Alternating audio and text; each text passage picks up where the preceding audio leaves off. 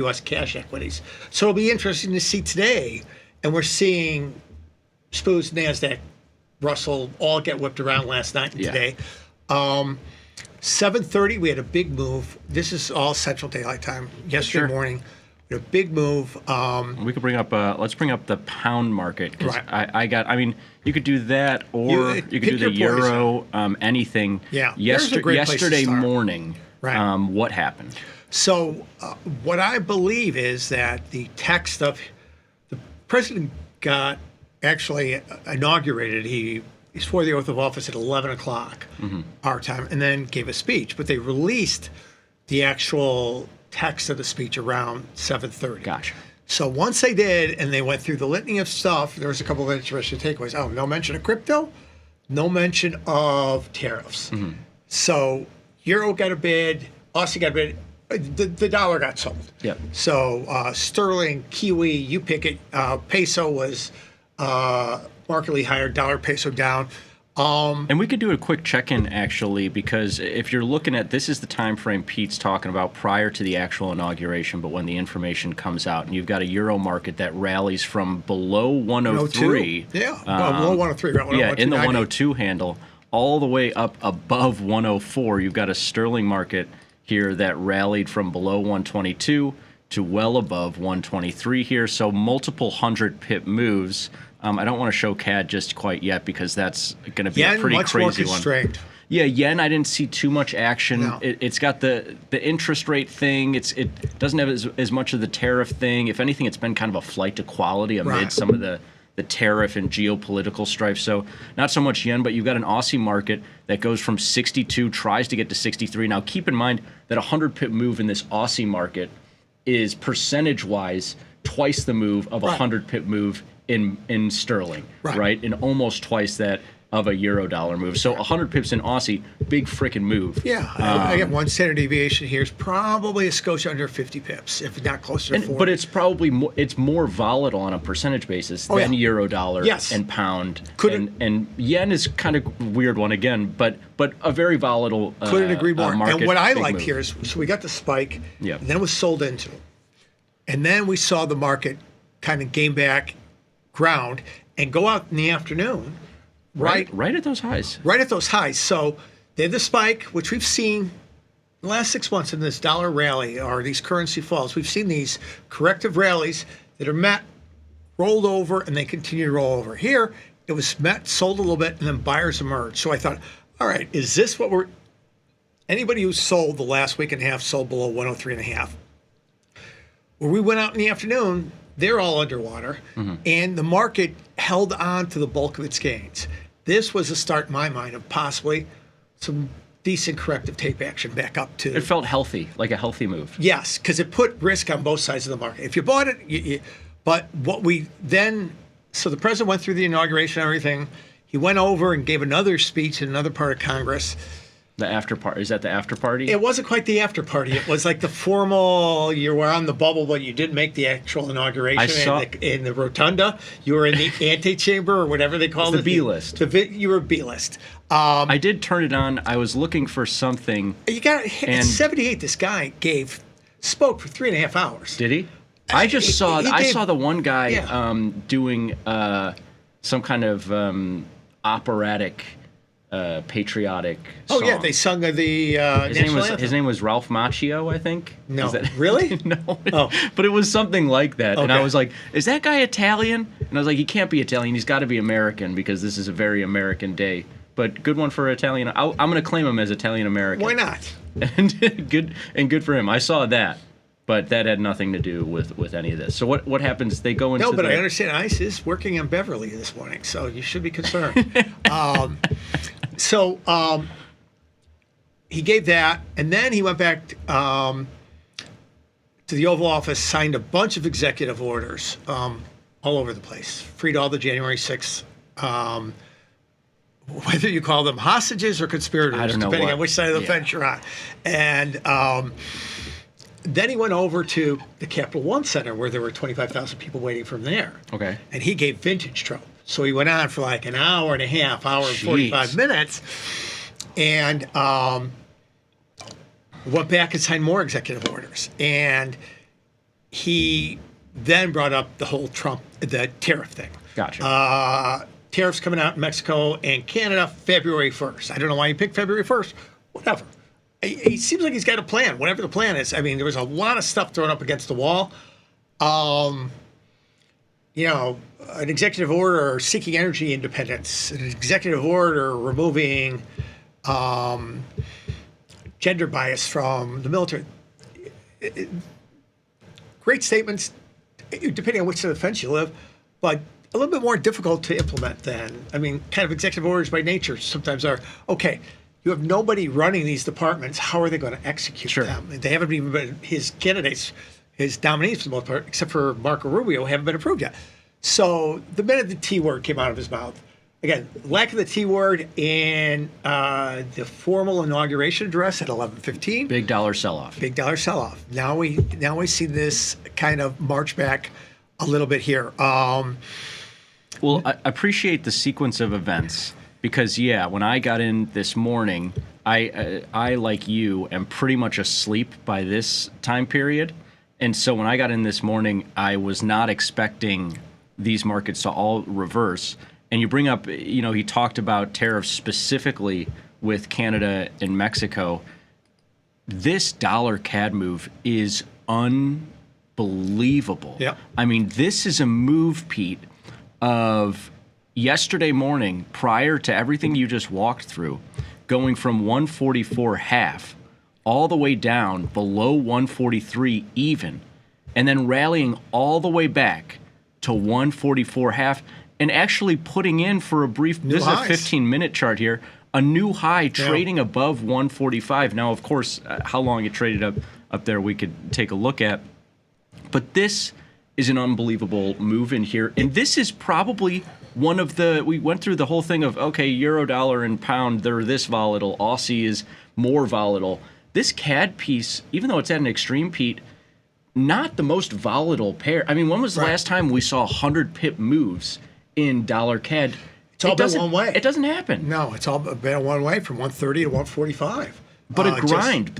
These are huge moves. It's unbelievable here. And so what was the piece about Canada specifically? I mean, obviously there was an understanding. It wasn't even an executive order. It was just that Canada and Mexico are in just the same 25% tariffs February 1st. And no other follow-up to that.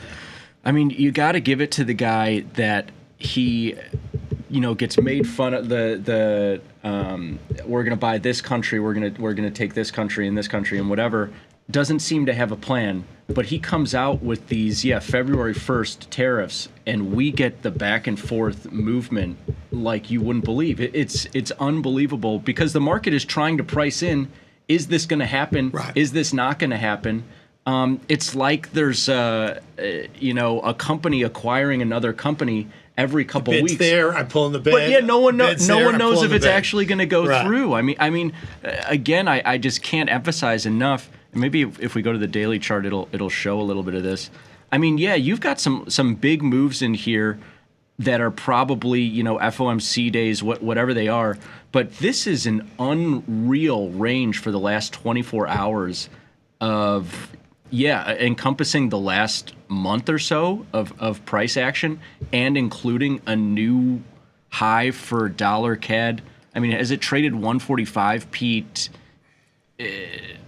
Interesting level, isn't it? Briefly going back all the way to 2003 here. Yep. It's unbelievable. So, I was reading a piece put out by J.P. Morgan over the weekend that if he calls for tariffs, they see Canada going to 158. Now, that's their gig is to make predictions. Yeah. Canada, I mean, that's the old highs. It wasn't rocket science. Yeah, right up there around 160. Yeah, right. Yeah. This kind of action reminds me a little bit of right after the election when the peso spiked up and then traded lower. We had the spike to the new high. Now we're trading a little bit lower. I don't know. I think they're going to hang on every word and wait and see what happens.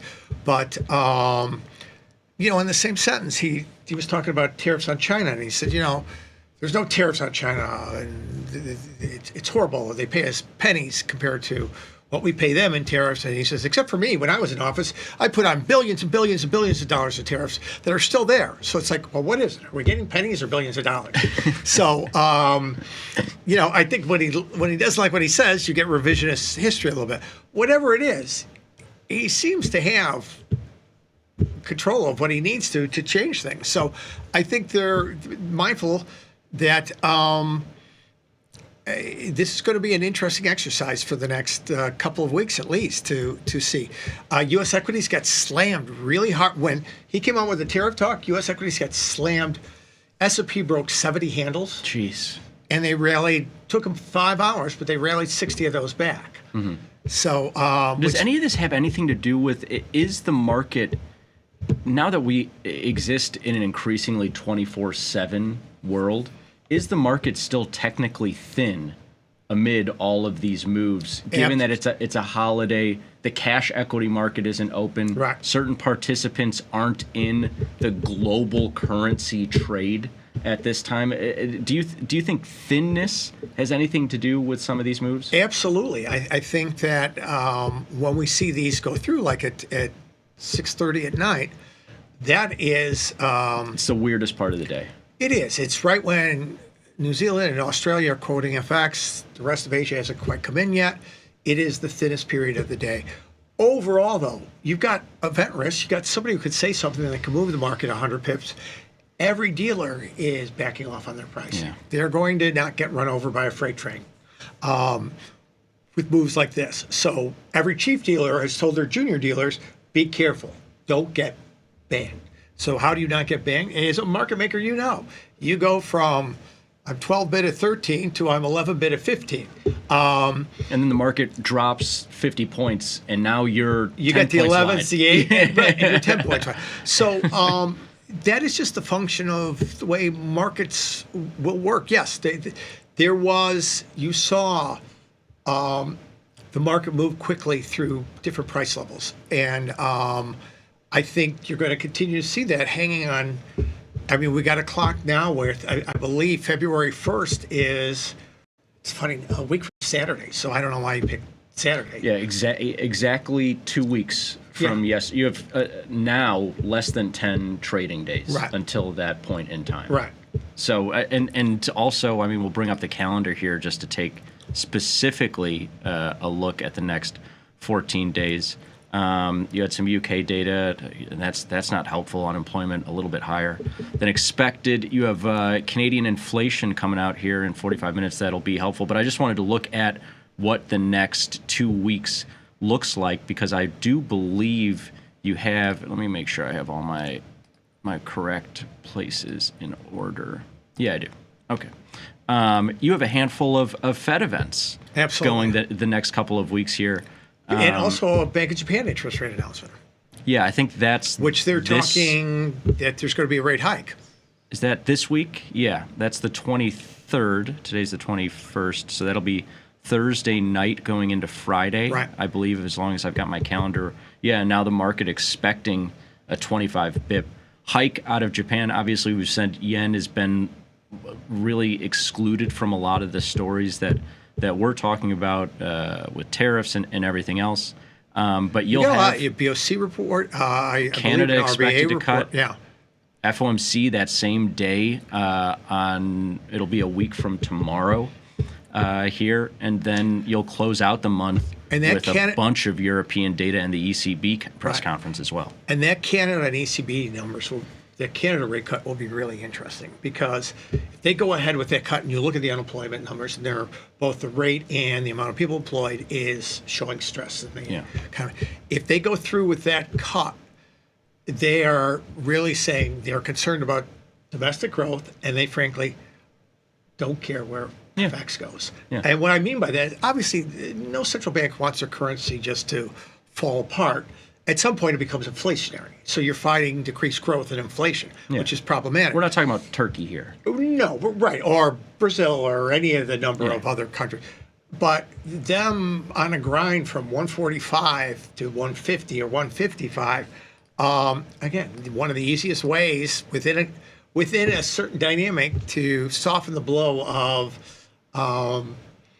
tariffs is to just basically say, I'm having a flash sale in my country. Everything's 10% off. You and I were literally looking at Vancouver real estate on Friday. Absolutely. And you look at New Zealand real estate, and if you think about it, New Zealand real estate actually is fascinating. It's actually the real estate market itself is a little soft there, so it's a little bit off its high. But if you think about it, if you're buying it with dollars versus 70-cent Kiwi, you're buying it at when do you go in and real estate's 30% off? Never. It's the slimiest business of all. I shouldn't say that. No, but what we're just saying is you're never getting a deal with short of the estate. 07, 08 housing crisis when they had like all those overbuilt condos were being sold at greatly reduced price. You never get to go in and buy something Never. marked off. So it's really incredible. And I think that was a powerful piece just for you and I to think like, wow, this stuff really is. This is meaningful. This is meaningful. And, we talk about the currency getting cheap. When you start to put it against, like, our world here, where, housing prices, on bad years, housing prices, for the most part, tend to not rise. Yeah. What we've seen over the last 2 years is a lot of rise in housing prices, which make it difficult for people to buy a home. Mm-hmm. Here, again, we're not there. We're in another country. You're looking at everything being marked down dramatically. Yeah. So a very interesting takeaway. Here's again that dollar CAD move. I mean, you're going from, and even just pulling up the weekly here, you're going from a baseline in the 125 to 130 range to now. I mean, we really had to get back higher than under that? 142 to say, okay, you've got some people trapped at the top here, because this doesn't necessarily act. Again, if you want, if you felt, I missed the pop, and these 25% tariffs are going to turn out to be talking points, maybe this backs off a little bit. Well, and I guess that's a good point here, because it's the approach that I know you and I have had personally the last several days and weeks in terms of longer term stuff. Like if you're looking at like, oh man, I want to be long or short an asset like crypto the last several weeks. Right. And you might say, man, like Bitcoin, it's 100K plus. Like I what am I going to do? I can't ever buy it again. We're in a market where it's not just crypto. It's FX, it's everything. Volatility's up. Right. And so you can have opportunities to buy or sell things at a lot of different price points. And you just saw in the last 24 hours, Pete, that, you look at this weekly chart and you're like, oh, man, if I wanted to get long dollar CAD, I missed it.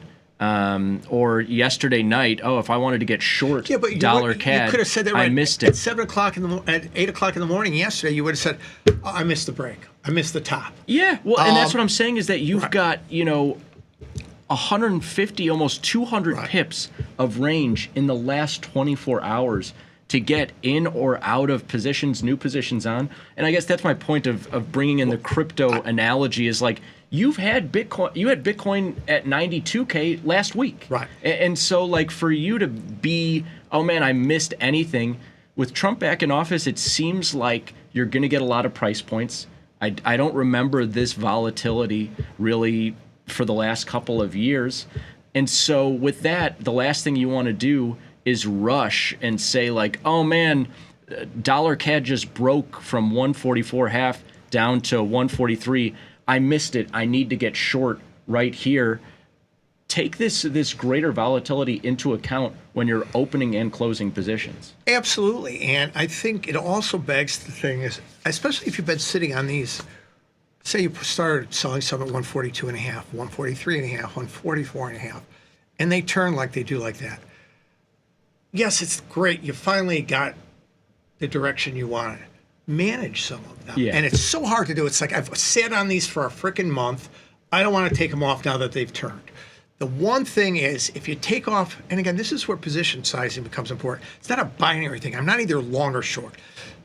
Again, what's great is you can trade a micro lot of dollar Canada, and it's $18 in buying power. you can trade a number of units without getting too big and manage those, because in this instance, if you had taken something off, if you had been short and you caught that down move and managed anywhere along this clutter here, or where we went through towards the end of this U.S. session, if you'd managed part of them, the best possible outcome is they open another 100 pips lower. You feel your P&L could be, obviously it still likely is negative. If let's do the exercise. Yeah, but it's a lot less ugly than it was, and your trade location was not good to start Well, with. again. So think about managing part of that position on these moves, with the case that if you're still, say you're short half as much as what you manage here, and the market did gap down another 100 points. You're still in a good spot. You're still making money. But you're giving yourself a chance to reload.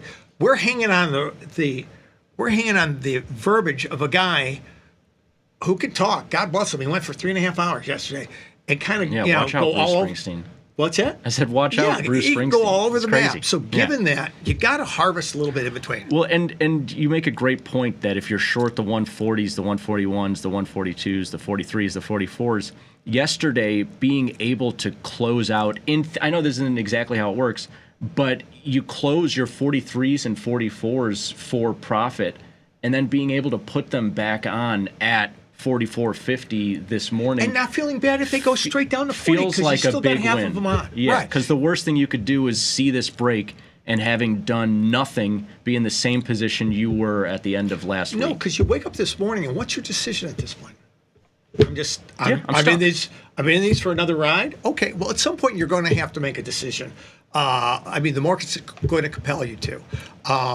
So by being a little bit nimble and managing some of that, don't have to take them all off. Nobody is Mandrake. Nobody's going to pin the low. I'm going to cover them all. I'm going to get long, then I'm going to sell them back out again. Nobody's that quick in this kind of market. But by managing a part of them, you give yourself the best thing in the world is you manage part of them and they go swiftly below 142. Now that tells you there's a sea change in activity, and all those longs are kind of challenged. There you can actually add short. So there's lots of different ways you can build out strategy around this, but don't let yourself not take advantage of, again, we get a 1.5, 2 times daily move, and you've got the right direction. Take some of that. Well, yeah. I mean, it just comes down to, if you're trading, if your whole thing is, I want to trade actively in this market and vol increases, Pete, then it is by the nature of your strategy to trade that around, get in and out of positions. Now, if you were looking at this saying, I'm going to get short all these different price points, and I'm holding as an investment or a longer term strategy for something below this, then yeah, the last 24 hours wasn't for you. But yeah, if you're actively trading any market, vol seems to have increased here. But be honest with yourself about what your objectives are going on. That's why I always say, before I put a trade on, I think about where I'm going to manage it when I'm wrong, and then when I'm right. And if those make sense, then it's a good trade. So think about that two-way management piece. So, all right, let's wrap it up. Exciting day. I expect an exciting week. And again, we've got full day with equities coming back in, everybody coming back in. Bonds had a good rally yesterday. They gave some of it back. And I'm sure we're going to be hearing some interesting comments during the day. So strap in and enjoy, because we don't get volatility like this every single day. It'll be fun. Guys, coming up next, Tom, Tony, and Veneto. We'll see you back here tomorrow. Have a great day.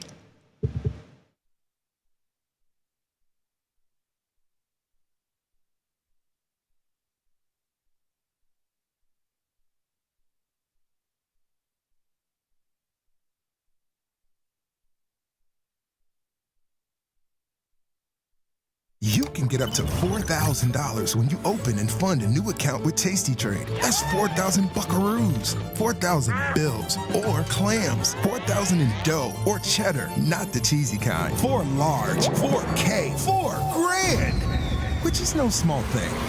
Open and fund a new tastytrade account and get on the platform for traders who just want to trade. And did we mention a bonus of up to 4,000 smackaroos? tastytrade. Make your move. Decision to build Thinkorswim was a byproduct or derivative of 20 years. In our minds, the future of finance meant that we were going to move away from something that was very manual and move to something that was tech-driven. What we did with Thinkorswim truly changed the industry. To do it a second time was a challenge that I just had to take. The platform is just leaner, cleaner, a little meaner, legitimately built from scratch.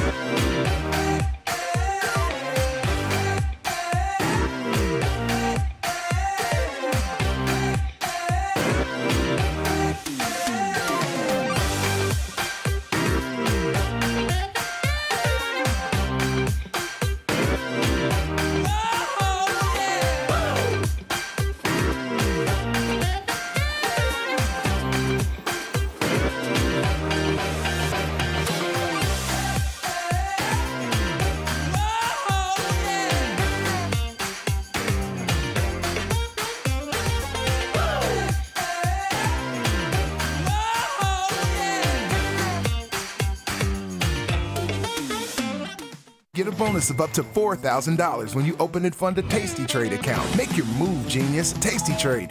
Forbes called us best online for options trading. Investopedia, best for options trading, period. With stockbrokers.com, we're number one for options and futures trading. The Motley Fool really likes us. And so does Business Insider. So what else can we say other than boom? Trade like a trader. Tasty Trade. Make your move. What's up, everybody? Check out my new series, Life Cycle of a Trade, where I show you my real-time trades with insights into strategy selection, adjustment mechanics, all the way to the closing order for all of the tastylive core strategies.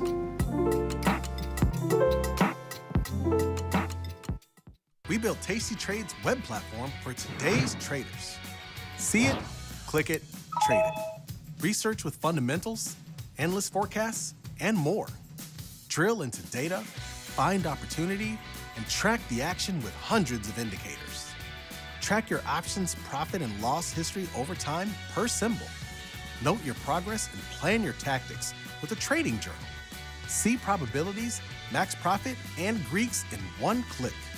Fund your account and start trading right in the app. The tools, the data, the knowledge. See it, click it, trade it. Join the club. Tasty Trade. In the world of investing, a beast lurks between the numbers, ready to pounce. Some traders hide from it, some ride it. If that's you, join us on Tasty Trade. Genius loves company.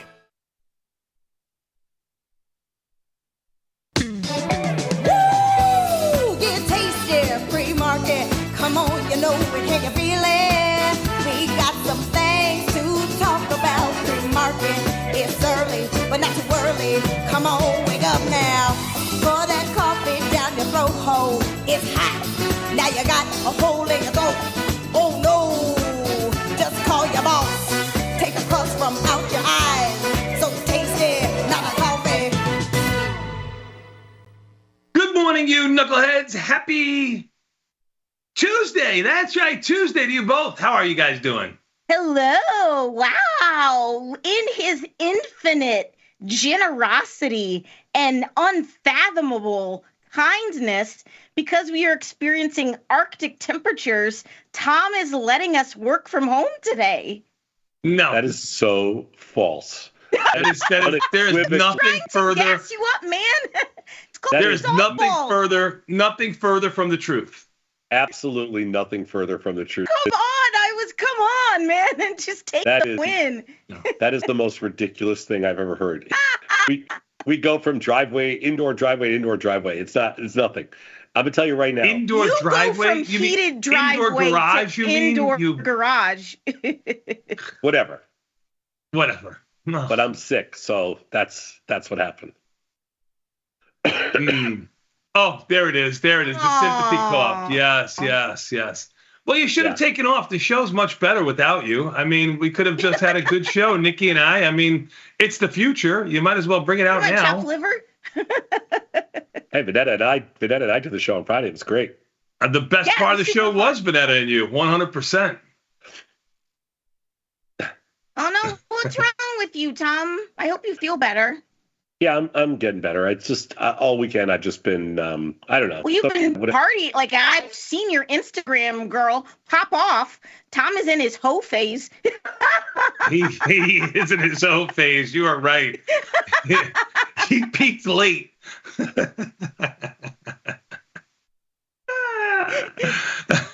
it, girl?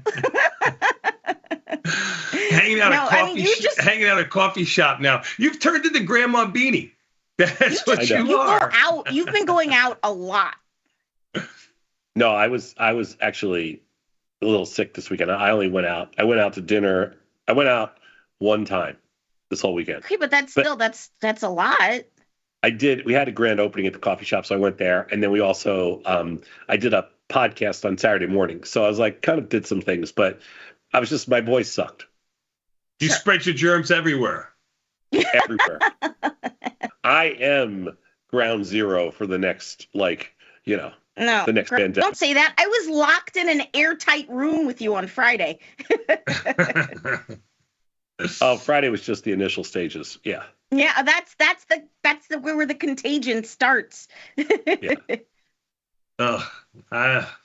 Whatever.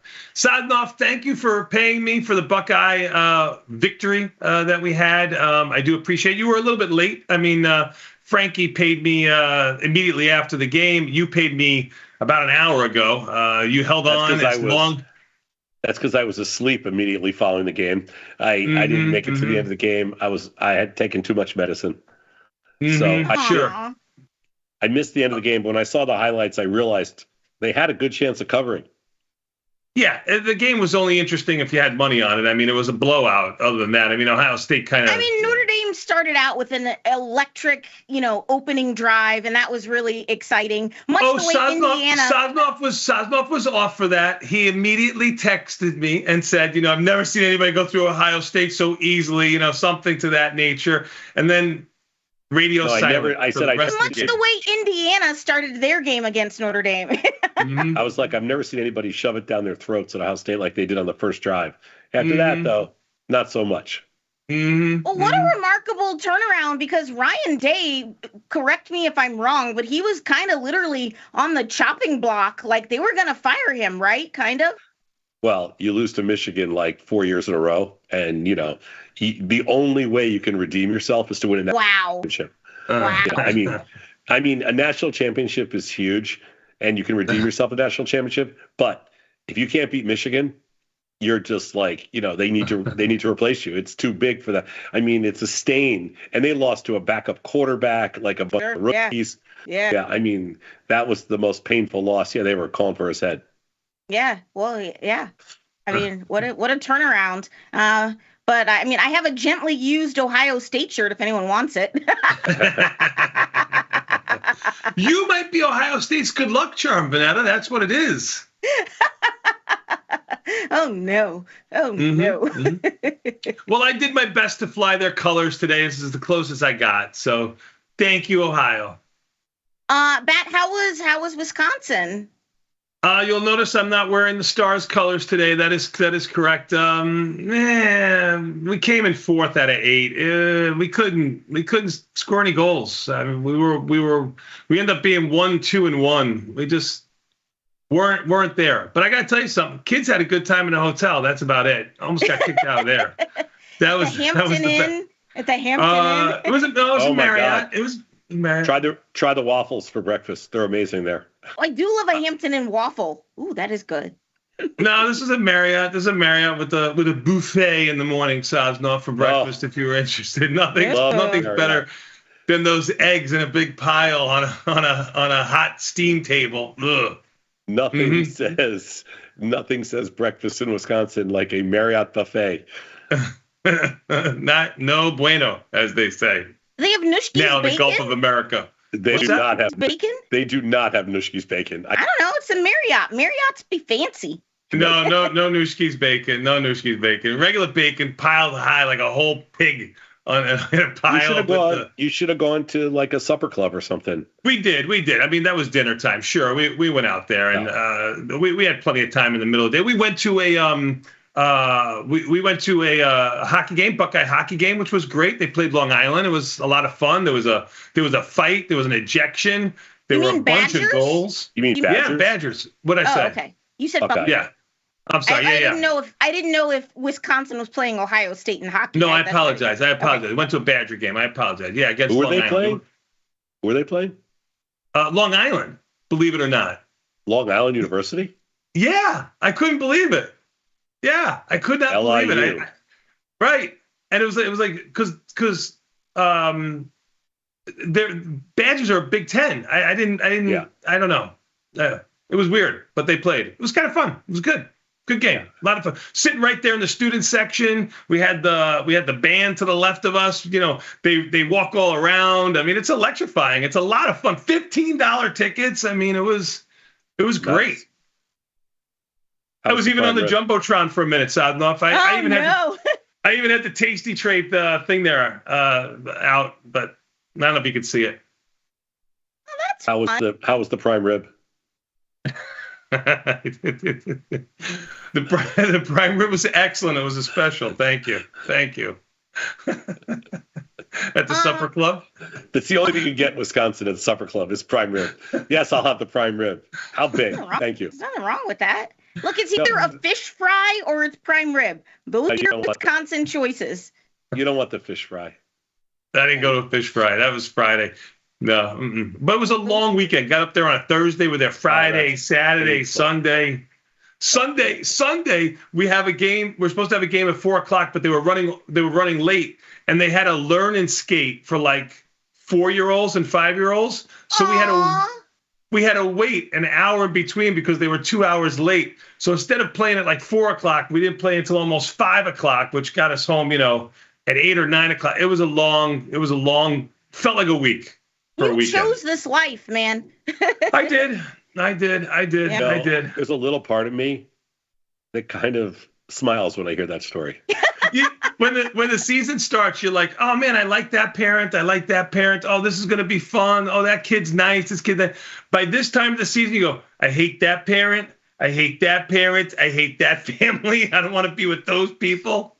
Wow. It's really kind of funny.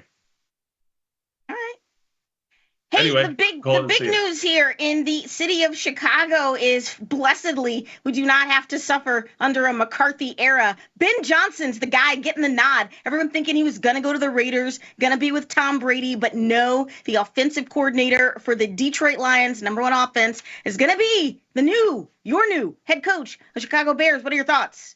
Happy. Very happy. Yeah, they didn't blow this one. I know. I mean, all I can say is this is the guy everybody in Chicago wanted, and they got what this they wanted. This is the guy everybody wanted. Yeah, so nobody can bitch anymore. If it doesn't work out, they did the best they could do. Yeah, he already says he's going to bring in Dennis Allen, former Saints coach, to be the defensive coordinator. We got over $60 million in cap space. We need a new O-line. Let's go. All right. Let's get off your Hall of Fame. Let's get off your Hall of Fame rant right now, okay?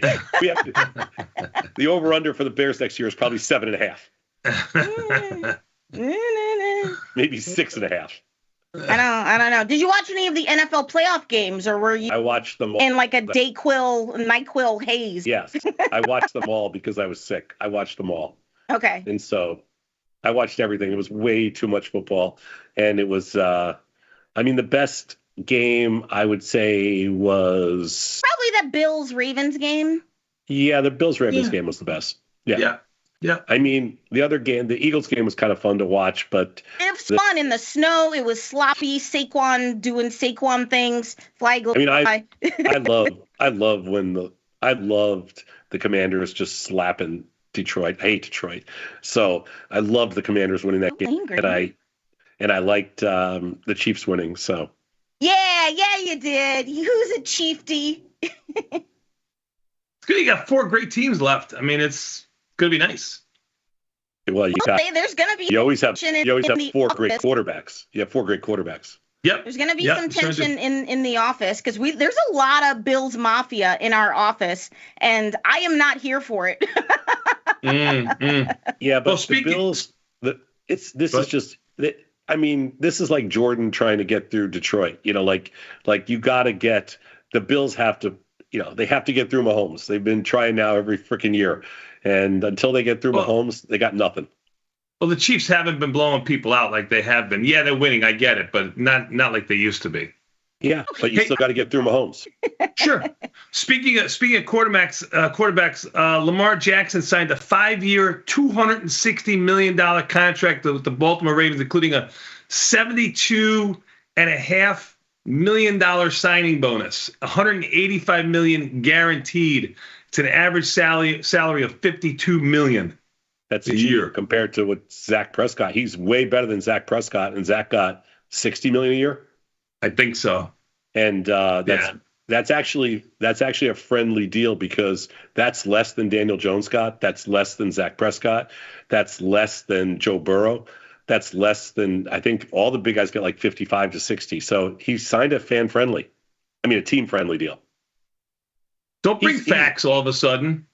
He's great, but that was a crappy way to lose. That was a crappy way to. Mark Andrews has to hold on to that ball. Like you have one job, homie. You know what? He did a classy thing afterwards. He didn't say one thing about it.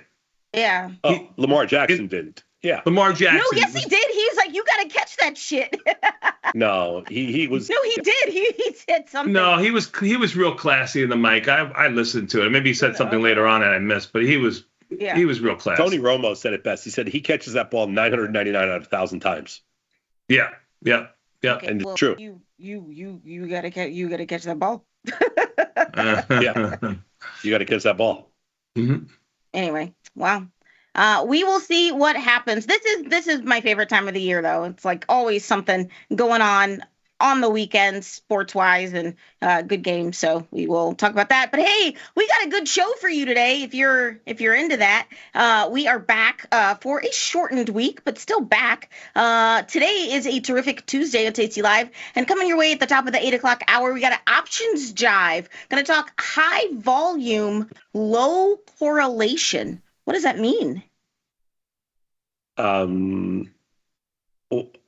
Well, it just means on a very liquid underlying. Some of them are not as highly correlated as you think.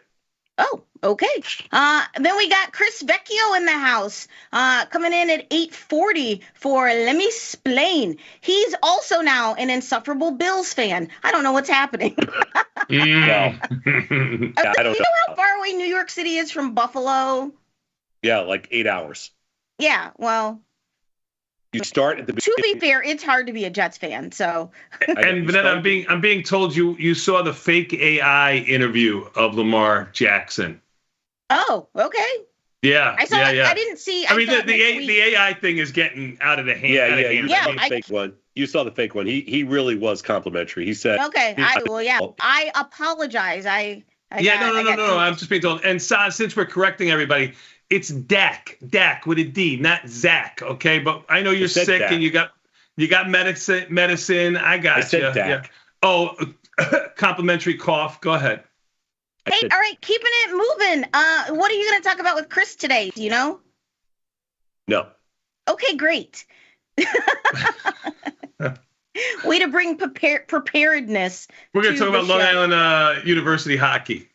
9 o'clock, we got a market measures headed your way. How wide should our iron condors be? Okay, that is useful information. We are going to look at some strike selection when it comes to iron condors, and just when should it just suck it up and just do a strangle. We're going to look at that. Mm-hmm. And then we got live from the trade desk, I believe first time from the West Coast location, Mr. Scott Sheridan. Yes? Sure. Yes. The wind chill this morning is literally negative 34. Yeah, not good. We are under crap advisory.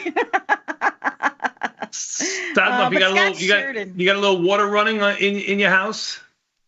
What do you mean? Let it trickle? Yeah, let it trickle a little bit. I don't want you to be underwater tomorrow or anything like that. No, I got. You know anything? Is that? Let me teach your girlfriend. So if the water is dripping, then it can't freeze inside the pipe. And believe it or not, your hot water. It's harder. It's harder to harder. You are correct. Nothing's ever 100%. And it's actually the hot water side that freezes faster than the cold water side, if you can believe that. So please have them both dripping. Or just one faucet you can do pipes. Yeah, one faucet you could do the hot water, another faucet in the house you could do the cold water, just a little drip. Don't worry, in Chicago, water is free. No, that is not true. You pay for it in your utility. Nobody gets a water meter. Do you have a water meter? No, you don't. Yeah, I do. We do. Our condo does. Yeah, and we're actually fighting. Yeah, I pay for water separately. Really? I don't remember that. Yeah, you do. Is that new? No. It's always. I lived Thanks, here 20 Joe Biden. years. No, I lived here 20 years. What? That's the city of Chicago. They just say everything, Joe Biden. And, well, all right. I'm going to keep it moving. You're going to talk to Scott, and that's going to be our run of show. But, hey, in the meantime, in between time, you guys want your daily dose? Sure. All right, hit me with my theme music. Let's go. Our leading story, breaking news, coming across the wire. Our leading story, top story, just in. In today's headline, this just in. Breaking news. All right, everybody. Today is a terrific Tuesday. It's January the 21st. This is the part of the show we like to call the Daily Dose, where we talk about today's financial news and headlines. My name's Vanetta. Are you ready for the news? Sure. Mr. Bat, earnings for today. Not your most popular, except for Netflix. Then you got STX, UAL. You might want to play the airlines, ABT, and Halliburton. Netflix will be the one that everybody will watch. UAL possibly. Mm-hmm. Okay. Well, if you've been living under a rock, yesterday was Inauguration Day. Yesterday was the inauguration of President Trump, and with it came a whole slate of executive orders. And at first, the market was just cool. Nothing came out. And then as I was putting it together, then as he was signing executive orders, Trump, in response to a question from a reporter, says he's now thinking of imposing 25% tariffs on Canada and Mexico starting February 1st. So we got to talk about it. Really? Yeah. I don't know what do you want us to say? We can talk about the dollar. You could talk about the peso. You could talk about Canada. You could talk about the VIX. You could talk about bonds. You could talk about the Canadian dollar. The Canadian dollar is higher this morning, not by a lot, but it's higher. Okay. And the euro's higher by almost 1%. So that's yeah. Yes. That's rallied. The dollar sold off a little bit. The peso. /6M is up small, but it had a good kind of wild ride last night. It's basically unchanged right now. Okay. Oil's the big mover. I'm sorry? Oil's the big mover. I will get to that. But what else are you doing in currencies, Tom? I've been short the dollar now for a long time. Today's our best day in there in a long time, but because we're just short dollars and dollars getting hit today, which is good. Okay, good. See? Metals also gained yesterday after reports of Trump delaying U.S. tariffs rollout. And again, there's some discrepancy between when some of this news came out and when other news came out. But look, I am tired, so I'm just leaving this in here. Copper rose 0.9%, while gold also edged higher. Let's talk metals. Actually, copper's down pretty good. Again, there was a discrepancy between when, but I said I was leaving it in. A bit tired. Well, copper's down and gold's down. Okay. Yeah, I mean, down small, $7 on gold. Silver's actually higher by around almost 10 cents, 9.9 cents there. Mm-hmm. A little bit of a mixed bag of tricks. But gold is on the higher end of its most recent range, at least for the last month or so. Do you expect massive swings in metals with the new administration? No, actually, what they're doing this morning in gold and in copper is they are crushing premium. They took out in gold. It looks like they took out an absolute massive amount of premium. I don't have a very big gold position on, but it looks like, I mean, I'm not sure if this is even right, but it looks like it came in a couple of dollars strangles. Yeah, on Friday, it looks like they really pumped up a lot of premium. I wasn't at my screen, but no, they did on the close in gold and in copper this morning. I mean, I just have some copper strangles on it. It looks like they came in, almost $1 this morning. I mean, it looks like they killed premium whatever they were concerned about, they're not concerned about anymore. So it looks like they crushed premium in gold, in copper, and I think and in silver too. Mm-hmm. Okay. All right. So whatever it is, And it's good something for to us. keep an eye on. Yeah. It's good for us. That's all I know. As Bat alluded to, oil falls. Maybe it's up now. Well, I don't know. I can only redo the. No, crude oil's down about $2. But Okay, good. So oil did fall. yeah. Yeah, I most don't certainly did. It flirted with 80. Let's call it 79 and change. It's trading at 75.45 right now, about 20 cents off of its lows for this overnight session. I believe President Trump declared some sort of like energy emergency, and he has promised to boost U.S. crude production. So we will see what happens. This is correct. I guess. These are all just facts that I'm spitting. Hey, forget the Magnificent Seven. Let's talk about the MAGA Seven. I hate it here. Stocks have soared. These 7 stocks have soared since Trump was elected. Of course, the number one that you think of is Tesla, but there's 6 other stocks that have had massive move since the November election. Do you want to talk about them? Sure. Great. Yeah. One is Coinbase. We'll get into the whole Bitcoin side of things in a second. The other is MicroStrategy. Those two make sense. The other one is a company called AppLovin, BAT, APP. Yeah. Go ahead. Yeah, we have position on it. Talk about it as an underlying, Not really. It's not really a good trading vehicle. It's really thin. Markets are wide. It's been going kind of sideways. It is up this morning about $6. Now, I say going sideways at $348. This was a $150 stock, in October. So it's really sideways hard the last 2 months, but it's hard to trade it. Yeah, markets are way too wide. The other is a Tom Sosnoff favorite. That's Williams-Sonoma, WSM. He does love himself a good Williams-Sonoma. That is for sure. What is your favorite thing at Williams-Sonoma? The butter bell, Sosnoff? I love butter dishes. Yes. Yes, figured that. Do you love a Le Creuset? A Le Creuset? I just like walking around Williams-Sonoma, just playing with all the displays. They have samples sometimes. They have food samples. Trading near its highs, $202, $203. If it opens at 203, it'll be a new high.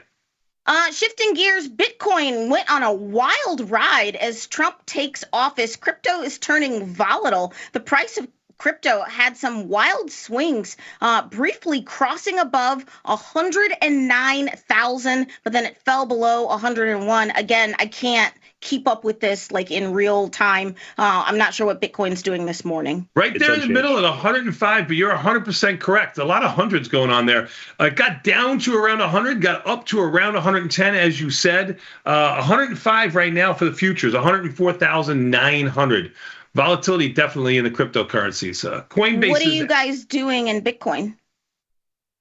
Nothing, not a single trade. Sitting what we have, it's a relatively light position. Coinbase, on the other hand, is up $2 to $297.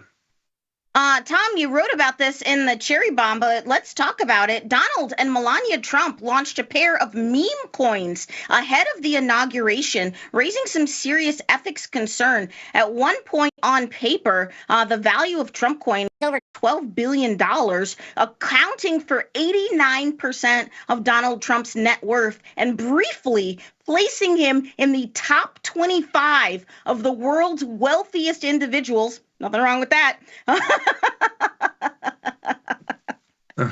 Last one holding the bag, closed the lights. Last one shut the door. But then the Melania coin came out, and then it was sort of outperforming the Trump coin. But what are your thoughts on foreign entities can now directly, instead of just staying at his hotels or doing whatever, they can just buy Trump coin. So yeah, sure. You can read Heather Cox Richardson this morning wrote an op-ed in the New York Times talking about this whole thing. But I said my piece yesterday on the Cherry Bomb.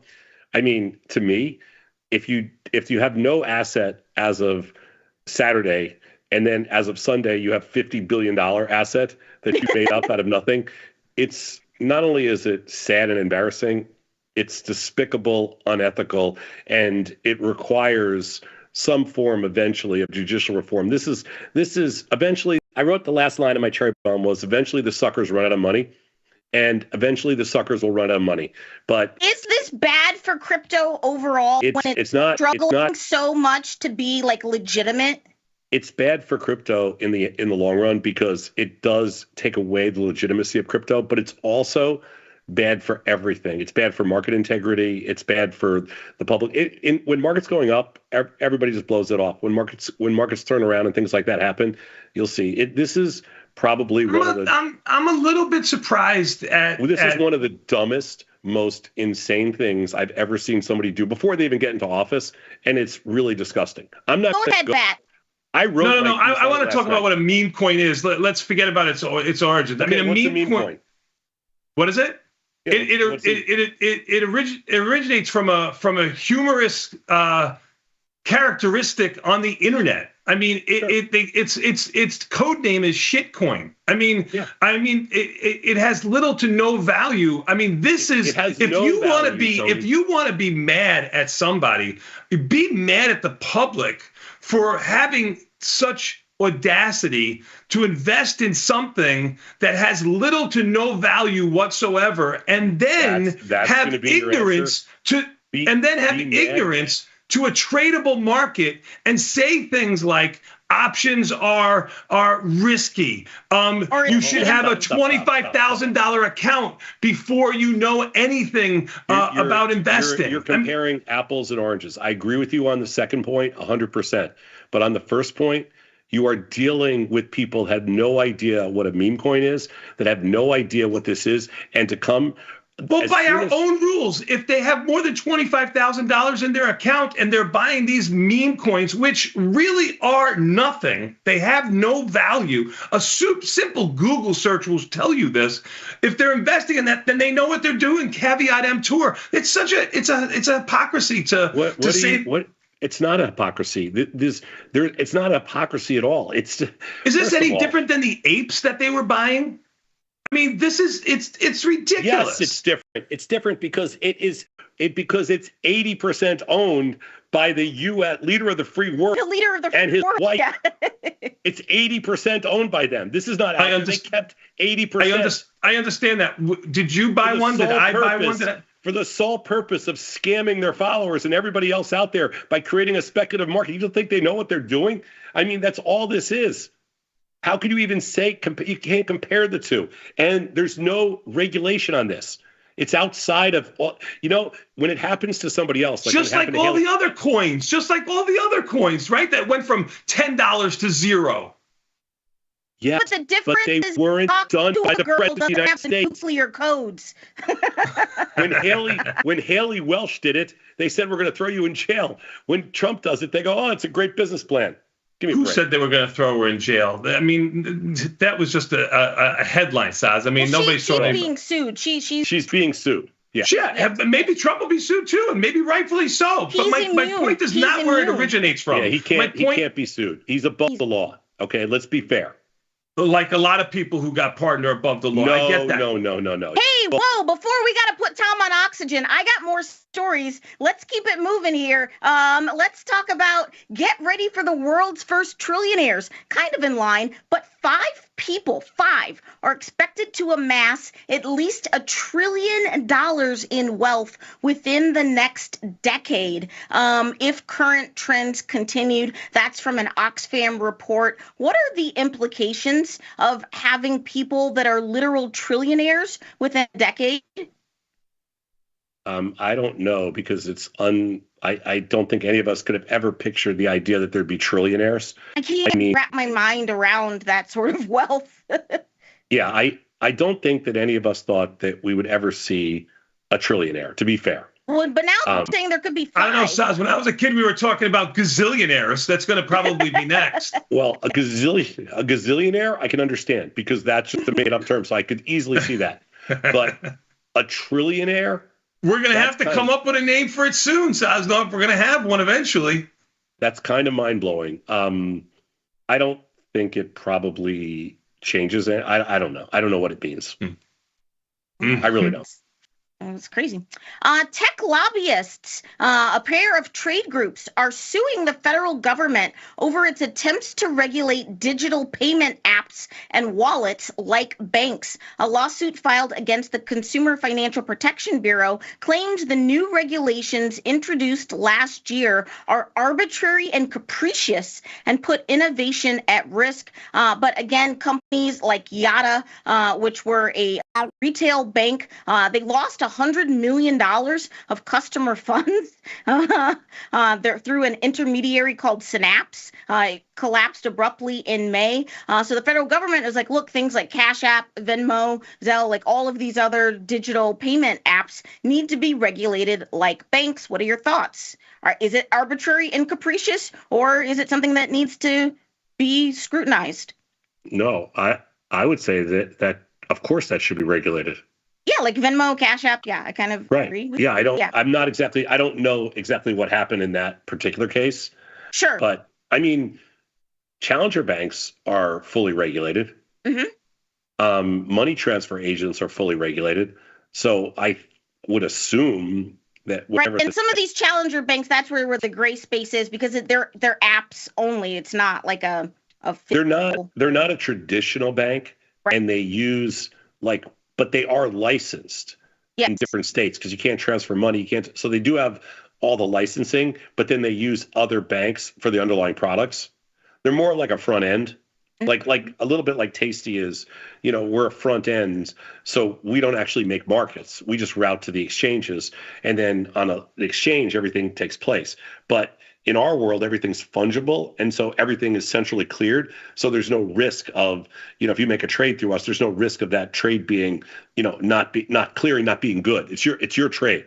Right. In the challenger bank space, I guess there was places you could go where the money was not regulated. I don't know. Right. And people thought that it was secure and insured, but there was all these weird loopholes. It was actually a really sad story that people they weren't even doing anything sketchy, like buying, Hawk Tua coins. Like they just thought they'd opened a checking account and then all their money was gone.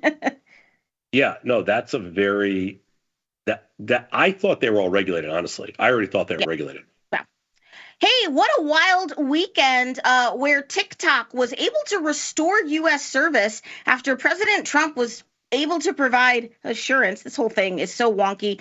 TikTok did go dark on Sunday. It went dark a little bit ahead of schedule, but people were like, it's on China time. But then the app came back saying that it had received assurance from President Trump. And then this whole thing is a farce. It's a law that was passed. You can't change it with an executive order. They've never made any effort to divest themselves. But now Trump says the new terms would be for TikTok to give 50% of ownership to America. Just give it to us. I don't know how that works. I don't know if that is the art of the deal, but we're just TikTok just going to give us 50% of their revenue because I don't know. Mm-hmm. Tom, what were your thoughts on this emotional roller coaster and TikTok in the literal text of the app saying that they were... Well, it was what I was gonna write my cherry bomb about before the other thing, and what I thought would happen was that it would be back on before the markets open today. So, I didn't think it would stay off very long. I told my wife the same thing. I even made her the bet. The bet is the usual. Yeah. And I thought that. I thought it would be back on really fast. She pays up a lot faster than you do, Sadnov. Great. Poor girl. All I can say is that I just think that, TikTok's too big a part of our economy. It's too big. It's too good a social app. It doesn't make any sense. I mean, it was bad legislation to start with. Okay. But okay. I'm gonna keep it moving. Because Instagram, owned by Meta, is rolling out TikTok-like features amid uncertainty about its rival's feature. Instagram's rolled out a number of updates in the recent days that appear to be aimed at attracting TikTok users. They're going to announce a new app that will allow users to edit content. Here's the thing that a lot of people aren't talking about. I'm gonna drop some knowledge here. not only was TikTok banned, but there was a whole suite of other apps that ByteDance owns that were also banned. One of those is an app called CapCut, and CapCut is an app that your girl uses on the reg, much like other social media managers or creators or whatever, and it's just a video editing app, right? And so CapCut is still down. It is still dark. Make that make sense. I'm going to have to talk to Beth about buying a VPN so I can get my edits done. I'm not joking. I don't know what this. I don't know this app. So CapCut it's an editing app. It uses AI. It's amazing. It's flawless. There's not really anything currently on the market that competes. Obviously, our wonderful editors like Jessica, they use like Adobe Premiere, but that's very technical, and she went to school for that. But CapCut is very easy for anyone to be able to kind of just sit down, mess around with, and do really nice, edits for their brand or for. So why did they take it offline? Why? Because it's owned by ByteDance. So CapCut, another social app called Lemonade, some other gaming apps. So there's like 8 apps in total that got shut down. TikTok's the only one that came back. Again, proving the farcical nature, I think, of this whole thing. But I am very upset. Turn on CapCut, please. Thank you. Can we talk about Meta? Meta's trading at call it 614 and change, up around $2, but the market's a little bit higher here today. With even the S&P is already up 24. Hey, moving around pre-market is Apple. Apple got a rare downgrade yesterday. How you get fired on your day off? Jefferies got downgraded. Jefferies downgraded Apple to a rare underperform rating, saying that the iPhone maker's revenue may disappoint. What are you doing in Apple? We're pretty flat in there. I mean, the stock's been very weak, so if anything, we're probably leaning maybe a couple deltas long. Apple down around $4 this morning at $225, one of the rare buckers that typically lead the market. Yeah, we're a few deltas long, but okay. Yeah, that's it. All right, that's it. That's the tweet. Hey, Netflix on the clock to report earnings after the bell today. Looks like live action sports should boost Q4 results as analysts debate future price hikes. Bat, what's the expected move for Netflix for earnings? Netflix for earnings, which are going to be today, right after the market closes, a $74 expected move over the next 3 days. I guess you could take about 85% of that and say, I don't know, 60 some odd, $65 maybe. Tom, what are you going to do in Netflix? I do not. I want to say I don't currently have a position, but I need to check. You can double check that. If I do, it's really small. I do have a position on a Netflix. We have a put ratio spread right now below the market. It's a nothing position. It's tiny. It's a 1/2 put spread. So we have not done an earnings trade yet. Okay.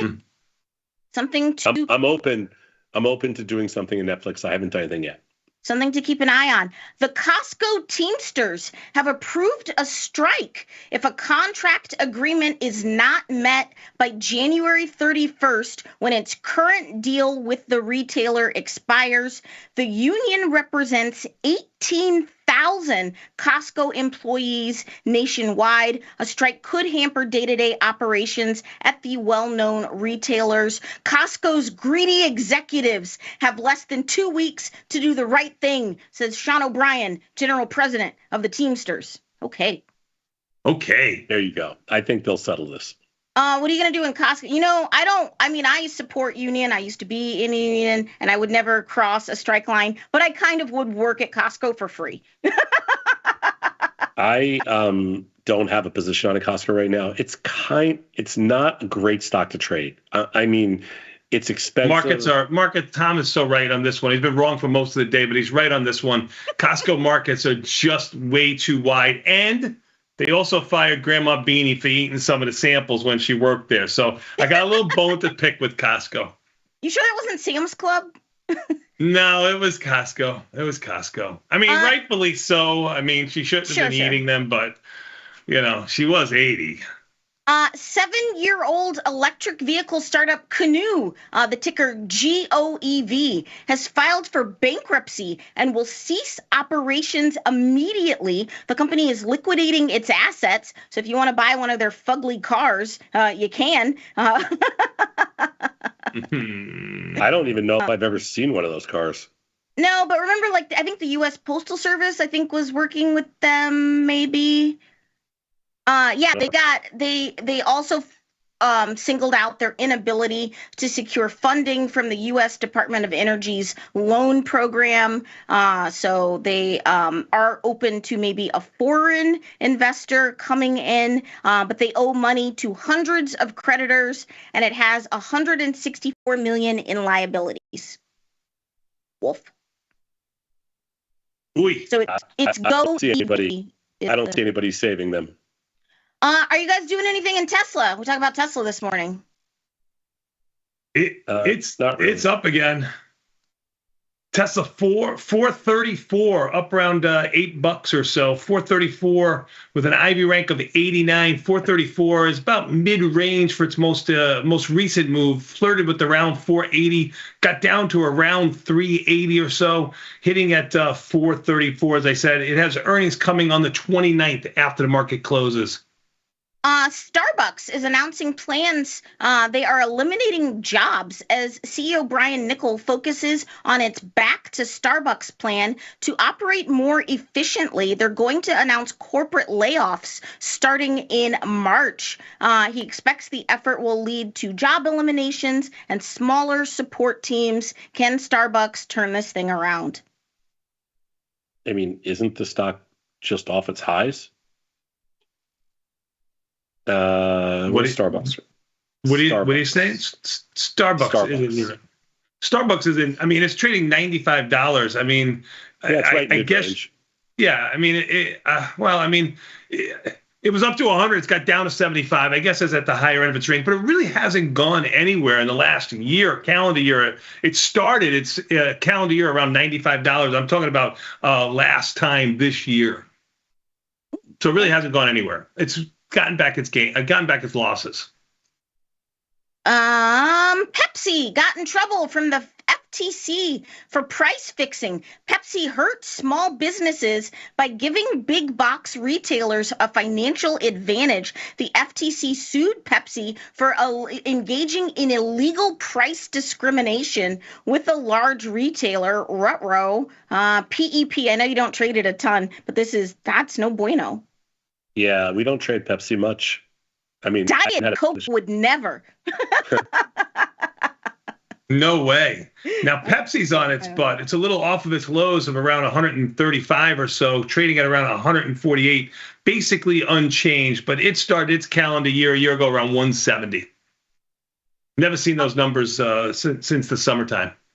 In a feel-good story, normally in the holiday season, you really hate when you have to do like a gift exchange or gift swap, where it's a Secret Santa or a Yankee swap or a white elephant or whatever. But one Christmas gift exchange did have a happy ending. An Indiana resident, Emily Hickox, 25 years old, ended up with a Michigan lottery ticket in a white elephant gift exchange. And when she unveiled it, it was worth $500,000. That's pretty good. That's unbelievable. Gift exchange. I just thought it was a funny story. So that's unfreaking believable. Like, what do you do if you're the gift giver in that situation? If you're Tom, you ask for half immediately. No, I'm going to keep my mouth quiet. Yeah. Yeah. Mm-hmm. Finally today in sports, Jaden Daniels now has the most offensive yards by a rookie in NFL history. There's truly not enough good things that could be said about this kid at this point, but what a miraculous year, putting together 5,113 yards. That's kind of bonkers, doing it all by himself. So that's pretty good. That's it. That's the tweet. I got to shout out to our boy Frankie in the chat room there. He's had a man crush on Mr. Daniels now since the beginning of the year. So good job out of you, Francis. And the Commanders have ended their NFC Championship drought. They had the longest drought from appearances, and now that crown belongs to the Dallas Cowboys. So hadn't been to an NFC. Not the Lions. Oh yeah, right. Yeah. No, it hadn't been to an NFC Championship game since I don't know when the Cowboys went last, but it was the Commanders. Now it's the Cowboys. So. Anyway, finally today for my viral video of the day, this is just kind of fun. Some sport fishermen were showing off their prize or award-winning catches when there's a little side action happening. Watch this. Catches when a sea lion known as Pancho appeared out of nowhere and stole one of the fish.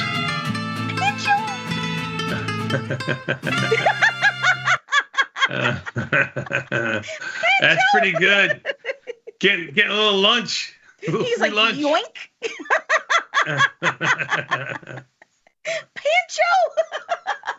Pancho. That's pretty good. Can I pet that dog? Anyway, And that's good that's my eating fish time. right there, by the way. I know. That's your mahi. Mm-hmm. That's a good job. Yep. That's my time. Bat, what's coming up next? We're going to take a quick 90-second break and come back. We got more Tasty Live with Confirm and Send next. Feel better.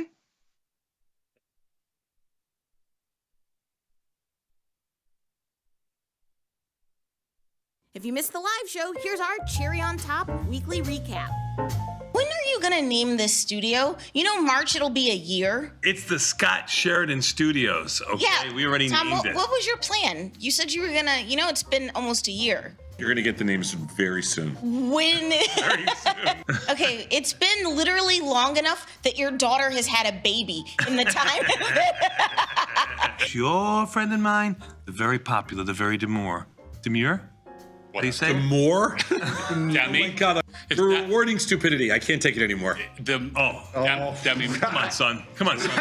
Let's get. We're gonna do this in June, July. Hey, Let's just do it now. I got no issue with him. Oh yeah, you do. Oh, yeah, you do. Come on, You got a big issue. Jason. Oh, thank God. I left. Enjoy your show. You can apologize. You don't have to mean it. Beth, don't let those guys take over your little. You're gonna have a problem here. I'm not gonna. I said the same thing. He's not gonna have a problem. Do you know why? Tell him why, Sad. Wait a minute. If Elon Musk buys TikTok, I'm gonna watch TikTok no matter what. but TikTok's TikTok. Don't mess with your TikTok. You Chinese would developers not even like flinch. You wouldn't even boycott for like a half a day. Well, I don't use TikTok every day. Really? You're gonna say that? I don't. Our Make TikTok. a bump on you telling me how much TikTok you watch. There's the fact that you're lying to yourself. That's sad. Well, I'm gonna tell you this right now. If I looked on my phone and said how much TikTok do you watch, it'd probably be less than like 15 minutes a day. I would like to take that. Me too. for 100. I'll buy that. There's all three of us. will buy Give that me your right phone. now. On average. Give me your phone. 'cause Does I it do not say on trust you. there? Yeah. Yeah. So you're saying an hour 45 I bet minutes you a week? 100. Me too. Bet you 100. I'm Bet you. Do we have a bet? Oh, now we don't bet. Now we don't bet. see Now where we it don't says bet. What do you got? Yeah, I don't know. I don't know how to find it. See, I told you. You we'd go have to fun. screen time. Yeah, screen time. Uh-huh. Yeah. And then it'll show you your app usage right under the daily average. What's your daily average? Oh my God. Daily average. Screen time today? Sure. Bet somebody, please. Yeah, we do need somebody to come in and do this. Screen time today? Yeah, thank you. Oh, no. Oh, yes, Beth, Mama Bear's Okay, here. right here. Look. Oh, Where? can I disclose this? Yeah. 4 hours and 5 minutes. Daily what? Average. Oh, that's just on my Screen That's in time. general. Yeah. Just on my phone. Y'all 4 ask hours and us. 5 minutes of TikTok? See that? What does that say? That number? Yes, that number. That's not right. Okay. What does it say? 1 hour and 59 minutes. Today? Most used. Daily average 39 minutes. There you go. I said it was triple. God, now that I know this feature's on here, I spend way too much time answering emails. Get the full scoop by checking out the archives at tastylive.com. It was a great show. It was very inspirational and motivating. I feel like you got to know each of the traders a lot better on a personal level. It was awesome. This is my 10th or 11th live event. I thought the math would be really complicated and it wasn't, and then it just made sense. They've opened my eyes to many different strategies. And I realized there's a reasoning and strategic planning that you could do to be successful. I love all you guys. Forbes called us best online for options trading. Investopedia, best for options trading, period. With stockbrokers.com, we're #1 for options and futures trading. The Motley Fool really likes us. And so does Business Insider. So what else can we say other than boom? Trade like a trader. Tasty Trade. Make your move.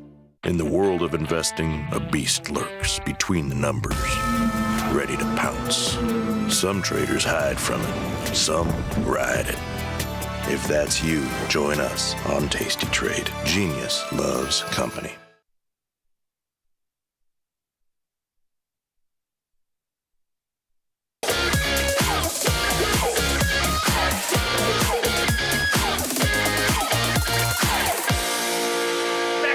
You know what that means? Time for a little more Tasty Live with Confirm and Send. But before we do, let's take a look at the market. Even the S&Ps, they're green, Sadnov. Green by about 29, trading about 15 handles off of their highs, a good 60 handles off of their lows, Sadnov. NASDAQ trading up 128, Russell trading up 16, and the Dow up just about 200. Volatility in by 33 cents, trading 1693, the low end of its range. I don't know. It seemed like on Friday they really pumped a lot of premium into the market. I think they're going to take it out pretty quickly here today, but we'll see when the market opens. Bonds up 22, Sadnov off of the bat low, 111, 113.25. They traded down to 112, up to 114 and change, 113.25. They've had a good 4 day. I just took some profits in there. And rightfully so. You were talking about 114-ish, 115-ish. They're there now, 113.25.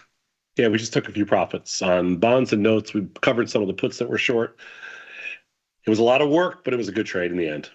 Big, a lot of holding of hands. Bitcoin, 105,000. I'll round up. It too had a wild range last night from under 100,000, over 110,000, 105, right in the middle. Place your bets. Oil down $2, sitting at the low end of its range, 75.30, just by about 10 cents off its lows. Gold down $9. It had a decent sized range too of just about $40. It down $7 right now. Silver up 9 cents and change. Most stocks are higher. You mentioned Apple already being one of the buckers that usually follows the market to the downside. We'll get to the opening bell in about a half an hour. What do you got for me now, Sadnov? Confirm and send. Let's see what we got. Confirm and send. Emails that came into us over the long weekend. Netflix for earnings. Going to be your big boy with UAL. Sorry. So lots and lots and lots of emails this weekend.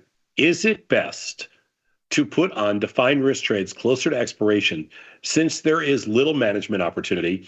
And if they aren't working, but the theta decay, so even if they aren't working, but theta decay increases as you get closer to the quick expiration.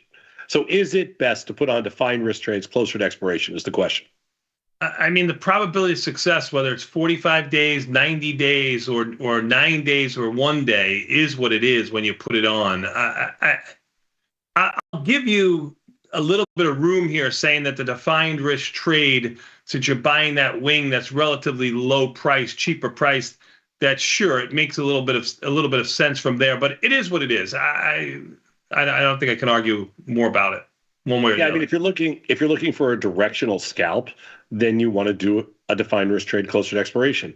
If you're looking to maybe take a little premium out or maybe just give yourself more time, you give yourself, there's advantages to time, and then there's advantages to just the speed at which things move as they get closer to expiration. If it's really a directional play and you want to be very close to expiration, you'll get the most bang for your buck in the shortest period of time, no question about it. You'll also take the most risk. Yeah. That's the trade-off. So would we have an issue with this? Of course not. Mm-hmm. It's not the way we trade, but we would have no issue with it. Let's go to the next slide. If I'm assigned a short futures option, when does the assignment actually take place? Is it immediately on the close so I can trade it in the overnight session? Is it they're going to be they're short an option. You don't know whether you've been assigned or not until the next day. No, it's in the money, they're saying. Right. I mean, markets could move. I mean, I mean, it's immediate then if that's what you're asking for, but you don't have the position until the next day. Yeah. So they won't update. So in other words, this whole thing has to clear. So it has to clear through. And it doesn't say anything about in the money there. Just saying that. Well, the only way you'd be assigned is if it was in the money. Assume that. So if you had an option on a futures, if you had a futures option that was in the money, and you were looking to accept a long or short future, whatever it is, you wouldn't actually see the future until, like Tony said, until the next day. Right. But you will know instantly that you have that future. You can assume, yeah. Yeah, you can assume, because if it's in the money, if it's in the money, that's just the way it works. Right. It's not like some arbitrary thing. But correct. But if it was at the money and it was, market was still moving one way or the other, you wouldn't know till the next day. Yeah, but just understand that futures options we're not talking about the same way that stock options work. Like a futures option, like crude oil, might be a day or two early, or bonds might be earlier. So it's not like going to be on the same Friday, and it's a little bit weird. Just do me a favor and roll early and don't deal with this. I think that's the best thing that you could say about this whole thing. You're 100% correct. Stick to the mechanics. Yeah. Roll early. Don't deal with futures options assignments. Okay. Because in the futures equity index world, on quarterly, they settle to cash, and on monthly, they settle to futures. So it's just confusing. And other ones are different as well. There's like all this little nuances. So just, no hero stuff. Just roll early. Don't deal with it. Yep. Totally agree. And they also get very liquid right before expiration. It's kind of like a pro game at that point. Let's go next slide. Don't even deal with it. In a portfolio of short premium, how best can we hedge against a black swan event?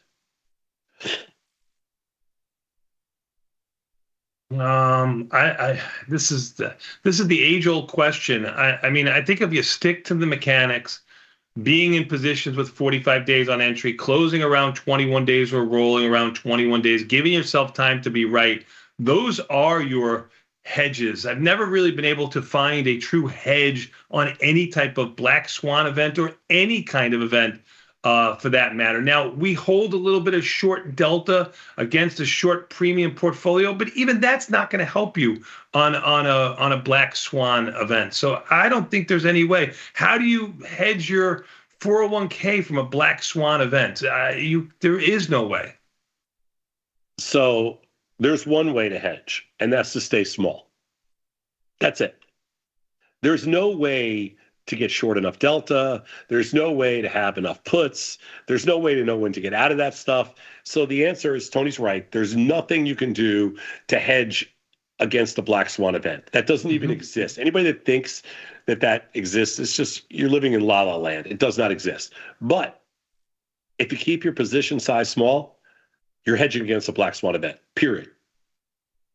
That's all you can do. Fair. That's fair. At least you'll have bullets to at least benefit or act, as opposed to having to react and just play defense the whole time. Yeah, just stay small. Let's go next slide. If you're worried about black swans, stay small. I'm not a fan of going inverted. I find it confusing. With that in mind, if I manage a trade to the point of it becoming a straddle, what is my next move? If you manage it to a straddle, your next move is to buy the guts and sell the wings, which would be buying the straddle and then rolling out to a strangle, either in the same month if there's 25-ish or more days, or go into the back month, which is something that I prefer to do typically. So yeah, that's what you're going to do. You're not going to go inverted. You're going to just go back to a regular strangle. It's the same exact thing as going inverted. It just looks a lot more normal in your portfolio for you. Yeah, this is really going to be easy. You're going to, if you're not a fan of going inverted, when you get to a straddle, just buy the straddle recenter, and sell new wings. Do it as a single trade. You call that buy the guts and sell the wings. You do it as a single trade. You buy your straddle, you sell your wings, you pay a debit. Don't worry about the debit. It doesn't matter what it is. No matter what, you buy the guts and sell the wings, it's going to be a debit. So you just buy the guts, sell the wings, pay the debit, and then you're just reloading the position. So what we do all day long. 100%. 100%. I know we talk about not paying a debit for when you're rolling. This is because something completely different. You're still being short premium. Yep. This is different. When you adjust the untested side of a trade, like when you roll down calls or you roll up puts, those are always done for a credit. But when you buy the guts and sell the wings, those are always done for a debit. Let's go next slide.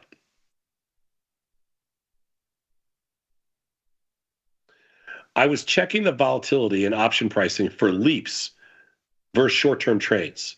Tesla 440 calls for the June 2026 expiration have 66 deltas. I have seen similar delta variants for some other stocks too. Why is this? Why is the at-the-money strike not 50 deltas in the leaps? How should I interpret this? Does this mean Tesla's expected to trade at 600 by June of 2026? Yeah, and it could with that same thought, it could be 300 in June too. So what it's showing you, that's just skew. So the calls have a lot of skew in Tesla, and that means the velocity of the move is perceived to be to the upside, and for that, those calls then become quite rich in premium. Now, I look at the delta on those leaps and keep them as absolute and not feel like I'm smarter than the market saying, hey, that option's not at the money. It has less delta than what the computer's showing me. I leave it as what it is. Other people do adjust those deltas themselves who think that they're smarter than the market. I don't, but you can. For me, it's just call skew, and I look to take advantage of it with strategy. Whether it be a bullish strategy or a bullish strategy, I try to take advantage or mitigate that call skew in the position that I'm making. Like, it doesn't matter to me what the delta is. What am I going to do about it with the position that I want to make to fit my assumption of that stock's move? This is exactly what it means. It means that Tesla has a lot of upside call skew, and the marketplace at this point is betting that 2 years from now the stock will be higher. Does that mean it will be? I mean, not really. That's just what the market's pricing in right now. And for people, if you want to buy a June 18th, 2026 call, you're going to pay that market premium that's in there. That's all it is. But if you wanted to buy a wide spread, all spread, that spread's going to trade cheap. Yeah, so an intelligent way for me to play that would be, to buy the call spread, a wide call spread, than the outright call. I mean, I'm just trying to take advantage of skew. That's what I meant. Good. Yeah, sure. Totally. Mm-hmm. So, yeah, I mean, we'd rather buy the call spread, but whatever. That's exactly what that's saying. The reason those deltas seem so weird is because the market's pricing the long-term expected returns in Tesla differently than it prices other stocks. That's right. Doesn't mean it's going to be right. Okay, that can change. 4 minutes covered call, a diagonal spread, just an intelligent strategy to take advantage of some of that skew. It can change quickly. Let's go next slide. I always aim to stick with TT mechanics when placing trades, and I always try to place my option trades at 45 days to expiration. However, sometimes I just don't get quite close enough. I'm wondering, is 35 DTE too close to expiration to place a trade, or should I default to the next monthly cycle, which is March, which is 63 days? I'm always wondering at what point should I begin using the back month? No, for me, 35 days would be fine. I mean, from a lot of our research, if you're looking at when a position should work, it's usually within 2 to 3 weeks after placing the trade on average. Now, it could take longer, it could never happen, it could take a lot shorter. So that 35 days would be fine with me. When you start getting under 30-ish days, in the 28s, the 26s, the 27s, I start looking to the longer dated options than the shorter dated options. That's about my cutoff in some sort of tweener or taint that we have here. I'm in the same range, 28 to 30 in that range. I usually go to the next month. 35, I have no issue with that at all. So I would say once you get into the 20 handle, then I'm kind of on the borderline. It just depends what's going on and how I want to trade and what my other positions look like. But at 28 days, I'll still do the front month sometimes. And at 29 days or 30 days. It depends on how you feel about the strategy you're placing. You know what I mean? Like if you're going with a little bit more direction, you might want the shorter dated because your assumption is probably a shorter time frame. If you're going with more of a premium selling strategy, you might say, hey, the premium's rich here. I'm going to go with a little bit longer. Exactly. So so for me, 35 days, 30 days, 28 days, I'm still good in the front month, but occasionally I'll push to the back month if I just don't care as much or if I need more trades back there, whatever it is. But those are all, I wouldn't go to March yet. Let's put it that way. Very good, sir. Let's take a quick 90-second break and come back. We got more Tasty Live with an option jive next.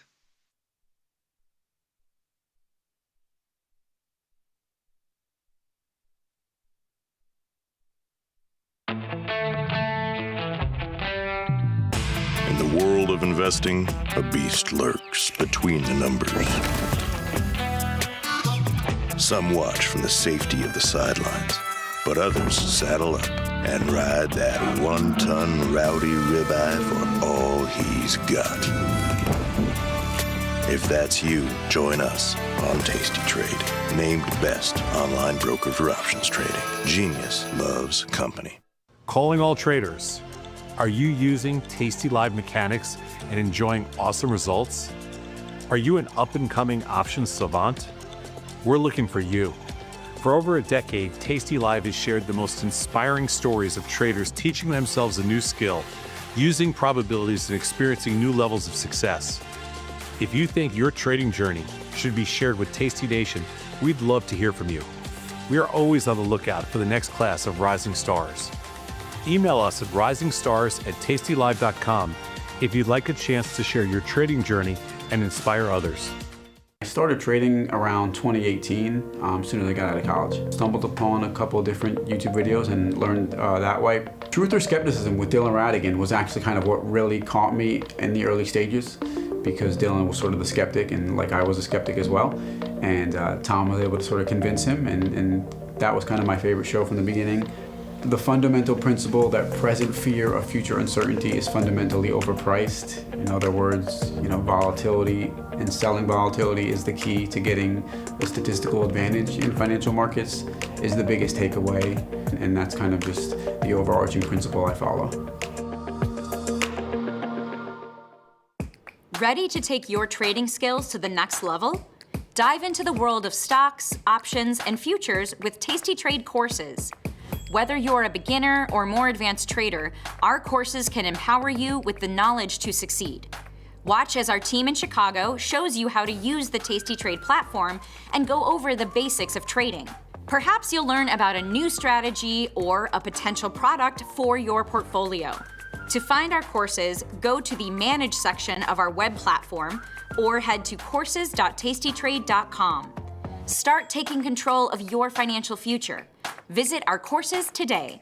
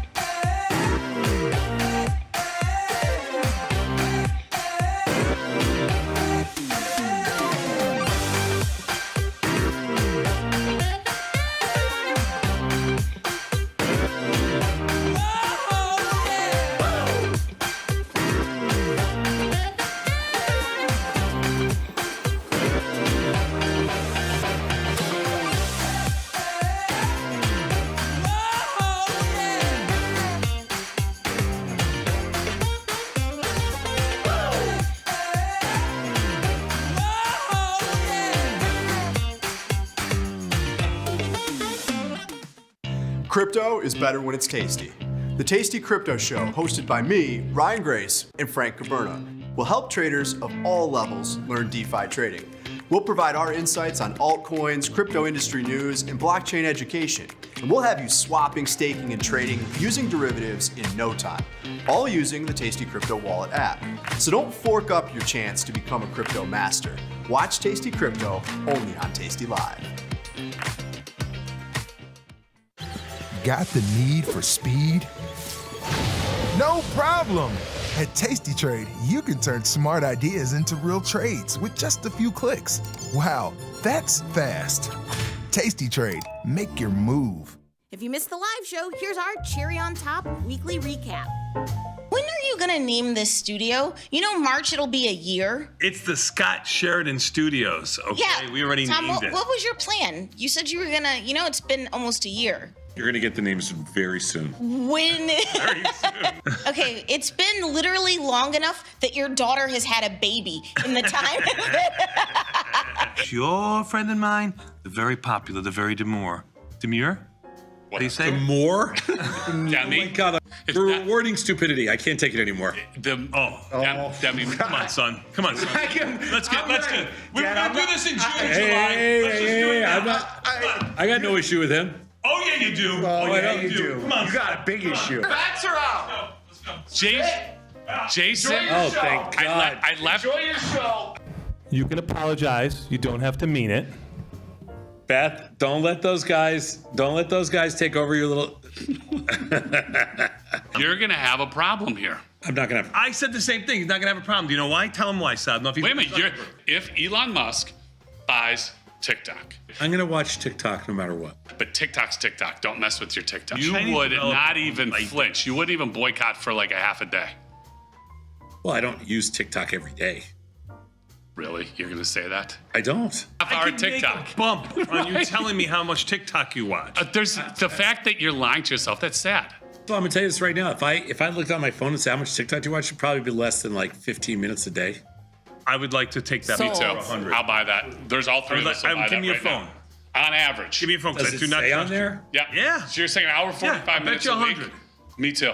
Bet you 100. I'm Bet you. Do we have a bet? Oh, now we don't bet. Now we don't bet. Now we don't bet. What do you got? Yeah, I don't know how to find it. See, I told you. You go to screen time. Yeah, screen time. Uh-huh. Yeah. And then it'll show you your app usage. Right under the daily average. What's your daily average? Oh my God. Daily average. Screen time today. Sure. Bet somebody, please. Yeah, we do need somebody to come in and do this. Screen time today. Yeah, thank you. No. Oh yes, Beth, Mama please. Bear's here. Okay, right here. Look. Oh, Where? can I disclose this? Yeah. 4 hours and 5 minutes. For what? Average. Oh, that's just on my Screen That's in time. general. Yeah. Just on my phone. See all 4 apps hours and list. 5 minutes of TikTok? See that? What does that say? That number? Yes, that number. That's not right. Okay. What does it say? 1 hour and 59 minutes. Today?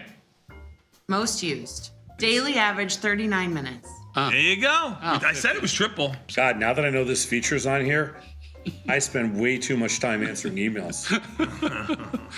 Get the full scoop by checking out the archives at tastylive.com. If you missed the live show, here's our cherry on top yearly recap. Breaking news on Instagram. The first segment of your line dancing has been posted. Left together, switch, turn. Right together, twirl, turn. Hip, hip, hip. Right together, spin, clap. Left together, spin, clap. Hitch, hitch, hitch, turn, shuffle, rock, shuffle, rock, shimmy, shimmy. I took 5 lessons for Casey's wedding, and all I knew how to do was Right together, spin it around. Yup. And you want to clap. And then like strut down, strut down, strut down, strut down. Right together, spin. Left together, spin. Hitch. But at 8:30 Central. switch to 9:30 a.m. Eastern. Thank you very much. Thank you very, very much. Not 1980. Not 1980. I remember. I was on the floor. I was working because I would have to get up earlier in the morning. In 1980, the New York Stock Exchange opened up at 10 a.m. Eastern. It closed at 3:30 p.m. Eastern Time. The schedule was in place until September 1985, when the opening time was changed to 9:30 a.m. Eastern. Pay me, Get the full scoop by checking out the archives at tastylive.com.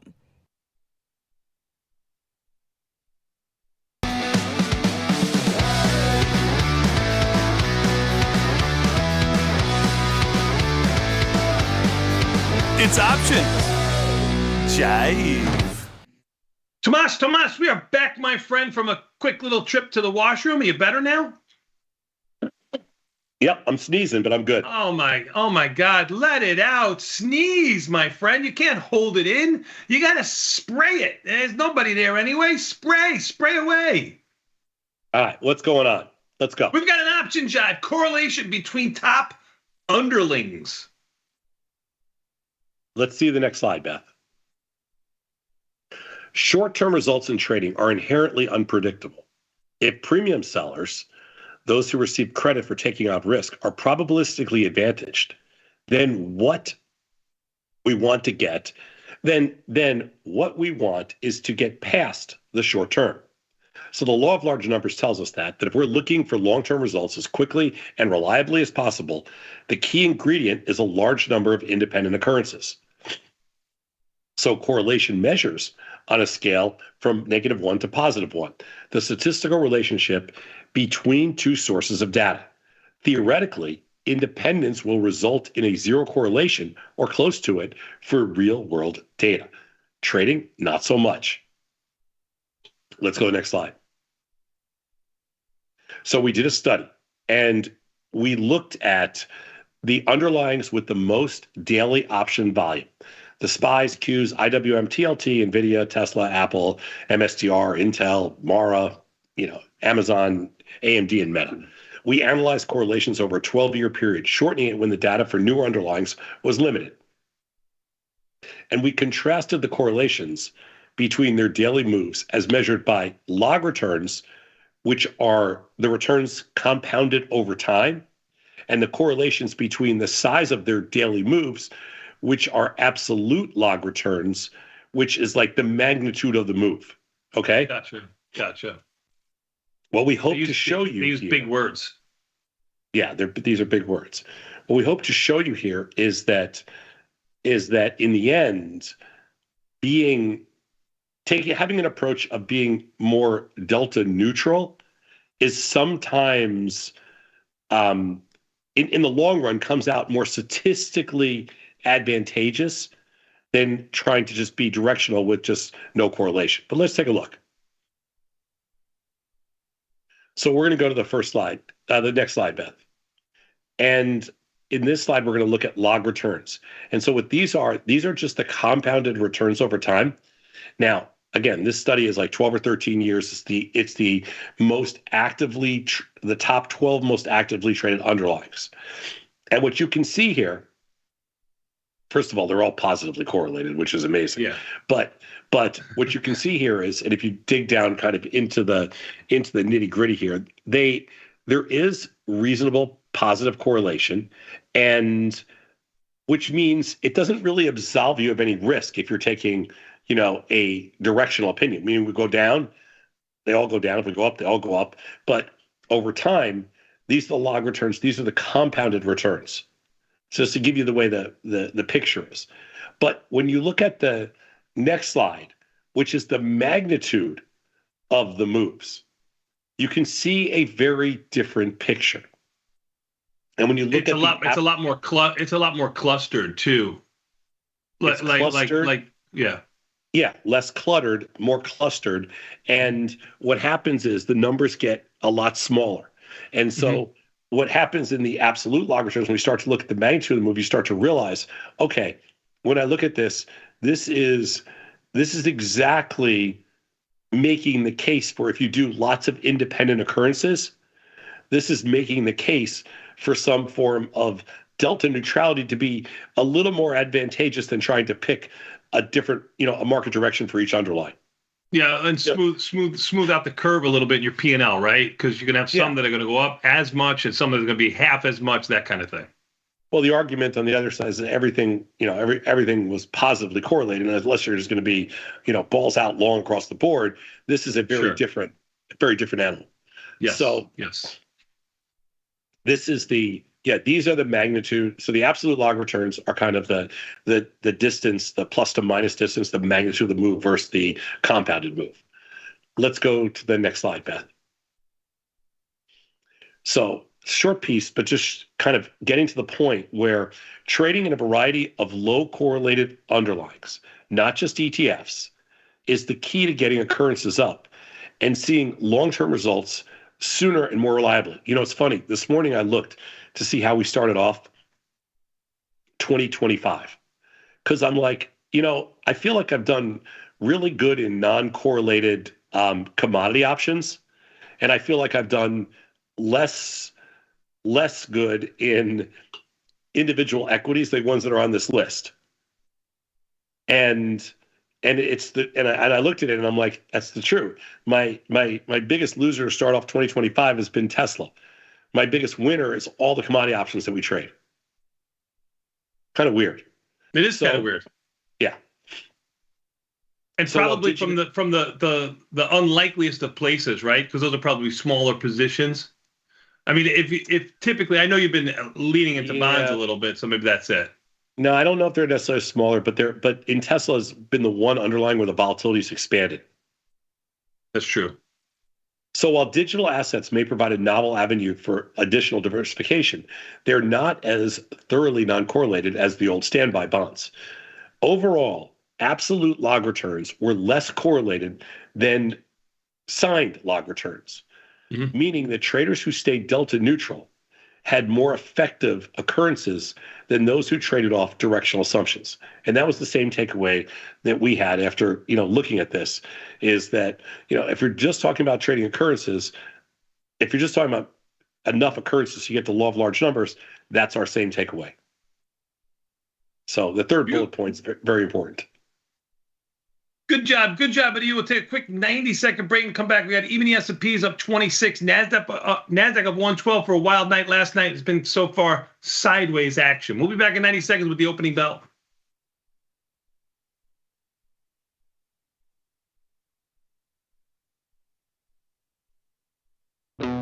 Looking for a better broker and a bonus? Sweet. We got you. Right now, you can get a bonus of up to $4,000 when you open and fund a Tasty Trade account. Plus, low rates, smart tech with the analysis tools you need, and award-winning support. So, get a broker who's actually got your back. And up to $4,000 at Tasty Trade. Make your move, genius. Tasty Trade.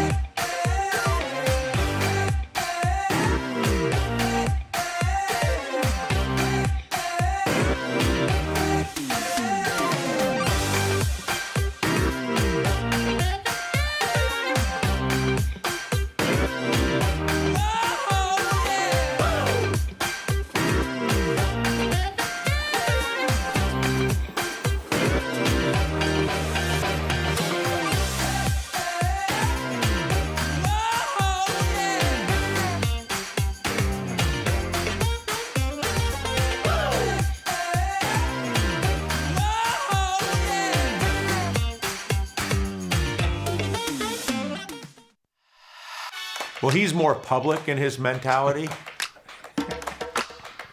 I'm a believer. I believe that the world is good. And I know that the world is not good. That questioning yourself and questioning yourself in dialogue with someone you respect is both pleasant and sometimes extremely insightful and useful sometimes.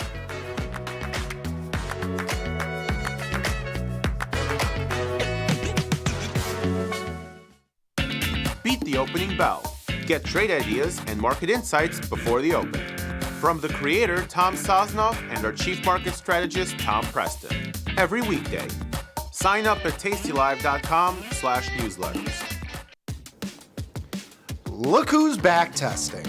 Tasty Trade now has options back testing for free. Test your trades with over 10 years of data for the most popular symbols. See how your trades would have performed in the past. Look back at profit and loss and take the guess out of guesswork. Oh, did we mention that it's free? Get back testing at Tasty Trade. People are always asking, where can they find my podcast? There it is, son. Look at that. Option Trades Today. You can listen here. And everybody's waiting for my podcast tomorrow. Option Trades Today, every Tuesday and Thursday around noon. If you want to learn, sir, every Tuesdays and Thursday, Option Trades Today. You can find me on YouTube or wherever you find your podcast. Option Trades Today. You listening to me? Option Trades Today comes out every day around noon, every Tuesday and Thursday. You too can stick with the bat.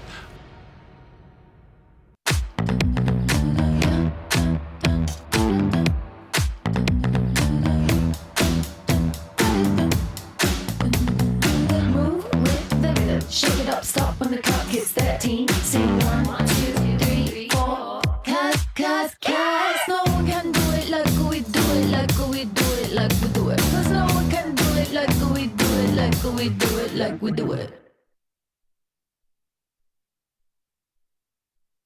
Forbes called us best online for options trading. With stockbrokers.com, we're number one for options and futures trading. So what else can we say other than boom? Trade like a trader. Tasty Trade. Make your move.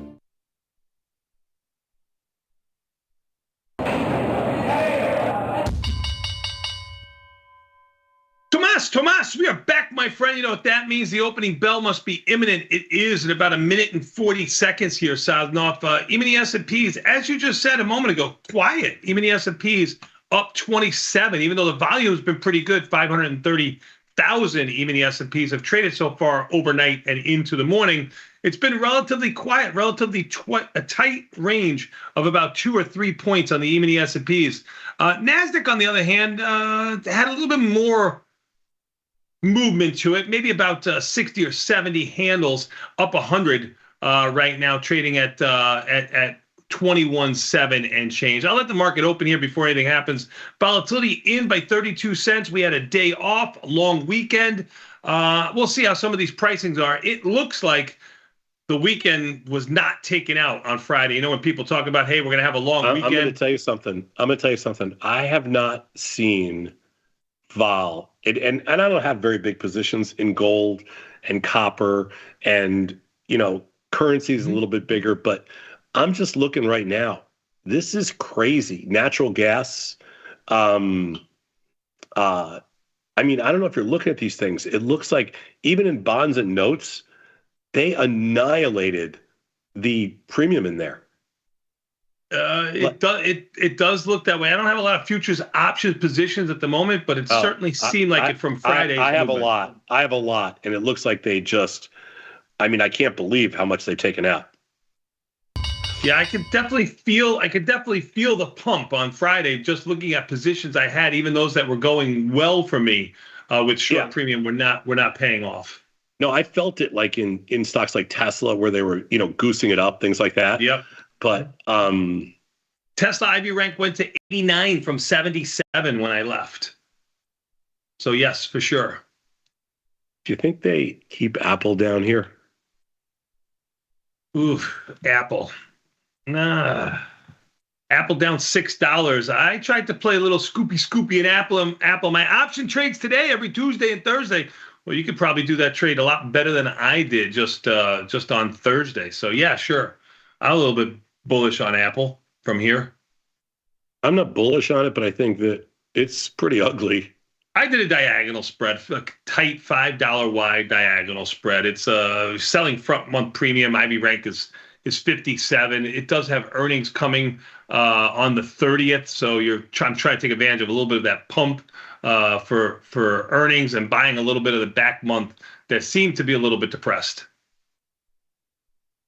Oh, it looks a little bit of small long delta by about 10 or 12 deltas per contract, relatively small position. Well, one of the biggest pigs of the century, which is Intel, has finally had an uptick. They are coming for the pigs. Intel up 80 cents, Sosnoff, 80 cents. It has had 2 or 3 day rally off its lows, as you can see here, from around 20 to around 22 and change. Let's see what some other buckers are right here. Just in the NASDAQ 100 is what I have up here. I'll put the high option list in a moment. But Apple down $6 and change. Tesla just turned red, Sosnoff, by around $4. That was up around $8 or $10 pre-market. MSTR was also higher pre-market, with Bitcoin trading at 105,000. MicroStrategy's down around $4. Lulu down small. That's about it for on the NASDAQ 100. Let's see the upside here. That AppLovin up about $10, $9 to $10.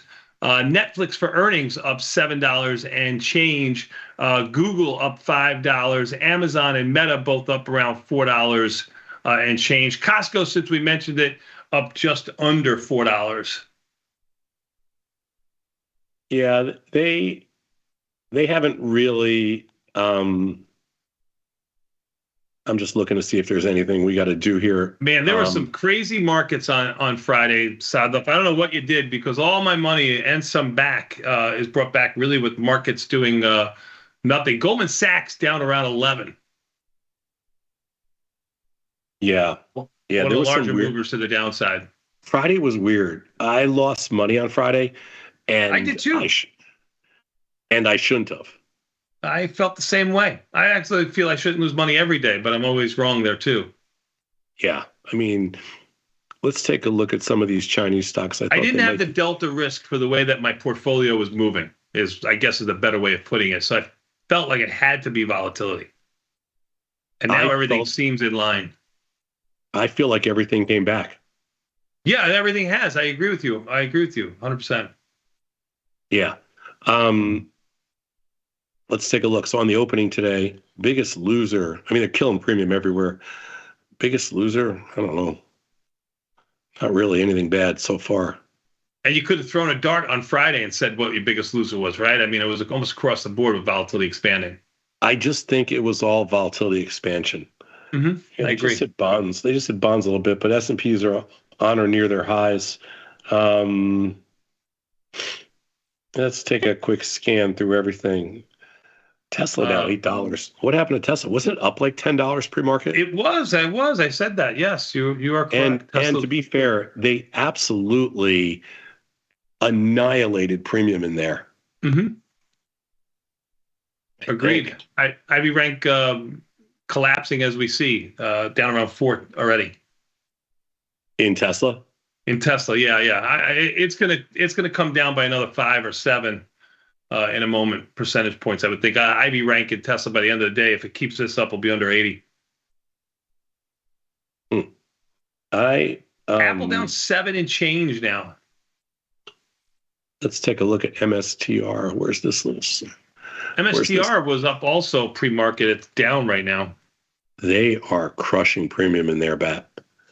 Crushing. Down 10 right now. Yes, you are correct. They are taking premium out to the woodshed. The little woodshed. The little woodshed. Let's see, 1921. Yeah, they're taking premium out to the woodshed in there. Good. I don't care. Not going to bother me. I just hate selling. I hate rolling down calls when the market is. I agree with you. I get you. When volatility is contracting and you're trying to look for delta. Yeah, you're like, I don't really want to roll down calls. I know. I really want to. I know. Now let's see, what else do we got here? Not much. Coinbase was just up like $4 or $5. Now it's down $2. I mean, these things. Mm-hmm. I think we're going to be in for a very different market coming up. I expect much of a tone change.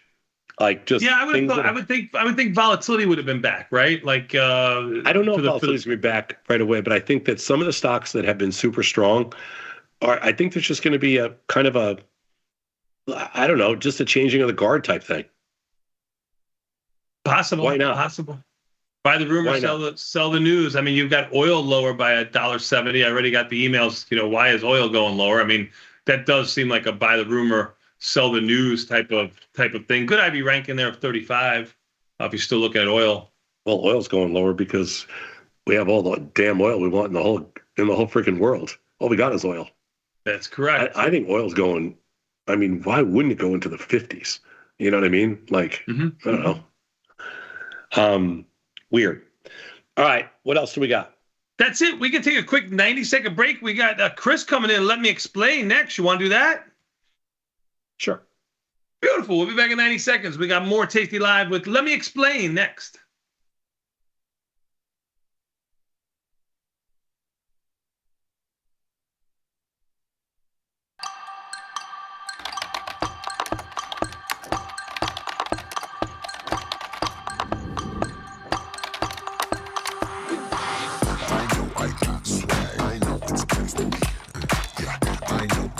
How much does it cost you guys to do simultaneous hair flips? Years of practice. Everybody wanna be like me, yeah.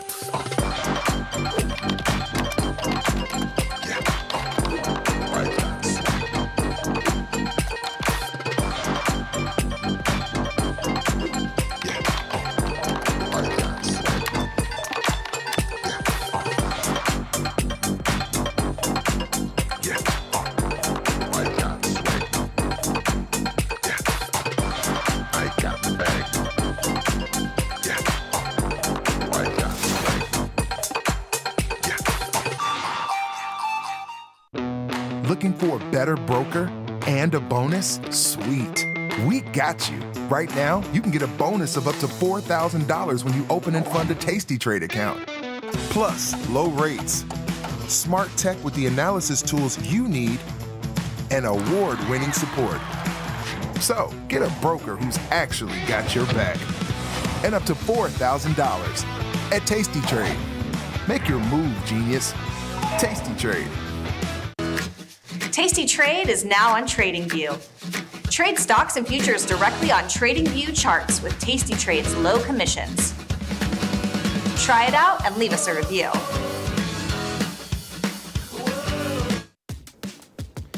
Look who's back testing. Tasty Trade now has options back testing for free. Test your trades with over 10 years of data for the most popular symbols. See how your trades would have performed in the past. Look back at profit and loss and take the guess out of guesswork. Oh, did we mention that it's free? Get back testing at Tasty Trade. Forbes called us best online for options trading. Investopedia, best for options trading, period. With stockbrokers.com, we're #1 for options and futures trading. The Motley Fool really likes us. And so does Business Insider. So what else can we say other than boom? Trade like a trader. Tasty Trade. Make your move.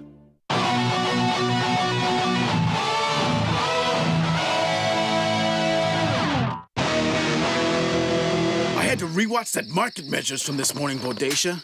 Our raid really distracted me. I was like, get away from me, uncontrollable fire. I told you, Tasty Cracks, you can't plunder with headphones on. Light pillaging, maybe. Sometimes I'll hide in a gross peat bog in the middle of a raid, just so I don't miss market measures. I'm only recently comfortable admitting this, but I think I trust market measures more than I trust my savage hellhorse, Arbitrageur. God, I forgot to tell you guys that I slaughtered a horde of conformerons this morning. Did the whole terrifying row of severed heads on pikes as a warning thing, but you never know with those idiots. Okay, thanks for the heads up. Ha ha ha! Goblets of hot blood for everyone. Nice. Thanks, you guys. Normally I hate puns, but that one was okay.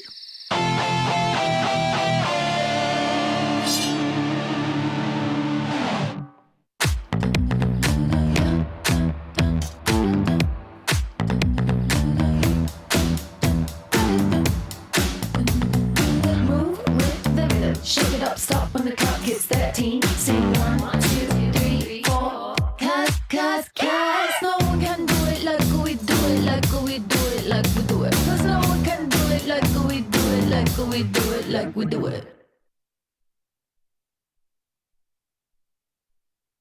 Your crypto needs a wallet.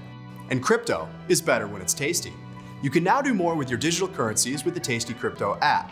We're proud to offer a self-custody wallet for Bitcoin, Ethereum, and Polygon. Transfer your digital tokens directly in-app and access thousands of tokens available only on-chain. Your wallet is your key to decentralized finance. Download the Tasty Crypto app and get started today.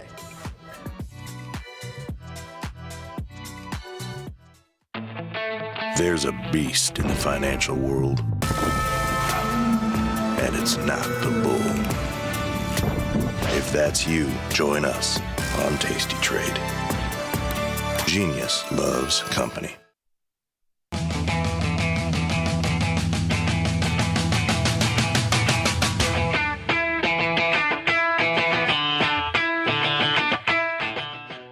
Tomas, we are back, my friend. You know what that means? Time for a little bit more Tasty Live with this man. Let me explain. And Chris, welcome to the show, my friend. Gentlemen, good to see you on this end of the first full day of the Trump presidency. Okay. We're back, baby. Yes. We're back, bitches. It's morning in America. Some people are mourning in America. The crypto bros are saying good morning in America. And I think crypto is probably the place that we should start on this Tuesday edition of Let Me Explain. For those that weren't watching this weekend, America minted a new crypto billionaire, President of the United States, Donald Trump, whose Trump coin launched a few days ago to a great deal of enthusiasm, as Tom Sosnoff might put it. Trump coin is a meme coin that gained significant attention over the past few days. It aims to capitalize on the meme culture surrounding Donald Trump and the political influence of Donald Trump. But I think there may be some issues here and some reasons why people should be wary even about trading it. And I'm curious about your guys' thoughts on this whole ordeal. The Trump coin was initially offered to investors through an ICO, where early supporters could purchase the coin at a discounted rate, as these ICOs often do. These early phases help supply liquidity and generate the buzz necessary to have a successful launch. After the ICO, the Trump coin was listed on several major cryptocurrency exchanges, Binance, Coinbase, Kraken. This allowed retail to come into the space. And ultimately, we've seen the explosion in popularity through media coverage that has helped boost the coin's price from a lowly level of just a few hundredths of a penny all the way up to about $80 before crashing down. But this is a meme coin like anything else. And when people are trading meme coins, there are really 5 issues that you have to be worried about: ownership concentration, the transparency of the project, the utility and use case of the project, market sentiment, and ultimately the regulations surrounding this particular listing. And it looks like this is a pretty ruggable type of project. I would argue that Trump's not going to rug it himself, but all the other tenants are there. Top 10 holders own over 85% of the supply. There's really no transparency into who the development team is at this point in time, at least that I've been made aware of. I'm not sure what the real world utility is of the Trump coin in terms of market sentiment. Obviously, it seems like it's at all-time highs given his ascent to the presidency. And then regulations. I mean, who thinks that he's going to enforce any crypto regulations during his term? Whether or not this is even a violation of the Emoluments Clause, I know bothers some people, but it happens before he takes office, so maybe not. Either way, though, Tom, I know that you and I were texting over the weekend about Trump coin, and seeing as how you have some strong feelings in it, I figured that we could talk about the Trump coin here today. Is this something that people should be trading, or any of its spin-offs like the Melania coin? First of all, thank God you cannot, with a broker dealer in the U.S., with a legit broker dealer in the U.S., you cannot trade this. Just so everybody's clear. Like when you say Binance, I wasn't aware that Coinbase offered it, but when you say Binance, Kraken, these are decentralized exchanges outside of the U.S. I'm not 100% sure Coinbase actually launched this, but maybe they did. But I've seen ads on Twitter for it, by the way, like trade Trump with as little as $10. But with a broker dealer that's regulated by the SEC and the CFTC, like we are, we're not allowed to participate in this kind of an offering. Just so everybody's clear, that's why it's not on Tasty or some other platform like that. Nor we would never anyway. I mean, I wrote about it in the Cherry Bomb. I don't think I have anything else I want to say other than, it's an unapologetic abuse of power, and it's sad, embarrassing, and disgusting on so many levels. And the fact that it's a family affair makes it even more disgusting. American public should just be grossed out, sickened. And if this is day one, imagine day 500 or day 1,000. This is just all about how much can we grift for the next 4 years. Nothing else matters. Is it any different than donating to a foundation or selling a book or a documentary? Or, Tom, I'm just trying to play devil's advocate. I don't understand what you mean, Tony. It's all for him. He owns all of it. He doesn't own all of it, but people buy meme coins all the time. Just because you take advantage of a system that's horrible, does that make it wrong? Yes. When is the Bat coin coming out next, or the Saz coin, or the Vecchio coin? If people want to buy a worthless piece of garbage, you can. Why try. not? You really can't. Just so you know. And it definitely is on Coinbase. You really can't. Just so you know, do it yourself. You can try, but you'd never get anybody to list your coin. It's virtually impossible. That's the point. But what is it any different than? Yeah. You're leader of the free world. I'm sorry. It is different. It is definitely donations to Clinton Foundation. Donations to what? What donation? To the Clinton Foundation. I'm sure they're all to feed the children and not to influence anything. Dude. It's the same. All I'm saying is it's hypocritical. It's hypocrisy. No, don't read some Trump-tard email and it says it's like the Clinton Foundation, a donation. That's we not can what launch this a is. coin this afternoon, Sosnoff. No, you can't. Okay, I'm hop so on sorry. Hop on Pump.fun and let's get the time coin going. This is called Trump and Dump. This is a new. 100%. But we always used to have this thing called "You're okay with pump and dumps, but you're not okay with Trump and dump." No. I'm not okay with any of it. But it's a decentralized buyer beware market. If you're dumb enough to do it, come on, Tony, stop.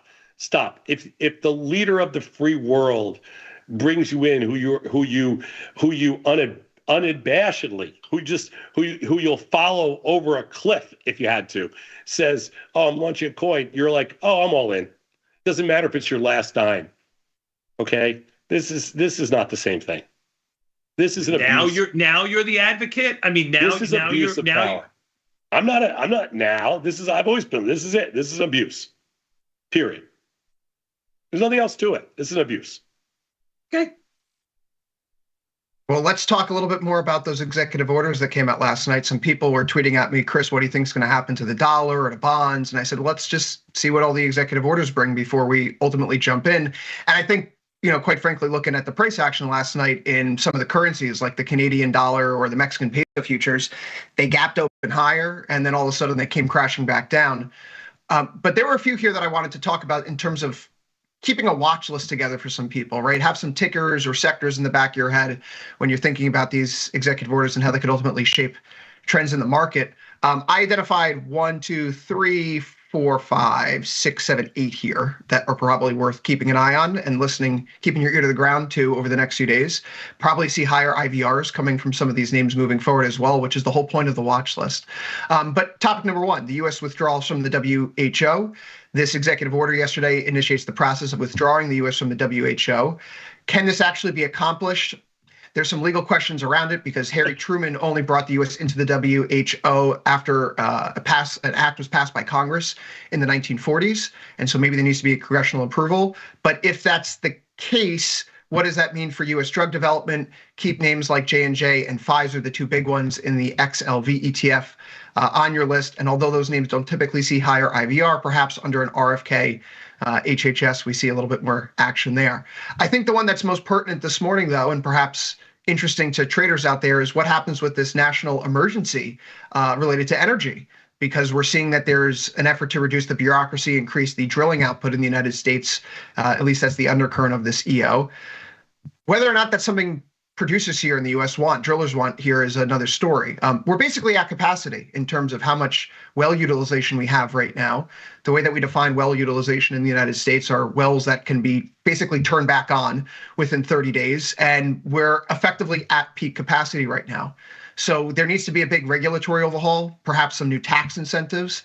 Otherwise, U.S. producers, due to the technological increases over recent years, they become a lot more efficient at pulling oil out of the ground. So expecting another big jump in rig counts, maybe that's around the corner, but that would also probably mean a great deal of oversupply at a time when the U.S. is already the world's largest petroleum and LNG producer at the end of 2024. So this executive order, guys, focusing on companies like ExxonMobil or Chevron, I'm not sure how beneficial it will be if we have a drill, baby, drill environment. But I suppose a number 3 here that we could discuss, and this was a name that exploded after the Trump election itself, names related to the immigration policies. We saw that a lot of the immigration executive orders went into effect yesterday. The Border Patrol app, the CBP-1 app, was shut down. We've seen that deportations, Indian government's involved. So this is beginning to gather pace quickly. But companies like Geo Group or Core Civics, which are effectively private prisons, have seen their share prices increase dramatically since early November. And those companies are likely to stay in the spotlight here for the next several months and years. So taking a step back before I go further into this, Tony, I'm curious from your perspective here, with all these new executive orders coming out and some of the names of these companies, tens of billions, hundreds of billions of dollars of market cap, do you see any, particular opportunity right now in this market stemming from any of these EOs, or is it just more noise in the background? And quite frankly, we should just rip up this watch list I've been putting together.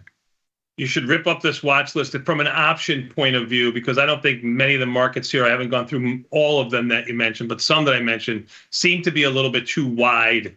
Geo is very thin. Yeah. Right. So from a stock point of view, again, in a regulated space like this, it's buyer beware, just like anything else, right? So if you want to play that game, which I do not want to play, but if you want to play that game, go for it. I mean, Chris, my take on this is that a lot of these executive orders are not new, meaning that I don't think there's any in that list that surprise anybody, and the markets are too smart to wait until they actually see it.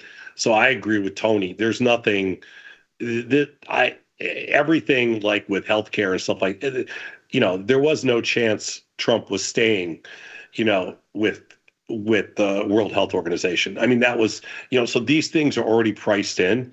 So I just don't think that this is something that you'll see. And a lot of those stocks that you mentioned, they're not really tradable. So you got to be careful.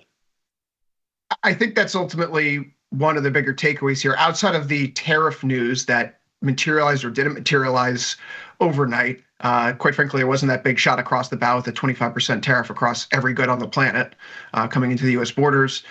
The market has seen a lot of the writing on the wall for these executive orders. And if you think about Project 2025 or any of the information that the Trump team or Trump adjacent teams put out from Heritage or what have you over recent months, all these were contained within. And so probabilistically, as we see the odds of Trump's ascent to the presidency increase over the course of September, October, and into November, proxies like Polymarket and Kalshi had that writing on the wall. And even the bond market, as we discussed a number of times in recent months, was a proxy for Trump's odds going up.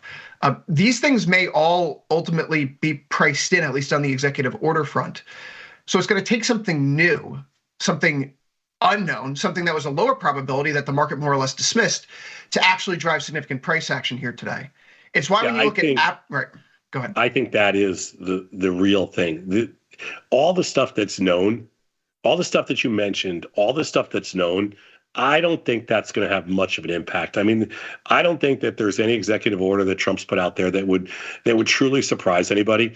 And I don't think that, he's a pretty easy read as far he doesn't hide, he doesn't mince words in the sense like you know what you got. Like he is what he is, what you got. So I don't think that there's a lot of surprises there. And I think that what will eventually, either make this market adjust or that will make this market do something different is, if there is a surprise somewhere down the line, which I don't even know what that is, and neither does anybody else. That's why I say call it a surprise. Right, of course. Or if he's not able, if he fails at, trying to put some things in place. But, the reason that people believe his agenda, he will implement his agenda is because he doesn't have very many obstacles this time around. He doesn't have gridlock, deadlock, whatever it is. So he's in a good position to push his agenda through. And I think the marketplace is, I'm not sure what the marketplace is going to say about that. It's only day one, and we're kind of, we're right back at that 60-50 level in the S&Ps. I have no clue. I don't know why it would matter that much this market, but we'll see. I bring all this up, and I brought this up a number of times over the past few years that I've been lucky enough to be on air, that people on both sides of the aisle tend to overreact to incoming financial and economic information. And if you don't believe me, just go take a look at the University of Michigan Consumer Sentiment Surveys and see the breakdowns by political affiliation, how they changed in 2016, in 2020, and 2024. The flippening happens whenever the occupant of the White House changes stripes. But the point here is that I know from personal experience dealing with a number of people on both sides of the aisle, those that overreacted to Trump's win in 2016 ultimately missed a number of very strong years for the market. Those that overreacted to Joe Biden's win in 2020 ultimately missed several strong years in the market. I think about what Paul Krugman said in November 2016 about the market crashing and never coming back. I think about what Vivek Ramaswamy said back in August of last year, calling it the Kamala crash, and it was the start of the Great Depression. The point is that throughout all of this, the market is going to price all these things in. The headlines that we see are going to stir emotions, and they're going to motivate us to perhaps do things that we wouldn't do under any normal circumstances. So don't get too high or too low, right? It may be morning in America for some, or some people are mourning in America today. But the idea here is to have your toolkit and identify the market conditions and not overreact, because so much of this is known. We need to have an unknown come onto the field to play. These executive orders were an avalanche, but they were telegraphed widespread and well ahead of time. And so right now, traders shouldn't take anything, I want to say, too over the top. This is a fairly stable environment. In 2017, volatility stayed low all year round despite all the noise. So let's not get too far ahead of our skis here as we wind up this first full day of the Trump presidency. Tom, 1,459 more days to go, just for you, my friend. The 2017 was one of the worst years trading-wise ever, because we didn't have a 1% move the entire year. And the reason we didn't is because, Trump's bark was loud, but he couldn't do anything. So there was no bite. And we just sat around and basically waited for a year and a half before we had any volatility at all in 2018. I think this time around it'll be a little different. And one of the things I mentioned last night on the show last night is I think we're going to change I think the news cycle is going to change dramatically under Trump. What that means, the financial news cycle, what that means is we are going to go from, like, under Biden, you had essentially nothing coming out of the White House. I mean, it was a dead place. He was dead man walking for a long time. And so for the last 2 years, and literally, yes. Yeah. So for the last 2 years, you had nothing coming out of the White House, essentially. Now, the market on its own just kept going higher because that's what markets do. But there was no kind of White House news. And basically the market just took over. And the market dictated the financial news, and everything was, there was plenty of macro stories, that kind of stuff. In the Trump era, which just starts, you can throw macro stories out the window. They have no value anymore. They had value when Biden was president, because to guys like you, not to me or Tony, but to guys like you and other people that follow macro stuff, it was a storyline, because that's all there was. Under Trump, I think it's going to be very, very different. Under Trump, I don't think it's going to be a macro story at all, because I don't think that will matter. I think it's going to be all drama. And it's going to be executive drama. Now, the question is, how the market interprets each one of those dramatic sequences. That's why in 2025 and 2026, I think the market's going to be very different and more volatile than it was in 2016 and 2017. because really in 2017, because we're like the same thing right now. 2025 is like 2017. And I just don't think we're going to have another year like 2017. I think this year, the drama is going to have a little kick to it, and there'll be a little emotion with it. So I think the market's going to be, I'm hoping, market's going to be a little more volatile. Well, the first test of that comes today. We've already seen that it's infrastructure week again, guys. Apparently, the big announcement's coming out today, 8 years in the making. So maybe if there's an actual infrastructure announcement as opposed to constantly kicking the can down the road, we'll actually have some tangible evidence that things are going to happen as opposed to just hearing a lot of barking rather than biting this first year. Gentlemen, it's always been a pleasure. Tony, good luck. Don't forget the work from home order that's out there also, Sadnov. You like that one, don't you? No, it's not work from home. It's no longer allowed to work from home. Everybody in the office. You like that one, don't you? I love that one. So he is doing some good things as far as you're concerned. See, you just got to look through the weeds, Sosnov. I'm always open-minded. On that note, we will take a quick 90-second break and come back. We've got more Tasty Live with an open-minded market measure right after this. Good job, Chris.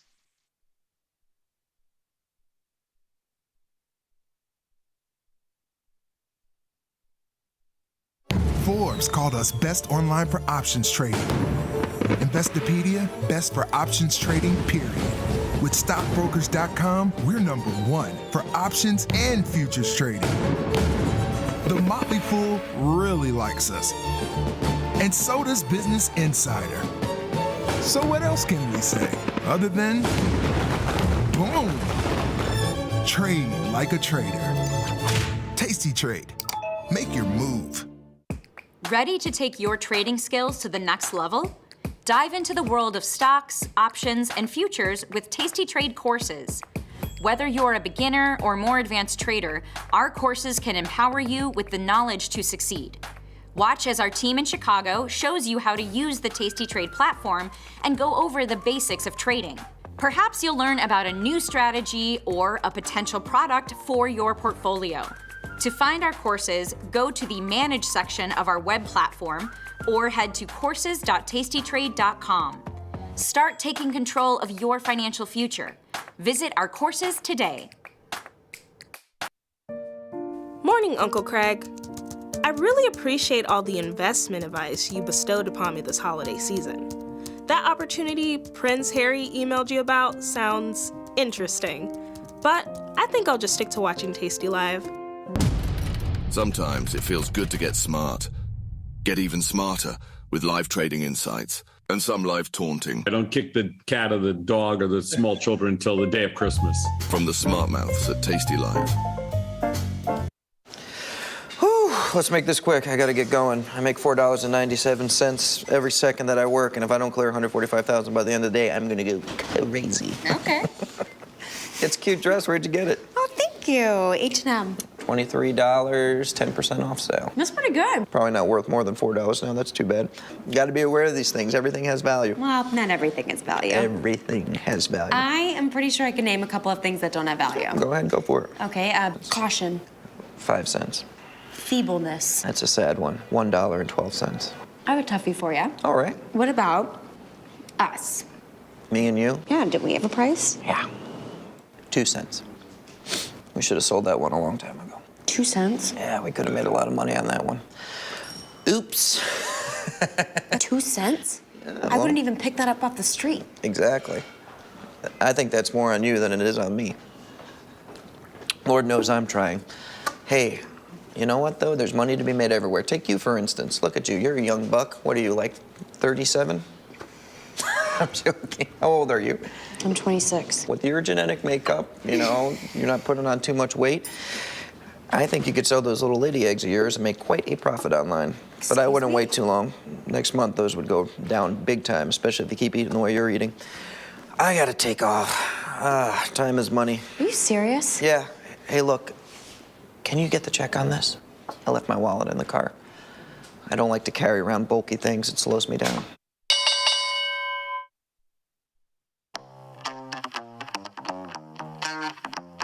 we just ripped higher up to 50 points, and I just thought we would stay there. But the thing the market does best is it keeps you very humble. You get paid a lot for being right, and you lose a lot for being wrong. So give me, I don't know, a couple hours, and I will give you everything that you need to start trading options. See you inside. Got the need for speed? No problem! At Tasty Trade, you can turn smart ideas into real trades with just a few clicks. Wow, that's fast. Tasty Trade, make your move.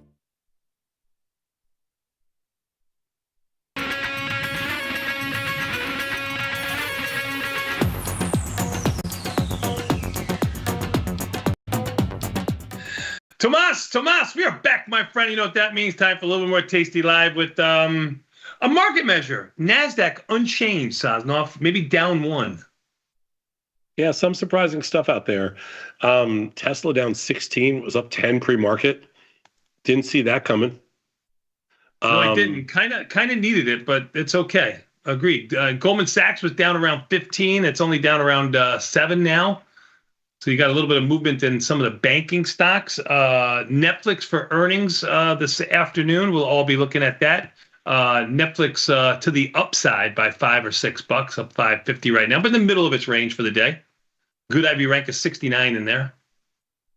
I mean, I'm looking at some of these stocks like MSTR. These are pretty active today for down $25 with crypto barely doing nothing. Totally agree. And MSTR was higher this morning too, down 25 right now, 371. I know. Coinbase this morning. I'm just looking at my Coinbase position. Coinbase is falling out of bed here after being up about $4 or $5 this morning. Mm-hmm. Down 17. Agreed. Yeah. Good IB rank of 46 in there. Doesn't have earnings until February 20th. Yeah. I'm trying to roll down some calls in there. It's not the easiest thing when they're taking them out to the woodshed. No. Yeah, when they start taking them out to the woodshed, they don't buy a lot of call spreads. You got volatility in by 56 cents though on the other side of the coin. Oh yeah. No, they're killing premium. Yeah, and they're killing premium in MSTR. They're killing premium in Coinbase. Killing it, myrtleizing it. Yep. I'm Tom Sosnoff. He's Tony Baptiste. This is Tasty Live. And before we get into how wide should our iron condors be, this Saturday, we have a special event. In Chicago, we are minting a crypto. Well, crypto's on everybody's mind right now. So you might as well learn about everything you wanted to know about crypto, but we're afraid to ask. There's a lot of people that are really interested in decentralized markets and blockchain and Bitcoin. These meme coin kind of things? No, we're not covering meme coins, but everything you want to know about crypto, but we're afraid to ask. It's at top of mind right now, so the timing is perfect. Ryan Grace is doing, I think it's about an hour and 15 minutes or so. And Saturday morning at 10 a.m.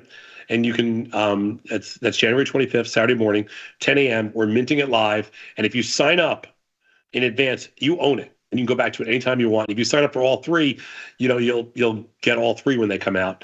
And they're really cool. They're digital collectibles. We filmed it. We made it look all pretty, and it's got great slides, and it's really good. It's the best piece on crypto that we've ever done. I like it. I was doing a podcast on Saturday with this guy, nice guy. He's from England, and he goes. I was talking to another trader in Chicago because he did a couple of podcasts, and he goes, and I learned all about this trader from watching your guys' documentary. He interviewed Louis Barcelino. Oh. I didn't know Lou from the floor. I after meeting him. No, he was on the CME. I really liked him. Yep. Yeah, I liked him too. I thought he was quite an open book. I mean, about some kind of difficult subjects. Yeah, well, I bet back in the day when he was on the floor and there was a lot of other stuff going on in his life, he probably wasn't the nicest, sweetest guy in the world. I probably wasn't the same person that I met. Yeah, I'll give you that. But when we did the documentary on him, which we called it Sold, right? That's correct. Sold. It's what? It's Sold. the The Louis Borsellino story. Yes. Yeah. I don't know how many people have watched that documentary on YouTube. A lot have watched it on our site. How many people watch it on YouTube? I think you can watch it on. I know you can watch it on YouTube. I don't know. We have documentaries on our site too, Sadnov. Yeah. No, I just asked how many people have watched it on YouTube. Do you know? Oh, how many people? I can look it up. I'm sorry, I didn't know. Well, anyway, this guy did the podcast with me. He goes, "Oh, I watched your documentary on Louis Borsellino. That's how I learned all about him." I go, "That's great." Super fun documentary. We didn't know how popular it would be when we did it. I don't remember when we did it, like at least 10 years ago. And if you've never seen it, it's good stuff. Louis Borsellino at one point was the largest S&P trader and on the CME. And he's got good stories, good mob stories, good pit stories, good life stories. Yeah, good everything. From what I remember, his dad was found in the trunk of a car. Yeah, he was. Tom, we did it in 2015. Thank Great. you. How many people have watched it on YouTube? A gazillion. Tens of thousands. No, how Trillions. Many? Millions. Beth, how many people have watched on YouTube? Yes, a lot. How many? What's a lot? Don't tell me a lot. What's the number? I have to look to the millions. Okay. Sorry. Sympathy play. NASDAQ down 50. Even the S&P's up 11. Volatility in by 46 cents. Tesla down 19. Oh my God. Here's where you would usually say something mean about me, but I'm going to take the high road, Sadnov. When they go low, you go high, Sadnov. I'm going to go high and say, I hope you feel better. I'm dying, but don't worry about it. Anyway, if you haven't signed up yet for Saturday's event, please do. That was my main purpose.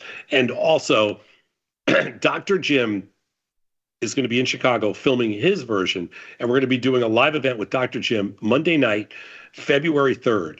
And if you've never seen Dr. Jim in person, well, you're missing out on something special because he's a great talker, and he's a great lecturer.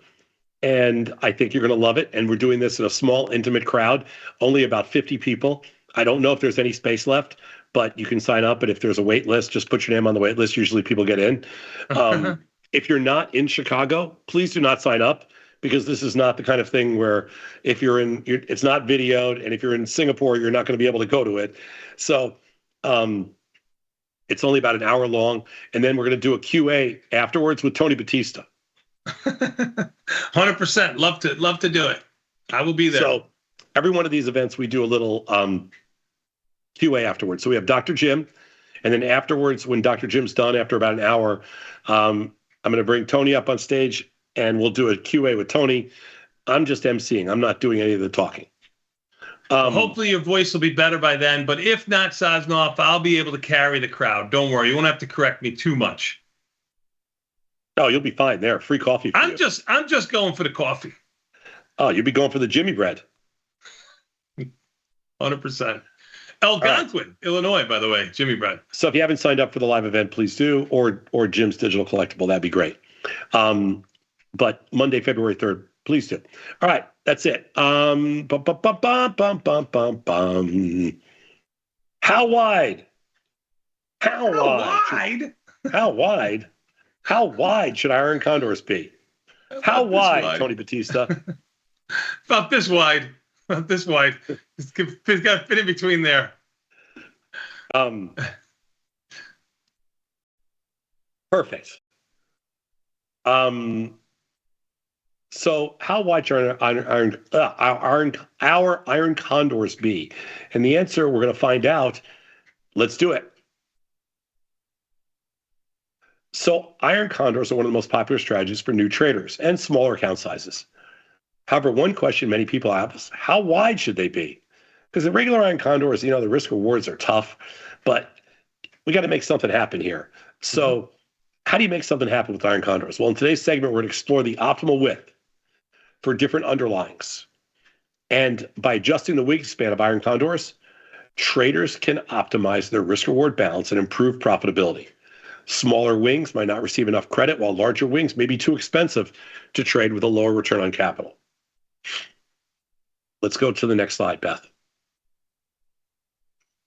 So we looked at 5 underlyings of different prices: $100 stock, $200 stock, $300, $400, $500 stock, all with similar IVs. Okay, so we did the Qs, Microsoft, Visa, which we don't look at very often, IWM, and XBI. And again, we did this because we wanted to cover each price range. Okay. Mm-hmm. We calculated the average P&L, the return on capital used for different wings. And then all the trades were done at 45 days to expiration, and 16 Delta short strikes managed at 21 DT. Over 1,000 trials were recorded for 12 years of study, 2013 to 2025. All right? Yep. We're going the whole gauntlet with you.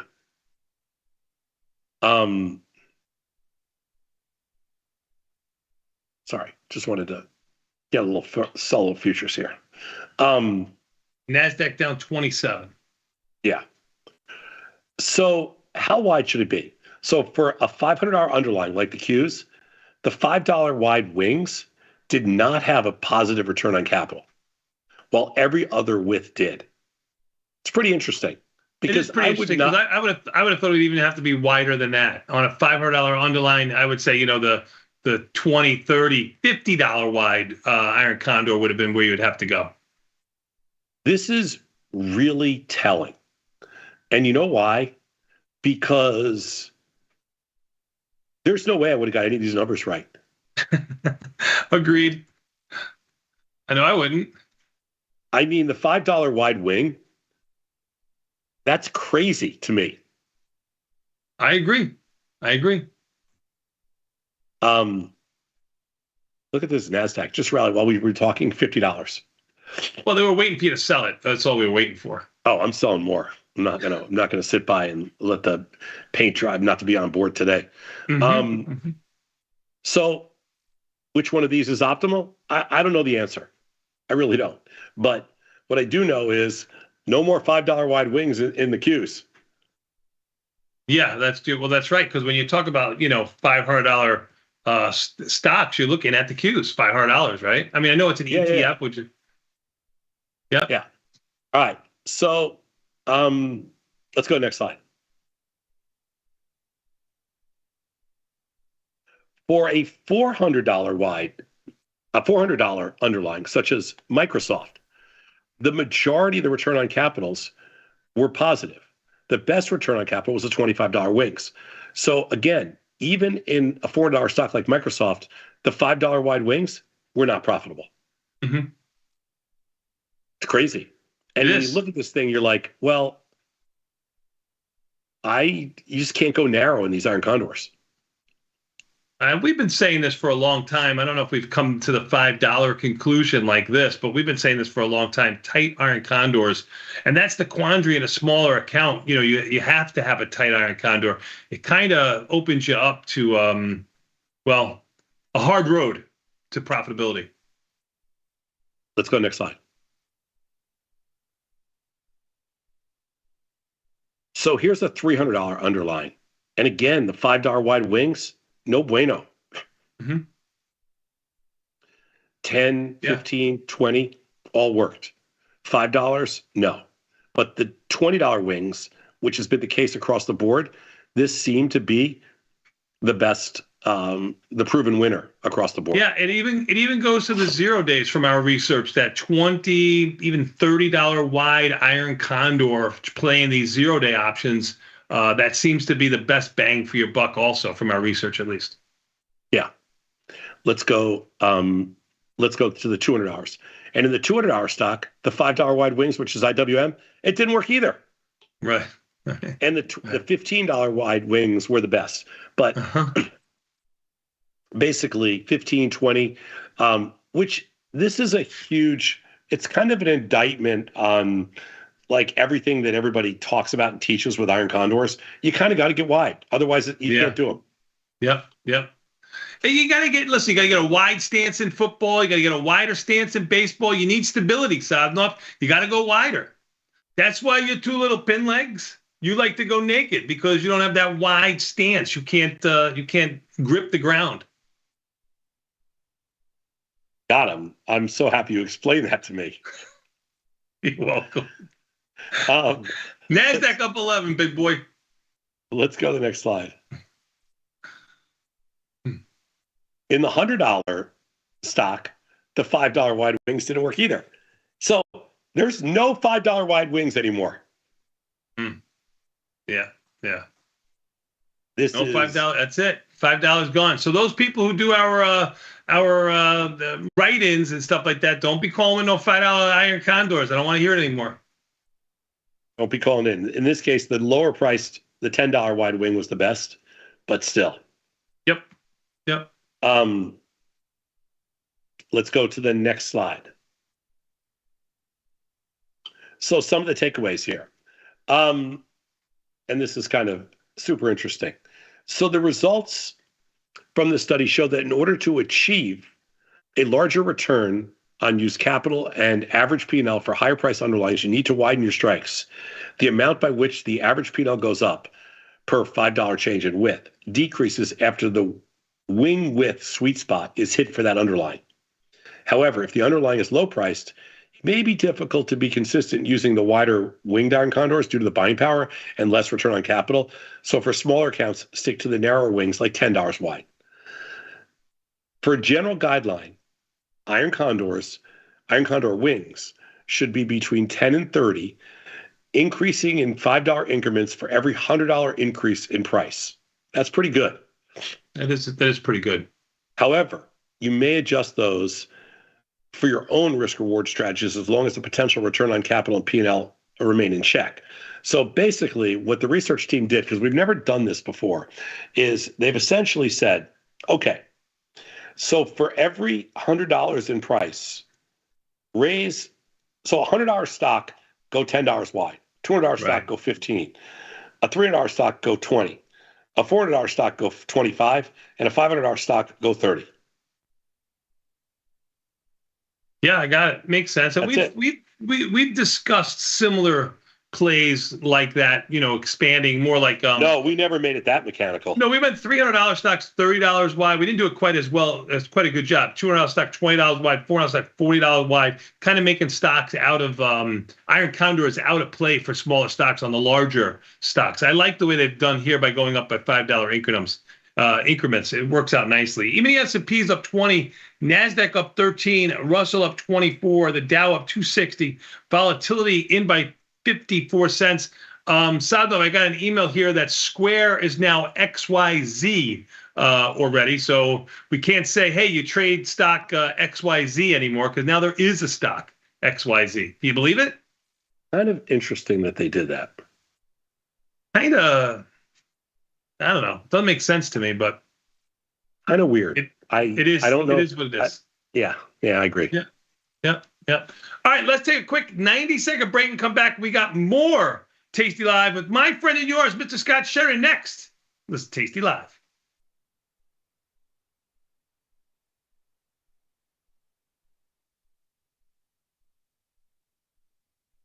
Know someone who needs a better broker? Earn $250 for each qualified person you refer to Tasty Trade. Because friends don't let friends trade on a bad platform. Terms and conditions apply. Join the club, genius. Tasty Trade. The beauty of Thinkorswim was that we were different. From the name to the front-end technology was clearly what we wanted as traders. Second time around, I think we did a better job. Yes, we are known for our ability to support complex derivatives traders, but we also have the tools for somebody who's brand new who wants to come in on the first floor and work their way up to the top of the building. You can get up to $4,000 when you open and fund a new account with tastytrade. That's 4,000 buckaroos, 4,000 bills, or clams, 4,000 in dough or cheddar, not the cheesy kind. 4 large, 4K, $4 grand, which is no small thing. Open and fund a new Tasty Trade account and get on the platform for traders who just want to trade. And did we mention a bonus of up to 4,000 smackaroos? Tasty Trade. Make your move. If you missed the live show, here's our cherry on top weekly recap. Yeah, that's gonna go. There's a spider on my desk. No, kill it, kill it, kill it, kill it. Oh my god, oh my god. Where is it? It's on my microphone.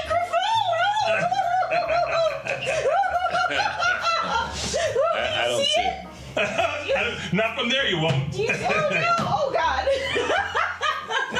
Spiders don't bother me at all. Just the big ones. No, it didn't bother you at all. From where you were sitting, you had no problem Thank with you, it. Bat. Man, let me tell you something. Thank you, I don't Bat. want you to throw me a life preserver. That's never going to happen. Thank you, Bat, for coming to my aid. You're welcome. You're welcome.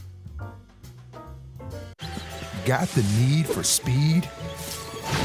No problem! At Tasty Trade, you can turn smart ideas into real trades with just a few clicks. Wow, that's fast. Tasty Trade, make your move.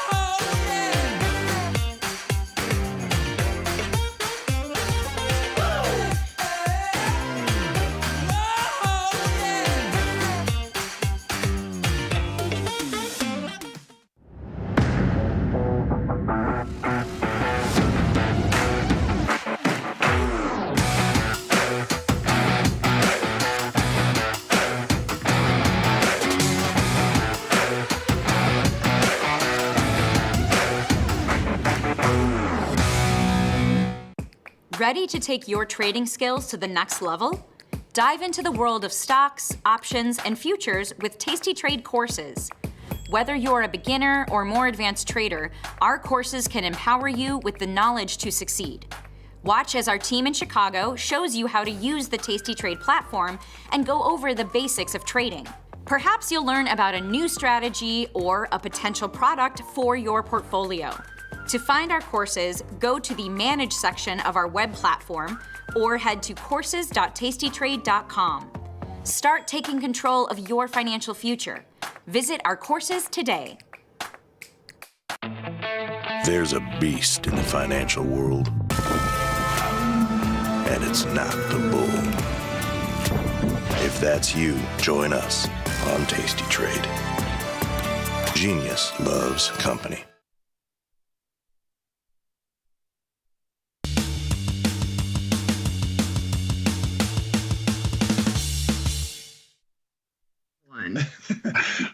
Tomas, we are back, my friend, but enough out of you.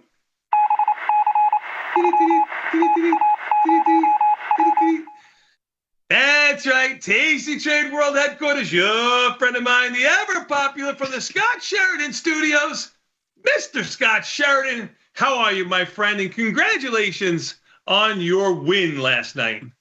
Seriously, there is nothing better than $100 Tom Cash. Now, that was free money. I said, see, thank you for coming along the ride. I told you Ohio State was the best team. I'm just saying I had Ohio State 5-1 before the playoffs started. Got that one too.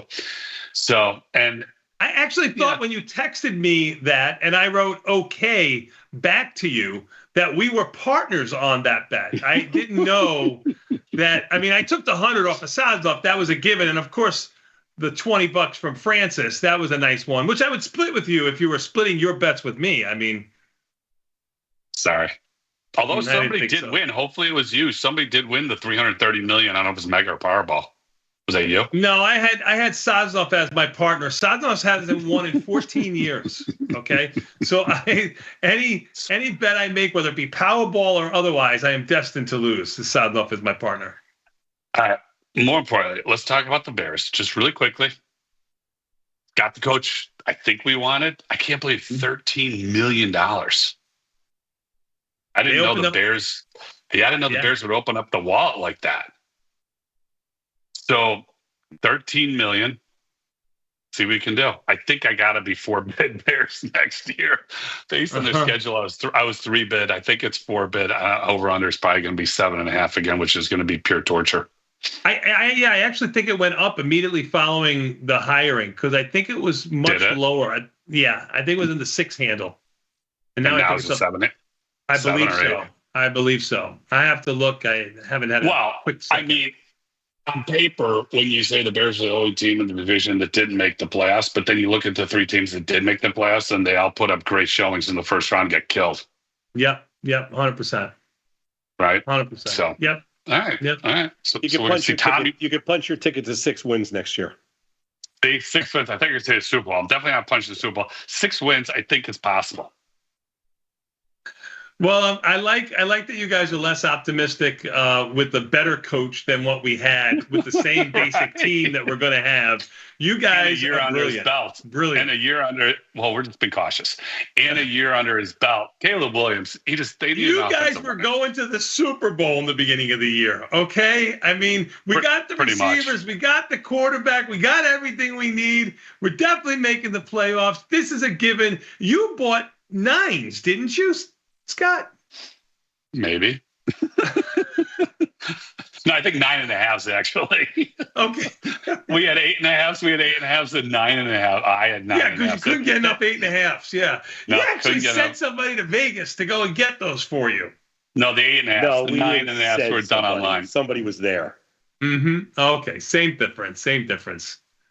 You notice you didn't get any bet money there. Yeah, I don't know if I'm going to be making that bet this year. Yeah. The only problem with getting paid from Venmo from Sosnoff is I don't know how to get it out of Venmo. See, to me, I agree with you. Venmo to me is like crypto. It's for trading. Like you just kind of buy and sell. Like you pay, you get paid. I don't know. Venmo's the worst. You just give 3%. Who is it? JP Morgan? They just get 3% of everything. Is that what they take? I think so. Something like that. Yeah.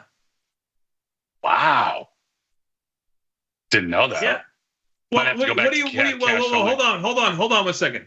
What do you prefer, Scott? And this question is only to Scott, not to the audience, because you've never experienced this. What do you want? 3% taken out of the $100, or never seeing the $100 from Tom? I mean, that was our alternative. No, you don't get 3% taken out of your $100. The person, I pay you $3.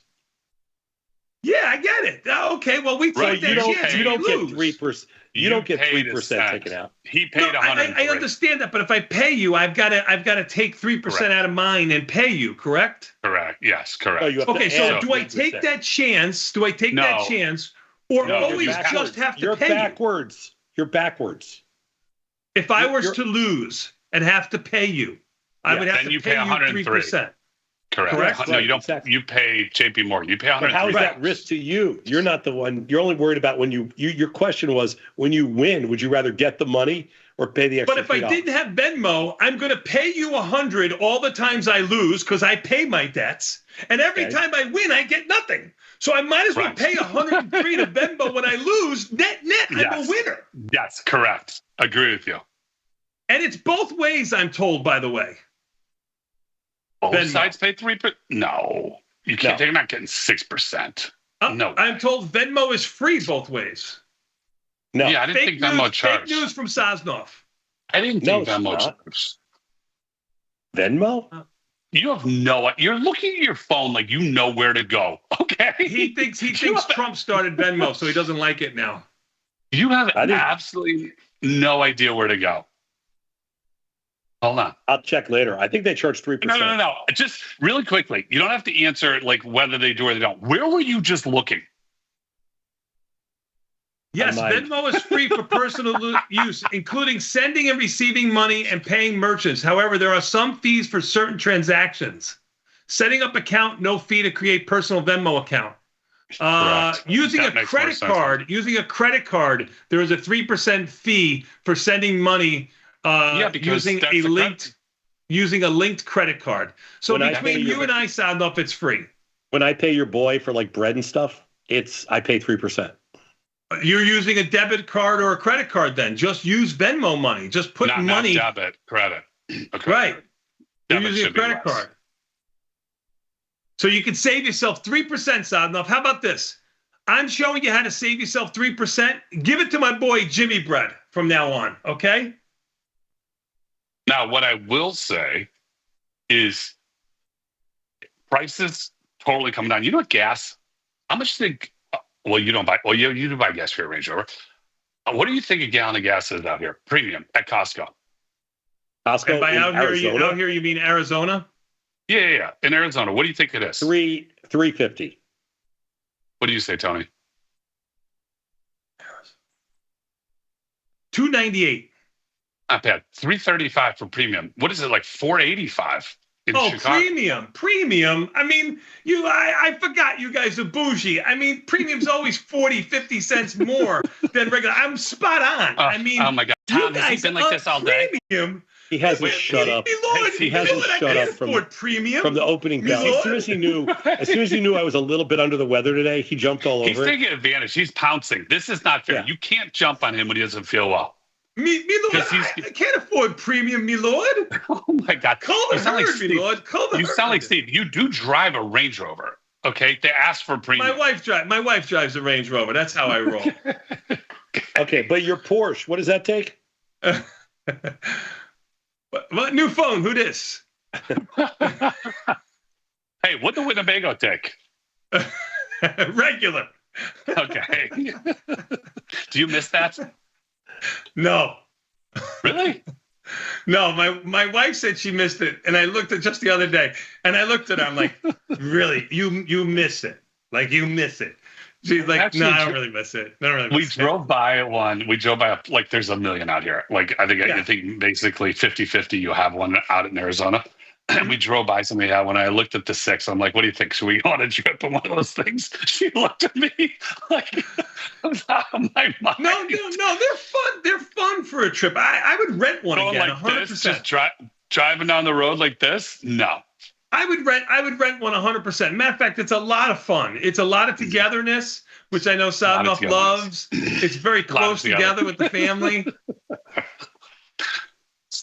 Eating from the same small table together. It's amazing. Oof. It's beautiful. Oof. It's beautiful. There's a lot of things. It really is fun like that. I just don't want to own one again. See? Rent.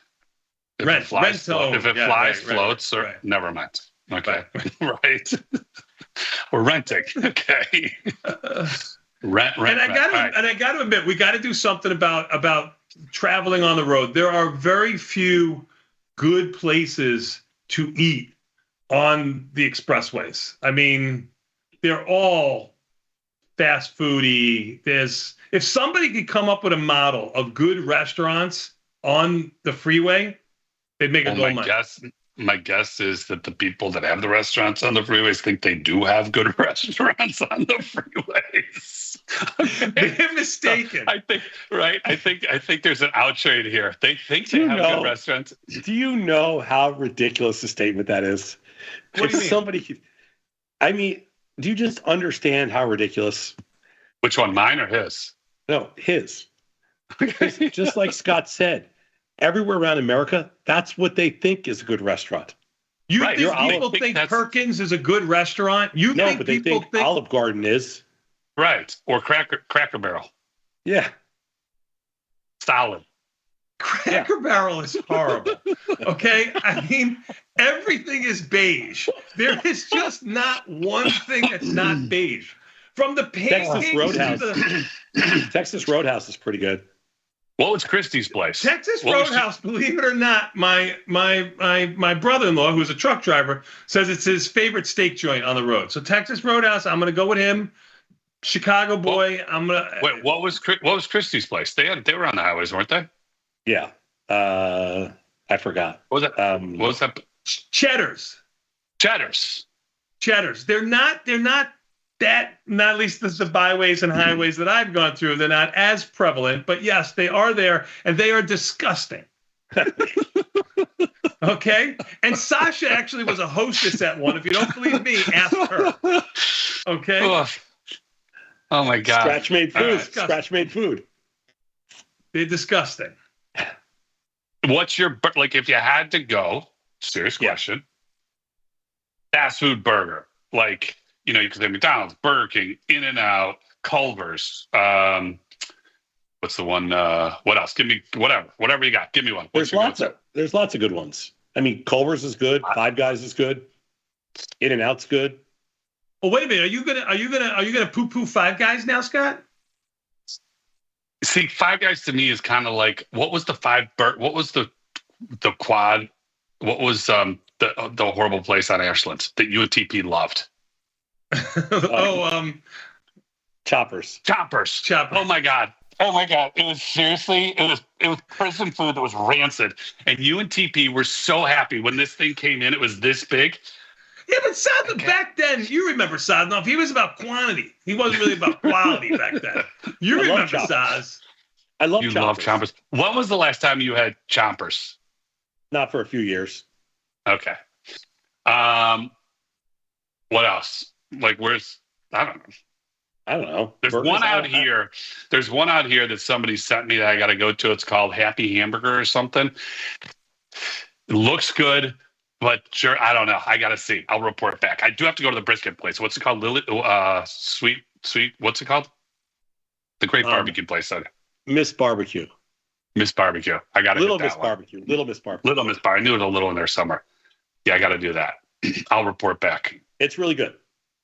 I will report back. All right. Should we get to some business? Oh, go Sure. ahead. What were you saying? I was what? No, I was just going to give you other fast food burger places. Oh, it's okay. Go ahead. What do you got? Not like Epic Burger and those kind of places. Is that what you were talking about? That's a Chicago chain. That's Chicago. See, I'm more like, are you more of a smash burger or a big thick burger? Smash. Me too. Yeah, I like my food well done, so I'm that kind of guy. So I'm a smash burger guy too. You're like, if you order a steak, you get a steak well done? Medium well. Oh. Medium well? What happened? Hey. If he can have chopped, I can have medium well, okay? Please tell me it's not a filet. If you tell me you get a filet medium well, we're done. No. I would never do that to a filet. A petite filet. Petite filet. Who orders a steak medium well? Oh my God, why? Like, I just do. get chicken. And you want to know something? There have been articles written about it. Most people prefer their steak that way. You people that like it mooing is just because you want to do it for show. You can't be an independent thinker. Is this another Jewish comment? Really? So when I cook it myself in my house, I'm doing that for show? That's right. You're just being true to your fake self. That is correct. I have to say, I was medium rare forever, and now I've moved to rare plus. Yeah, it won't. You'll be medium in no time, and by the time you're Tom's age, you'll be medium well. Eat. That would be like if somebody said, "Here's box wine. Would you like some box wine?" I'd say, "No, I'm good, thank you. I'll just have water or something else." Like, there's certain things. There's lines I won't cross. That's one of them. And please tell me you don't spend the money to get like dry aged or prime or whatever. Because what difference does it make? If you're going to order your steaks medium well, then you should go to Texas Roadhouse. Perfect. or Outback. You'd be great. There you go. Sandro, last time I was with you, you ordered a filet. That's worse than ordering anything that's like medium well. I have never ordered a filet in my entire life. Yeah, you did. When have I ever ordered a filet? Last time we were at EJ's. I never ordered a filet in my life. Ever. I'm the same way. You're such a man. You're such a man. If it's served in an event, you have to eat it. You do that, but you're never choosing to order a fillet. Sorry, that's not agreed. I have never ordered a fillet in my entire life, ever. Should we get to some business? What happened to sad? Say it again. What's sad? I thought you said sad. Me? Never. Yeah, I thought you said sad. Never mind. Are we ready for anything. business? I don't care if we are. We're going. Top 15 symbols going through the system first 40 minutes a day. No broad-based indices or futures. Tom, for you, number 15, RGTI at a 36. For everybody else, Tesla at an 87, Apple at a 60, NVIDIA at a 6, Amazon at a 52, MSTR at a 42, Intel at an 83, AMD at a 45, Coin at a 50, GLD at a 55, PLTR at an 87, Google with an L at a 54, IBIT at an 83, Netflix at a 77, TLT at a 42, and number 15 for Tom, RGTI at a 36, rounding out the next 10. SoFi at a 79, Meta at a 49, Boeing at a 43, ALAB at a 40, UAL at a 101, RKLB at a 44, and Microsoft at a 41. And Tom, I forgot to ask, were you okay for the 12 hours or whatever it was that TikTok was not available? Oh, is that a joke? Is Tony writing your jokes for you now? I mean, that sounds. Did you go to Netflix? My daughter was very upset because it wasn't even midnight Saturday night. It wasn't even Sunday yet, and she's on East Coast, and it was not available. But I'm assuming it's back, right? Oh yeah, it's back. Oh, it's back. When Sadnov said he was sleeping during the game, he was really watching TikTok. No. Because he was afraid it was going to go away again. You know that for sure. Nah. Sadnov, what about all the fake TikTokers who admitted that they don't really try the food or they really don't swallow the food? If I'm watching somebody eat the food, how are they not trying the food? Because a lot of people would say that they didn't eat the quantity of food. Like if they were doing a McDonald's challenge or a burger challenge, they didn't eat all the food. They didn't try all the food. They just were doing it for the clicks. So yes, you were watching them eat that one burger in that one bite, but the other 15 they were not eating. How did you feel about that? Oh my God, there's something so wrong with you. The things that bother you, the things that bother You're watching things that aren't true. You are the problem. I'm watching somebody eat a burger. How is that not true? No, if they were doing a burger challenge and they were taste testing. That's disgusting. Oh, challenge meaning tasting different ones or challenge? Yes, tasting different ones. I don't do I don't watch challenges. I don't like that. I like when they just try different places. The ones that they screwed up on, you didn't watch. I got it. Okay. The 9-pound burrito with the 90-pound woman or 3-pound burrito. How big was it? I'm not going down this road with you. 3 pounds, 90-pound woman, 3-pound burrito. That's entertainment. First of all, you and her should not be mentioned in the same sentence. Okay, of course. She is a superstar. It's totally disrespectful to her. I get that. I apologize. I totally get that. Did you apologize to Tom because you want to get paid in the future for your bets that we make with him? Yeah, but now that football's over, well, we got playoffs. We got champ. Who do you like, by the way, this week? I was going to say, let's get a good line. Who do you like, Sosnov? I like Kansas City. Okay. I don't know what the line is. I don't know. I think it's 1.5. I think Kansas City is 1.5 over Buffalo. Yeah, I'm not sure. I got to look. And I think Philly's 4.5. Hold on. We got the week to think about it, but you can have what you want. I got Philly -6 here, but I'm just looking at Yahoo Sports real quick. Philly's -6 and Kansas City Chiefs are -1.5. So you can think about it. Get back to us. Get back to us by Friday.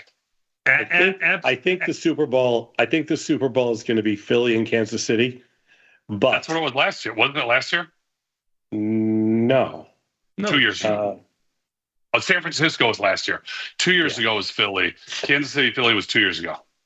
I think Kansas City, Philly is the Super Bowl, but I kind of like Washington +6. Oh, here it comes. But I kind of like Washington and Buffalo. So go ahead. You've just completely hedged yourself. I'll take Kansas City and Washington. You're taking... Fine, done. So you want to do the lines right now or you want to wait till Friday? No, I'm comfortable with the lines right now. Okay, so you got Kansas City, KC minus 1.5, and you want Washington plus 6? Yes. All right. And how much is this for? I will do 100. Oh, you are open. I was wondering if you wanted a chance to win your money back. 100 with each of us. I don't want an out trade here. I mean, so does he want 100? It's a little bit for him. Wait a minute. You've been grifting with him for a long time. Because if we lose this bet, we owe him 200. If we win this bet, we only get 50 apiece. Correct. So wait, for 400. You're good, Scott. I'm with you, Scott. Is this over your threshold where we got to talk to the missus when you're putting 400 on the line? Okay, so if you lose both, do we win 200 total each? You're risking 400 to make 400. Yes or no? Yes. Okay, Tony. Beth, clip this out, please. Clip this out because he's going to get amnesia at some point. Believe me, cold medicine. This is what he's going to say. I'm on cold medicine. I made these bets when I was on cold medicine. I didn't know what I was doing. You watch. You watch. We'll confirm on Friday. All right, Tony. Right? Hey! Don't do that. You look like Elon. Oof. We're gonna take a quick 90-second break. Come back. I don't look like that. We're gonna take a quick 90-second break and come back. We got more Tasty Live after this. Sound off. NASDAQ unchanged. Buy it back while you can, not when you have to. Good job out of you, my friend. Good job out of you. You're learning. We'll be back in 90 seconds. More Tasty Live after this with Liz and Jenny next. Peace.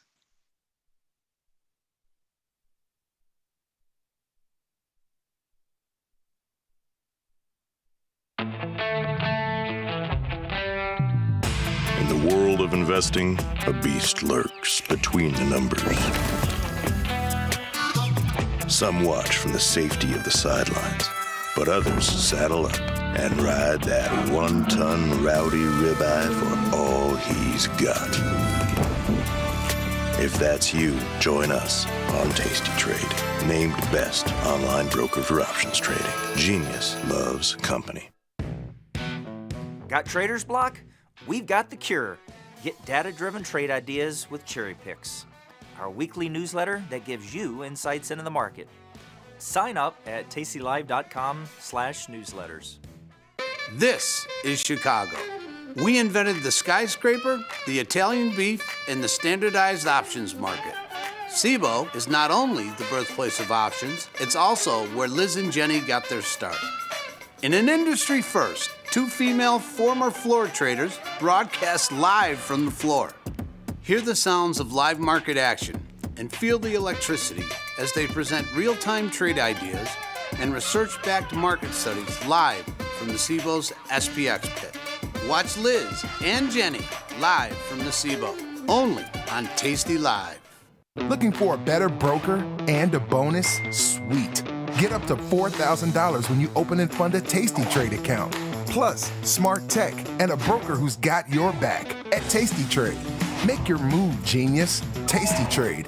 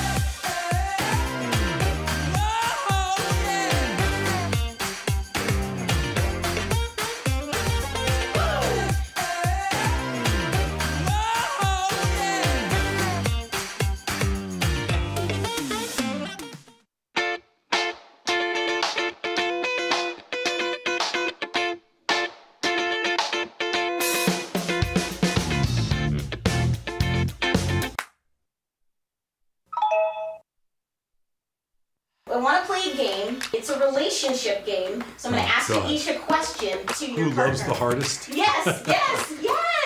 So are you ready? Exactly. Who's more stubborn? more public. And who do you think takes longer to get ready in the morning? Oh.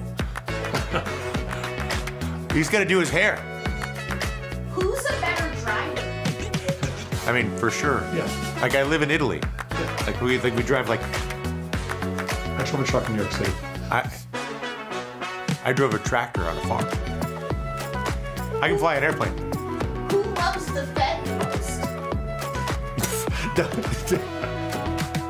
Who is more spoiled? It's not even close. Like, you got buildings full of people. What do you want, Mr. Sosnoff? I have nothing.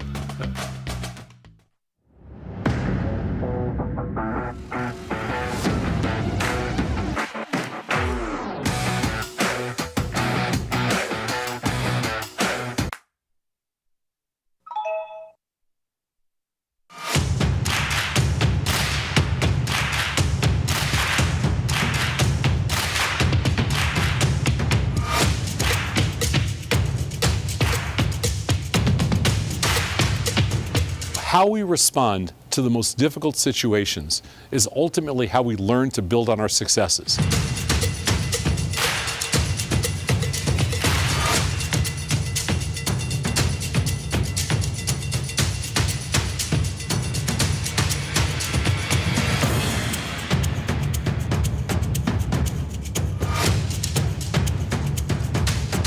It takes the guesswork out of retail trading.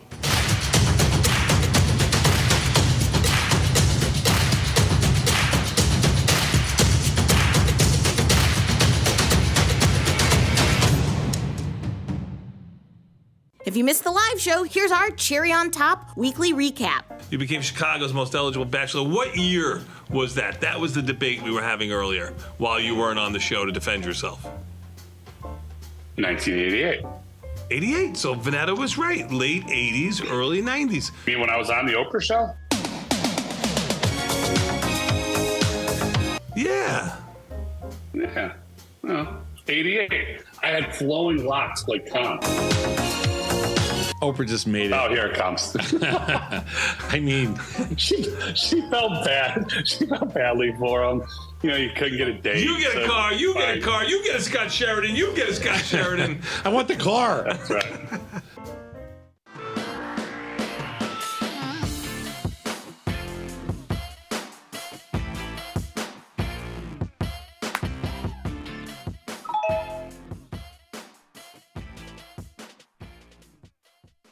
What happens when two titans of trading come together to harness the power of their prowess?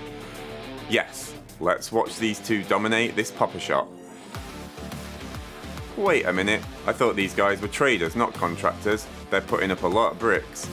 Well, lucky for us, Tom and TP are better at writing than they are almost anything else. Subscribe to Tasty Live Cherry Bomb to get piping hot takes on the market delivered right to your inbox.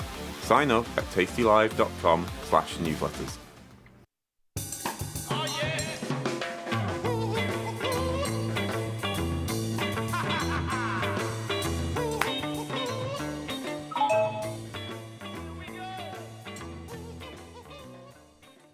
Forbes called us best online for options trading. With stockbrokers.com, we're #1 for options and futures trading. So what else can we say other than boom? Trade like a trader. Tasty Trade. Make your move. If you missed the live show, here's our cherry on top weekly recap. When are you gonna name this studio? You know, March it'll be a year. It's the Scott Sheridan Studios, okay? Yeah, We already Tom, named it. what was your plan? You said you were gonna, it's been almost a year. You're going to get the names very soon. When? Very soon. Okay, it's been literally long enough that your daughter has had a baby in the time. Your friend and mine, the very popular, the very demure. Demure? What do you say? Demure? Demi? Oh my God, you're rewarding stupidity. I can't take it anymore. Demi. Demi. Come on, son. Come on, son. Let's get. We're gonna do this in. Is it today? 1 hour and 59 minutes. Today? Most used. Daily average 39 minutes. There you go. I said it was triple. God, now that I know this feature's on here, I spend way too much time answering emails. Get the full scoop by checking out the archives at tastylive.com.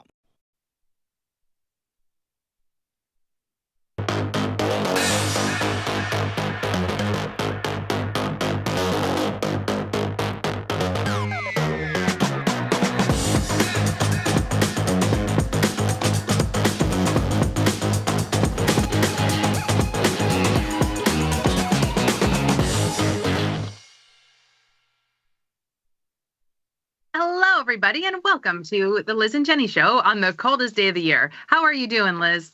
It is the coldest day of the year. My dog does not want to go outside. Are your dogs okay going out there? No, Clarence gets stuck. He goes out there and his paws are so cold, he just kind of freezes, and then we have to run out and grab him and carry him in. You do? It's pretty funny. Hey, can we talk about the biggest news that's happening today? I mean, I know we'll talk about the markets in a minute, but Jenny and I are going to whoop it up tonight with a 21-year-old. I know. My son is 21, and you would think at some point in time you can just let them loose on their own, but not true. I sent him this morning, had everything, his appointment, the paperwork, everything ready for him to go to the DMV to get his new license, and he went to the wrong place. Yes, but they took him anyway when he made it to his appointment 30 minutes later.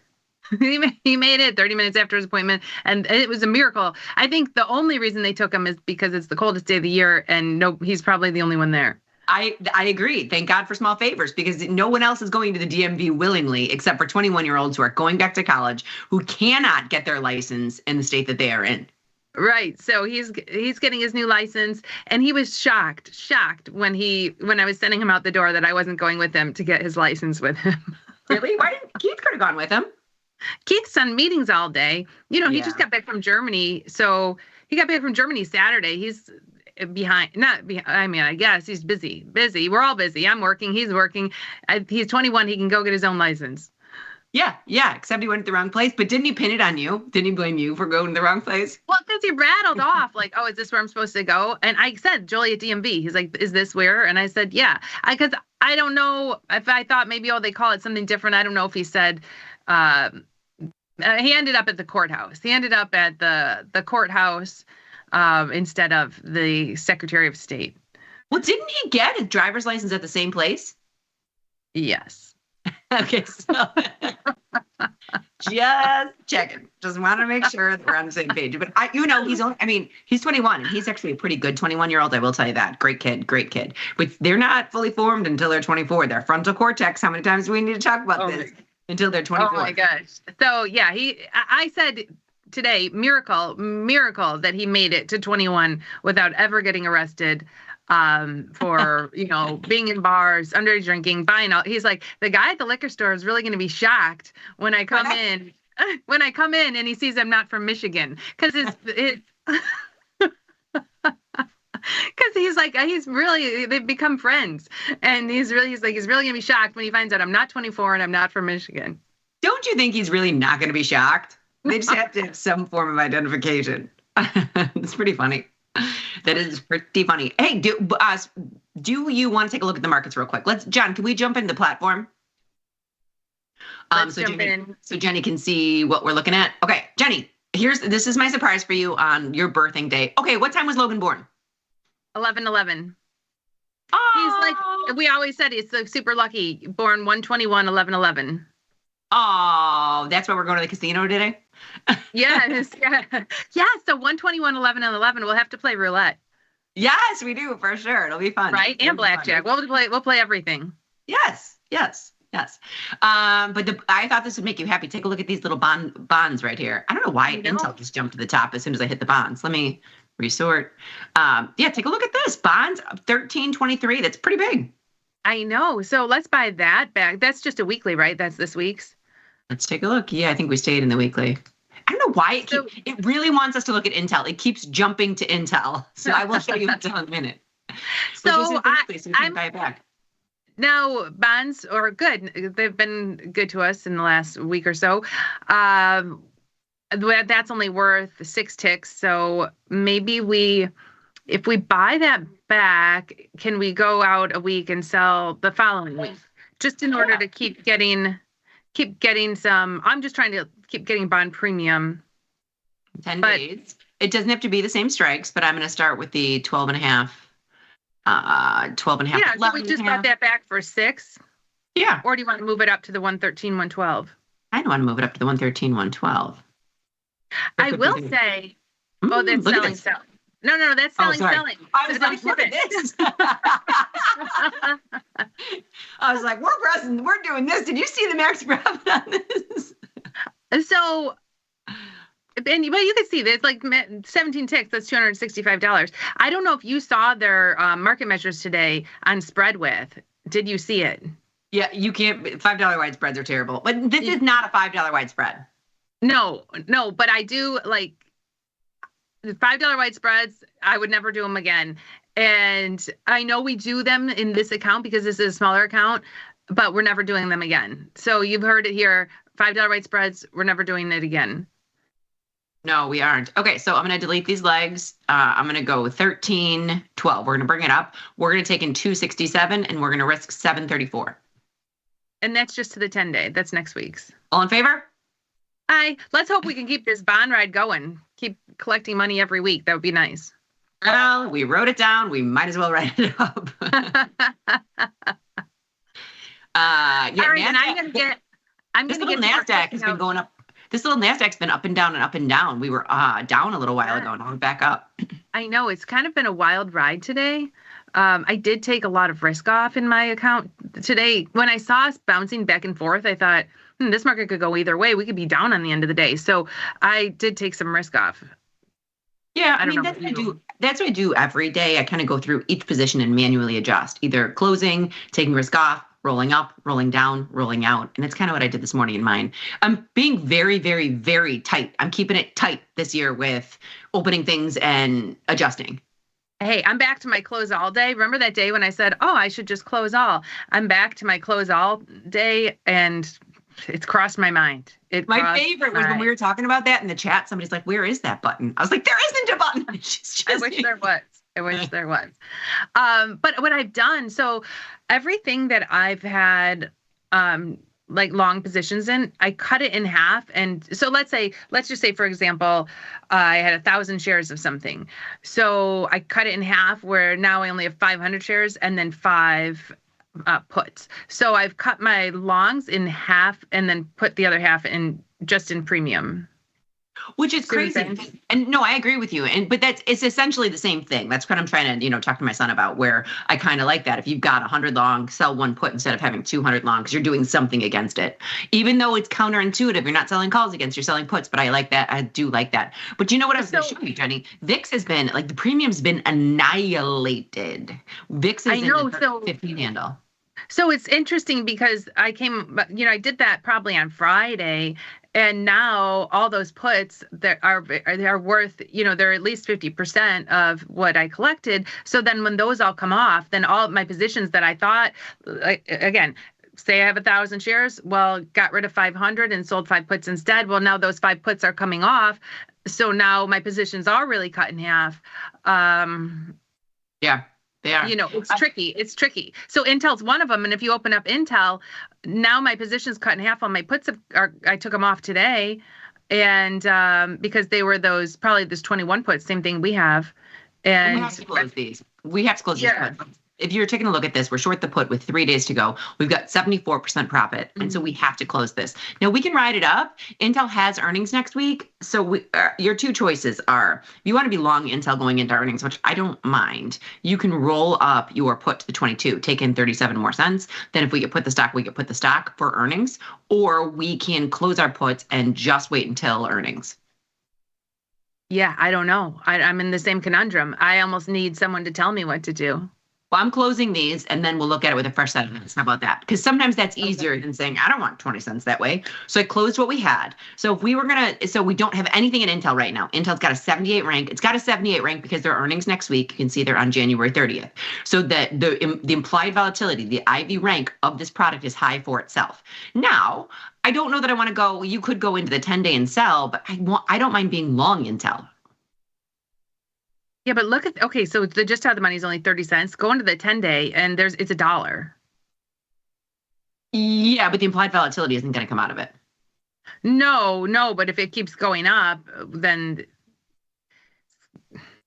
you were looking at the 22 for 50 cents. This 22 is $1.23. I'm probably going to move mine to the 10-day, and that's my earnings position. I'm in it, just because we've been in Intel for so long. I don't know that it matters earnings or not. Yeah, so let's get aggressive with it. I'm going to go with the just in the monies. So it's a synthetic covered call, because when you have a short in the money put, it's essentially as if you're long the stock and short the call of that. That's a synthetic. So I'm going to ship this.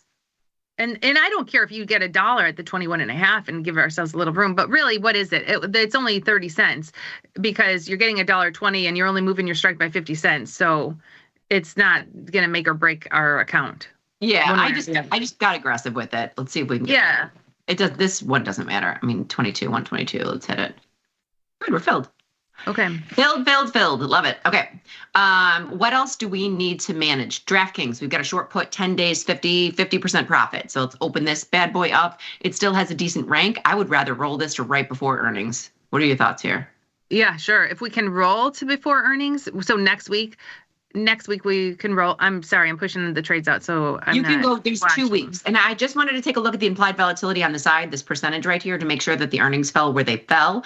You can see the Fed 14 with 24 days has a 47, the 31 has a 52. So the earnings are in fact in the regular Fed. So we can buy back the 10-day and roll to the 24-day, wherever we would sell it. I'm going to go just $1. Sure. So I'm rolling it down. I'm rolling it down $1, but we're taking in premium. And DraftKings up $1.66 today. That's a big mover. Whew. I told myself I wasn't going to sell my DraftKings till after the Super Bowl. What do you think? Great. That's in a couple weeks. I don't know. I don't know. Because DraftKings, even though it's up today, last week it wasn't, right? Last week it did have some down days. Go to the chart. I think we had some down days in DraftKings last week. Yeah, you can see it. Yeah.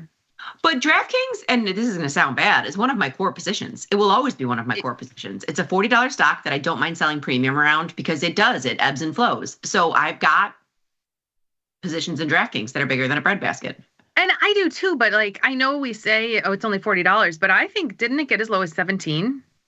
Oh, it did, but not in the recent past. Hold on. 17 was... Oh, yeah, look at that, 6. Yeah, but that's 2023. We're in 2025. Yeah. So, I mean, I know charts you can go back and see where they were at some point, but in my mind, you kind of got to keep within reason. Right. And it's been a good premium selling vehicle. Yeah, it really has. This chop has been good premium selling. It's been one of our top performers in 2024 and 2023, I think. It has been for me. Yeah. It definitely has been for me. Okay. So I wanted to get some. And what's crypto doing now? Because that was bouncing around all over the place. Oh, crypto was bonkers. Hold on. Bitcoin is, let me see if it's still there, but I think Bitcoin is 105, which is good. Right. Not good. I'm just saying, okay, 106. So Bitcoin is at 106. I saw it get up as high as 110. Let's take a look at the chart. Was this today? Yeah, 110. Yeah, you could see 110. Yeah. 110. And then, but take a look at the range, 110 to just under 100. So that, I think that is a big, kind of the big numbers for people. It's under 100 and over 110 seems to be big magic numbers. Do you know what I mean? How high did it get that? What's its high that one day that it had that peak? How high did it get? So I think it hit the peak today. Oh, right here. Yeah. So, I mean, within reason, they're both right there. Do you know what I mean? Right. Yeah. Okay. Jenny Andrews, It is the time of the day where I like to ask you, do you or do you not want to jajun?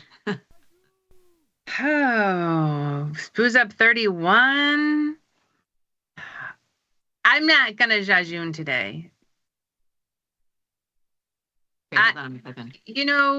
It's if you go, just go to the day, go to our day's range. We're at the top of the day's range and we've been all over the place. If you go to today. The high for SPX today is 36. We're at 27. And the low is 606. So we're asking if we jajun it to the upside, we're asking to go back to the high. We need to go back to the high to get out of that. Now, the jajun is wrapping if you go to the 0 DT SPX, you wrap it around the at the monies where you would be buying one, selling another. Interestingly enough, we're paying quite a bit for this, but we have almost $1 in extrinsic value. Yeah, but that hasn't helped us in the past. No, it really hasn't. Now, someone can say you can do the opposite. You can. Yeah, I was going to say. Brett Green, jajun hit $60 during our show, so congratulations. Who did? Brett Green. Oh, broker. I thought you said red and green. Good. Well, yeah, now we're up 32. We were only up like 26 or something. So I do think this is a great scalping vehicle, but get like when you want to get in. I mean, maybe if we bounce down, maybe if we keep an eye on the SPOOs and bounce down to 25 or something, then we could get in. But I hesitate to get in saying like we need to go back to the high of the day in order to get out. I know I think this is going to be an interesting year because we have had some two-way trading action in the same day. Like I said, I was talking about the SPOOs, not the SPOOs, the NASDAQ. The NASDAQ has turned red on the day and now it's back and it's moving 50 points to clip. Right. Right. So, well, yeah, let's keep an eye on. Let's set a price. Like, well, I'm fine. If it dips under 30, I'd be willing to get in. Okay. Fair enough. Okay. So the other thing I was going to say too is IWM, because we know because we took off our TLT and because bonds are going higher, a lot of times IWM participates with what the bonds are doing, which I know, and when you look at how correlated they are, it's pretty cool, but sometimes I fail to remember that it's kind of almost like layering positions on top of each other because I'm also long a lot of the stocks in IWM. Right. Yes. And so those are affected more by interest rates. So you're right. Bonds are up. Seems like IWM is up, and you've got to try to be aware of the correlation in the positions of your account. I'm not saying you, just in general. And you're right. Most of our account has been a lot of IWM products. That's because they were a little more beaten down, and we tend to get long products that are cheap. It's funny, I heard someone the other day say stocks are the only thing nobody wants when they're on sale, but Tasty Nation's smarter than that. We like to buy things on sale. We do like to buy things on sale. Yeah, I like it when they're on sale. I love it. Yeah, I only like them when they're on sale. Yeah, but you and I are contrarians. I was on that podcast this weekend, and it was very evident to me. Yeah. Tell everyone about it. It was awesome. It was awesome. And he's actually, one of the days when you're out of town, we're going to kind of cross market. He's going to come on our podcast. So he's been interviewing traders from all walks of life. So some really good traders. So I want him to come in with his takeaways. I mean, he's even interviewed the guy who wrote the Market Wizards books. He's interviewed some really, really big trader, he interviewed Tom and JJ before me. So he's going to come in and talk about some of his takeaways. But what was very evident is that I'm a derivatives trader, right? And it is so hard for me not to be a derivatives trader. And that means we're contrarians. Because it's so hard to explain what selling premium is to somebody where it's like the stock can stay right here, go down, maybe go up and make some money. Like he's like, wait, what? Okay. And I hesitate to say like, I don't mean contrarians and you don't mean contrarians as far as we're going to take the opposite of what everyone else is doing. It's more of when stocks are down, that's when their vol is high. That's when there's more premium and that's when we're jumping in. So to your point, what we were talking about was, I'm trying to think of something that's down. Okay, 29.50, Liz, 29.50. Should we do it? Yeah, let's do it. Oh, but it's 30 again. Well, I'm just doing it. We'll go out. Okay, so we're in, and then I'm going to immediately put an order in to close this. Push this through. Okay, so then I'm going to immediately put an order. You know what, Jenny? Maybe on a day like this, we put our profit target less. Yeah, $40 instead of 50 or something. What did we get filled? What price did we get filled? 280. So I'll go 320, right? $40. Whoa, not 23.20.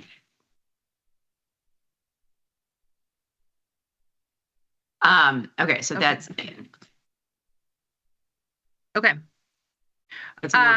No, but my point of talking about bringing this up was when you said the quote, stocks are the only thing that nobody wants when they're on sale. Well, you and I will jump in and start selling puts when things are beaten down, and then you can still get premium for it to go down even farther. That's when we do like to jump in. And that's what I was saying. Yeah, that's when we jump in.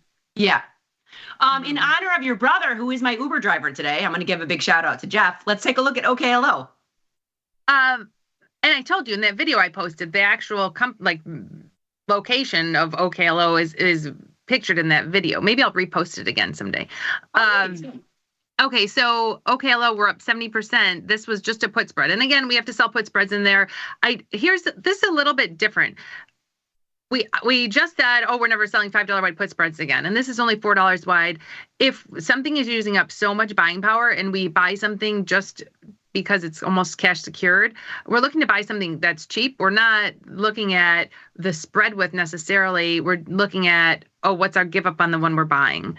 It's a little bit different, especially when you're going shorter term. I know, but it's so funny because you and I both know that, right? So you're saying, I'm never selling a $5 wide. We open it up, we've got a $5 wide. I don't consider this a $5 wide. I think this is capital efficiency. Yeah, this wasn't, I don't consider this a $5 wide. This is using way too much margin. We have to buy something. What are we willing to give up to buy something because it's using too much buying power, which is very different than going out and spy and selling a $5 wide iron Condor. Yeah, it is. Okay, so I'm trying to get out of this. Oh, the markets are a wee bit on the wide side. So we could do one or two things because we're in Feb. We could roll our put up. You can leave the long and roll the short up if we want to stay in that like cycle before earnings. Okay, let's you could just. Oh, I see what you're saying. Buy because we're going to buy one back. That's the wide market. Look at that, 46 at 73. That's part of the problem with this stock. I mean, that's let's say you go to the 26. Let's say you go to the 26 and you can take in another 50 cents, 59 cents. Let's see if we can. Mm-hmm. Let that sit. And then just let it work. So, and there's not a lot of open interest. Did you see the open interest? I'm surprised there aren't more people trading that. I know. I mean, you've got 12 million shares. So that's what I think is pretty interesting is I think that this stock is very topical, right? Very topical, but people are looking at it as a stock, not the option. And sometimes when things are $30, it's cheap enough where it can just be the stock. Where people just buy, it's cheap enough, people just buy the stock. Yeah. Instead of, and when we got in March, it was 10 and it dropped down to like 6 or 8. And then we thought, oh, this is not good. This is not going to be good. But look at this at 30 now. Yeah. Mm-hmm. Yes. And so if we're not in here in the stock and you want to be in, the only thing you can do is keep riding your puts up, moving your puts up with it. Premium selling, correct. Now, right. The other thing you could do with the cash, something that is cash settled, would be go in and buy calls. Oh, as something that's using a lot of margin, sure. Yeah, not cash settled, cash secured. That's using a lot of margin. You can do that. You can do diagonals, but those markets are wide. It's tough. How are the Archer? Archer was up today. Similar product where we'll keep riding the puts up with it as it moves up, but our puts are still out of the money here. I mean, are still in the money here, even with today's move. Yeah, even with today's move, they are. Archer is kind of a whipper. Like it's a mover and a shaker. I know it had its like heyday where it was up every day for a week when they were getting good news. I would argue this was its heyday from here from November from my birthday, November 2nd. Where are we? Right there, November 2nd, all the way to here was its heyday. But I feel like that 1 week where it was up when it was getting all that good news of like this is gonna approve and this is gonna approve, where it was just waiting on. Yeah, December 20th through the end of the year. Right. Archer Aviation, from here to here, Archer Aviation saved my account. And did the other airline, like similar airline, do the same thing? Is it moving the same? Isn't there another vertical lift company? Joby. I only know this because my husband follows all this stuff. It's not identical. Close. But similar. Yeah. Yeah. Similar. And is it one is gonna come out the winner and one won't? Archer's partnered with United. Hold on. Sorry, let me turn that down. Archer's partnered with United. I know that. I don't know if it's winner or not winner, but I think they have to like kind of pick their battles. You know what I mean? Mm-hmm. Got it. Okay, Nike is another one that is having we're up $90 in Nike, and I know it says only 18%, but we're just long a call. Is this left over from a calendar? This had to have been part of a diagonal or something, right? Let's go. No, we just bought a call. Let's get out of this. Yeah, take a look at this. I think someone was really bullish, right? And I think we said if you're really bullish, you can do a zebra or just buy a call. And I think that maybe for some reason we just bought the call. Or no, did we turn our put? Did we turn an in the money put into a call? No. What's our chain? Go back to our order chains in Nike. see what our order chains are in the last 60 days or so. This is it. 30 days and then beyond. This is it. I mean, for 60 days, this is all we've had. For 180 days, this is Nike. We scratched a bunch of stuff and then we bought a call. Let's get out of it. Yeah. Okay. I'll take $100 in Nike. Yeah, for sure. Now 80, but yeah, just leave that. It's annoying me. That's me. Hit it. Oh, credit. I'm sorry. I'm going the wrong way. That was the problem. I'm so used to getting out of something the opposite way. Okay, let me get this pushed out. Now, normally we wouldn't just like hit a bid, but just for the sake of the show and not wasting time, Liz is just hitting bids. Well, I mean, when you take a look at that Nike and in the money, so this is another reason that we know this. Nike, okay, so 3 million shares have traded. When you trade, and I think we were in Feb, when you trade an in the money option, the markets are typically a little bit wider. So that's why we like to stick with the out of the monies. Just let's go to the 67.5. So this is the regular Feb monthly. Now there's quite a bit of open interest. I mean, there's open interest on both sides, but you look at the in the money call, it's 535 at 550. 15 cents wide is kind of wide versus you go to the out of the monies and you're looking at a 4 cent wide market, 3 cent wide market. I know. Yeah. So now we bought a call if someone's like, well, I want to buy a call and replicate long stock. Another way would be selling in the money put and then hope that if it goes up, then it's out of the money and you've got a little bit tighter of a market. We are dealing with that wider market, but I don't know. Yeah. Then you've got the risk of that naked put versus when you buy a call, your risk is the debit. Yeah. Yes. Okay. Anything. I just want to say, we're going to jump into Twitter, put the hashtag LIZJNY if you would like to have your tweet posted. This was from Cornelius. This was from Cornelius, and we have a diagonal in here. Let's take a look at this. Oh, we've got an earnings setup diagonal, which is fantastic. Okay, so what we have the ability to do here, so we've got 35 cents left in the one that we're short.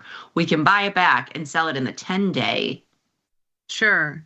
Just double check the vol. Double check the vol to make sure we're right on the earnings aren't in that cycle. Because 112, 116, 120, it's kind of hard to tell. It is kind of hard to tell. So let's leave our $36 for today and see what happens. Yeah, let's just keep our short is far enough away where we have some room to run with SMCI. And I like it. It was Cornelius' idea to get long SMCI. I kind of like it. We love Cornelius. Okay, so let's go. I'm going to go into Twitter. Let's go. I know we've got a lot of earnings today. What time is it? It's 8:29. I'm sorry, 10:29. Let's go top down. Good morning, ladies. Okay. Not sure if I missed the analysis earlier. Would it be possible to cover the trade comparison this week? Well, we talked about this last week, Punish Pixels. Yeah, so, and the basic takeaway was a butterfly is neutral. A butterfly is neutral and a crab is directional. So butterfly, if you're neutral, butterfly's fine. If you're directional, I'd prefer a crab. And we prefer crabs for earnings when you're selling that short-term earnings vol. I'm not sure on the long-term crab. So when he's going out to February 21st, that's more of a long-term trade where I kind of would prefer maybe the butterfly to a crab when you're going out to February 21st. Yeah, I mean, that was kind of we did talk about it kind of a little bit more in depth than we were pulling it up last week, but that is the crux of it is I do like the crabs for earnings because I like that inflated earnings that you're selling. So I'm not a huge fan of the crab trades farther out in time. I actually kind of like the diagonals if I'm going farther out in time. Look at this. Headed back in DC. I thought of Mikey and Heather when they showed all the people at the inauguration, all the people in that stadium. I was looking for them in the audience. Well, I was watching it on TV, so I was looking for them in the audience. Didn't see them, but I'm sure they had a great time. Read this last sentence. By the way, I was also born at 11/11. That's why he's so lucky. Mikey, I love it. Mikey. I love it. 11/11. I mean, that's a cool time to be born. It is a cool time to be born. And honestly, like I had to wait. So it was 11 a.m. So I was induced 2 weeks early or so, because I had really high blood pressure. So When they induced me at 7 a.m., I was 10 centimeters before 10 a.m. And they were like, well, the doctor didn't think it would happen so fast. We've got to find the doctor. And then I waited for an hour for the doctor. Really? Mm-hmm. Wow. Yes. Just waiting. I mean, just waited for an hour for the doctor to come. Yep. Oh my goodness. Okay, Alan, aloha from Hawaii. Timed it perfectly to be here playing golf when the coldest day of the year. Sorry, it's going to be a good time to get back in SLV. Okay, he wants a zebra. All right, yeah. And Alan, you brighten up our day. Alan, my parents are on their way next week. They leave next week for Hawaii. They're going on a 21-day cruise. They're excited. They've never been to Hawaii. I'm excited for them. Maybe they'll see Alan out there. I mean, a 21-day cruise in Hawaii, it sounds like heaven. And you know what's cool is when it goes to stops, it stays there and stays there for days.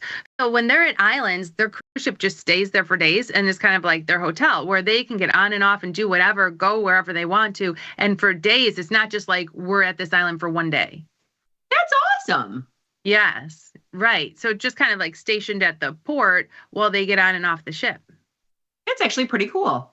So I know. So they were, the question is, do they, mostly spend all their time out on the island, or do they go back and forth onto the ship for like meals and stuff? So they're planning their days. I was trying to find good restaurants for them to go to. Their first few days are in Honolulu, so trying to figure out what to do. Mm-hmm. 21 days, they're going to have a wonderful time, and I love that they're there for more than just 6 hours or whatever. What a usual stop is. And I can't believe they've never been there. And my mom, her father was in the Navy, and her father was in Pearl Harbor. Like he was at Pearl Harbor, not when all the bombings happened, but after.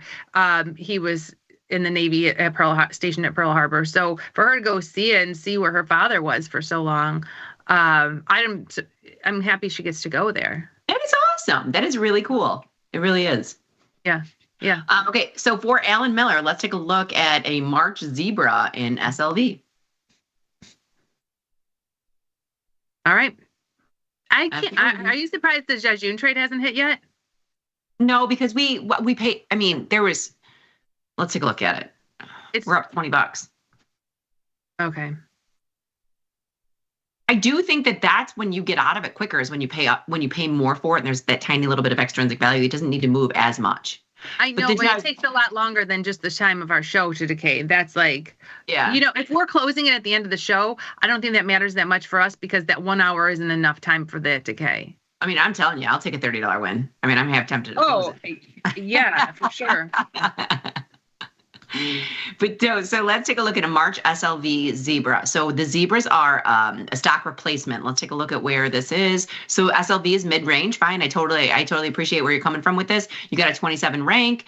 If you're going to sell a March zebra, you're going to sell 150 delta puts. Oh, you could actually do the 27 and buy 270 delta puts. It's 232. Wait, hold on. Let me delete that. Wait. I just want to clarify. Just calls, not puts. Oh, I'm sorry. Thank you very much. Yes, it is calls. So because you're doing a bullish version, you sell 150 delta call and buy 270 delta calls. If you were doing the bearish version, you flip it over in the put, and it's the puts. So here, I want to show you something though, Johnny. Here we're washing extrinsic value. Now, because it's in March, and I know this happens sometimes, we're paying almost 370. One way to make it cheaper would be buying the 65 delta, and then it's only 232. And the only reason I'm looking, you could see you're washing extrinsic value because that 27 call is 62 cents extrinsic value, so you're giving that up twice. So you're giving up $1.24, and that 28 call is $1.24. So you're still washing extrinsic value. You are, and you can see where the stock price is. But when it was 370 and we were getting a little extrinsic value, what I wanted to say is you can save yourself some money and just go buy the 25. Right. You could buy 125 call. Yeah. So I do like this one. We're going to go with, it's the 65 delta and the 52. So you sell 150 delta, buy 270 deltas, and that replicates as close to long stock as you can. And I like that it's in March. Right. It's long. I don't mind spending $230 and just leaving that. I don't think we need to do anything to that. Leave that. And at some point, silver pops up between now and March. Great. But what's great is if it pops, we can ratchet, and then have that for free. Thank you, Alan. Love it, Alan. Enjoy your day golfing. Come on, we're up 34 and Jajun's not hitting. I know. But you paid $280 for it. It wasn't like you paid $220. It wasn't like it was super cheap. No, I think $280 is the typical price for that.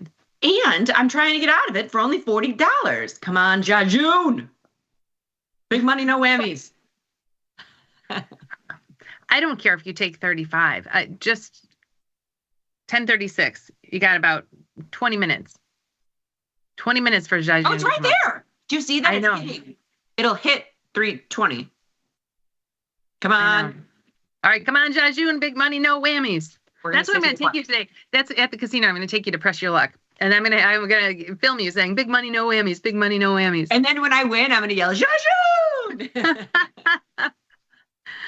We should make oh my gosh. And I know we have a viewer who works for Aristocrat. So they make slot machines.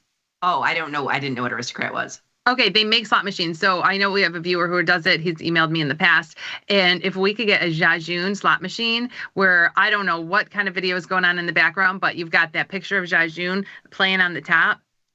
That would be awesome.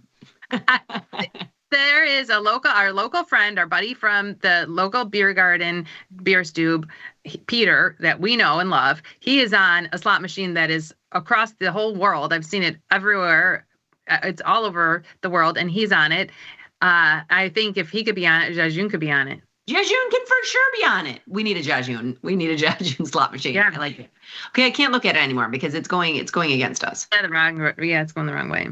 Okay, so we've got the beautiful Fazia coming in to save the show, spending $250 to potentially capture an up move in QQQ following the tech earnings release. Bought in February. I like it. 525, 536, 545. Skewed broken wing butterfly for $250. Would love. I like it. Let's do it. And it's February 14th. So 25, 36, 45 in QQQ. I've got the numbers. You pull up QQQ, February 14th. 25. 25. 36. 36. 45. Okay.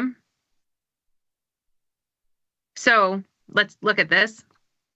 We're paying $252 for it, which is why you've got that little bit of a brown area after our long, because it needs to move up. But the max profit potential here is 848 if it goes up to our short, but anywhere, 250 up or more is great, and we can't lose. And I kind of like this when you're bullish and you put this on, and if it goes up, you can't lose to the upside. Well, yeah, you can. No. Barely, because you've got 25.36. That's $11 wide. You're paying $250, so 11, 10, 9, 8.5, and then that's 36.45. You can lose like $50. $50. Yeah. That's it. Barely. So I like it. Let's get him a Fozzie.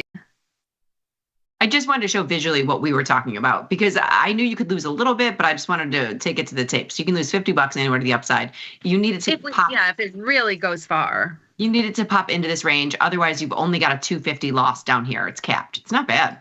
I like it. No, it's not bad at all. Fozzie, I like it. I mean, normally she's big by big, sending us like pretty big trays. This one is more our size.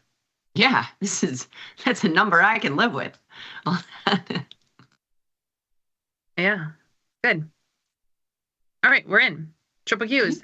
Broken wing butterfly that we're paying for, which that's what gives us the ability for it to like go up and not have that too much risk to the upside. Our risk to the upside was only $50. Yes, true. Our downside risk is the $250 that we paid for it. Yeah, but I do kind of like to find risk in one direction or the other. And I do think this is $50 to the upside is not that bad. No. Okay. Next, let's go to, I'm going to go back to Twitter because I know I wanted to make sure we get to Bob on Fire. Jack JT, bonds ripping, TLT ripping. I need more ink for the paper on my printer. Printing money, Jack JT, just printing money. I love it. This is this week's earnings plays. Now, I think all eyes are going to be on Netflix. Netflix, you all, STX, COF, PG, Apt, Johnson & Johnson, Halliburton. I don't know what GEV is in Ally Financial. Okay, so it's busy. I definitely want to look. We talked about doing diagonals. Let's see Let's see where we could place diagonals. I don't know if Netflix is going to be too expensive. It's going to be so expensive. We'll take a look at it. I think I'm returning to those days when I was young enough to know the truth, but thinking young while getting older is no sin. Oh, from the Birds. So this is a quote from Frank. Love it. Thank you very much, Frank. And then he comes in with the retail sales. Jack posted this, so I want to do this. Nikki, he did.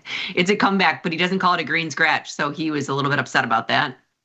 But I wanted to get to this. This is where I was rolling to. So, Mikey, our Polish warrior, do you remember when you joined X? I do. This was my X anniversary. What a crazy 6 years it's been. Made a lot of friends, had a lot of fun, and learned a lot along the way. And that's what I wanted to post that. Friends, traders, us. We're so happy we got, because this is true. And I love it because if you think about all the friends they've made, there's so many people in this tasty community who've made friends from being on X or being on YouTube or coming to our road shows.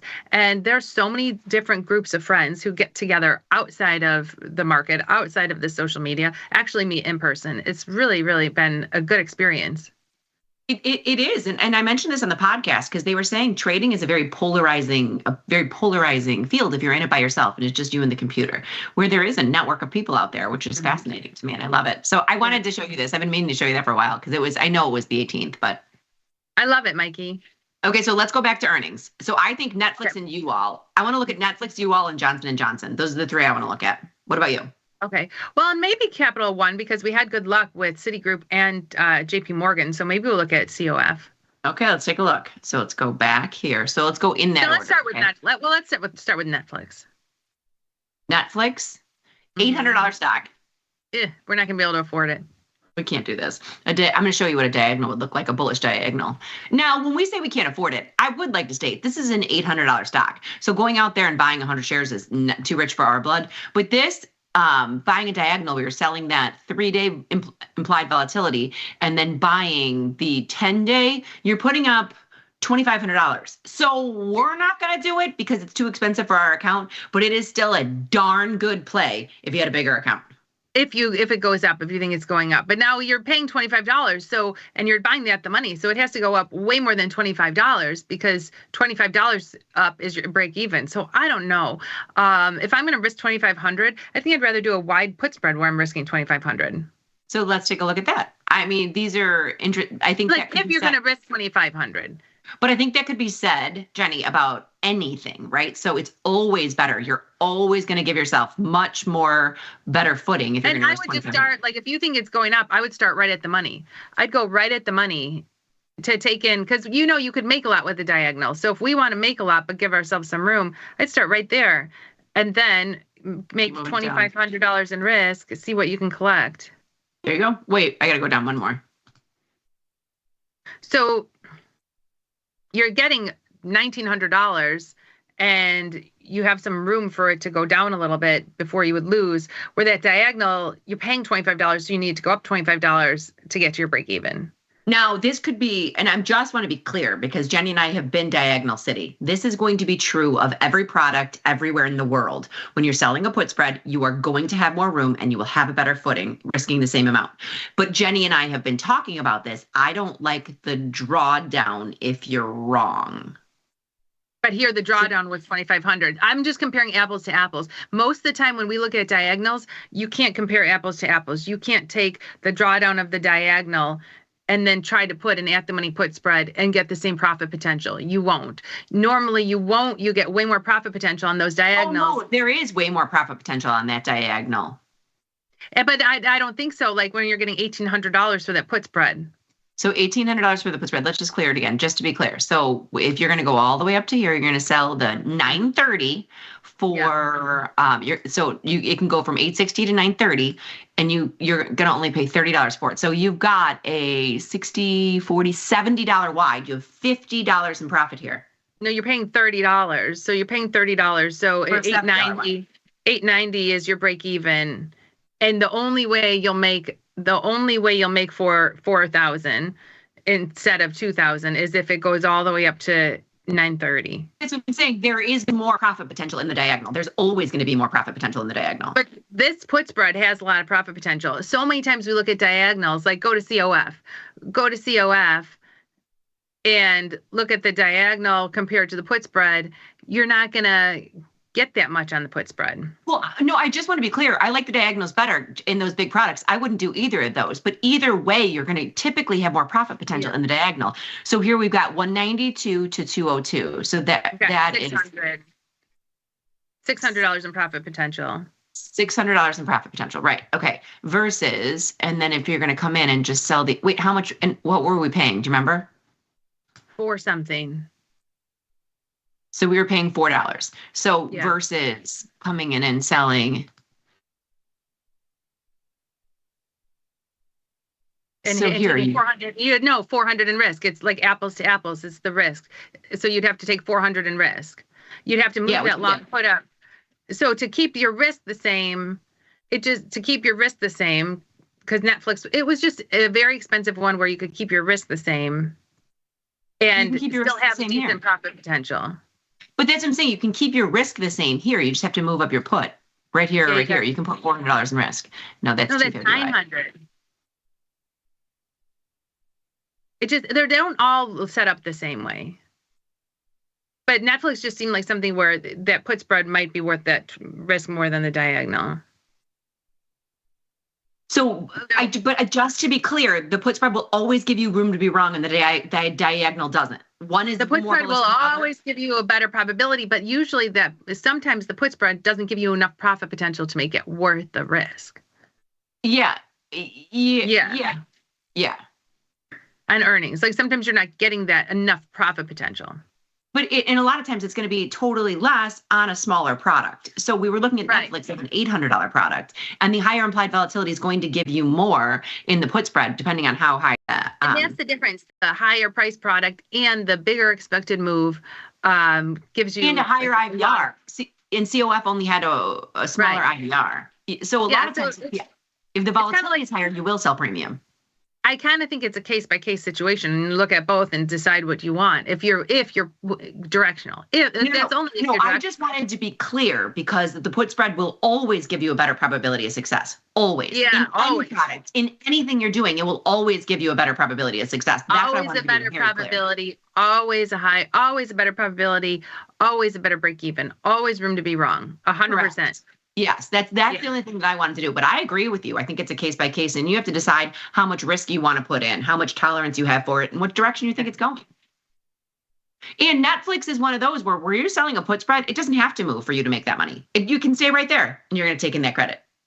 Yeah. So I mean, either way, it's they're big for us. They're big for us. So I don't know. Netflix is too much for us. I think we got to keep an eye on that. Now you all $10 should be affordable. So if you're gonna put, we'll do apples to apples again. You're gonna sell the 120 call in the 3-day, and you're gonna buy the 111. So it's $9 wide, and you're paying less than half. Yeah. So you've got 450, 550. Yeah, 550 in profit potential. Yes. And you're risking only 358. So that is good. Like you're risking only 358. You've got 550 in profit potential. You're never going to get 550 in profit potential on a put spread where you're only risking 358. No, you won't. No, you're not going to get much. No, but you will give yourself a better break even if you want to get 358 and risk 644. You can bring your break even all the way down to 106. But then you're doubling your risk. But you're doubling your risk. Yeah. Right. You're doubling your risk. So it just seemed like a lot to pay for that. Netflix seemed like a lot to pay for that diagonal, $25. Well, when you have an $800 product, no matter where you are, it's going to be too much for a diagonal. Right. So again, case by case. Like here, I'd do the diagonal for $350. There, I would do the put spread for $1,900. Because it was still a lot of. It was the same risk if you compare risk to risk. I know. I still don't know that I would risk $2,600 in a Netflix trade.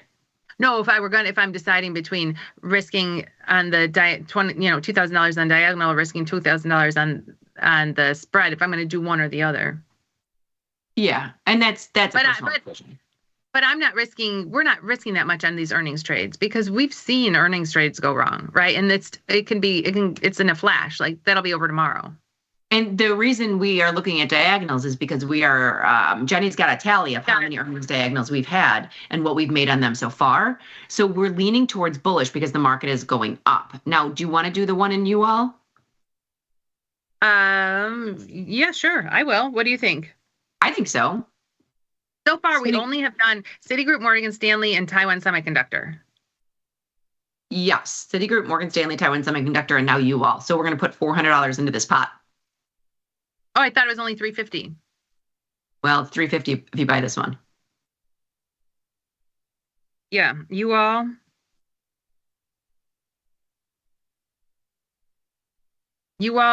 I don't know. I mean, I don't mind putting $350 into a diagonal.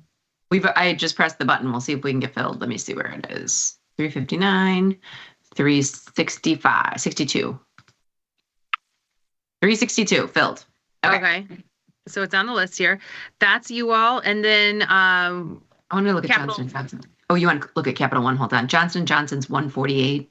I just wanted to see because these drug companies have been going down. So each of these on earnings has had down moves. You know, you had Moderna that had a huge down move. You had all the drug companies have been going down. So I don't know that I would put a diagonal on in Johnson & Johnson.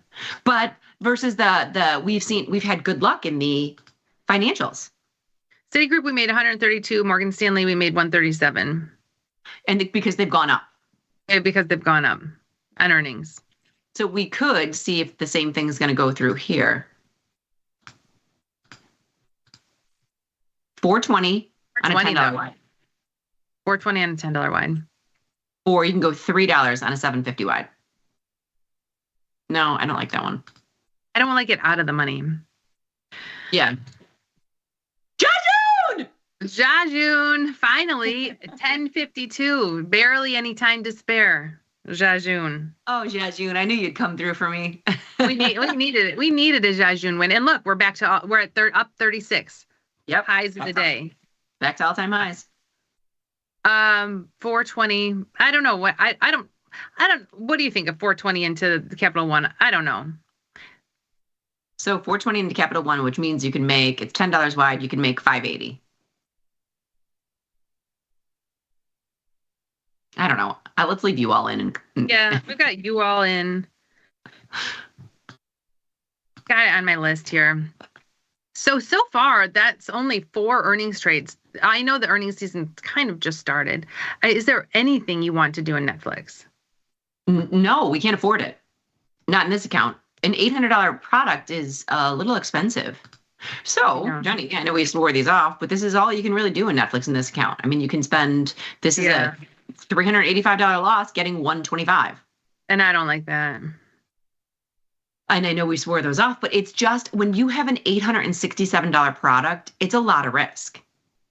And when you and Baby Bat, I remember you and Nikki were on one day doing an earnings trade in Tesla. Yes. You tried to do a diagonal-esque trade, but make it cheaper. No, it was a crab. So I will tell you exactly what we did. So it was a crab where we, I'm just going to set up like a normal crab here. Buy one, sell 2, right? Yeah. Yes. Sell 2, buy 1. Okay. So then, and then to make it cheaper, we went out and bought something that was already up here. So it's already cheaper. Okay. So then you've got like $900 to $935.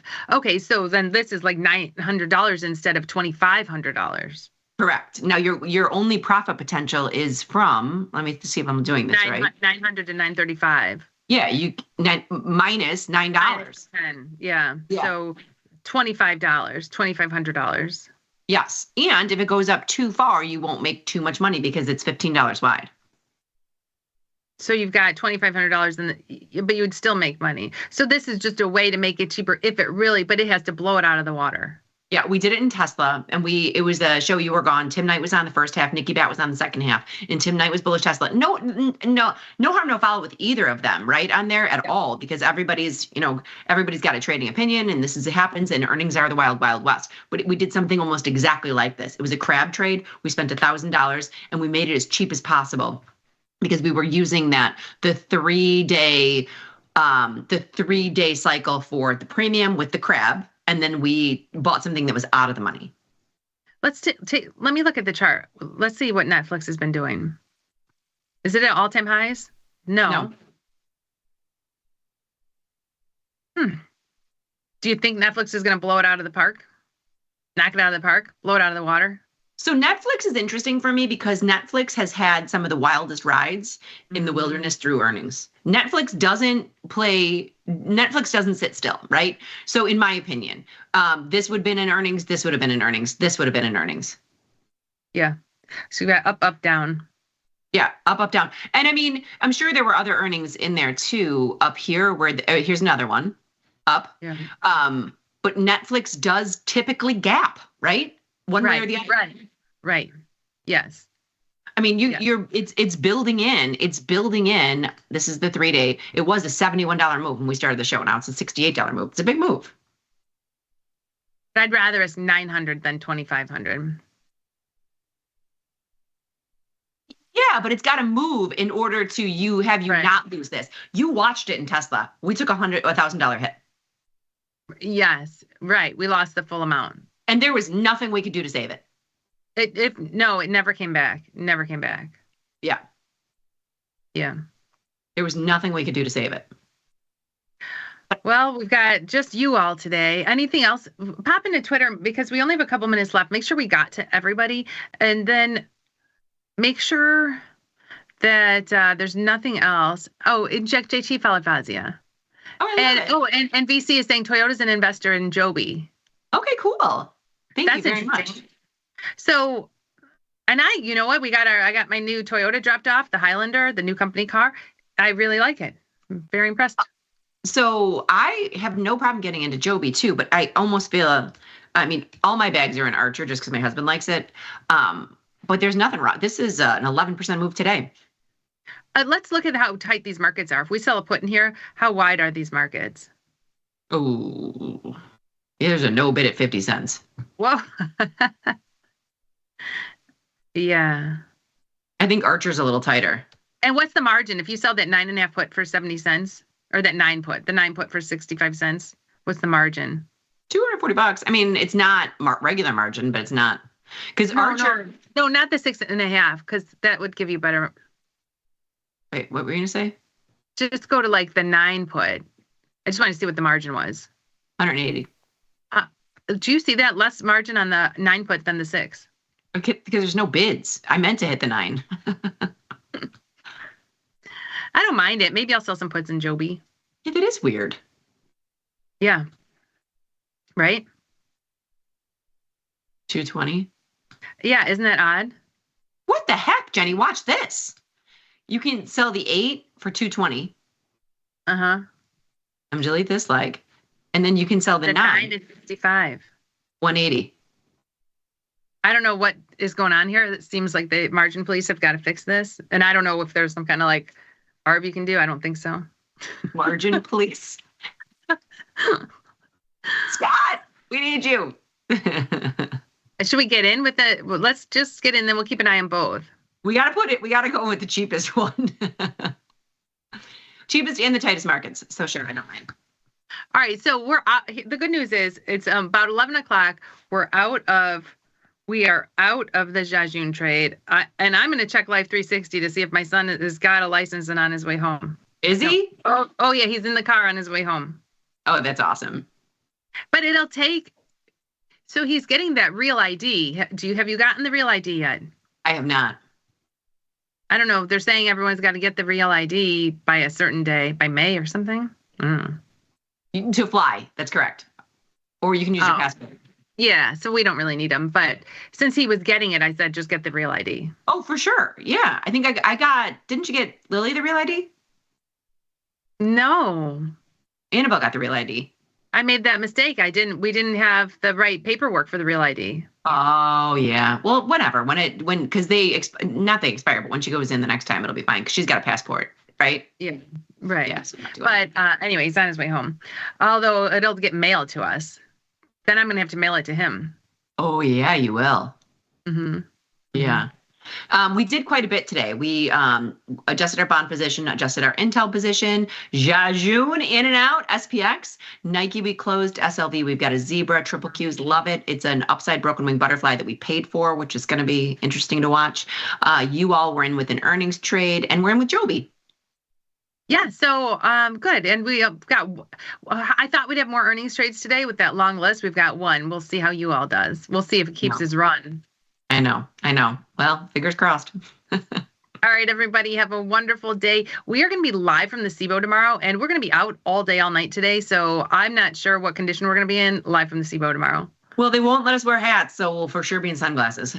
Hopefully they let us wear sunglasses. I can't wait to party with the 21-year-old. All right, Jenny, I will see you in a little bit. Everybody have a wonderful afternoon, and remember to trade small, trade often. Laugh with us, learn with us, and watch the Liz and Jenny show. We'll see you tomorrow live from the SIBO.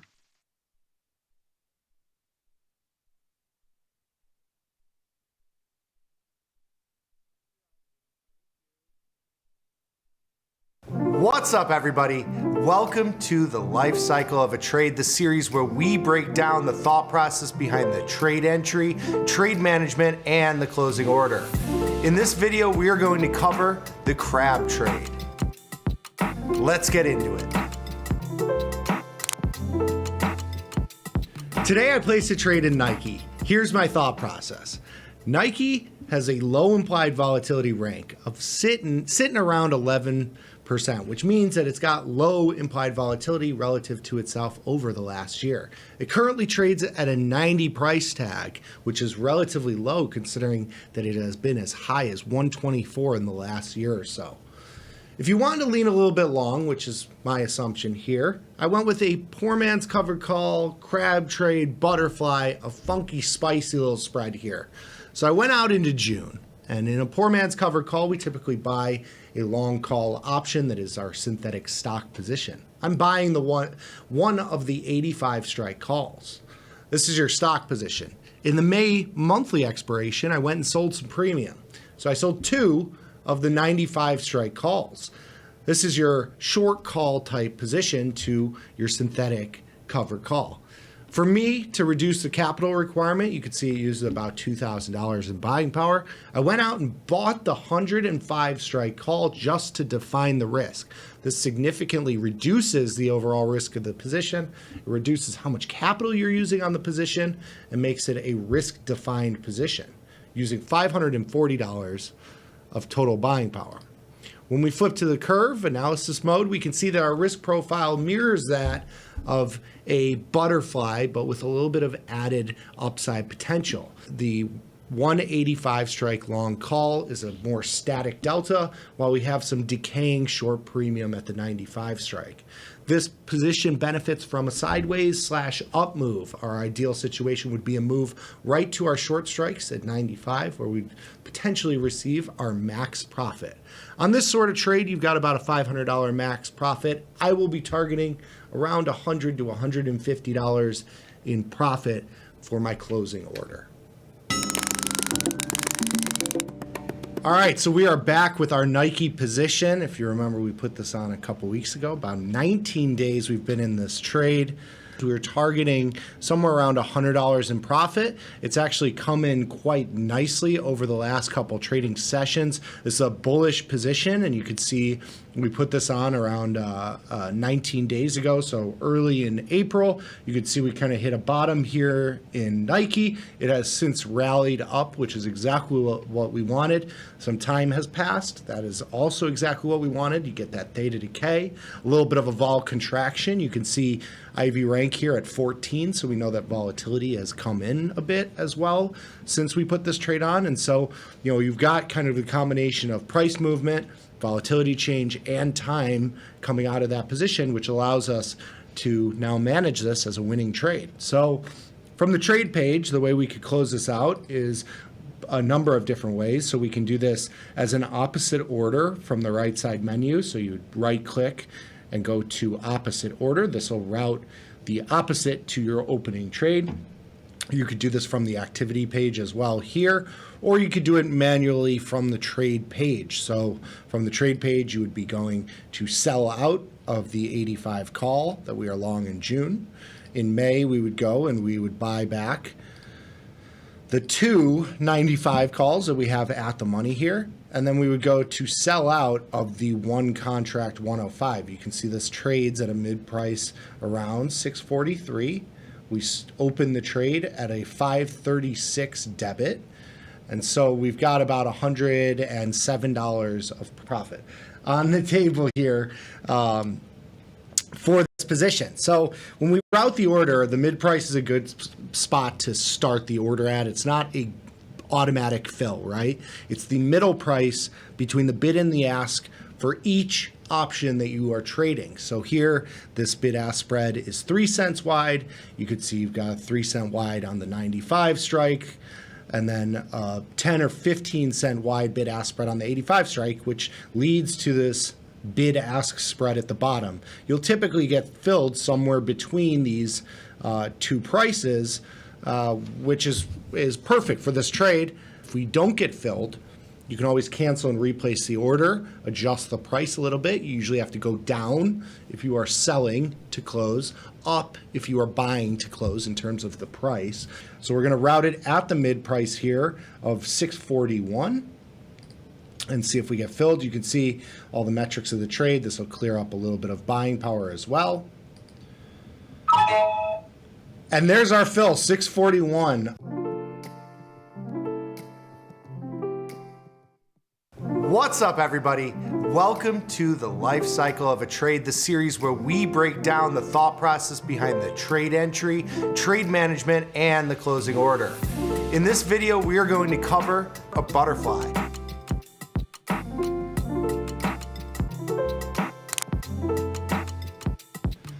Today we're going to put on a trade that I love to do to get a little bit of short delta and some long volatility in a smaller sized account. It's a butterfly in SPX. So in SPX, which is the S&P 500 index, I typically like to go somewhere around 30 to 60 days out in time here, where you can pick whichever expiration you like. They are very, very liquid. They have dailies, they have monthlies. All of them are liquid enough to trade.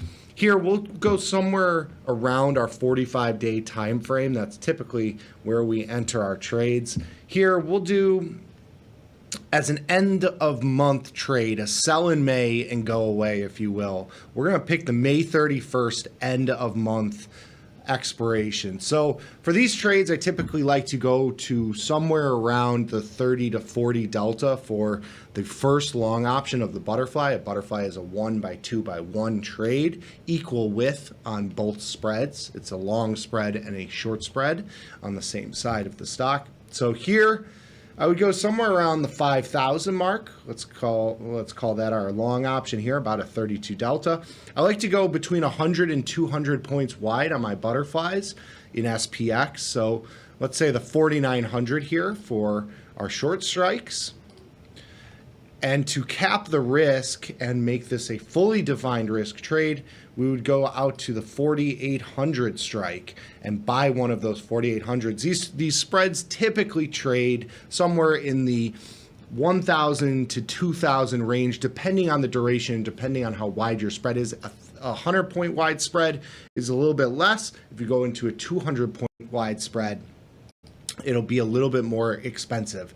Now, looking at the risk profile, this is what our trade will look like at expiration. But this is a very dynamic position because it's a short delta play as well as a long volatility play. We can see on the right side here, if we do some analysis here, we can add a little, we could go a little bit further out in time. We can change some of the volatility here. So if we adjust this volatility and say volatility spikes up a little bit, you can see your profit range and profit potential gets much wider as those two things work in your favor. So it's a fun little short delta, long volatility play. We've had a little bit of an up move in the market from the lows that we've recently saw. Thinking that we might see a little bit of downside here at some point. This sort of trade will definitely take advantage of that. So we'll route this here at 850, which is right around the mid price. Let's see if we get filled. And we're in 850 on the SPX butterfly, 100 points wide, a big wide butterfly, a little bit of short delta. All right, so we are back. Markets move quick, and we have a closing trade that we have held for 1 day here. So as you can see in the market today, you've got the E-minis down 68 points. That's the S&P 500, as well as a pop in volatility, up almost 4%, a little bit over 4% now. So both those things have benefited us for this trade and into this move down. So for SPX, we had the 36-day trade. We're now right at the money on this butterfly, this out-of-the-money butterfly. It's a perfect time to close this trade and take some profits on what has been the perfect move for us this morning. So the way to close this trade, you would click the bid price on your long option to sell out of the 5,000. On the short options, we'd want to buy those. So to buy them, we click the ask price. In this option, we have 2 of them, so you want to click it again to adjust the quantity so that we would be closing both of those shorts. And then for our remaining long on the downside, the 4,800, we would click the bid price to sell out of that trade. You can see the mid price here is trading around $11.80-ish cents. We originally opened the trade at $8.50, which leaves us a potential profit of around $300 and change. So we'll sit here and route this order at the mid price. Let's adjust this again to $11.80. SPX trades in nickels, so they trade in 5-cent increments, and there is our fill. So SPX, we got filled at $11.80. It was a 1-day trade here, so we had this 5,000, 4,900, 4,800 equal with butterfly, 100 points wide on each spread. We close that out for a net $330 profit there. A nice little trade for us on the board. If you want to catch these trades live, tune in to Johnny Trades every Wednesday at 9:40 a.m. on Tasty Live. Peace. Welcome to the Life Cycle of a Trade, the series where we break down the thought process behind trade entry, trade adjustments, and closing order. In this video, I'm going to show you how to turn a broken wing butterfly into a risk-free butterfly. I'm looking at Tesla. It's tough to participate in such a move that we've had, so I'm looking at a broken wing butterfly on the upside. This does go into earnings, but it's a pretty wide butterfly out in the August expiration. All right. Buying 260, selling 2 of the 275s and buying 1 of the 300s. You know, Tesla's all-time high or at least 52-week high is right around 300. That's where your break even is here, or that's where your max risk is. 290 is your break even here. So if you're kind of playing for maybe a grind higher or sideways or no movement, you know, this is kind of a play on that. What's up, everyone? We've got an adjustment to make today here in our Tesla position. So we had a broken wing butterfly. You can see our biggest profit potential would be to the upside into earnings. The stock coincidentally went significantly lower, down $27 here. We have no risk to the downside. Our trade was a broken wing butterfly at a 15-cent credit, so very small credit. We could close the position right now for about 30 cents, which would be a total net profit of $44 here. But I'm going to make a little bit of an adjustment here that will give us a lottery ticket type position here. So you can see the risk profile here on a broken wing butterfly. We are long this call spread, so we are long the 260, 275 call spread, and we are short the 275, 300 call spread. So we're short a wider call spread. If we can buy in the risk where it starts here at about 190, if we could buy in that risk, we'll have a risk-free position here. So what we do for this adjustment, so we go to the August expiration, and from here, we have this $15 wide call spread, which means that we have risk after $15 above this short call that is part of our short call spread.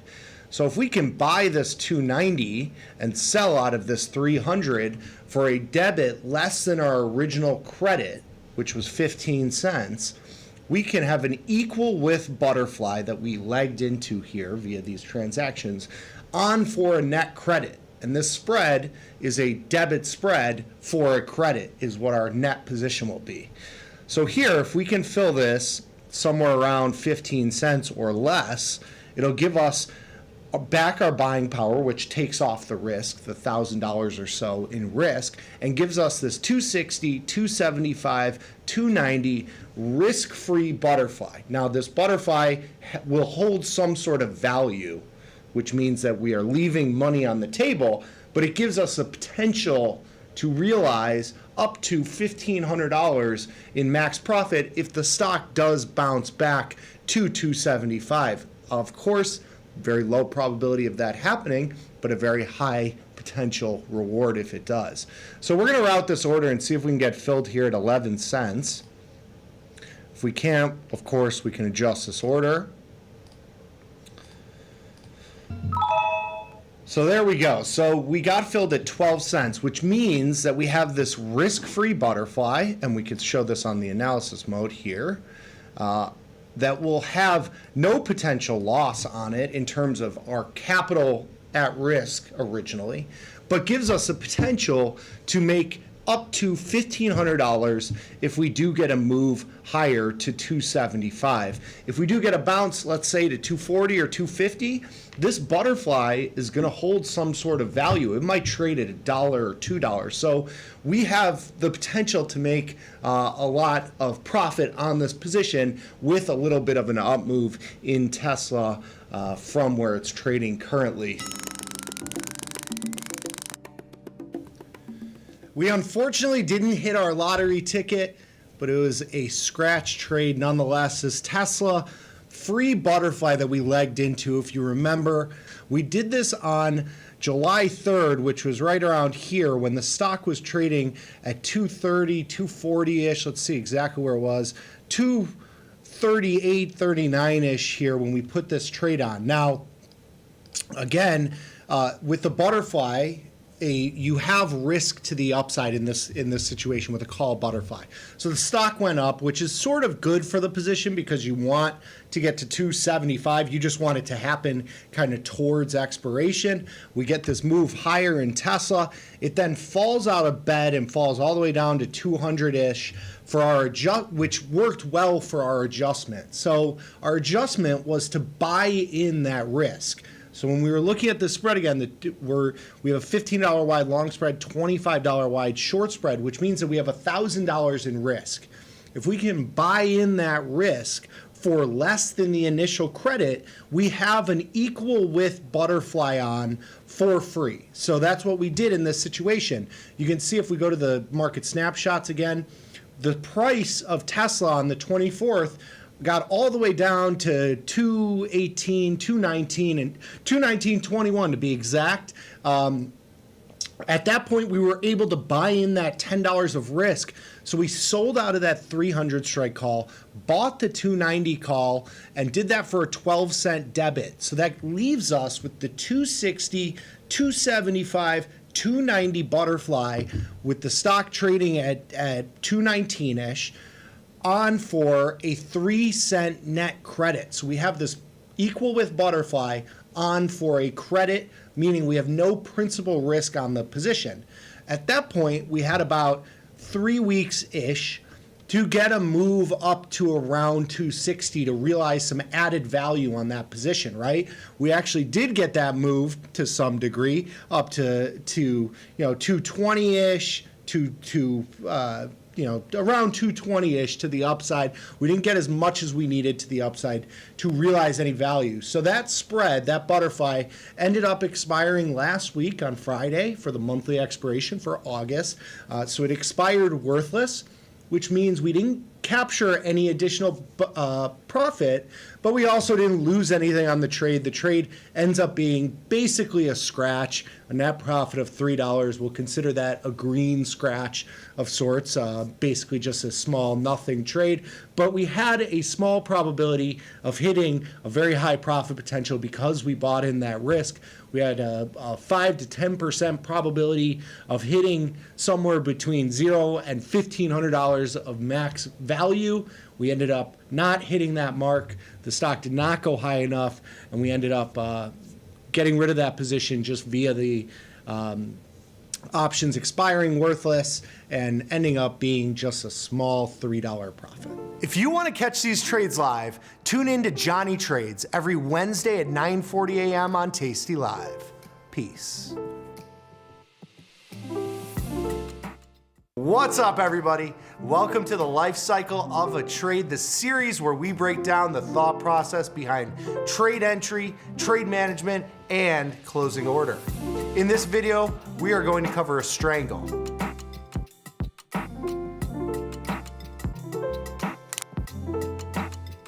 I'm gonna look at AMD. It's been a bread and butter trade. It's one that I can put on some naked premium on in this Johnny Trader portfolio. It is going to use a little bit extra buying power, but I'm very, very light on positions here, so I'm okay with that. Stock has been trading between 140 and 180-ish for the better part of 2024. You can see this is kind of our range here. You have had some big spikes to the upside. I think this is a perfect short premium position for this sort of account. So I'm going to look at somewhere around a 1 standard deviation strangle here. So on the downside, maybe the 135 strike. We're looking in the August expiration, 51 days to go till expiration. We're going to look at the upside, maybe a tiny bit of short delta because of the skew here at the 190 strike.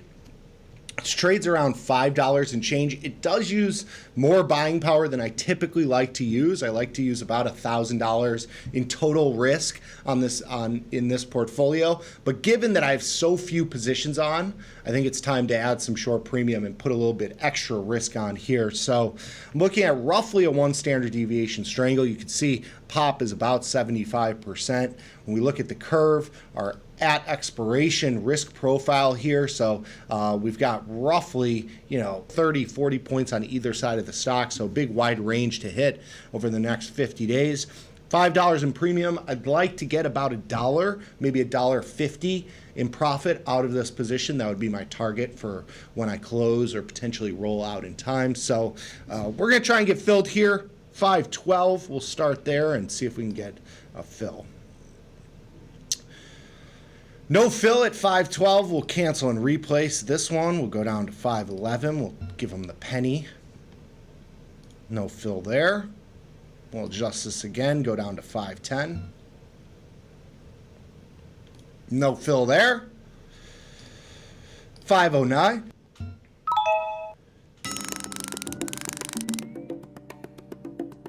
What's up, everyone? We've got a trade adjustment to make here into what has been a little bit of a down move after a huge move higher in AMD. So AMD down $5 here on what is looking like a weak market. You can see the stock has had quite the rally since we put this trade on. We put this trade on the 26th. If we go and look back here, it was trading somewhere around 160-ish. So the stock has rallied very, very significantly. We can actually pull up, if you right click on the order chains here, you can pull up the market snapshots, which will tell us a bunch of information about the stock. So at the time of the trade, it was at 159.50. You can see my overall delta exposure was only 5 short deltas, 6 short deltas here. Had a very high theta, of course, because it's a big position. IV rank at that time was 30. It's now 80. So you've had a lot of things work in our favor in terms of volatility, time decay. We've gotten hit by some delta, though. Into this down move, though, and this pop in volatility, it's an interesting point in time to consider rolling this position and rolling up that put.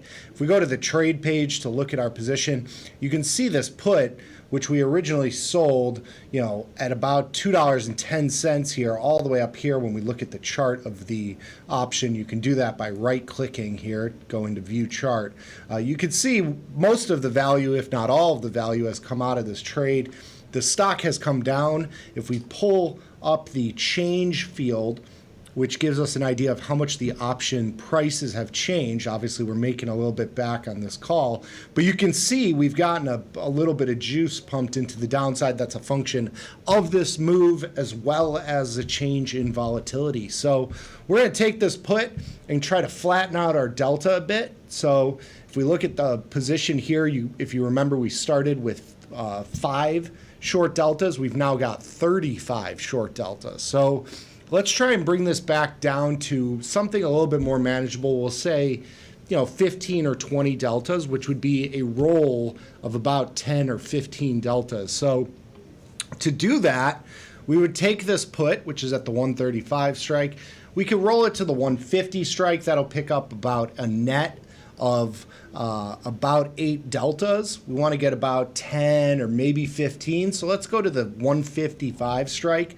This will net us out 12 deltas. Collect another $2 and change in premium, which is a relatively high credit here. Let's try and route this at the mid price, 226. No fill there. Let's try and do that again. See, the markets are moving with a little bit of a bounce here. 223.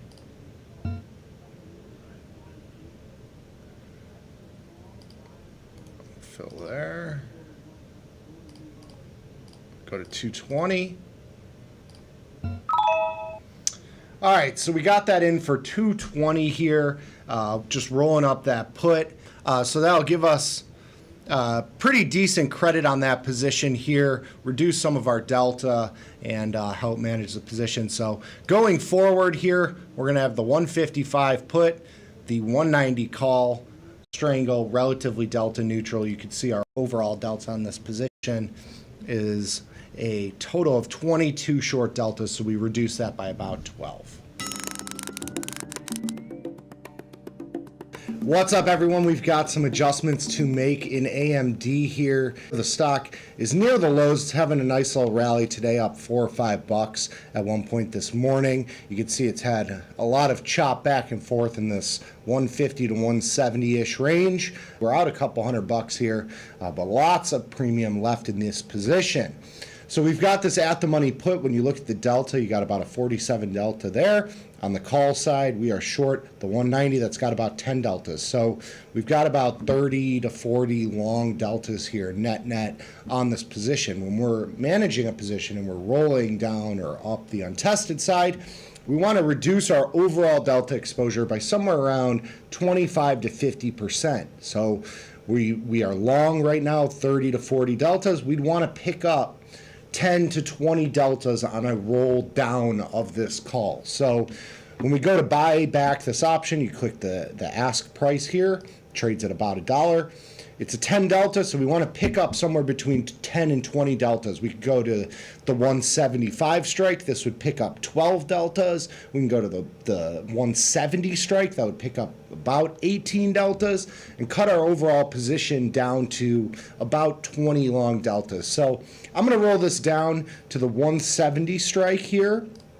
It's going to trade somewhere around this 273 mid price. Here you can see the delta. I'm picking up 18 short deltas against the 48 delta long call, so we're cutting this down significantly, and it'll add some more premium for us over the next 25 days as well. So we'll try and route this at 277, the mid price. We'll see if we get filled here on this order. And there we go. We got filled. So now we've got the 155, 170 strangle in AMD. We've got a total net credit of $10.06. It's currently trading at $12.62. So we're out about $200 and change here, but we've got a lot of time and a pretty wide range to hit here, all else being equal. So our break-even points will be somewhere around 145 on the downside. On the upside, it'd be around 180 because of that $10 in premium we have. So we'll see if this works out over the next couple weeks. What's up, everyone? So we've got a closing order today in AMD, which is up $14 and change here after earnings.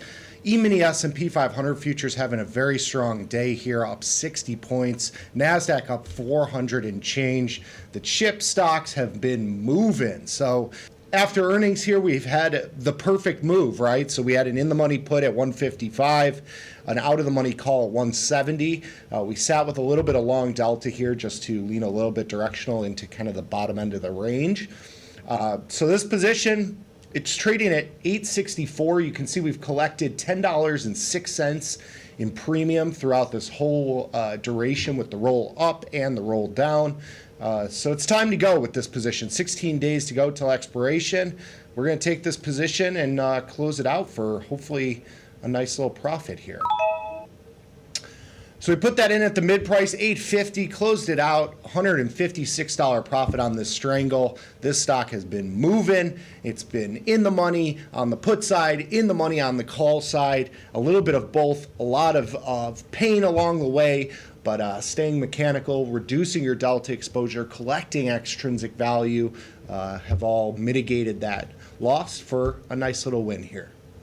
Comment below on what strategy you'd like me to cover next. If you want to catch these trades live, tune in to Johnny Trades every Wednesday at 9:40 a.m. on Tasty Live. Peace. What's up, everybody? Welcome to the Life Cycle of a Trade, the series where we break down the thought process behind the trade entry, trade management, and the closing order. In this video, we are going to cover a short put spread.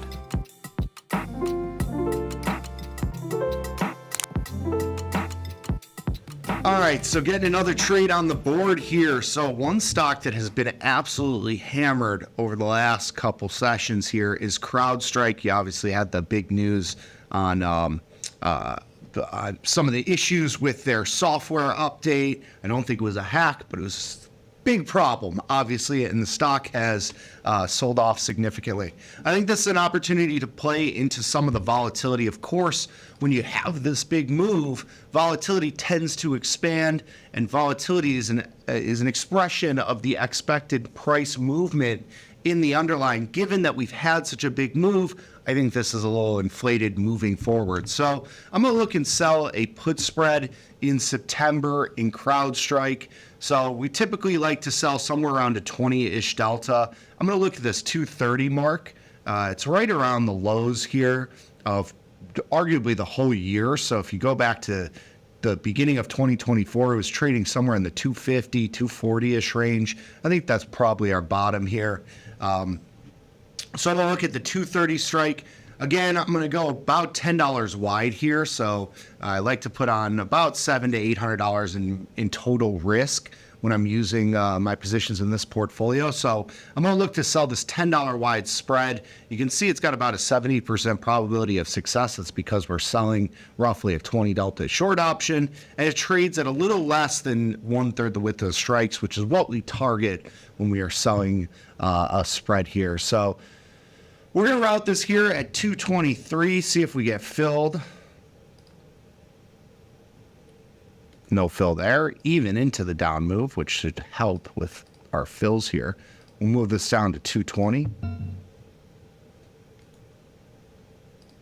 No fill there. Markets are a little wide. This is a volatile stock, high price stock, so it's not uncommon to have to adjust some of these spreads here.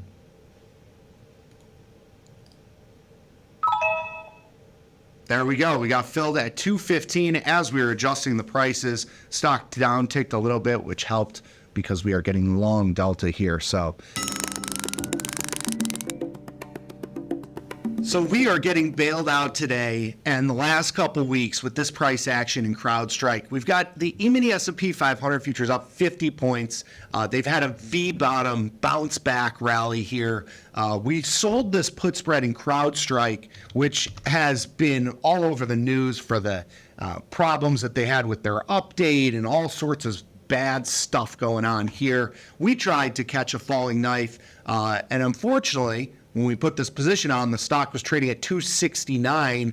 It got as low as 200 over the last 2 weeks or so. So we put this trade on the 24th here. It seemed like it was going to be a bottom spot here. It's rallied all the way back to that point. We went from 264 all the way down to 200, back to 262 here. Getting bailed out on this put spread that is now right at them, or a little bit out of the money, I should say, but is right at a scratch or so from when we put this position on. Now, you still have very high implied volatility, and we're kind of getting bailed out on this price action. So for me, I'm looking to turn this position into a more neutral position. I'm still going to stay in it. Volatility is still very, very high. We got an out of the money position, so I'm comfortable holding that risk. But I think given the price action, it's time to put a little bit of a hedge on it in terms of some short delta and some short premium to take advantage of some of that volatility. So you can see we've got about a 20-ish short delta put and a 16 delta long put. I'm going to do somewhere around the same thing on the upside. So that would put us at like the 310, 320 call spread. When we look at that on the chart here, that puts us at risk somewhere above this big gap, right? So I'm okay with taking risk there. I would expect to see a little bit of a vol contraction if that does happen too. So, and a passage of time, because that's not going to happen this afternoon. At least I don't think it's going to. So I'm going to look to sell this at about $1.40. This will put us at a net $3.50 or 60-cent credit here, which is 1/3 the width of the strikes. It's exactly what we look for on entry with an Iron Condor. But I'm really just trying to take advantage of this huge move that we've had in CrowdStrike. So let's see if we can get filled above the mid price here. We'll put it at 140, which is a little bit above the mid price here, and work our order from there. So no fill at 140. We'll put this down to 138. I'm going to try and get a penny above the mid. There we go. So we sold this at 138. So we've now got a total credit of 353 on this position. It's currently marked at 337, 340-ish. So I'm up 10, 15 cents on the trade, net. Nothing really huge, but just trying to make an adjustment to this position, turn it into a more neutral delta position, and capture some of that high implied volatility that we're seeing. Things are working out for our CrowdStrike position. So we've stayed kind of range bound in this range. So we actually haven't made or lost anything on this call spread, but it did provide us a little bit of protection if the stock did come down a little bit further. So the Iron Condor, as it stands now, is currently marked at about a $73 profit. Now, it's a little bit less than what I would typically target. I typically look to get about $100 out of a $3 Y or a $3 credit position. $3.53 is my net credit on this whole position. But I did sell the original put spread at $2. So, 75 cents or so would be about, 1/3 of that, about 30% of the max profit from the original position. But the stock does have earnings coming up. So you can see earnings are on the 28th, which is the middle of this week. The stock, obviously very volatile. It has moved significantly in both directions. I think rather than holding it through a binary event like earnings, I'd rather just take the money and run. So I'm going to take the money and run and see if we can get filled on a position here, or a closing order here for a couple bucks. So when we're closing out of the positions, you right click on the ask price for your short option. So you're buying to close, you're selling to close on the long option, which is on the bid. Same thing on the upside. We're buying to close the short, selling to close the long option here. From our order chains, you can see we're making a couple bucks on this little bit of a move lower here on the call spread. But altogether, it should be somewhere around a 70-cent profit. Let's see if we can get filled at exactly 70 cents, which would be a 283 debit, which would put us at a $70 profit. No fill there. We'll go cancel and replace. Move this up to 285.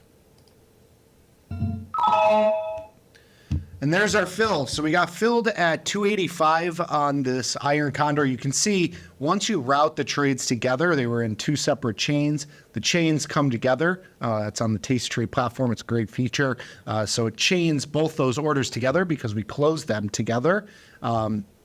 You can see I made $68 on this. I sold the original put spread at $2.15, sold the call spread at $1.38, and closed it out today $2.85 debit for a $68 profit. Nice little trade. Avoiding earnings was the key to this one.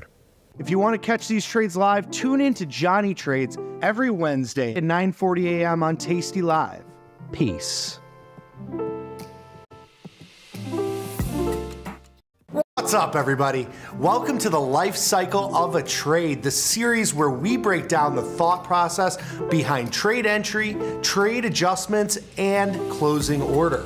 In this video, we are going to cover an iron condor.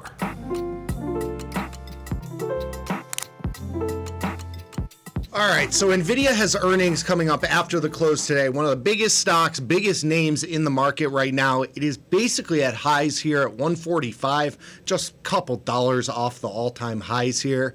I currently don't have a position on in it, and I think it's a perfect trade for an earnings vol crush, a little bit of sideways action. It seems like kind of the speculation is big move in either direction.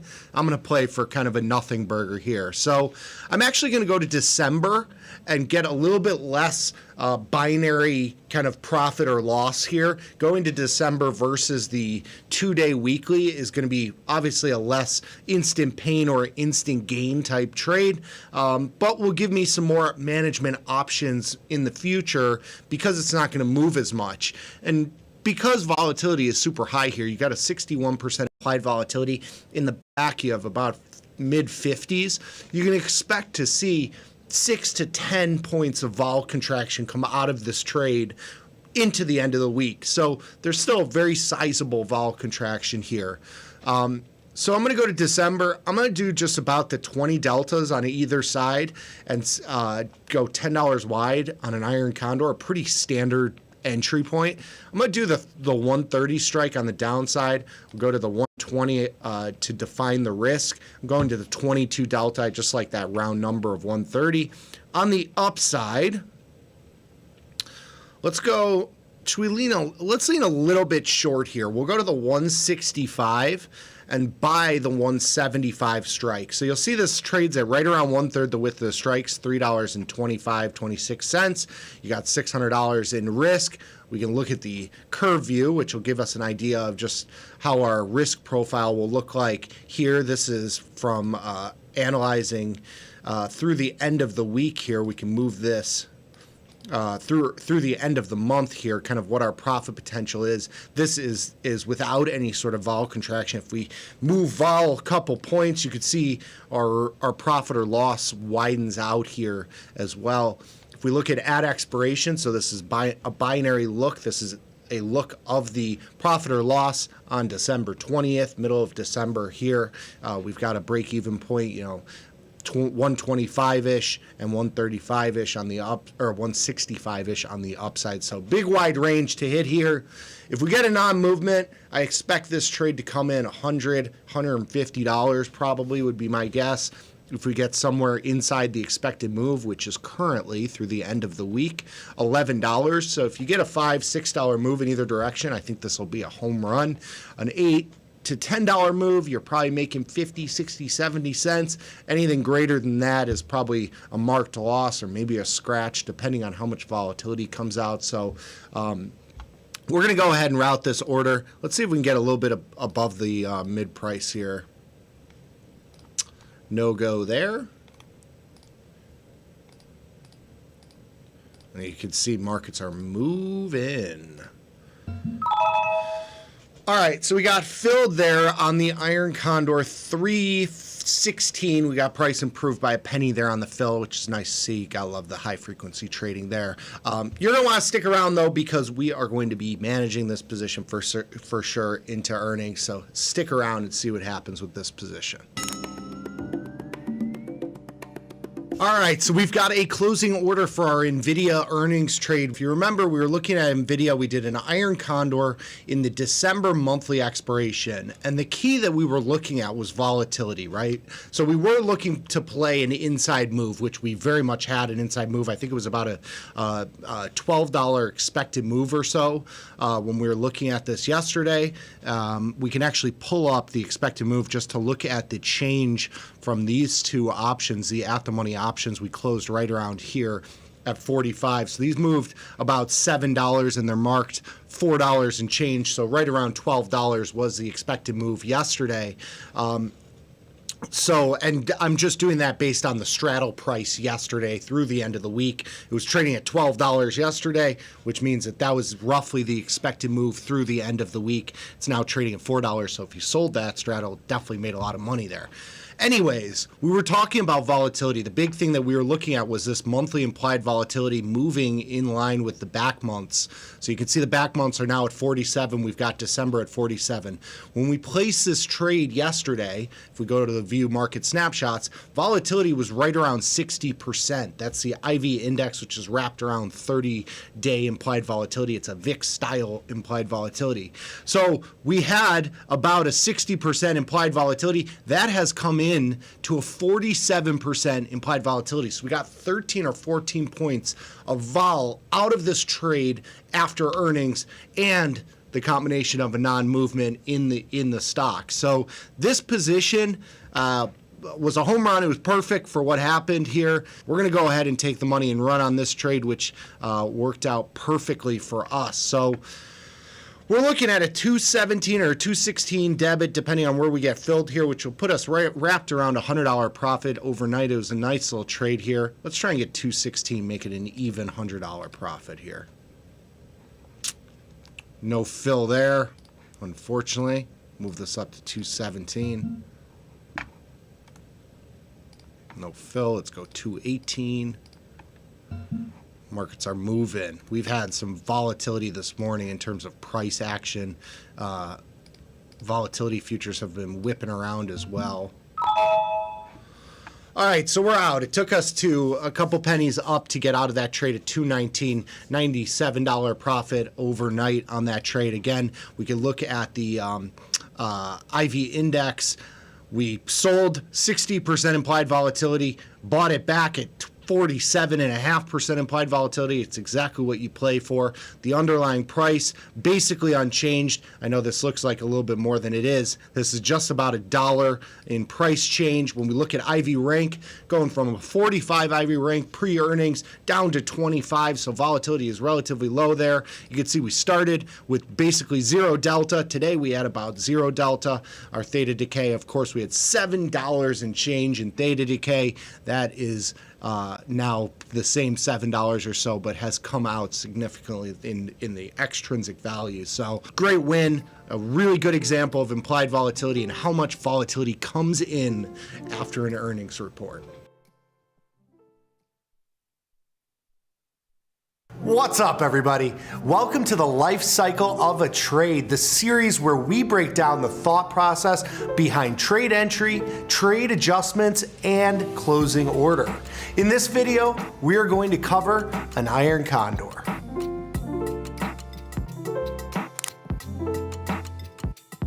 What's up, everybody? We've got some trades for this next little session here. E-mini S&P 500 futures down 62 points here, big sell-off. NASDAQ down 370.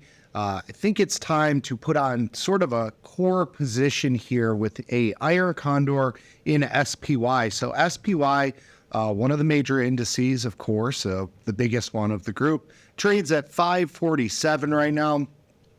When we look at the chart, it's had a significant sell-off here, back down to kind of the range that it's been trading in since around June.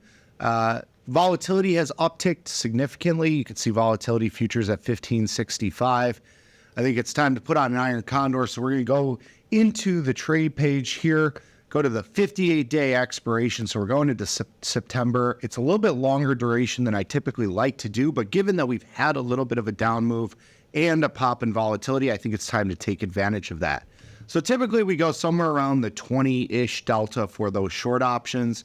I'm going to look here at, let's call it the 525 just for a sort of round number. As for the spread width, I typically like to go to about $10 wide here. So I would go and buy the 515. On the upside, we're going to do that same sort of exercise here, go to around a 20 delta. Let's call it the 570 here. And then I'm going to go $10 wide to the 580. You can see it's going to trade right around 1/3 the width of the strikes. This is typical for this duration when you're in the 40 to 60 day time frame. If you're selling around a 20 delta for the short options, going $5, $10, $15, $20 wide, you'll typically get about 1/3 the width of the strikes, which sets you up with around a 50 to 60% probability of success. So we're going to sit here with this spread. We'll go in around the mid price of 341. We'll see if we get filled. And of course, we can cancel and replace as needed. We'll go down to 340. All right, another penny here. And there we go. We got filled at 339. That'll be our Iron Condor, $10 wide. We're going out into the September expiration. All right, so we got to make an adjustment here in our SPY position. So we've got volatility exploding here into what has been a huge move in the market. The volatility futures at 21.28. You've got the E-minis down 120 points here. A big move in the market as a whole. So we have a position on an SPY. It's an Iron Condor that we put on the 24th. So it's been about a week, and this spread hasn't moved a whole lot. And that's because of this massive pop in volatility that we've had. So we've got this position that's now a little bit tested on the downside. But the real thing that I want to take advantage of today is this pop in volatility. The volatility, VIX itself sitting at 26. It got into the 30 handle earlier today.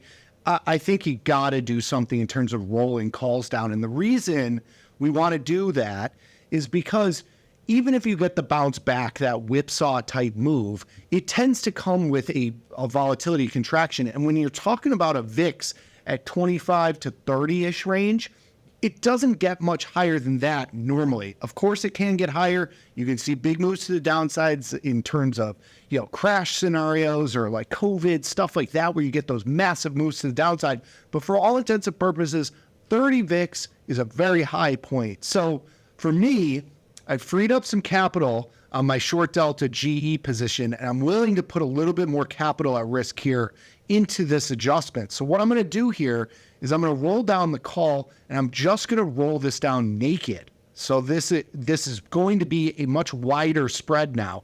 It's going to be a 20-point wide spread, and I'm going to use the $800 that I took off from my GE position to finance this buying power here. And again, the reason I'm making this adjustment is because I want to capture some of that volatility into this move. So I'm going to roll down from the 570 to the 560 here, pick up a little bit of delta into this adjustment. If you wanted to, you could go and buy a call here to reduce some of that risk and reduce some of the buying power that you're using here. You could buy something like the 575 and make it a 15-point wide spread as opposed to the 20-point wide spread. But I'm going to go with just the roll down here. I'm going to do this at $2 or just under $2, 191 here. See if I can get filled here and pick up a little bit of short delta into this move.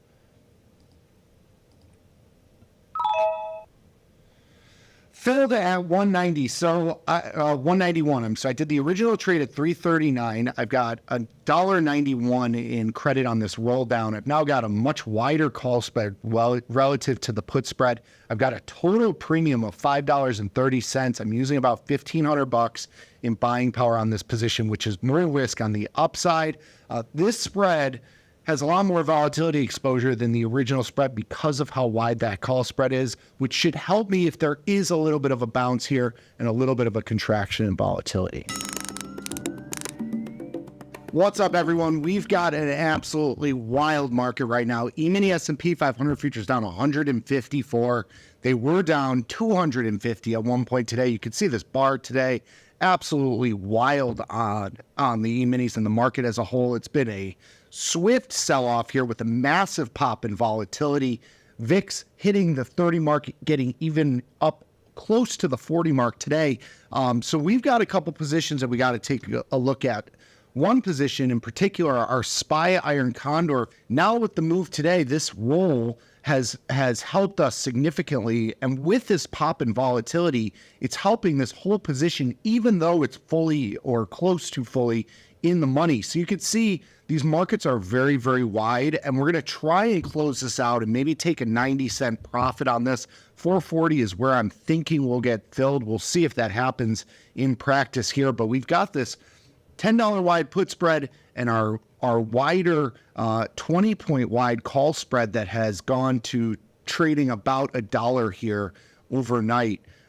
So let's see if we can route this order. And with markets like this, with volatility really exploding, big price movements, you can see the market is moving 5, 10 handles a clip. I tend to go well below the mid price because you never know where you're going to get filled when these markets are this wide. SPY typically has penny wide markets. In times of volatility, those are going to widen out, especially because we've got the markets moving so significantly. So let's route this at 420, and we're going to work our way up and see where we get filled here. So no fill at 420. We'll move this up another 5 cents, 425. No fill there. 430. No fill there. You can see the market selling off a little bit, which is going against our position, making this position more expensive to buy back. 435. No fill there. Let's see if we can get hit at 440. That was where I thought we would get filled. Nope. 445. No fill there. Let's see if we get filled at 450. Nothing there. Wow. You could see these markets are moving significantly, and this actually has some long delta, so an up move would help us on this fill. We're actually seeing about a 10-point down move from when we originally started this little exercise. 455, we'll see if we can get 75 cents out of this. There we go. We got a fill on that, 445 on that. We actually got price improved to 450. Again, this is live action price, trying to work price here and get filled on a position. $4.50 into a massive down move here in the market. That put spread was 5-10 points in the money, but because of how high volatility has gotten, the extrinsic value in that at the money put spread really, really buffered that loss to the downside, and hence why that position was ended up being an $80 profit, which you would not expect into what this market has been looking like today. So closing that one out, that iron condor after a roll down for a small $80 profit, but a decent profit into a position that you would think would be a terrible position at this point. So good trade. That was a crazy one, crazy market. Just stay small always. Manage positions when you can. Work your prices there, and take the market as it comes. So we'll see you on the next trade. If you want to catch these trades live, tune in to Johnny Trades every Wednesday at 9:40 a.m. on Tasty Live. Peace.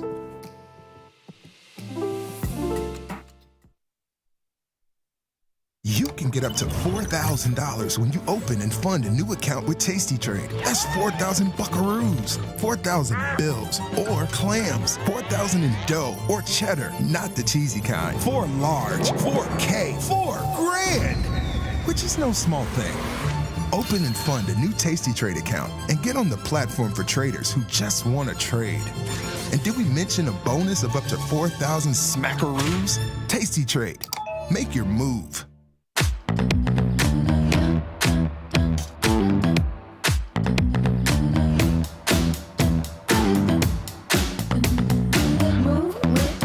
Shake it up, stop when the clock hits 13. Sing 1, 2, 3, 4.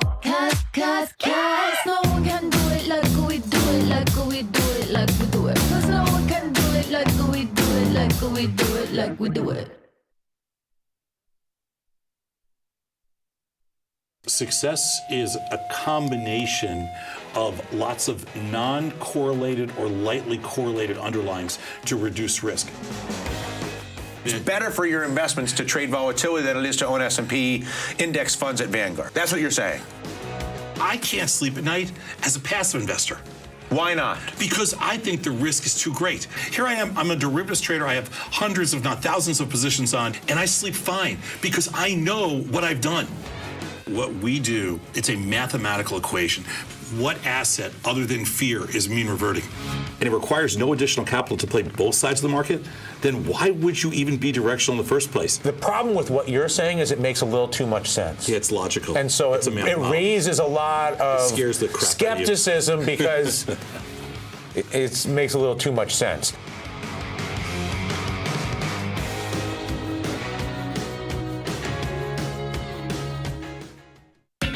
Beat the opening bell. Get trade ideas and market insights before the open. From the creator, Tom Sosnoff, and our chief market strategist, Tom Preston. Every weekday. Sign up at tastylive.com/newsletters. Look who's back testing. Tasty Trade now has options back testing for free. Test your trades with over 10 years of data for the most popular symbols. See how your trades would have performed in the past. Look back at profit and loss and take the guess out of guesswork. Oh, did we mention that it's free? Get back testing at Tasty Trade. We built the Tasty Trade app for today's traders. See it, tap it, trade it. Deposit and withdraw money right in the app. View company financials, forecasts, news, and more.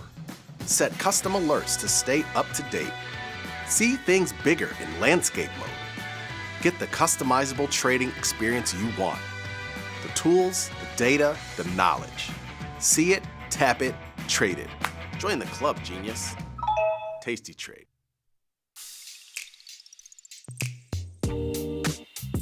Me and Mikey, Valentine's Day. HR. Ready? 8 years and you say 9. Yeah. It's 8 to 9. Yeah. It's same thing. It was right there. Right when we started. He was my friend first, clearly. Met at work. Yeah, Tasty. We met here. Mike interviewed me for a support role right when I was starting off. So Mikey was here. That was where the Mike and his whiteboard came. He's nervous. He gets nervous sometimes when we're this close together. What I remember about Nick was his beautiful brown hair and brown facial hair, which no longer... Say it, say it.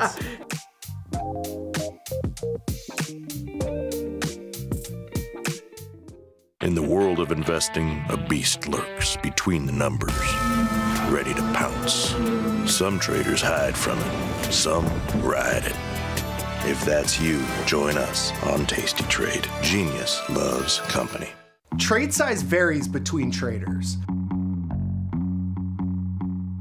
In a larger sized account, a trader might trade 10 contracts per transaction. In a smaller sized account, a trader might only trade 1 contract per transaction. The term tranche allows us to quantify and size to a common denominator. 1 tranche would represent normal trading quantity. 2 tranches would represent 2 times the normal quantity, signifying a larger trade size. Of course, trade sizing is immensely important. We recommend a tranche being far less than your max exposure.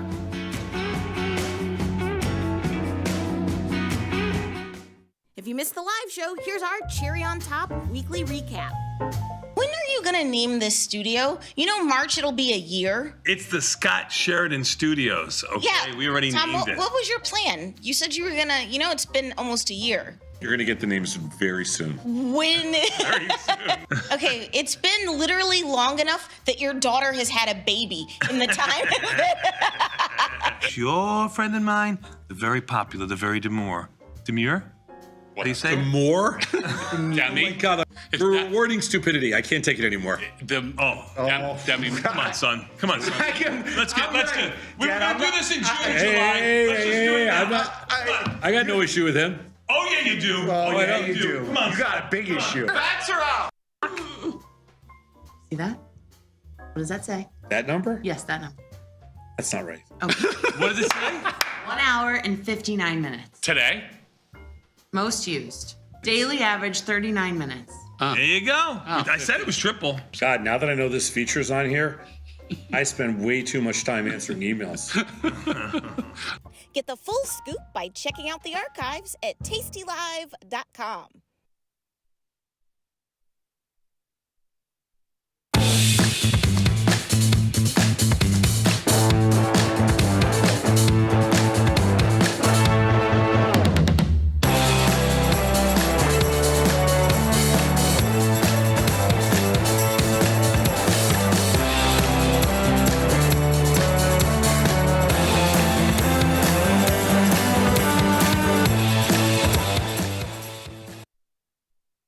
Good afternoon. We are back. It is Tuesday, January 21st, 2025. This is Futures Power Hour. Got the show right.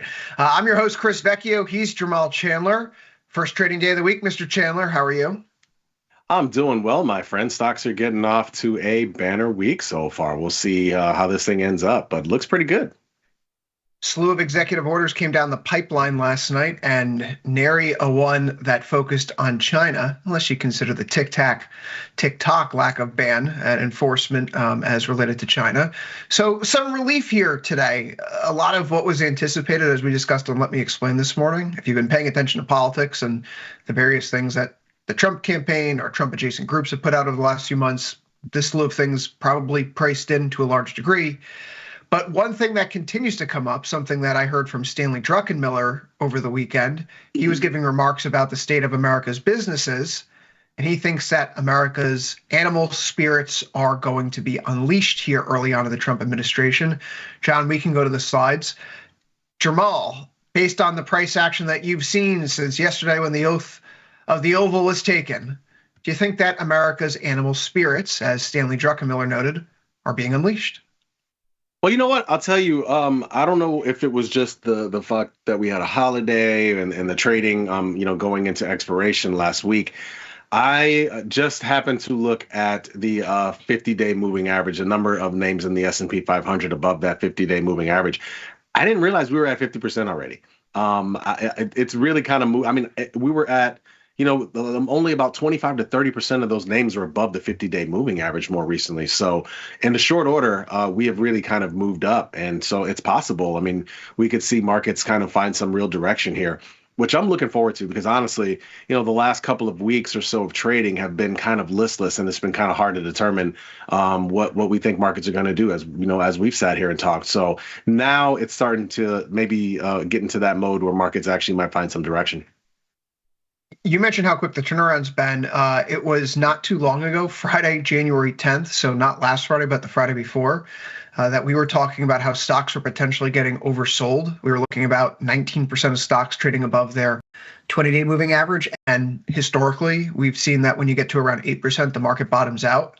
Yep. How quick things change now. Coming into today's session, we are looking at a rather robust 72.7% of stocks trading above their 20-day. And with today's price action, that number is only going up here, Jamal. So the market's starting to get, I don't want to say overextended in the short term, but it's put in a new high here in stocks potentially. And you have to have a conversation about, is that a potential near-term, blow off top, if you will. But before we get there, we have to have a conversation about positioning. We haven't looked at the CFTC COT report in a while. I've been trying to figure out ways to reshape how this is displayed or how we go about talking about it, because saying there's like 200,000 traders short the S&P and that's a 10% change from last week, what does that really mean? Mm-hmm. So I'm working through a few different iterations here. I have Dr. Data in tow to help me out with some of these things as well for seasonality.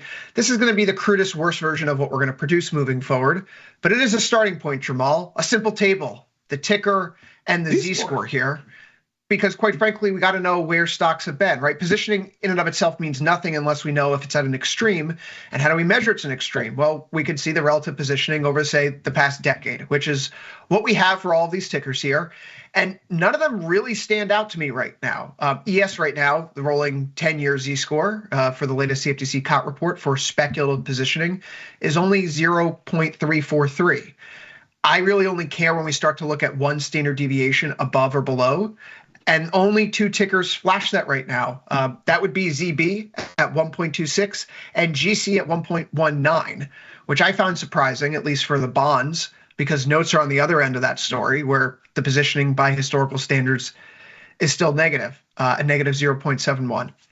These numbers in a vacuum mean nothing. But Jamal, as someone who is, a little bit more quantitatively inclined than I am as a first starting point for trading, do you find that perhaps approaching positioning through a Z-score perspective is better than just arbitrarily throwing out numbers every week? And maybe it's a way that traders could wrap their head around what positioning actually means. Yeah, for sure. I mean, first of all, the CFTC COT report is really kind of awesome, but it's hard to read. I'm not going to lie. I mean, I've been looking at it for probably 20 years myself, and it's a little hard to read sometimes unless it's just real obvious that something is happening. So I think this is great that you're going to do this. And this somewhat makes sense, right? I mean, given everything we know, I'm assuming this is saying there's a lot of people long ZB right now, which we've tried to varying degrees of success at times. And same thing with gold, right? So I think this is a good move here, actually. And I think it sort of gets to the point that sometimes, even though a trade is interesting, having this type of data will help you a little bit more. For example, like crude oil. I mean, crude oil gets a little interesting, I think, as it's moving towards 80. I would think that there was a little bit more buyers, but according to this, clearly not. So I think it'll definitely help to give some context. Because look, what we do here is we try to figure out why something's moving, i.e. the news, and then also sometimes the positioning based off of what we're seeing on the chart. So if you could have, kind of both of those things, and both are kind of extremes, I think that's what makes for an interesting trade. A few months ago, we were looking at the positioning in crude oil, for example, and we noticed that we were at a place in the Z-score where we hadn't really been there over the past 10 years. And quite frankly, if you go back to the beginning of the data series, when the CFTC normalizes the COT report for at least crude starting in 2011, you were talking about only one or two other weeks where positioning was that, negative. And that became a basis to look long deltas. And while it took a few weeks to work through, ultimately the market bottoms out in September, and you go into October, and then the price action speaks for itself. So you and I have gone over this in years past. We talk about when the market was loaded to the gills short the S&P 500 a few years ago when we were going into the debt ceiling negotiations, and ultimately when we didn't default on our debt, where did all these people who were short have to go? Had to get out of the trade somehow, so the market squeezed higher. The positioning matters a lot right now.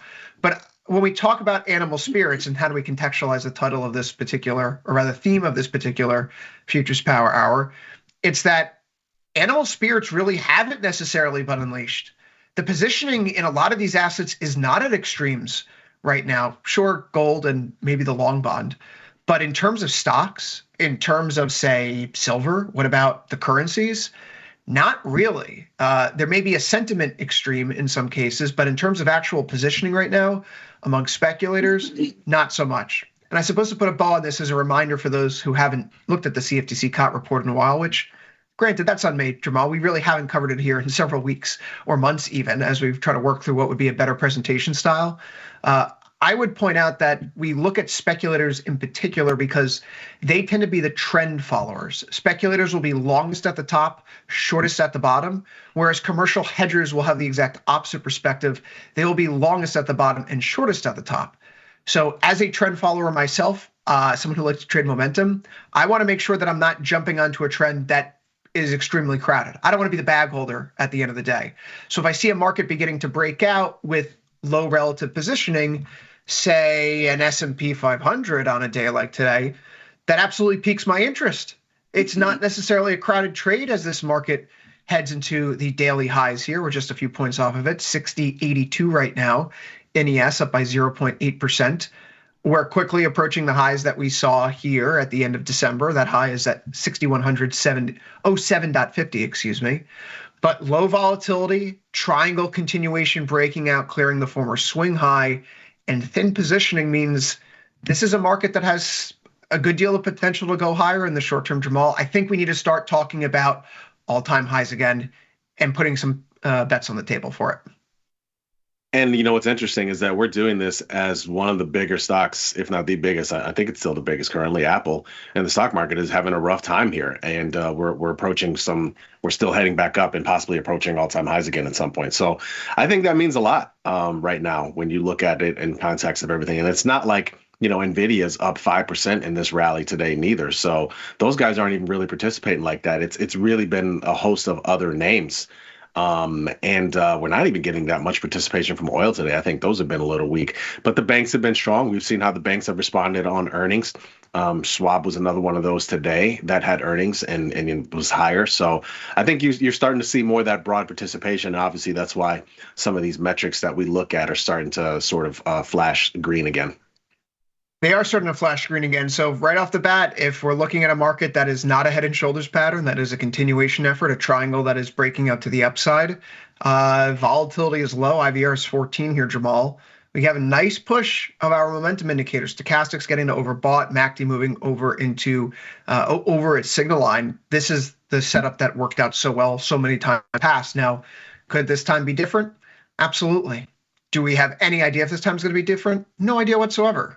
And so what do? We simply, well, this is a Phillips head screw, so we're going to take out our Phillips head screwdriver here, Jamal. Going out 45 days here on our chart. We go to the March 7th expiry, ESH5 still. We can look up at the all-time high, which in this contract comes closer to 61.75. And so just to play this out, long the 61.50 call, say short the 6,300. I'll take more than a 2-to-1 here in the short term. I like that. So let's put it on the board. Jamal, hopefully that gets filled. Long call spread here, feeling a little good about it, giving us more than 50 points wide on the strike, which is usually my metric for feeling confident. If I'm feeling really confident, I got 200 points out. But low volatility, quite frankly, the technical setup's there. The Fed's not talking this week. I guess we're going to ride the animal spirits higher here in the short term because this is still a thinly positioned market, and the breakout is now formally officially underway with the close that we saw last Friday. Yeah, I mean, it makes sense, man. Like, like you said, volatility's been low. The biggest wall of worry, if you want to call it a wall of worry, is tariffs. We really don't have any clue how that's going to affect. Sure, we know what it's going to make certain things more expensive, but I don't necessarily know if it's going to make markets fall, right? So you got to trade what you see in the meantime, and volatility is low. Markets have been, I think, like you said a couple of weeks ago, they seemed oversold, and it turns out we were right. So onward and upward, and as long as earnings continue to be good, well, then you're sitting pretty in the catbird seat. Sitting pretty in the catbird seat if you're in the NASDAQ right now too, particularly if you're a bull. Downtrend from the highs that we saw in December and in January breaking. Volatility is low, 13.4 IVR, and just like its S&P counterpart, momentum is continuing to improve. Stochastic's not quite overbought, but MACD is getting up into the positive territory above its signal line. Jamal, this is all occurring with Apple falling apart, with NVIDIA not participating. There is a broadening out here of the rally right now, and I don't think you need to look further than how small caps are outperforming their large cap counterparts, or at least their tech counterparts at this point in time. But the NASDAQ's in a similar position, right? Maybe there are some tariff fears that these semiconductor companies or tech companies that source a good deal of their, products, inputs for their ultimate end goods, like the iPhone, from abroad, from China. There was no China tariff. I mean, I think the two most notable executive orders that did not come across the bow last night amid the flurry of them, there was nothing on crypto, and there was nothing really related to China outside the TikTok ban. So Apple's problem today is not tariff related. It's just that people aren't buying the new iPhone because what are you really using Apple Intelligence for at this point in time? There's no real reason. I haven't upgraded. No real reason to upgrade as far as I can tell. And I feel like a number of people are out there. iPhone sales down 2%. Relative to expectations at this point of the year. So idiosyncratic story, but not enough to weigh down the broad market. Yeah, this is one that I'm encouraged by going higher because of the Apple story, honestly. I mean, I'm not, I've never really been just like an Apple bull for whatever different reason. But as we were talking about earlier, the idea of positioning and where being contrarian at times, this is one where I'm trying to be a contrarian on right now. So I've gotten long some Apple more recently. It started just very slowly. With a couple of calendar call spreads for earnings, honestly, as the stock had been dipping. And so I've just continued to add some there and create a position. And we'll see what plays out. But, it's the same thing for NASDAQ, right? Obviously, Apple's a big part of NASDAQ. I think the fact that it's strong without Apple participating, with NVIDIA just being kind of lying in the weeds, I think you have more room for, new highs here. And it's been a while. So I've been playing it, and I'm still long. I'm long this also, but long via the Qs. That's been kind of my way to do the calendar calls and the ETFs. the major ETFs like that. I had them before. Most of them are gone now, but the Qs is the one that I still have on because of the Apple story. Yeah, right now, if you look at the breadth in this market, QQEW, the equal-weighted NASDAQ, is outpacing the big boy. Same thing for RSP, outpacing S&P 500, or rather SPY. That's a good sign. And I know there's some people out there who, to this day, say, "Oh, yep, it's it's time to put in another shoulder here." I would look at QQEW. A head and shoulders pattern is left shoulder, head, right shoulder, not then another right shoulder. This is looking like a breakout. And that's why for the past 2 weeks, it's like, let's not put the cart before the horse. It looks toppy, but you actually haven't topped yet. And until you do, you don't want to trade it like a top, because it could simply be continuation. Sitting on our hands and not getting too far ahead of ourselves, Jamal, on the bear side is proving, well, the right strategy here on a day like today. Russell is starting to turn around in a more meaningful fashion, though. And I think this is the bigger news here. RTY is up 1.81% right now. Was I looking at the Dow Jones before when I was quoting the Russell? Maybe. How dare I? The Russell is up nearly 1.81% right now, 2328. It's the highest level that we've seen since the Fed meeting on December 18th. The price action here is perhaps the most reassuring if you are a bull. Not only are we poking through that EMA cloud or EMA envelope, however you describe it, we are firmly closing back above the 5, 13, 21, 34, if you will, today at these levels. We're seeing that the 5 is moving above the 21. Both have a positive slope as a sign that momentum's turned. Moreover, clearing out the former swing high. And this is a bullish engulfing bar. This is a move that put in a lower low than Friday, but we are on pace to close above Friday's high. I think that checks the boxes. If this is a potential turnaround point, Jamal, this is looking more like a left shoulder, head, right shoulder, inverse head and shoulders pattern now that is just starting to break out. And so you think about a head at 2170 and a neckline closer to 2300, 2310. You're talking about 130 to 150 points, depending upon your measurement points.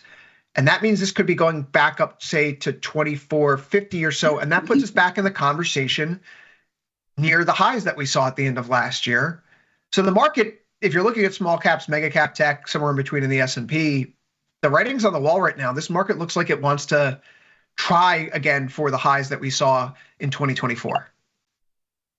Little brother has been strong in the last 5-6 trading sessions since we kind of I think you're right. Like it was the January 10th date, that Friday, that was kind of the moment where we felt like we were oversold. And I think we opened down on that Monday, and we've been coming back since, and nobody's been leading more than the Russell 2000. So the Russell's been really strong here recently. And if you are looking to get bulled up on something, this is the one that I think could really take off. Seriously. The banks right now are the ones that seem to be leading the way here, which I think, we talk about sector rotation so much. And last week we were identifying the fact that you had banks, consumer discretionary, what was the third one? Technology, semiconductors, right, breaking out to the upside. Very classic early cycle bull stage kind of things here. And so taking a step back, you look at XLF today, it's up by 0.61%. KRE, the regional banks, they likewise are doing fairly well here. We can go over to SMH. You mentioned that NVIDIA is not there, but SMH, this is looking like now a legitimate breakout attempt again. We had the triangle, false breakout at the start of January. So picture perfect. You return back into the consolidation only to touch the other side. And then that's the bottom. And then we immediately break out again. We clear out the January 7th high as well. So SMH, I have my play on here. I'm long the 260 call, short the 270. So this is really, really good at this point in time, if that's something to say. Do I think this could be going back to 280 or so? Yeah. I think my problem here in SMH, as we look to some of these charts, is that I don't have the right kind of bullish exposure at this point in time. So some adjustments need to be made, but the sector rotation is promising. Bullish falling wedge in XLY that's now seeing a continuation to the upside here. If banks, if tech, if consumer discretionary are all moving up, it's hard to say that this is a market that is running out of steam rather than just getting some more fuel in the tank. Yeah, I think it's definitely the latter. I mean, again, there's really not much out there for markets to be worried about right now. That obviously could change as time goes on, but you got a low vol environment.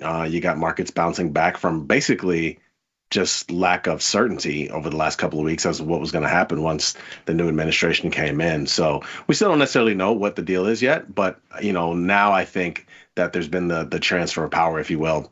Markets are, again, resuming their uptrend because there's no reason for a downtrend. That's the only answer I have. I mean, there's no reason for markets to be worried about anything at the moment. And we say like nothing to be worried about. I mean, the executive orders that came down the pipeline have been telegraphed. If you believe that the market's a forward-looking pricing mechanism, we're always discounting the future. If it wasn't a 0% chance because the guy's president, maybe it wasn't all the way priced to 100 because who knew it was going to happen. But you have to think when he says, hey, on day one, I'm going to sign all these executive orders pertaining to these things. And you look into Trump world and you see, okay, well, this organization or this group or this campaign staffer has previously talked about, and heck, they've produced a template for this executive order that's been publicly circulated for 3 months. Do we think the odds are that he's going to be saying those things? Fairly high. So we get all these orders that come out last night and today, and they're just not beyond, I think, what was expected, right? Where's the tariff on China? Trump apparently over the weekend is telling people that he wants to go to China himself to talk with Xi Jinping in order to smooth things over to prevent an escalation of the trade war. He, of course, gives TikTok a 90-day extension on this ban being enforced, which, we'll have a whole nother discussion with Radigan about that later today on Overtime. I don't think it's going anywhere. But it looks like he's being a little bit softer on China than many people presumed, if that's the writing on the wall again. And so if we're not going to get a blistering trade war right off the bat with the two world's largest economies, there's room for negotiation and, quite frankly, room to not take things off track. Because the economy is doing well enough right now at the macro level. The micro level sucks. Prices are too high. Groceries are 23% higher than when Biden took office in January 2020. We know all that. But it's a 4% handle on the unemployment rate. It's a 2 handle on inflation. The economy is growing between 2 and 3% real terms. If we're not going to have something that comes off left field or comes out of left field and derails the trajectory that we're currently on, then stocks have been in a holding pattern for several months. And we can shake off those worries right now and price in the fact that, hey, earnings growth is double digits. That's awesome. That's a world that we should be focusing on. Yeah, you're right. The economy's been good, despite what we've seen, how market reactions, right, on some of these data points. Economy's been good, and I think you're starting to see the market sort of accept that right now. And again, market is forward-looking, so far everything that we've seen has been predicted. It wasn't any real surprise yet, and the only real surprise, like you said, is dare I say a positive surprise for the time being.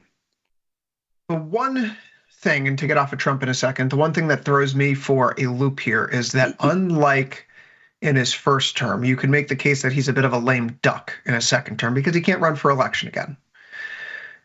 Viewed through that lens, knowing that he has a trifecta now, and given how midterms typically work out where the incumbent party sheds around 23 seats, if I recall correctly, it's only a 2-seat majority, 1-seat majority, depending upon who shows up for work in the House of Representatives. Odds are that you're looking at gridlock in the second half of Trump's term. So if Trump is going to do things, he needs to get them done now. Mm-hmm. And if he wants to do things that are probably unpopular, that you want to keep out of the voting public's mind by election day in November 2026, you do those things early. That way there's so many news cycles to wash them away, right? Oh, good. We're joining the party. Oh, so the Tom has this idea, and I batted back and forth with him and Tony. Is it going to be like 2017 where vol is low because we're waiting for the shoe to drop that never comes? And so, vol just trends lower and lower and lower because we're pricing in a future that isn't as crazy as it actually materializes. I actually have been thinking about this all day long, and I think I'm coming more around to Tom's view that if we're going to see volatility in the markets, it probably has a chance to be upfront. Not today, tomorrow necessarily. I'm not going to pinpoint it, but first 100 days, because then you can get everything that you want to get done that may be politically unpopular done quickly, and then all the things that you want to compromise over, you save for later on when you don't have as much political capital to rule with a mandate, if you will. Either way, though, volatility here is low for now. The technicals are there. I'm not going to place any trades on an expectation that vol will rise because of some political idea. Right. I don't trade that way. But it's too hard, right? Can't possibly structure the way. But it is something in the back of my mind. And if we see a market that's like ripping 6,200, 6,250, 6,300 here in the next few days, instead of being this one of those situations where I say, yeah, I'm going to ride this out and let's see how far I can stretch it, it may be like, let's make those adjustments and lock in those profits sooner, because that outside chance of there being that EO or tweet at 3:30 in the morning that causes the market to gap open lower and throw the best laid plans of mice and men into disarray. I mean, it's there, so we can't ignore it. But we can't trade based on the Trump of it all, if you will. We have to trust the volatility pricing, the market structure, the price action itself, and the price action looks good. So you got to race sometimes, Chip. So we're gonna race. Yeah, I've sort of come to the mind of, while I have a couple of plays on as the market's going higher here, I definitely raised some capital. I mean, about a couple of weeks ago, I was 70 to 80% of my capital was being used as, not even a couple of weeks ago, but going back to like the 10th and the 13th, right? I guess that was a couple of weeks ago. I had about 70 to 80%. As of today, I'm down to like 33%, so I just try to think about it in those terms, peeling back some capital. And again, this is for an active trader account, right? We're not talking about like, long-term trading account or, the leap call. I don't care about that. This is more about the active trading account, stuff that you're trading within the first 3 months, 3 to 6 months time period. I'm peeling back capital now as markets are going higher. Just because, again, I want to be able to deploy that capital at those times when the market is, the people in the market are most scared. When we do have those big pullbacks, we're like, oh man, this is looking ugly. This, all of that. I want to have time to be able to deploy capital at those times.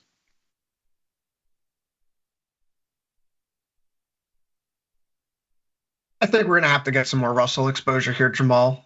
But the Russell exposure, to me, seems like a breakaway discussion from what's been happening with bonds, which we talk about, again, the executive orders, no China tariffs. We get what we expected for Canada and Mexico because those were floated so many weeks ago back at the beginning of November after Trump won. We talk about bonds being potentially relieved by the tariff news. I suppose we'll start with ZB, which is our Z-score superstar here. Again, rolling 10-year basis, weekly basis, 1.26 now, the positioning update for ZB. This is looking like a turn here today. The past few sessions, we bumped up against that 1 month moving average and, just hugging it. Today, we're trying to poke through there. We're trying to poke through the swing lows that we had at the end of December. It's a 39.7 IVR, Jamal. If you didn't have any exposure here, I was just approaching this with fresh eyes. Is there enough meat on this bone to look at selling put spreads down at these levels? Yeah, I don't have any, and because the last call spread I had, I think I took off about 2 weeks ago into the market drop, and for whatever different reason. Yeah, actually, I think it's a good idea to sell some puts here. I mean, again, you're doing some out of the money stuff at levels below where even the lows that we've seen here. So I think it's worthwhile especially when the vol is a little bit high.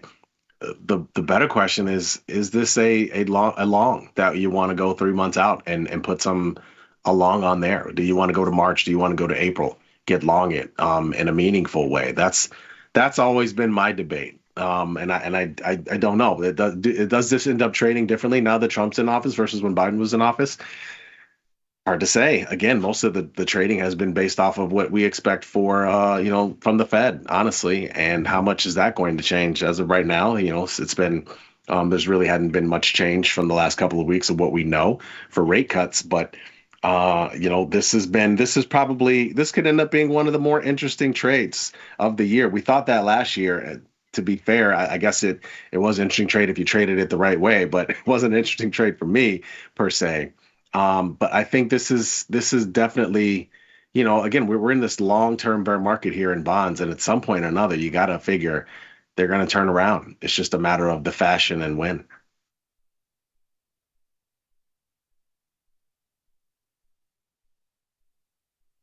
I wonder if I should just put it on, Chris. I wonder, I mean, last week I put something on, right? Because I was looking at the pricing and thinking about where the Fed cut odds were, and I was able to size up basically, risk 1 to make 2.5, or risk 2.5 to make 1 in ZB at about 63 days out. Short the 110, long the 108. The logic being, last week prior to the CPI release, we were at a point where there was just one cut priced in through the end of next year.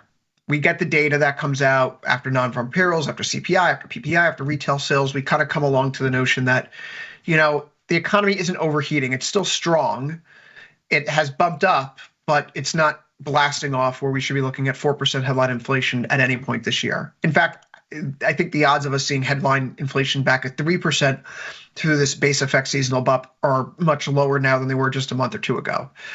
So with that noted, if the tariffs are coming in the way they're coming, then to get to a world where we're trading below 110, it's going to take a lot. You're going to have to get really, really aggressive tariffs that we just haven't seen materialize, and a lot more inflation data that speaks to, an economy that can't have any more Fed rate cuts over the next 2 years. I don't think that's going to happen here in the short term. So I have my exposure on. I'm all the way out in the ZBM5 contract, which is kind of crazy to think that we're already talking June expirations here, but that is 59 days out now.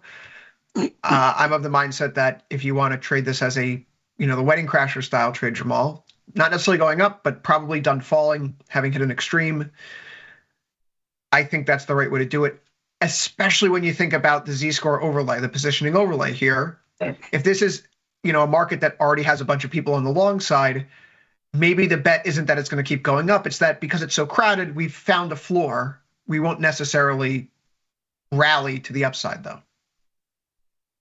Well, that was something I used to say a lot last year around this time, remember? I mean, I don't mind getting in a crowded trade pretty late because everybody's kind of exhausted. So I think that's kind of the idea here. ZN is a different story, but only slightly. It's up by 0.16% today. It's come off the highs fairly aggressively as well, so the gains have been cut in half over the course of the session. And you can see that when we ran up into the highs at the end of last year, a wave of selling comes into play, so maybe people feeling trapped and just trying to get out. Though it does look like a turn. Momentum is improving. There's a little bit of a base here. The data flow this week is not substantial by any stretch of the imagination, nor do we have any Fed speakers because it's a Fed communication blackout window. In terms of Treasury auctions, there was a 52-week bill auction here today, but the broad scope of this week, tomorrow's the 22nd. We're going to have the 20-year bond, and that's really it. You could say Thursday, the 10-year TIPS auction, but that doesn't necessarily spill over into ZN. Maybe we can have a discussion about inflation expectations after that, but not necessarily directly related to trading per se. So, bonds this week, it's Trump. Right? You have the bond auction tomorrow, but then it's Trump and his executive orders and the tariffs all week long for the next 1,459 days, Jamal. So we will strap in. Yeah, strap in is right. Yeah. I mean, it's that's the other thing. Like, that's one of the reasons why I haven't pulled the trigger yet. I'm kind of just waiting to see if there's going to be more of this, more out of this actual tariff situation, and if that's going to create sort of a new floor in bonds, or it's going to actually create some activity. Right now, I mean, because I want to be directional. Again, we're not talking like ZB and vol like this. I would rather be directional, and I just can't justify it at the moment because I haven't really seen anything new yet. On the other end, if we wanted to be bullish and not feel so concerned about that positioning, remember ZN, negative 0.71 Z-score, also at 16.6 IVR. So in terms of expressing bullish, points of view right now, it's not a crowded trade on the long side. 1, 2, if you want to get long exposure that's out of the money, out in time, it's relatively cheap to do so. So perhaps that's the way to do it, Jamal, right? Forget ZB for a second here and the 2 or 3 point move that we've seen off of the recent lows. ZN may be the better setup overall. It's not the typical tasty setup because selling puts right now, IVR 16.6, not super appealing. But in terms of cost effectiveness, ZN is half the size of ZB as is. And for your typical retail trader, doing something like a long out of the money call in ZN might be a better shoe that fits than doing a short put spread in ZB, just in terms of buying power and, relative risk to reward. But that depends on everyone's individual desires. I'm doing the short ZB put spread myself. I have it on from last week, and I have enough rate sensitive exposure elsewhere that I don't need to place those bets on ZN or ZB directly. No, totally. You can get long some pretty cheap out of the money stuff in April and in May and ZN if you so choose. Again, I mean, that's a trade you're probably going to be waiting a little bit. But, when it's that amount of premium and it's pretty low, doesn't kill you, honestly. We're trading at what, 108 and a half or so, just 108 3/4. I was looking at 111 and change because, again, that's where the more recent highs were. Long the 111, short the 113, 59 days out, risking 218 to make 1781, 30% probability of profit. That's, I talk about like those long out of the money call structures. We've gone through it in ES and gold so many times in recent months. The fact that you're getting like an 8-1 here at 29 or 30%, that's very, makes me think that maybe I shouldn't be in ZB. Makes me think that I should be in ZN. Jamal, that's something that I'm going to be. It's pretty cheap premium. It's pretty cheap premium. It is pretty cheap. And maybe, it's not even, right? Like you don't even, you could place this like almost like a vol surface trade, like I think the vol there is underpriced. And so if the market moves up a little bit and we get the vol expansion, then those options, those calls will be trading for much more than they are right now. That could just simply be 20 or 30% higher. And it's a good trade simply based on the fact that the market's improperly priced from a certain point of view. I'm going to May, and I'm going for the 111 and a halves. Going for those right now. We got to go back there then. We're going to May. We're going into May 23rd. It's better than buying, an app. The truth is like, look, God, Tom's going to kill us. The truth is, I like I said, in ZN, I have tried plenty of times throughout the last year and change call spreads, which have, I think it worked. If I did it 5 times, it worked 1 time. Did call spreads. We did it the tasty way. You do, wrapped around where it currently is trading. That's a 50-50 trade. That's like buying the actual future or, buying a stock, right? That's your probability of profit 50-50, right? Here, obviously, the one I just did, the 111 in May, I mean, it was a 35 pop, right? Very low. But it's also $500. It's a very low premium. That's 2% of my capital. That's, a lot cheaper than doing that call spread wrapped around. And I would do it wider, right? Like I personally would do, if I was doing a call spread and I was doing it at the money, I'd do like the 107, 110 and a half. That's a lot more premium than what I'm using currently for just the 111 alone, right? A lot more premium. So when this thing drops, I easily probably lose the $500 for sure. In this case, going out and just doing the 111 and a half, that's me actually, the bid, 37. That's my bid right there when you see on the 111 and a half. That basically is, that's $500, $530. And that's just a lot lower premium. I'm willing to deal with that. And it's not a position that I am just annoyed about every day that I'm losing $150 to $200, right? It's totally different. So, right. I mean, no, much less bleed, which is really good. Jamal, that's one thing people have to think about. If you're going to lock up all this money, do you want to do it on a long-term time horizon? It's why if I'm like looking to sell puts, I hate doing something like a ZB put spread that's 60 plus days out. It eats so much capital up. Yeah.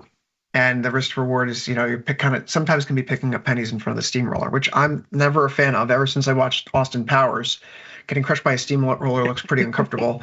GC here, 0.47% higher. There's been an interesting flip today where gold was up and silver was down. Silver has now turned around really over the past, I don't want to say few minutes, we'll give it a little bit more credibility than that, but like few hours. We've seen silver, which was down this morning, shoot up here from about 31.10 to 31.54.5 per ounce. We go back to the daily time frame here. Copper is a bit lower still, negative 0.66%, but again, very much off those lows. So the metals here perking up over the course of the session. My interest, I think maybe your interest as well, primarily in gold at this point in time. This looks like it's breaking out. We've had a nice sideways range here going back to early November 6th, we break into the range. We'll call it 2,600 to 2,760 or so, give or take. We're at the top side of it right now. I have my long exposure here. I think this is a triangle breakout. I think that we're going back to all-time highs. And today's price action does nothing to dissuade me from holding on to it, even if it's been a little uncomfortable at points. But what looked to be a potential topping pattern in an evening star candlestick cluster type of way, now we may get a bullish engulfing bar here at the high, which speaks to continuation. So, Jamal, what's your take on metals here, given this buoyancy we've seen since basically the U.S. cash equity open? Yeah, I think you have to be encouraged now that it's bumping up against that December high there. So we could very well be seeing 2,800 in short order here, and then more breakout back to recent highs. And so, of course, when you get there, it really depends, right? We could see some stall out, but stall out is fine. Sort of like we're seeing right here, right now. What you don't want to see is rejection. So as long as we continue to see action like this, I'm for it. Matter of fact, I might have to jump in myself. I said I would consider it once we got back towards these December highs, and now it's time to take a look at a trade. Where I have my exposure in the J5 contract, we are clearing out the December high, and the high from Friday is 27.85 on the nose. We're currently 27.85.60 here. So thinking about this, still 35 days to go, long the 28.50, short the 2900. That's looking for a move back to the all-time highs, depending upon the kind of trajectory we take. If tomorrow is another strong day, I'll hold on to it. If we see a little bit of weakness around here, basing back into the 5, 13, 21 area, I may want to give myself a little bit more time on this. Duration's your friend here, and I'll be happy to pay for it, particularly because, if we're going out of the money, it's a high convexity trade as is already. And the volatility is not that high. 57.9 IVR face value looks high. But we've been trading gold and silver for the past 2 years, Jamal, and over the past year, we've seen much higher IVRs. My primary point of concern is that volatility stays high. I want volatility to stay bitter here in gold if we're going to be playing on the bull end.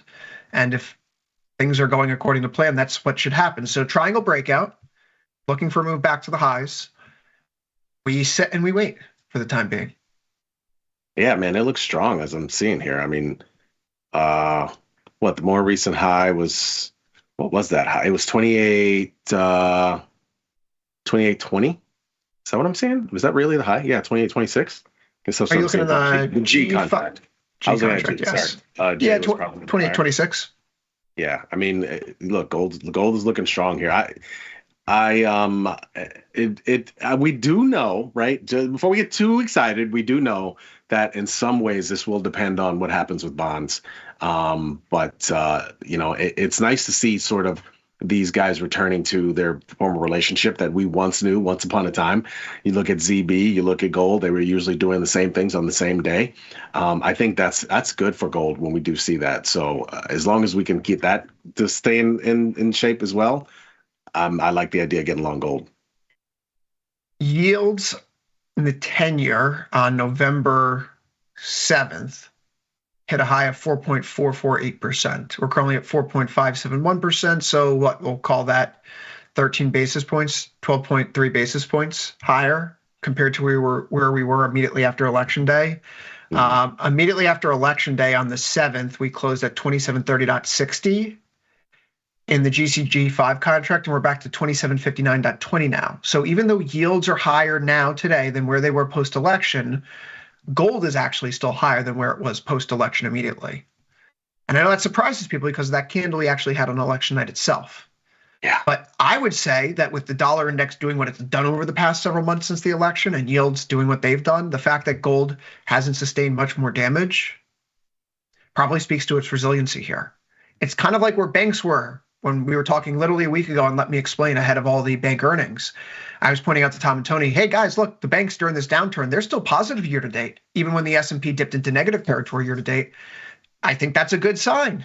Maybe that should be some writing on the wall. When things outperform their fundamental anchors, so to speak, you kind of got to take notice. Just like when things underperform their fundamental anchors, you kind of take notice. Good news isn't translating into a good price action? Uh-oh.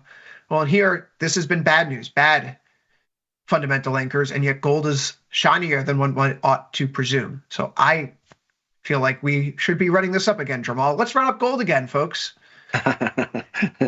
How fun was that, right? Yeah, I mean, apparently we're asking the CCP for help with everything these days now in this new America. So I would ask the CCP, please continue your gold buying. I have a vested interest in those gold calls printing. We haven't dipped our toes back into silver here, Jamal. The positioning is not really substantial, but we talk about a triangle potentially getting ready to break out. I would note that as we look to this and we take a look at the swing highs here on our chart, we have that flag last year that broke out and has become another flag. This could follow suit sometime soon if gold is a leading indicator. Not quite ready yet, but 33 calls in silver starting to look Very interesting 64 days out at this point in time. So you have nothing? Oh, you're out of silver all the way? I didn't know that. Oh yeah, I'm completely flat out of silver. Right after, several weeks, I think November, October, last time I traded it. Yeah. No, but I've just been playing in the gold then. I have nothing across the board right now in silver. Yeah, nothing for me either. I prefer to play gold in this situation unless silver gives some kind of strong reaction moving forward. But in the meantime, I got nothing on in here. Vol's pretty low too, so really not much you can do on that front either. And again, Vol is low in a lot of these because they're not making the moves that they were making earlier last year. When they were, you could see the Vol was a whole lot higher to the upside. So it's kind of that part's not surprising, but. Yeah, I got nothing. Same for this too. Yeah, just to wrap this up, I'm still holding the copper position that I've had on here for a few weeks since the start of the year. There are 35 days left to expiration, short the 405, long the 4, put spread. Friday's price action was ugly. It's a bearish engulfing bar, key reversal at the high. That should be enough to get me out, but we didn't close below the 1 week moving average, so I didn't. Today would be like, okay, let's get out. We're back below the 5, but that long lower wick, keeping me in it. 20.5 IVR. If I were trying to look at this again with fresh eyes, I'm not sure this would be the day that I'd want to sell a put spread.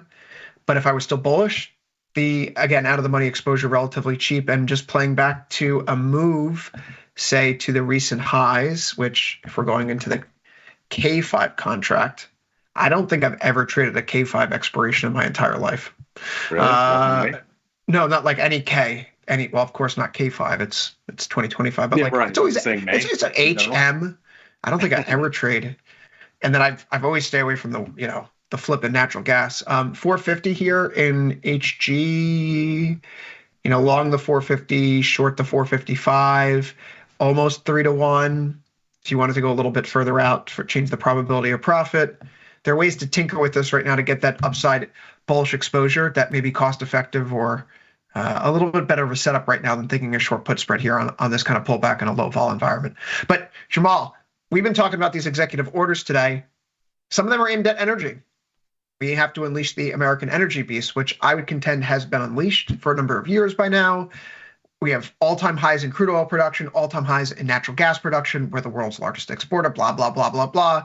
So if we're going to get all of these executive orders aimed at unleashing American energy supply, it's already coming into an oversupplied market, right? The backdrop is that OPEC Plus is telling us they want to bring production online, but they can't do it over the course of 12 months. It's going to have to be over 18. And oh, by the way, they're going to bring less production online than they thought they would be able to because the demand isn't there. We've been looking at this move up the last few days, weeks, kind of in bewilderment. There was no volatility involved. There was no geopolitics involved. It shot up from 70 to 80 almost in a blink of an eye. But we've now had a $3 or $4 pullback. Do you treat this like the top that it looks like now that momentum's breaking? Do you think that this volatility is appealing enough to fade it? Do you go short MCL as opposed to short CL calls or call spread? How do you approach crude oil here, Jamal? Because I think this chart is a mess. I just don't like it. And it's for that reason I'm not interested at all. I'm not. I mean, again, 28 IVR is just not enough for me. I would have been more interested had gold been in the 80 range or touching 80. It just now it's, oil's honestly been kind of boring for the better part of a year. I mean, we were looking at, I think that was late 23 and early 24, gold kind of sitting in a range. And that's kind of what it's been. It's really been fairly boring. We need something to happen in here to make it interesting again. So I don't really feel the need to put on a trade in oil right now. It just doesn't really tempt me at all. Just looking at the potential triangle here, I deleted it earlier, but we had a triangle on here at the end of last week. It ultimately does break down yesterday morning, and we're finding some follow through here. It looks toppish. There's really no two ways about it in the short term. But in the typical tasty way of looking to sell vol to capitalize on that perspective, no. I philosophically will not sell crude calls in a low volatility environment. Mm-hmm. You can't put a gun to my head. Nice knowing you. Not going to do it. Okay, because you can get double tapped so easily. If there's a geopolitical event that causes vol to expand as crude shoots higher, it's lights out. It can be really painful. So I'd prefer, if I'm really thinking about playing this directionally, it has to be something like short MCL, or if your account is big enough, short CL. I know for most people it would be something like short MCL. But the options right now, there are better ways to go about expressing this if you're bearish crude. It may even be something like heading over to the ETFs or the individual names, XOM, CVX. But even so, I don't know if people have been paying attention to the top left here. These aren't high IVR readings at all, right? 34 in CVX, okay, but XLE 19, XOM 28.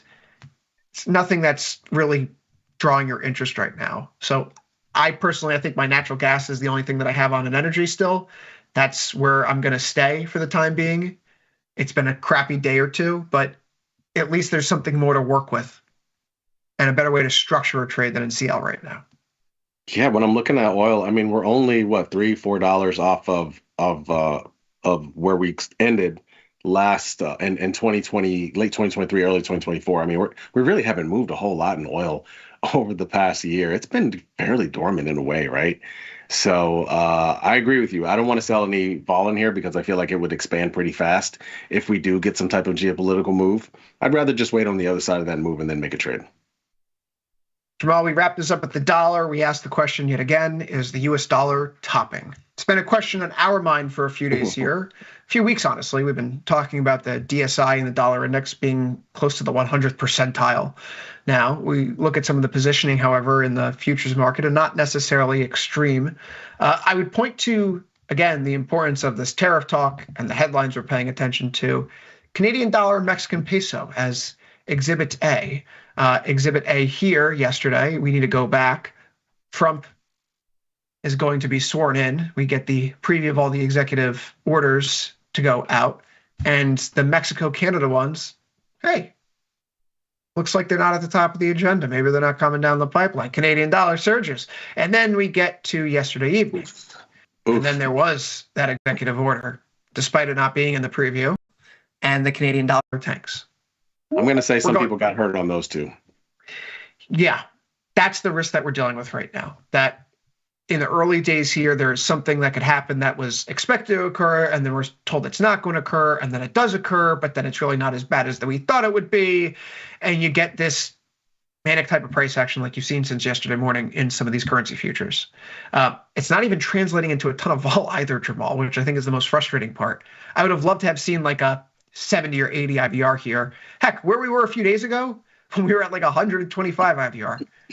But that's not really playing out right now. So is there a dollar top coming in? There was more technical evidence today to put some meat on that bone than there has been in a while. The downtrend in the euro since the election has been broken. The downtrend in the British pound, not quite broken, but we're getting a counter trend rally here. So I'm more interested in selling up near 124, 125.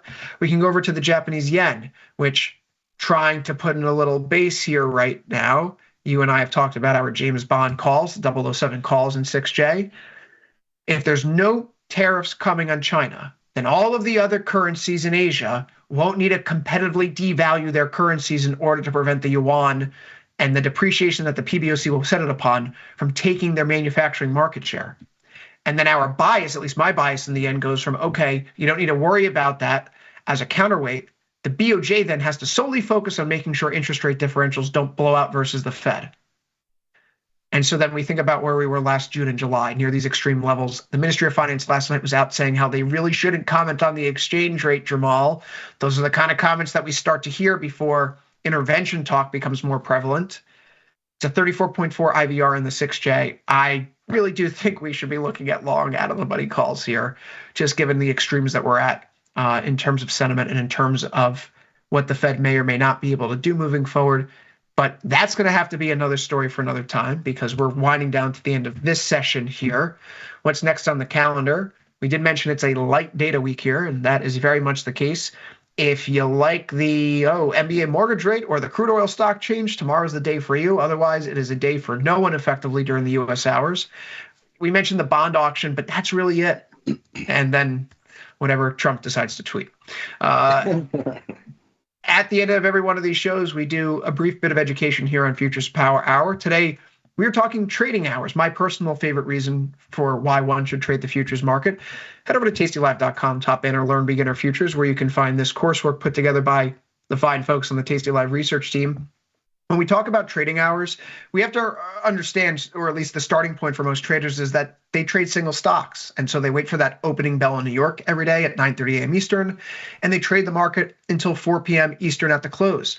But then from 4 p.m. Eastern until 9:30 a.m. the next day, they really can't do much. And the world is globalized, Jamal, so a lot of things happen overnight. There's a war in Russia and Ukraine. There's things happening in the Middle East. Who knows about what a certain president might tweet out at 3 o'clock in the morning when U.S. cash equity indexes are closed. So you have to find another alternative. And that's what the futures market gives you. Trading 23 hours a day, 5 days a week. There is 1 hour per day where the market is closed for batch order processing. That's between 5 and 6 p.m. Eastern. And then it reopens and we start it all over again. That's why here on Tasty Live, we have first call, which is Sunday evenings at 6 p.m. Eastern, right as that futures market opens.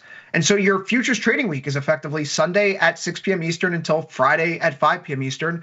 But for those minor 1 hour breaks, it gives you access to some of the world's liquid markets, deepest markets, most important markets, stocks, bonds, currencies, interest rates, energy, right? Precious metal. So be sure to check out what I think to be the best aspect of trading futures, the trading hours. Head over to tastylive.com, top banner, learn beginner futures, or simply click the link here at the bottom of this slide. It takes you there directly. Jamal, that's it for us today. We'll be back later on. Of course, you have engineering the trade. I'll be back for overtime. So we'll see all the good Tasty Live viewers later on. Until then, however, we're going to take a brief break, and then Dr. Jim Schultz will be here with From Theory to Practice. See you there.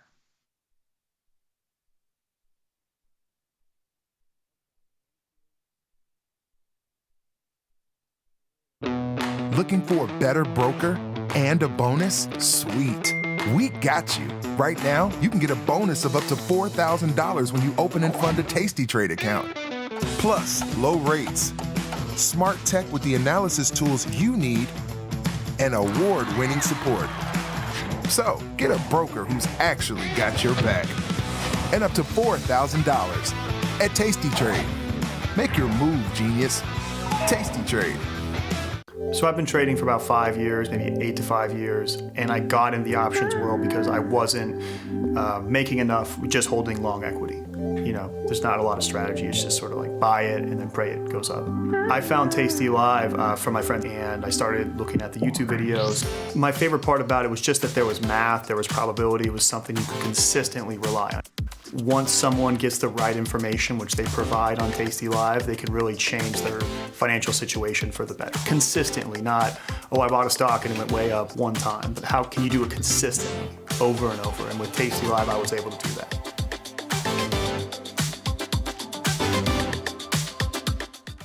Calling all traders. Are you using Tasty Live mechanics and enjoying awesome results? Are you an up-and-coming options savant? We're looking for you. For over a decade, Tasty Live has shared the most inspiring stories of traders teaching themselves a new skill, using probabilities and experiencing new levels of success. If you think your trading journey should be shared with Tasty Nation, we'd love to hear from you. We are always on the lookout for the next class of rising stars. Email us at risingstars@tastylive.com if you'd like a chance to share your trading journey and inspire others.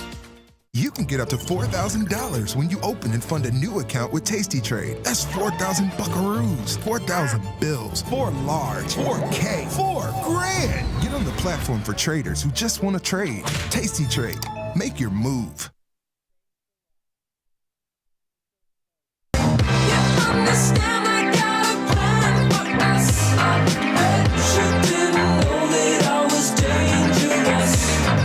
Jim Schultz, and this is From Theory to Practice. Welcome to the show today. Welcome to the broadcast. Welcome to the Tuesday edition of the show. Welcome to the Synthetic Monday edition of what it is that we are trying to do, man. I'm glad that you're here. Thank you guys for being a part of what it is that we are trying to do, because without you all and all y'all from my Memphis, Tennessee crowd, we could not do what it is that we do. So if you're watching over on the Tasty Live Network, then I would actually bounce on over to YouTube, because you can join the conversation and join the discussion in real time, and you can communicate with your brethren that are also watching the show. It is indeed a good time had by most. But this is it. It's a new day. It's a new dawn. We've got, we got a full week of, well, actually, wait.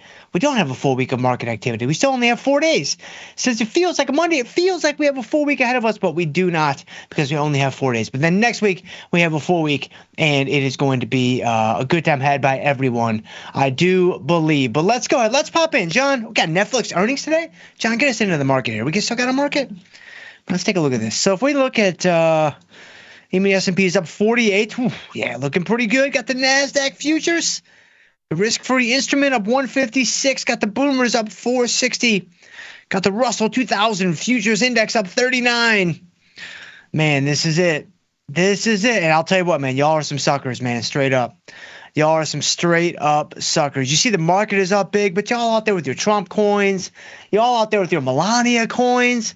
Like, y'all are just some straight up suckers because we know the big money's not going to drop until that Don Jr. coin hits later on tonight. But you got the market up big. You got bonds even up 19 ticks. And then you got gold up 11 points. And things are looking pretty good. Got oil getting whacked. New administration says we're going to be pumping oil like nobody's business. So that kind of makes sense, I suppose. And you've got the British pound is up. You got the euro is up, and everybody is happy. Oh, you got the Bitcoin bros, man. Look at these guys. Wow, up a little $5,000 on Bitcoin. Look at that, looking pretty good. And so the original crap coin. And so yeah, everybody's looking good. Everybody's happy. Lots of green on the screen. Almost wore my public shirt, but we got a day off today, and so somebody else is going to have to man the cheese station. But you've got volatility down 66 cents. The old VIX down a little bit. You got volatility futures also down a little bit. Let's see. Volatility futures are they're down 76 cents. So you got volatility taking a hit. That makes sense though. I mean, with the market being so strong, you would expect volatility to be, kind of taking a hit. So all right. So what I want to do, man, we have so many things to do today. So many things to do today. So I'm gonna get to y'all, man. I see you guys. Man, I already see you guys in the chat. I see YouTube Jim, see Harold, Sam L's in the house, Junior Max in the house. Man, David Galmore's in the house. Ordenu's in the house, man. Look at you guys. I appreciate you guys. Rob Banks in the house. And I'm going to get to you guys here in just a couple of minutes. But I want to go ahead and, man, look at this. Got lots of green in the portfolio. How did this happen? This is some crazy, crazy stuff. And so we've got a couple of things to do in here. And then, of course, I want to do a Netflix trade for tonight because earnings season officially begins today. Like, forget about the banks and the financial stocks and your Alcoas and whatever. Earnings season starts when the first big tech heavy hitter drops, which is going to be tonight with Netflix right after the bell. So you can see if we bring up, just a Tom's watch list here, you've got, let's sort by earnings. And so here you go. You've got Netflix is today. So Netflix after the bell today. And then tomorrow we've got, Alcoa's tomorrow? I thought Alcoa was like always. Wait, Alcoa's tomorrow. Wow, that's crazy. That's crazy. This is like PPI coming before CPI. Like Alcoa used to always be like, am I misremembering here? Like somebody back me up in the chat. Somebody who's been trading for a while and trading earnings for a while. Wasn't Alcoa kind of like the entry, kind of the gateway drug to all other earnings calls for most earnings seasons? Didn't they normally come first? Now maybe it was the banks, maybe it was like your Wells Fargo's, your JP Morgan's, your Bank of America's, whatever. And then Alcoa would drop, and then everybody else would drop. But now we get Alcoa coming after Netflix. Alcoa coming after Procter & Gamble? Like, that's crazy, man. That's some crazy, crazy stuff. But if you look down the list, you've got a few more that are coming. You've got Starbucks. Man, Starbucks is ripping today. We got a lot to say about Starbucks here in just a few minutes because we're going to do a little something with these long shares that we have in Starbucks. We got Starbucks on January 28th. You got Meta and Microsoft here on January 29th. You got Tesla on January 29th. You've got, USA is also on January 29th with Uncle Jay coming out and saying, hey, this is what we're going to do. Like, obviously, with Trump back, it's QE infinity. Like with Trump back, nah, man, it's U.S. debt's going to be 50 trillion, 60 trillion. Like, and I'm talking about the end of 25. Like, you think he's playing games? You think he's messing around? No, he's not playing any games. He's not messing around. And so you got USA earnings coming out on January 29th, so that's going to be good. And then to kick off February, we've got, a couple other guys. We've got, let's see here. We got Apple, right? Let's see here. Am I missing Apple? Where's Apple? Oh, here it is up here. You've got Apple right here. On Apple. Wasn't Apple? And I think Apple's been playing a little cat and mouse. They were in February, I think, for a minute there. And then they moved to January 30th. So a little bait and switch on the old Apple earnings day. They got AMD on February 4th. You got Chipotle on February 4th. You've got my digital collectible on February 4th in Chicago. I'll see you guys at the pop-up event the night before, which I believe is February 3rd. I'm really excited about that. It's going to be amazing. I'm already putting together the content. It's going to be great. I cannot wait. It's going to be so fun. And so that's all coming on down the chute. But we have Netflix today. So, all right. But let's do it, man. We got to do this. We got to stop monkeying around and kind of get to this thing. So first and foremost, let's go ahead and let's look at this XBI position, simply because this is a winning trade.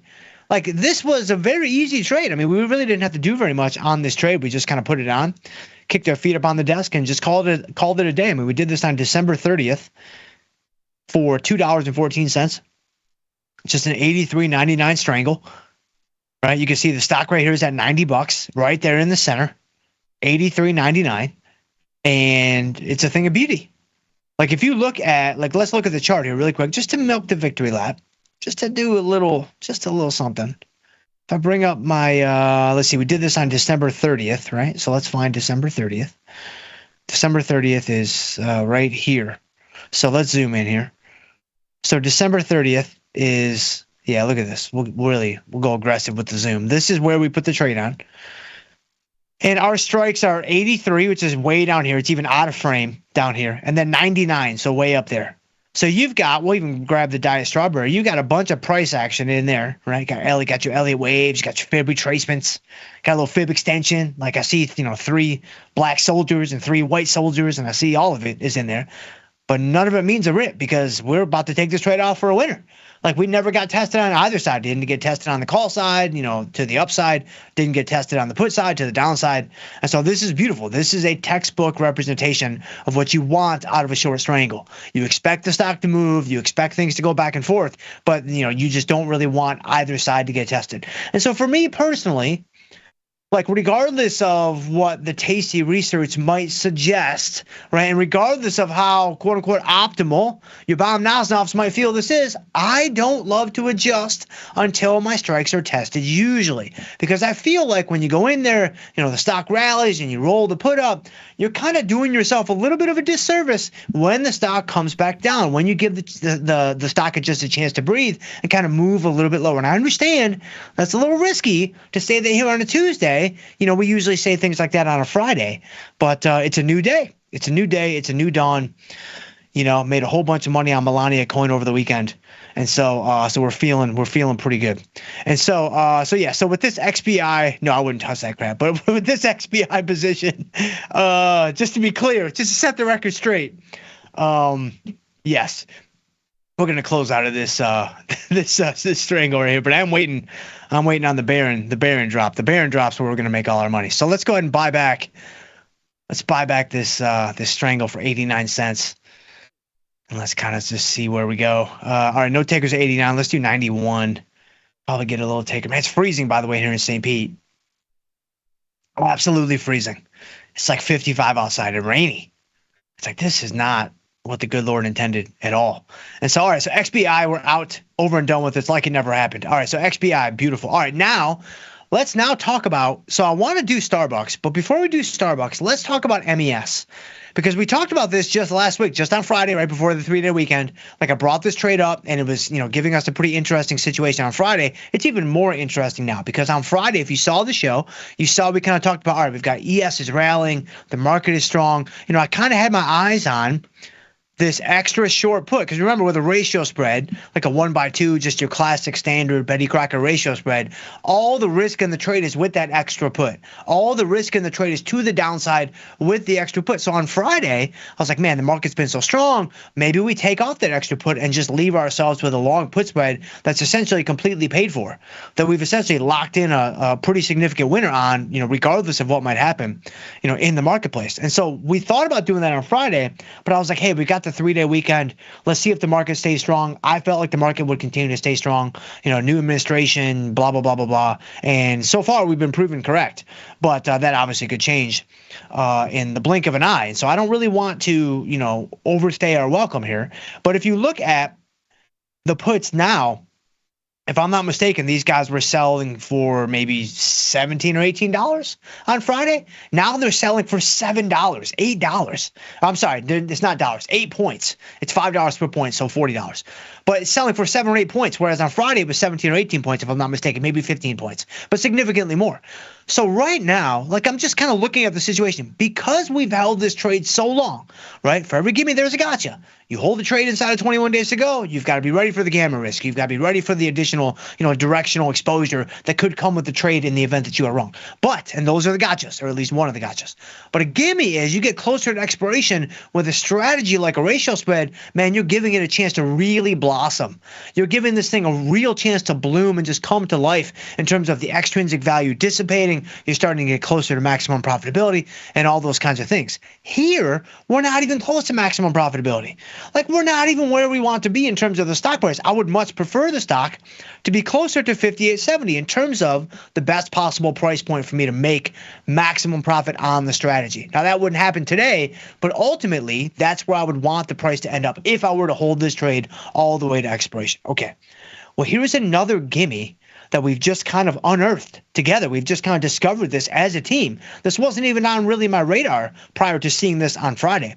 Because we've held this trade so long and so deep into the cycle, the value of the puts is so low that we're going to be able to go in and buy back the one extra put for a very modest, debit, and then leave ourselves with a put vertical spread, a long put vertical spread, that in the event that the market goes down significantly, in the event that, Netflix takes us down, or Procter & Gamble takes us down, or Alcoa takes us down, or somebody takes us down, we're going to have a long put spread well below the market that could fill up significantly that's already paid for itself. It's already more than paid for itself. So let's do that now. Let's buy back this extra short put, and then we'll go ahead and we'll talk through the different scenarios that could potentially happen. And you guys will see this is even better.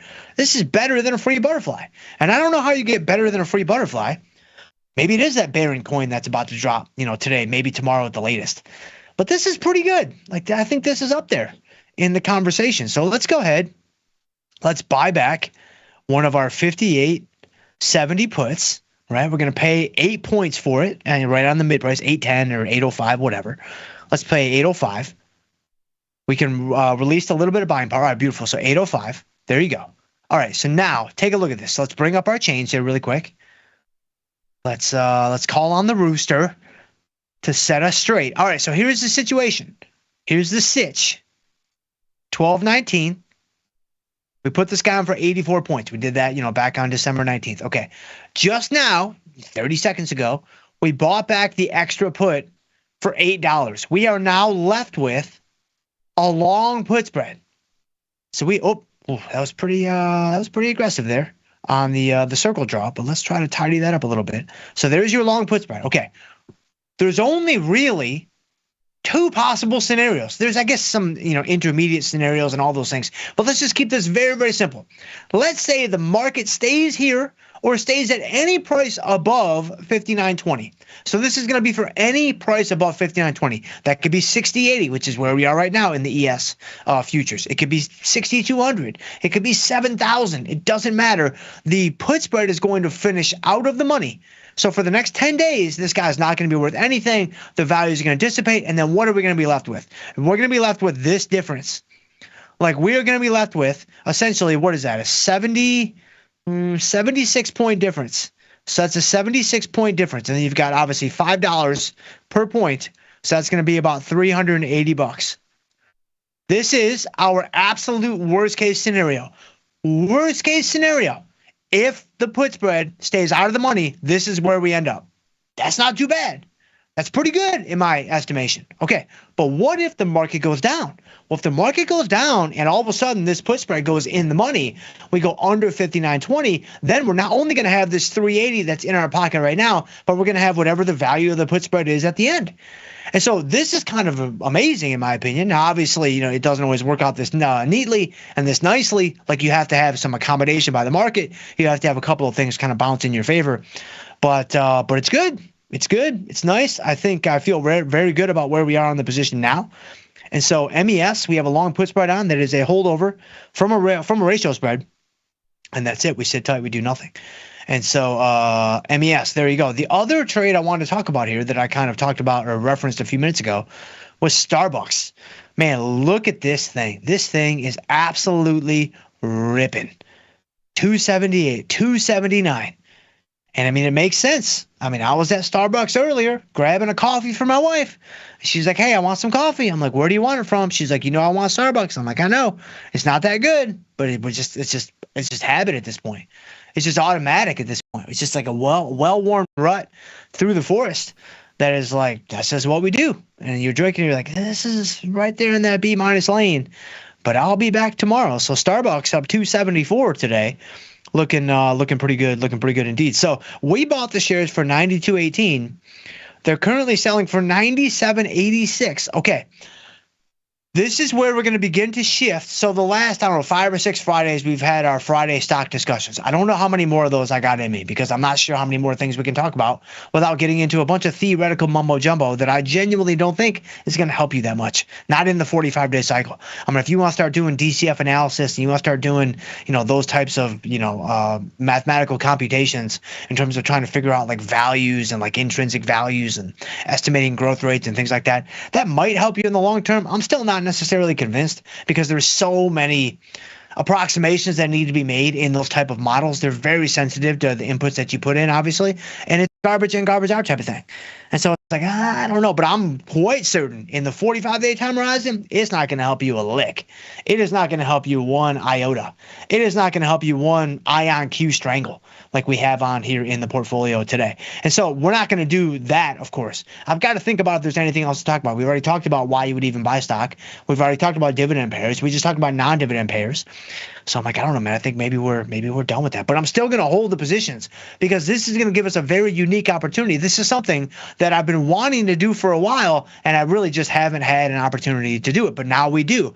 We have share positions. Today, you're going to see we're going to turn this long Starbucks share position into a long-term covered call. And so this is something that I know because so many of you guys have told me this over the years. You're dealing with this in your portfolios. Like you're handling this in your long-term, kind of retirement portfolios, kind of the we're talking decades long, viewpoint, time horizon is what I was going for there. And so with, those type of strategies and that type of time horizon, it takes a different approach.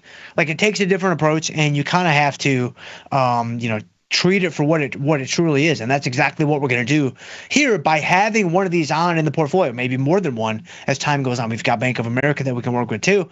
But this is going to be really cool because it's, it's one thing for me to just talk about something, which I do all the time, of course, sometimes rather, mediocrely, but we still do it. We give it the old college try, much like my Notre Dame Fighting Irish did last night. But my Ohio State Buckeyes are just too strong. They're just too strong, which I called from day one. Y'all can check the tapes. I've been riding Buckeyes ride or die since the very beginning, so that was not a big surprise. But for me here, it's going to be so much more helpful to actually talk about like covered calls and long-term portfolios by having one on ourselves. Like we have one on, you guys are going to see what do I do when it goes out of the money? What do I do when it goes in the money? What do I do when it's at the money? Like those kinds of things. We're going to be able to have all those conversations because I envision us holding this for a while. So Starbucks up $5 now, over $5, about $5.50. Let's go into the trade page. And okay, so two things. So when you have a stock position that you're looking to sell premium against that is a longer term holding, this is something that does not have a predefined exit point. This is something that is not, this is something I always push back on you guys. Whenever you guys bring a question like on the YouTube chat or even via email or at a live event or whatever, you're like, hey, I've got this cover call at XYZ. Like, what should I do? My follow-up question to you guys nearly 100% of the time is, okay, I need to know, is this a trade or is this an investment? Like a trade is like 45-day time horizon, 21 days, looking to get extrinsic value, blah, blah, blah, blah, blah, blah. With these type of positions, this is more like an investment. This is more like a really long-term holding that you don't really have any desire to get out of this in the next 30, 45 days. You're looking to hold this thing for potentially years down the road. And so that's exactly how we're going to treat this Starbucks position, which is going to make it unique from how we've done this in the past. I tried to do this with TLT. I tried to do this with the poor man's covered call that I really wanted to simulate, the actual covered call, but it was hard to do just because, they're not the same. Like, yes, a poor man's covered call is, from a buying power standpoint, it is superior to a standard covered call, but there's other nuances and kind of nooks and crannies that are just not the same, and you really can't, treat it the exact same way, because when you have the long shares, there's no decay, there's no expiration, you can just hold them, they collect dust in your stock drawer, and you call it a day. When you've got long calls like we had in TLT, there's some decay, there's some extrinsic value, it's going to have an expiration date. You're going to treat it a little bit differently, which is what we did. But here with Starbucks, so the first thing that I wanted to point out, this is more of an investment than it is a trade. So that means, I'm going to say, generally speaking, getting in at 45 days to go is still a good entry point. When it comes to, you're kind of in no man's land like I am right here, 30 versus 60. I personally like something that is closer to 60 than closer to 30, simply because it is a longer term holding, right? So I'm kind of selling premium that matches that horizon. I'm not looking to be uber active on this position. Now, I'm going to be because of the show. We'll be talking about this regularly, whatever. But if you're doing this in your own portfolio, this is probably not something you really want to be dealing with every single day. This is probably not something you want to have to tend to, whenever the market is open.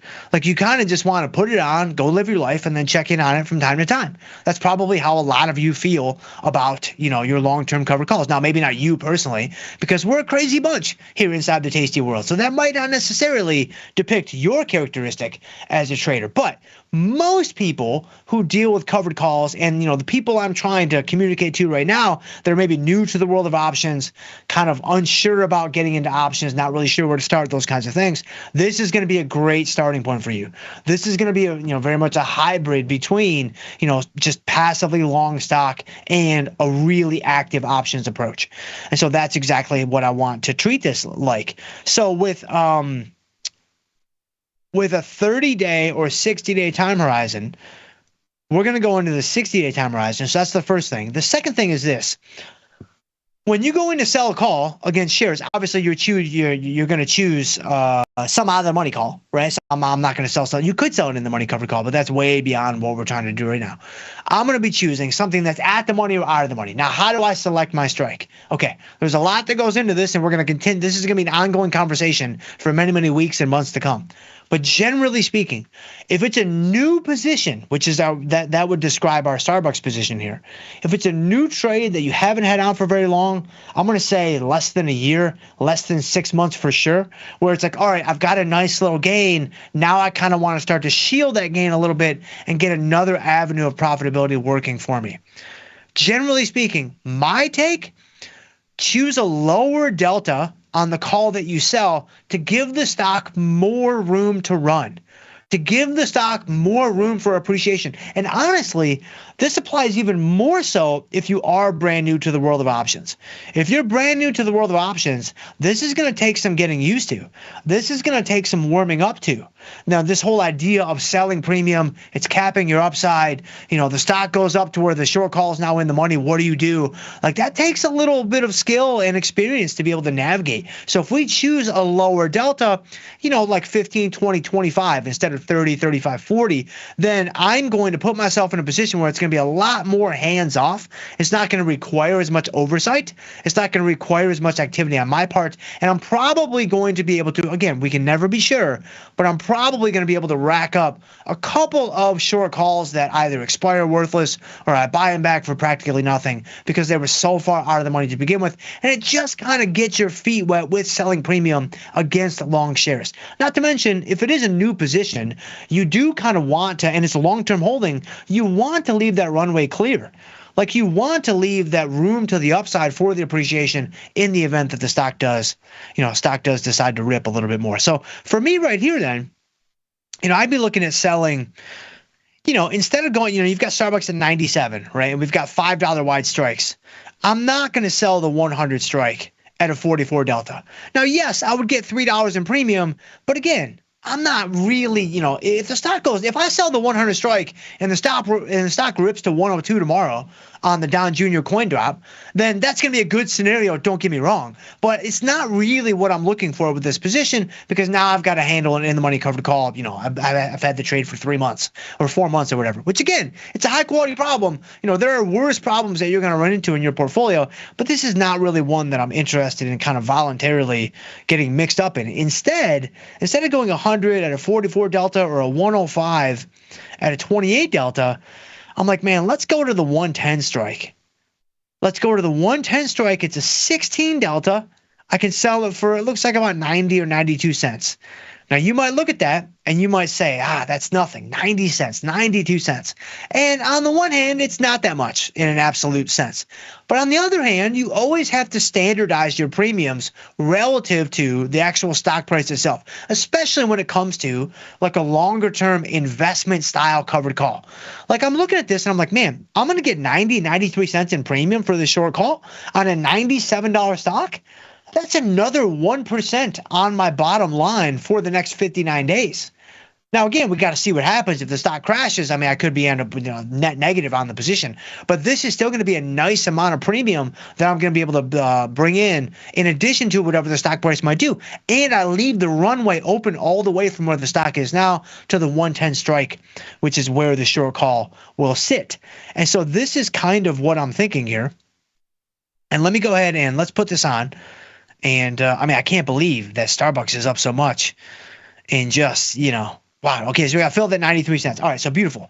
So our Starbucks long share position is now transformed into a covered call. And I'm excited because this is something I've been wanting to do on the show for years now. And we're finally been able to do it. And so now we have kind of an investment style covered call that we're going to be able to manage. You guys are going to see me talk through this, every single day. If you watch the show on a regular basis, you know that I like to, analyze all my things on the show. I don't try to do anything off the show. From time to time, expecting new butterflies, whatever, we'll do something. But yeah, so that's Starbucks. All right, I gotta get to you guys. I'm so far behind. Man, look at you guys. Man, I see you guys in the house. Man, let me do this Netflix trade really quick. Amelia's got a doozy for us. Are you guys ready? We're shooting from strength. Here we go. We're going 3-day cycle. Expected move butterfly. No funny business. We're getting right to it. She wants to do. Wow, this is crazy. I like it though. Obviously playing it to the upside. Obviously, it's Netflix. 910, 950. 990 expected move butterfly, $4.30. Beautiful. Look at this thing. They're just giving it away. They're just handing this thing out on street corners. It's unbelievable. So $4.25, 910, 950, 990. Man, let's do it. Let's go for it. This is going to be our Netflix play. You guys have plenty of time to fade this over the course of the next hour and a half or so. So let's go ahead and let's do 435. Let's get this guy filled. I'm going through this a bit more quickly than I normally would, just because the covered call thing took so much time. I want to get to you guys, man. No takers at 439. All right, okay. We'll get somebody though. Hold on. 443. Yeah, we'll find somebody there. No takers at 443. Man, what's going on? We're going to get improved though. Watch. When we get this filled, it's going to be filled for a lot less than we go in for. 446. 445. All right, so we get improved by a penny. So I wouldn't say it's amazing, but it's a little something. It's just a little something. So all right, let's go in, man. Let me see where you guys are at, man. I see you guys in the house. I appreciate you guys, man. Let's do it. Orgdenu's in the house. Greetings from Italy, Dr. Jim. What's going on, Orgdenu? What pop gives the best risk reward for credit spreads? If on the 45-day cycle there's an earnings date, does that change the strike selection? What do you recommend? Thank you. Yes, great question. Great question. So there's a couple parts to that question, obviously. I'll answer the second one first. If you have an earnings date inside of a vertical spread cycle, I usually avoid it. Because the earnings are just going to muddy up the waters. It's going to make it difficult to make money. The implied volatility expansion as you get closer to earnings is going to really work against the positive theta that you're trying to churn from every day that passes. Can it be done? Yes. Are there still traders that, don't really worry so much about that and they still do it? Yes. Are there names, similar to a Bomb Nosnoff? Of course. But it's not really something I'm going to do simply because I think you're making an already difficult endeavor that much harder by doing that. So I would say if there's an earnings date in the cycle, don't do it. Don't mess with it. Go into an index or something like that that doesn't have any earnings. And then maybe put that on for the actual earnings day, because now you're able to take advantage of volatility being at its peak, which is what we want to do as volatility sellers. So that's the answer to that question. But going back to the pop. So this is a little bit more nuanced because I don't know if there is a best. It's rarely best and worst, and oftentimes gimme and gotcha, right? So it's very rare that you actually find a point of optimality. Sorry for all my Tom Sosnoff groupies out there. There's still a couple left, so you might be watching the show. I understand that. But I really don't think that optimal points exist in the world of trading because there's too many factors. There's too many factors. Not only for a given strategy, strike, whatever, do you oftentimes just have gimmies and gotchas, and you need to kind of balance those gimmies and gotchas yourself. But also, we're all coming at this from our own unique, point on the learning curve. When it comes to experience, and it comes to account size, and it comes to schedule, and it comes to ability, which is probably similar to skill and experience. Like, these things vary so dramatically from one trader to the next that, you can't say that, a 25 delta strangle is optimal. In my opinion, it doesn't matter what the research might say. It doesn't matter what the studies might say. I think it's gimmies and gotchas. I think that the biggest benefit from all the things that the Tasty Research team has done, and they've done some amazing things, incredible things, it's to point us in the right direction. It's like taking a blunt instrument and you're just kind of whacking it like in the right direction. But when you go to figure out what that looks like for you specifically, that's when you got to get out the scalpel. That's when you got to get something out that's more finely tuned, and you got to go in there and make it your own. You got to go in there and use these universal principles that we've all learned from the research team, and then kind of carve this out and blaze your own trail through the forest, right? And so those are my own thoughts, and we'll just have to wait and see how that sits with the powers that be. I don't know that. Oh, that kind of rhymed a little bit. So that was good. But when it comes to vertical spreads, getting back to the original question, when it comes to vertical spreads, if I go into, if I just go into like IWM or whatever, you can see you've got the stock at 229. Let's say I go to March, and let's say I sell, if I'm looking to get bullish, let's say I could sell at 227, 222 for $1.72. Right, that's a pretty good trade. You can see the pop is 58, right? My P50 is 77. Right, it's a pretty solid trade. The credit's $1.70, about a third the width of the strikes, right? Or you could go even closer, and you could say, hey, I could do a 229, 224, where now I'm collecting even more. So now I'm closer to $2 on a $5 wide spread. But look at what's happened in my pop. It's gone down to 55. And the P50 has gone down to 72, 73. Now, why did I choose those two examples? I just happened to kind of land on those two examples. But generally speaking, 1/3 the width of the strikes is a good starting point according to the Tasty Research. And I think this is going to be a great reference point for most traders. This is an example. This is a perfect example. Right? We didn't even plan this. Like, how much more serendipitous could this be? I didn't plan this at all. This is how I take the Tasty Research and I make it my own. I much prefer to be closer with my strikes to where the stock price is now because I'll be able to collect a higher credit. Now, what am I giving up in exchange for that higher credit? I'm giving up some probability. You can see it for yourself on this IWM trade, right? When I was collecting about a third the width of the strikes, my pop was 58. Now I'm right on top of the strikes where I'm collecting almost 40% and my pop is only 55. So I've given up a few percentage points, which, some might say that's insignificant. Some might say it's significant. I would say over the long haul, 3 to 4 to 5 percentage points is fairly significant, and you will notice those differences. But the reason why I'm doing this is simply this. With something like a vertical spread, I know that my adjustment opportunities are going to be very limited down the road. I'm not going to be able to do too many things other than maybe rolling out for a credit. And even that is going to not necessarily be available to me a lot of the time. And so I much prefer to control my risk more effectively, be even more mindful of my risk control and my credit collection on entry, knowing that I'm already better than 50-50, significantly better than 50-50 in my opinion. And so I'm fine with that. I'm okay with that. And now I feel even better about taking max loss if that is indeed what we come to in this trade. Now, some of you might look at this trade, and again, this is exactly my point. It's not about optimal. It's not about best. Some of you might look at this trade and you may say, wow, Jim, I want a higher probability. That makes me a little bit nervous being right on top of the stock price. I want to have a little bit more room to be wrong. I want to have a little bit more buffer room between where the stock price is now and where the strike price is on my short, my short put strike. Hey, that's great. I think that's amazing. Right? I wouldn't go too low in the credit because then all of a sudden, the risk return dynamic doesn't really make a lot of sense. But if you want to be more like a 227, 222, that makes perfect sense to me. And I don't really think we can say that one is better than the other per se. I think it just goes down to what you yourself as a trader are looking for. So Orgenu, that's kind of how I view vertical spreads. I'm usually closer to 40% myself. But again, if you're at a third, I think you're fine. If you're at 35%, I think you're fine. 30%, I think you're kind of getting close to being too low there. And then anything under 30, I probably would not consider. But you can go even higher than 40%. I mean, I couldn't really hear now because I'm already on top of the stock price, and I didn't necessarily want to sell in the money spread, although you could do that. But yes, hopefully that helps some a little bit. So Sam L's in the house. What's going on there, Sam L? Sam L says, Dr. Jim, I have BB Pro in the house. Man, I appreciate you. I am not that at all. With the new administration, should we be fast twitch traders or slow twitch traders? I mean, this is the question. This is what we need to be focused on. And the answer is very obvious. We clearly want to be fast twitch traders, always. All administrations, at all times. Because it's the fast twitch fibers that have more room for growth. It's the fast twitch fibers that will be able to recruit more fibers more quickly. And so we definitely want to be fast twitch traders, not slow twitch traders. But I appreciate you there, Samuel. Always combining, some bodybuilding with some trading. It's absolutely amazing.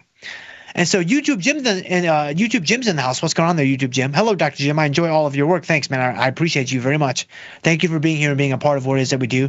YouTube Jim has become part of the core group now. He is, I think you're here every day, YouTube Jim. I appreciate you so much. And so Harold says, it feels good to be first. You weren't even first. So I'm glad it still feels pretty good. But Harold says, let me get these questions going. First, how's chess? Chess is going well. I'm almost up to 700 now. I figured it out, guys. I figured it out. So when you're playing chess, here's the key. The thing that you need to focus on above all other things is you are trying to checkmate the other team's king. You are trying to checkmate a team.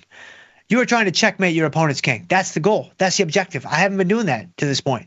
So now that I've started doing that, my rating has gone up significantly. I'm at like 690, I think. And so I'm knocking on the door of 700, which is still awful in the world of chess. But I'm not super embarrassed to admit it publicly now. And so, but Harold says, second, what are your thoughts on the Trump passing executive orders to freeze federal hiring?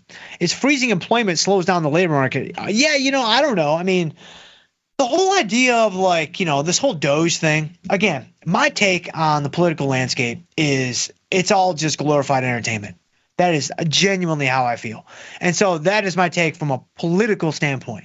However, one thing that is intriguing to me is this whole Doge situation with, the Department of Government Efficiency. You got Elon in the mix and he's an outsider. I mean, Trump himself is an outsider, I guess. Maybe not anymore, but at least he was.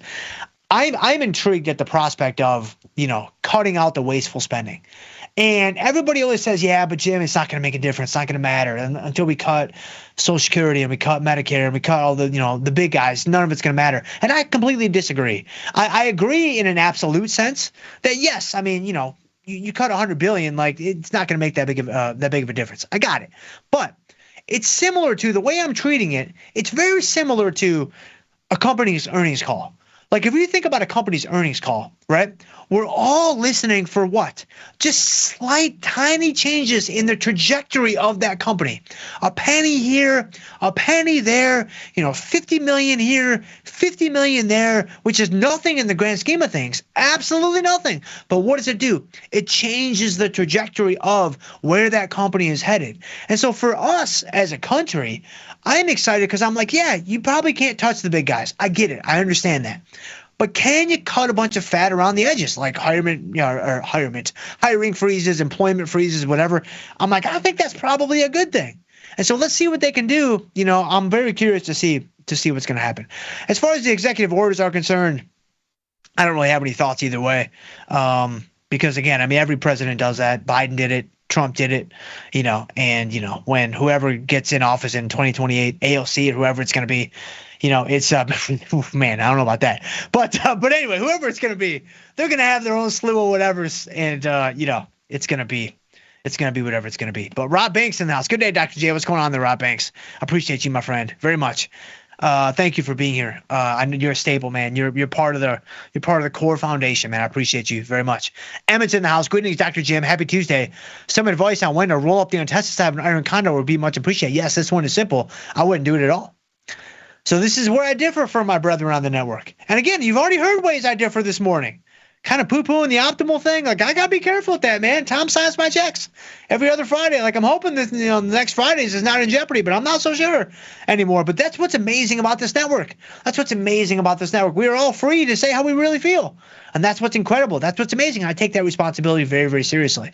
And so it's great that we all are unified in the same 4, 5, 6 universal principles. But then beyond that point, we all give you guys our actual, like, true, like, authentic takes. And when it comes to untested sides on iron condors, I don't like rolling them up at all, because I feel like you're sacrificing the distance between your short strikes, which is so valuable on a strategy like an iron condor, because you already have so much friction on both sides of the market. And if you're feeling like you need to reduce risk and bring in more credit, then that's a problem that should have been addressed on order entry. That is not something that you should be looking to do and feeling the need to do over the life of an iron condor. I much prefer to sit, do nothing, and just let the probabilities play out. So hopefully that helps a little bit. Bruce 2237 says, good Tuesday, Dr. Jim, from snowy Mobile, Alabama. That's where my wife was born, actually. She was born in Alabama. She's from Memphis. She grew up in Memphis. She moved to Memphis, I think, when she was, she's like, I think maybe under 1 years old or whatever. But she was born in Tuscaloosa, I believe. And so, snowy Mobile, Alabama. Wow. That's some crazy stuff, man. Thank you for being here there, Bruce. I appreciate you, my friend. And so Junior Max says, good morning from Australia. Do nothing strategy in IonQ in effect. That is correct. Where is IonQ? There it is, man. We're right between our strikes. We do nothing. We sit tight, and that's going to be that. And then David Galmore says, where do we trade the Don Jr. coin? Oh, I don't know. Probably on Truth Social. That's probably the only place that you're going to be able to trade that, which would make sense. You got to have all the grifting just centralized in one location, right? So that would just make it a lot easier, I think, on everybody, especially the grifters.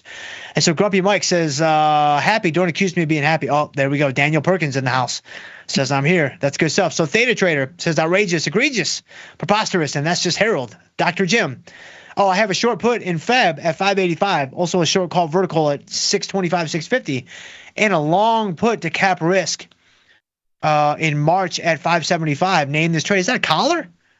In SPY. Is that a collar? I'm out of time, so I guess I got saved by the bell, Zach Morris style, but I've already put that's not a collar.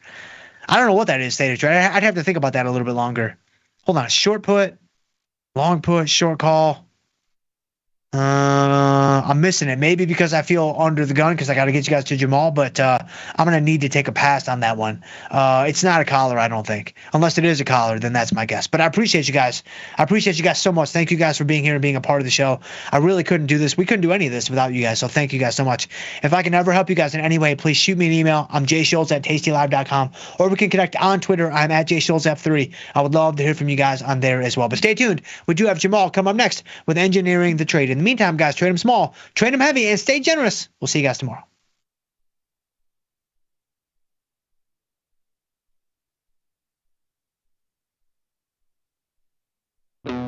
Looking for a better broker and a bonus? Sweet. We got you. Right now, you can get a bonus of up to $4,000 when you open and fund a Tasty Trade account. Plus, low rates, smart tech with the analysis tools you need, and award-winning support. So, get a broker who's actually got your back. And up to $4,000 at Tasty Trade. Make your move, genius. Tasty Trade.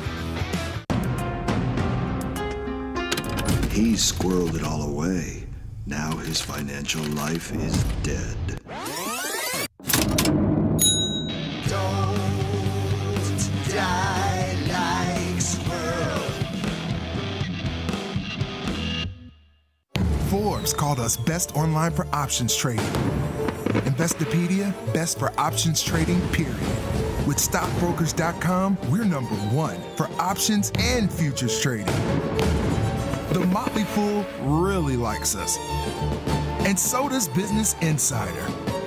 So what else can we say other than boom? Trade like a trader.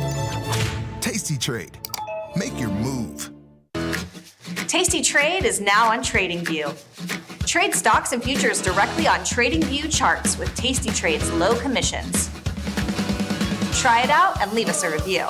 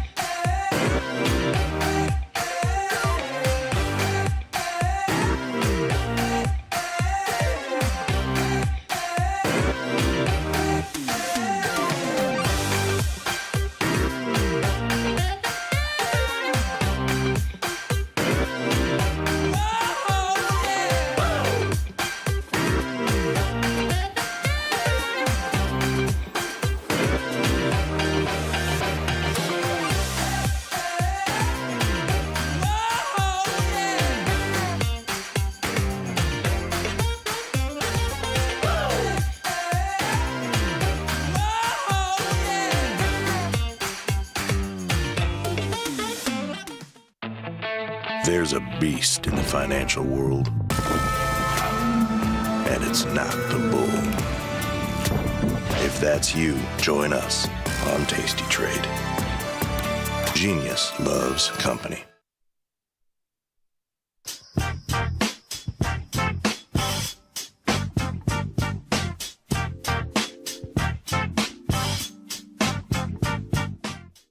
What's going on, everybody? We got Apple having a little bit of issues here. We'll figure out what's going on with that. Of course, Netflix has earnings tonight. It'll be interesting to see the things that they end up saying that are really propelling the stock forward. And then finally, we got a new administration. Of course, there's going to be more talks about these tariffs if they happen, but we'll sort of, market seems to manage all of that type of stuff anyway. So we'll talk about those three things and more. We'll take a look at a couple of the other earnings that are out besides Netflix and see if there's any trades that are worth doing. Welcome to the most dangerous show on the Tasty Live Network, folks. It's Engineering the Trade. I am your host, Jamal Chandler. Sports world, a couple of things have happened in the sports world, if you know. Of course, last night, I'll tell you how much things have changed for me. Once upon a time, I had a strong dislike for both of those teams that played in the national championship game last night. And it was because of my allegiance to the University of Miami. A lot of you know I am a Wisconsin fan because I went there for graduate school, but then I'm also a University of Miami fan, particularly football, because I grew up in Miami. Anybody who knows about the Miami Hurricanes football team, once upon a time, we were the dominant team in the football landscape. It changes over time. I know. Many years earlier, Notre Dame was the dominant team, right? Like hundreds of years ago. I mean, basically. But kudos to them. They made it to the championship game. It seemed like it was going to be an even match early on. Ohio State just eventually took over, man. I think they said they're one of the more expensive teams in college football, and they showed it. They showed up last night. So, again, I being a Miami guy, once upon a time, Miami and Notre Dame used to have a big rivalry. Obviously, we faced Ohio State in the championship, and Ohio State ruined our chances of going back to back. I am over both of those things. It's whatever now. They're both teams. Good, great job by both of them making it there. And Ohio State handles it last night. I do have a funny question, though, with regard to sports, and it's not about college football. Last night, for a little bit there, I was watching the Unrivaled Basketball League, the 3-on-3 league, that has a lot of the WNBA stars in it. It's fascinating to me. The whole thing is, I'm telling you, it's super fascinating. Not the league itself, just all the circumstances surrounding the league. Just think about it. How come it's surprising that nobody has tried to this point to create a 3-on-3 league? Now, understandable they haven't tried to do it for women because the viewership hasn't been there. That's why these ladies are doing it now. Great job by them. As a matter of fact, I don't know if you guys know, but there's two players that are like majority holders. They have other partners, but there's two players that created the league. One of them I think is Breanna Stewie, who I don't even know who she plays for right now. I'm not even sure, but. She's one of them, and I can't remember who the other person is, but basically two players started the league. Can you imagine this in the NBA if there were a 3-on-3 league? I don't know how much you guys know. Obviously, there's the Big Three, which Ice Cube created. Ice Cube has gone on record saying that Adam Silver is trying to kill his league. He's trying to destroy it because he feels like it's competition. Now, when I first heard that, I thought that's crazy. Not that Adam Silver was trying to do it, but how is that competition? It's 5-on-5 and it's 3-on-3. But then when you look at the landscape of the NBA, and everybody I know largely says the NBA is not interesting these days, right? Would it be more interesting to watch a 3-on-3 league? Would you watch LeBron and Steph and these guys in a 3-on-3 league on the regular? Would it be more interesting? Would there be more cutting? Would there be more passing? Would there be more, and things that really making the NBA interesting? Obviously, people just jacking up threes isn't interesting, but a shorter court 3-on-3, kind of fascinating. And I guess what I'm saying is I'm almost surprised that the WNBA is not even threatened by this 3-on-3 women's league. Unrivaled. Kind of funny. Kind of surprising. Let's pull up some slides. Let's talk about what's going on today. And equity markets here. Pretty strong day out the gate when you look at stocks today. So one of the first thing is Apple's obviously been down for 4 weeks in a row and several trading sessions in a row, and things haven't been looking good. People have talked about iPhone sales becoming a concern. The fact that Apple Intelligence doesn't fully, hit the mark. It misses the mark, as a matter of fact. And so stock's been getting rocked more recently. I'm a little surprised that this is the move based off of that. I mean, obviously, iPhone is the biggest thing that Apple sells, but it's a little surprising that the move is happening. But hey, who am I to judge the move? All I can do is be a contrarian. So I started building a position in here last week, actually. And it was really for earnings, honestly. I was doing upside calendar call spreads for earnings. I did the initially, I'll show you more position when we get in there, but I did some further upside strikes. I'm adding a little bit more today. I think we've seen this in the past where people are disappointed about Apple and so on and so forth. But honestly, I mean, who isn't disappointed about Apple? They haven't created anything new in several years. Most of the devices are the same. Apple's, the iPhones, of course, they keep getting better, quote unquote. They get, a new camera and a few other features. Apple Intelligence has now become the thing, but I don't really use it. I don't know about you guys. I don't really use it a whole ton. I've started to tweak a few things here and there, but it's not the main reason you're going to get the phone anyway. You're getting the phone because you want the phone, not necessarily because of Apple Intelligence. I don't know how much that's driving things. iPads have largely remained the same, so have ear devices, and yet the stock is where it is. As a matter of fact, people loved it in the fall. The stock was taking off. So why all of a sudden now is Apple Intelligence a big deal? I don't know, man. This is one of those times where I'm calling bullshit on the news. I don't really care. I'm getting long Apple, and I'm finding strategic ways to do it, and that's my story, and I'm sticking to it. Next is tariffs. Of course, President Trump had inauguration yesterday and summarily got to work putting a lot of executive orders into action. None of them were tariffs, though. However, we did see big moves in some currencies overnight. Canadian dollar was one of them. And, the thing is like a lot of stuff that eventually we buy. Well, who knows how this whole tariff thing is going to play out, right? There's been talk about how much, how inflationary it's going to be for the economy. And of course, the Fed won't be able to cut rates as a result. I don't even know all the answer to that. I really don't, because I've never been in a situation where we put 25% tariffs on multiple countries. I really couldn't answer. But I do know that just from a simple standpoint, we are going to pay for a lot of things, right?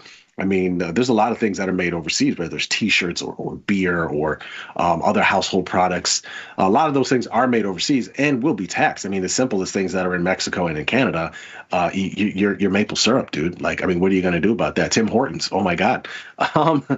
There obviously are things that are going to get more expensive. It's for this reason that I'm kind of waiting to see how things are playing out. So I did have some longs on in the form of calendar call spreads, which has really been kind of my trade these days because it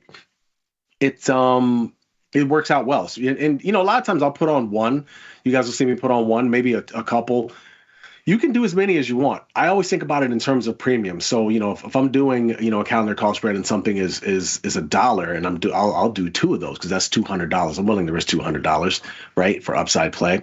If it's 50, 60 cents, then maybe I'll do 3 or 4, right? Because I always think about it in terms of the amount of premium I'm putting on. So I say all that to say I had a bunch of these in SPYs and diamonds. And I had a couple in IWM, and I had the Qs. And I pretty much took all of it off at this point now.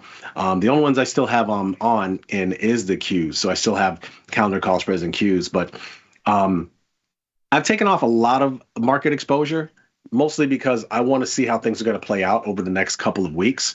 Now, I do have other plays on, a couple of earnings plays here and there, and I'll talk more about that when I get to the platform. But the point being is the tariffs thing, I think I think is somewhat priced in. I don't think it's something you should necessarily run for the hills for. I'm taking off my long exposure just because most of the plays that I had, they were right at my strike, so it worked out well and it's time to go. But I think, when you look at the market internals right now and you look at sort of the charts, markets are beginning to take off. This is something that Chris Vecchio and I discussed today on Futures Power Hour when we were looking at charts. SPY, S&P 500 is looking fairly good and trying to reclaim some of the levels that it had lost 2 weeks ago. Same thing with the Qs. Matter of fact, I still think the Qs has some ways to go when you figure that Apple has been weak for 4 weeks.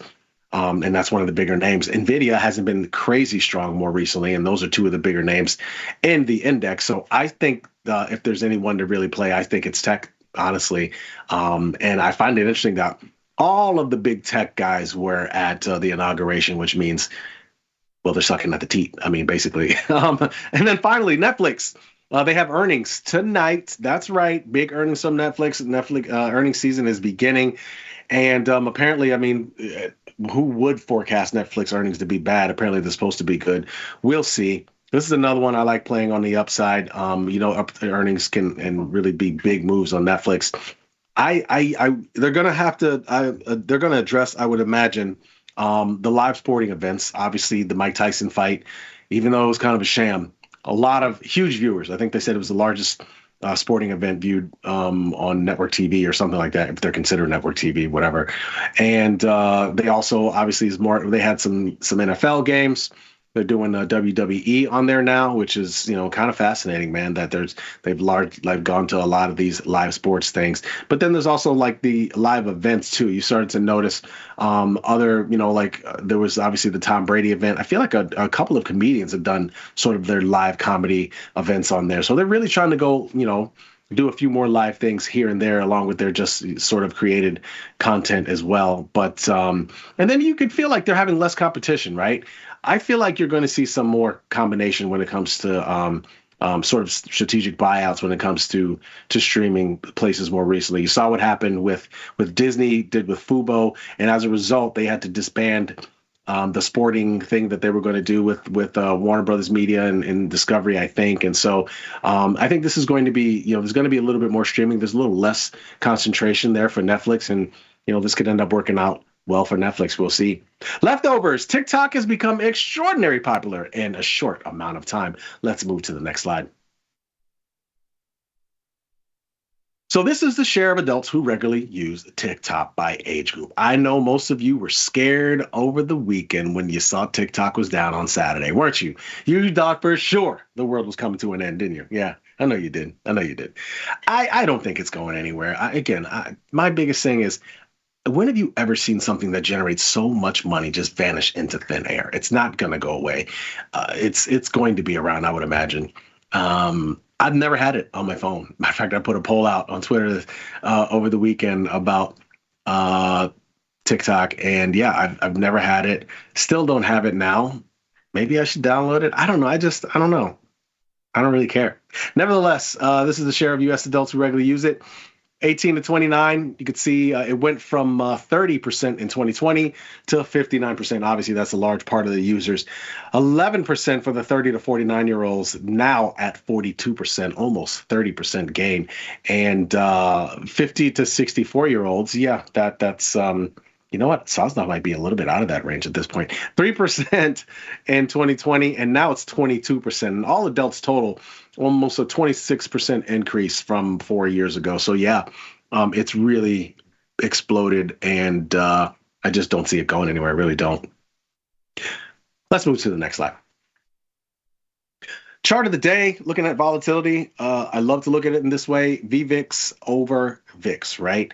So if you figure, long-term average, let's just say a VVIX is 100, long-term average of VIX, let's say is 20.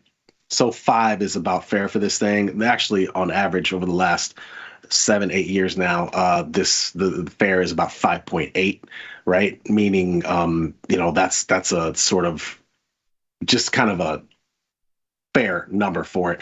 Now, those are elevated numbers when you think about it, but high volatility, this metric is low, towards 2, you could say. Low volatility environments, it's somewhere around, upwards of 8, 9, 10. Right now, I think we're sitting, it's trending towards a low volatility environment, we are fairly low volatility, fairly low. So all that to say, this chart is showing you there's not much going on in vol land. Let's move to the next slide. Banks have been strong more recently. You guys notice that, especially on these earnings. A lot of them have done well. I played Schwab earnings, and that worked out well for me too. Nice little move on earnings today. I had some calls, just straight up calls. Just pretty cheap premium, honestly. So that's why I only bought calls. But there's a couple more coming out. Capital One has earnings, Ally, Comerica, Zion. What I typically like to do is pay attention, especially when you have, a vast group like this where they all kind of are similar and move on the same reasons, right? If some legislation were to come out against banks, Goldman will be affected, so will Wells Fargo, Citi, blah, blah, blah. Most of them are doing, if one is generally doing well on earnings, some of the others do well in kind. And so that's why I decided to play swap. So sometimes you can get lucky and just play a name blindly, and it's usually could work out because the whole group has done well.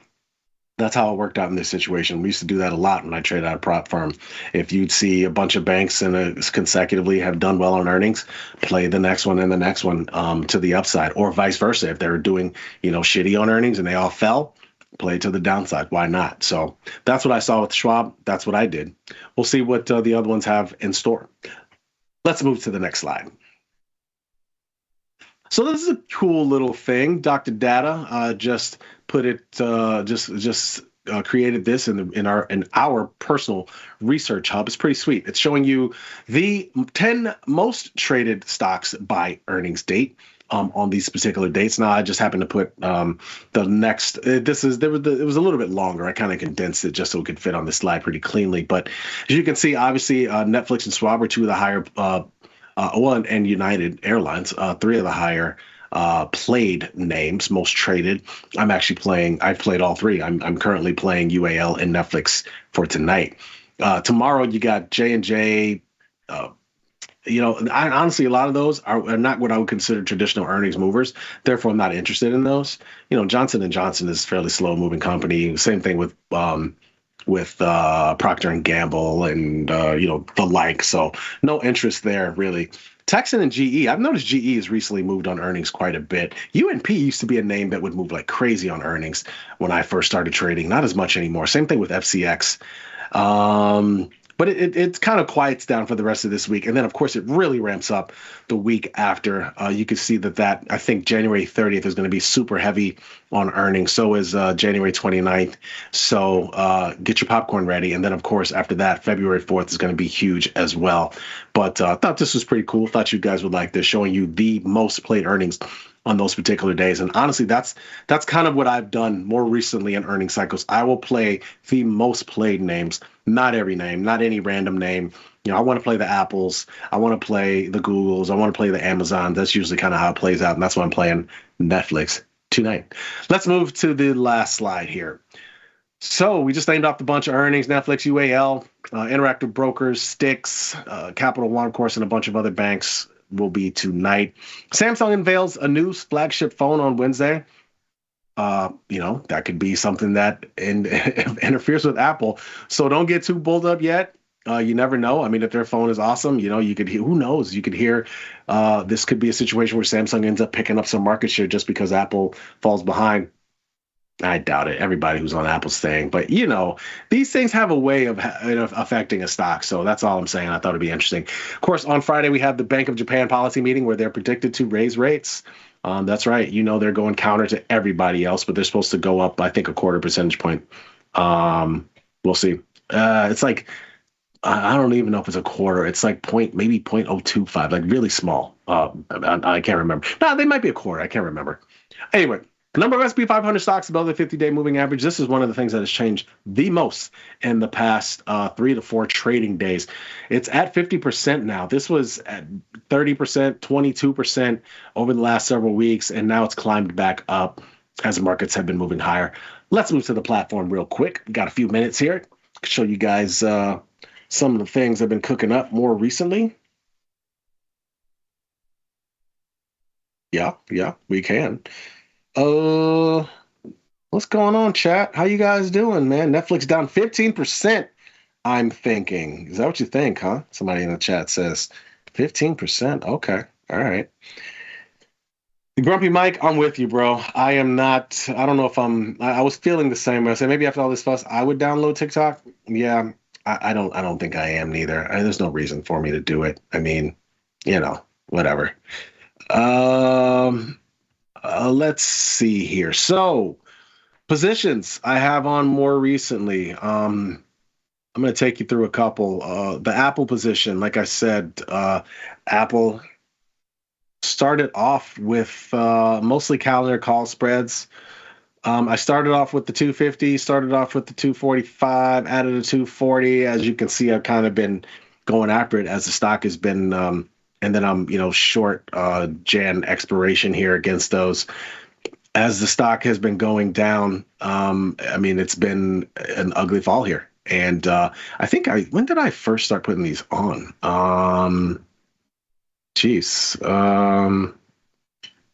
Let's see. Let's see here. The first one I put on was on the 14th. Yeah. Oh, on the 10th. Yeah, the 10th is when I first put one on. And that was on a big down market day, honestly. So I put that one on. The stock was trading around 240. I did the 250 kind. And then, of course, starting the next week, it was lower. And starting of this week, it's lower. So it's been kind of a weekly thing here. But again, I don't mind playing contrarian. This thing almost touched 200-day moving average today, as you can see here by the white line. So I don't mind putting that trade on. We'll see how it plays out. And I got some time there. Netflix. Again, maybe the stock does drop 15%, but as you can see, it's not a whole ton of premium. This ends up being 1,000 at this point now I've got in premium. Typically on earnings though, I will usually not do that much. I'll usually do like $500 to $600. I got a little excited here more recently. So I did I added the 1,000 a day, and I added further up and a little bit. I added the 950s, I think, today, and then I added the 1,000. So I got 930, 935, 950s. So if it really kind of goes up, and the reason why I do that multiple, first of all, it's kind of cheap to do. Like I did the 1,000s ended up costing me. This thing ended up costing $135, right? So that's $270 that I have in premium for this thing, right? I actually paid more for the ones that were further up. I also did. I do it like this because if it decides to blow through strikes, like right now, the expected move is over $72. So that gets us to 930, right? But we all know how Netflix can be. If it all of a sudden has a huge move, what if it really does move up and it moves up $80 to $90, right? $90 already puts it at 950 and change. And so, the thing about the calendar call spreads is that once it blows through the strike, you're basically going to lose money at that point, right? So I'd rather, if it does, I'm not trying to predict the exact price. I usually try to do them to the edge of the expected move, which here is like 930, 935. But for some reason, if it makes it to 950, that could actually end up working out well for me. The 935, 930, if it really blows through that, I had the right idea, just the wrong strikes. So who knows where the stock is going? So that's why I'm just trying to find, these are easy ways to play upside. And even if you're wrong, you could have a couple of other more laid out, for some reason, if it gets stupid crazy, or if it really kind of does break out on earnings, and who knows, the Mike Tyson fight was the biggest ever, and we saw record, blah, blah, blah, blah, blah. And then all of a sudden it makes a big run, a big move on earnings, and then continues to run over the coming days. And all of a sudden it's trading 1,000. I'm set up for that too, right? So that's kind of how I play it. And if we do get the initial big move on earnings and then it grinds higher, same deal here. What if it only goes up $40, but then it eventually continues to grind higher? You can have a way of winning on this trade no matter what. And I've done that a bunch of times. Those of you who've done it, you've seen it as well. If it falls to the downside, well, it's just a cheap way I was playing the move and I'm out, right? Like if you try to buy calls, just if you were buying calls in this right now, first of all, weekly calls, first of all, those are really expensive, as you can see. Just the 950 alone is $1,000. Well, I have four different types of positions on for $1,000 total, and expecting a big move. And it's directional, but that's the way I'm playing it. UAL, same deal. This stock has been big. I didn't even know the stock was trading this high until I think one day I looked up October and November. I was like, wait, UAL is $75, $80. I couldn't believe it. The stock has been on the move. I really don't know what they've done. I mean, they found a lot of ways to get money. They get money out of me from time to time, that's for sure, when I'm traveling. So I guess this is a good environment for them. Oil has been fairly low. They haven't had to spend that much money on that. Maybe that works in their favor. So I did calendar calls in here, and I'm actually trying to buy some on the 115 kind. I'm trying to buy. I mean, look at this total. Look at that. These are basically about 50 cents, 57 cents. I'm being a cheapskate right now. I'm only trying to get them for 50, but I'll probably end up paying up for them. I think they're getting more bid now because the near term, the vol is getting a little bit bid on the upside now ahead of earnings. So I'm probably just gonna, you know what? I'm gonna hold on. No, yeah, I'm gonna end up paying up for these. Let's just do it. Replace. As long as they're not more. Am I still down on the position? I did this early this morning. Just want to make sure I'm not overpaying. I want to make sure I'm still down on the ones that I did this morning. If so I'm down money. I'll buy these. I'll pay up for it, I guess. Whatever. Okay. Well, there was just two. So now we got a few more there. So those are the earnings plays. Other than that, like I said, I still got some Qs. I'm short the 535, 540s in end of the month expiration, and long these 35 and 40s. And I got a few more positions, but I'll discuss those with you tomorrow because that's the show. Thanks for watching. And as always, be smart, be patient, trade them small, and trade them often. I'll see you guys on Thursday.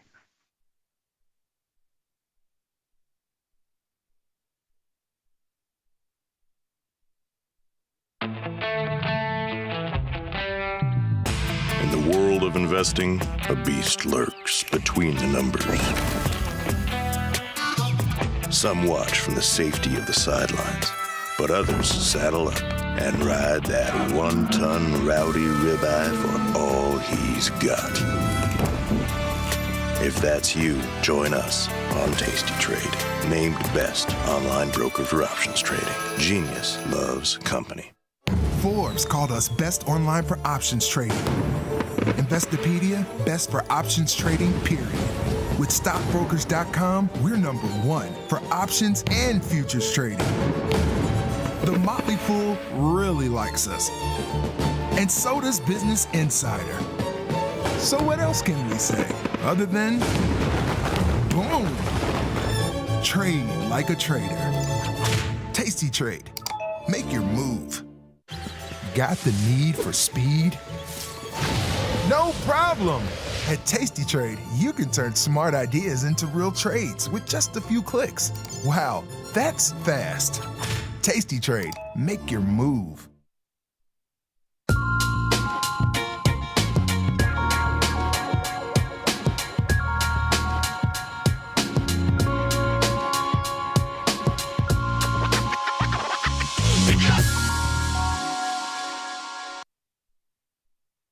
Hello, everybody. Tim Knight here, and we are done with our first holiday of the year. We're in our 4-day trading week now.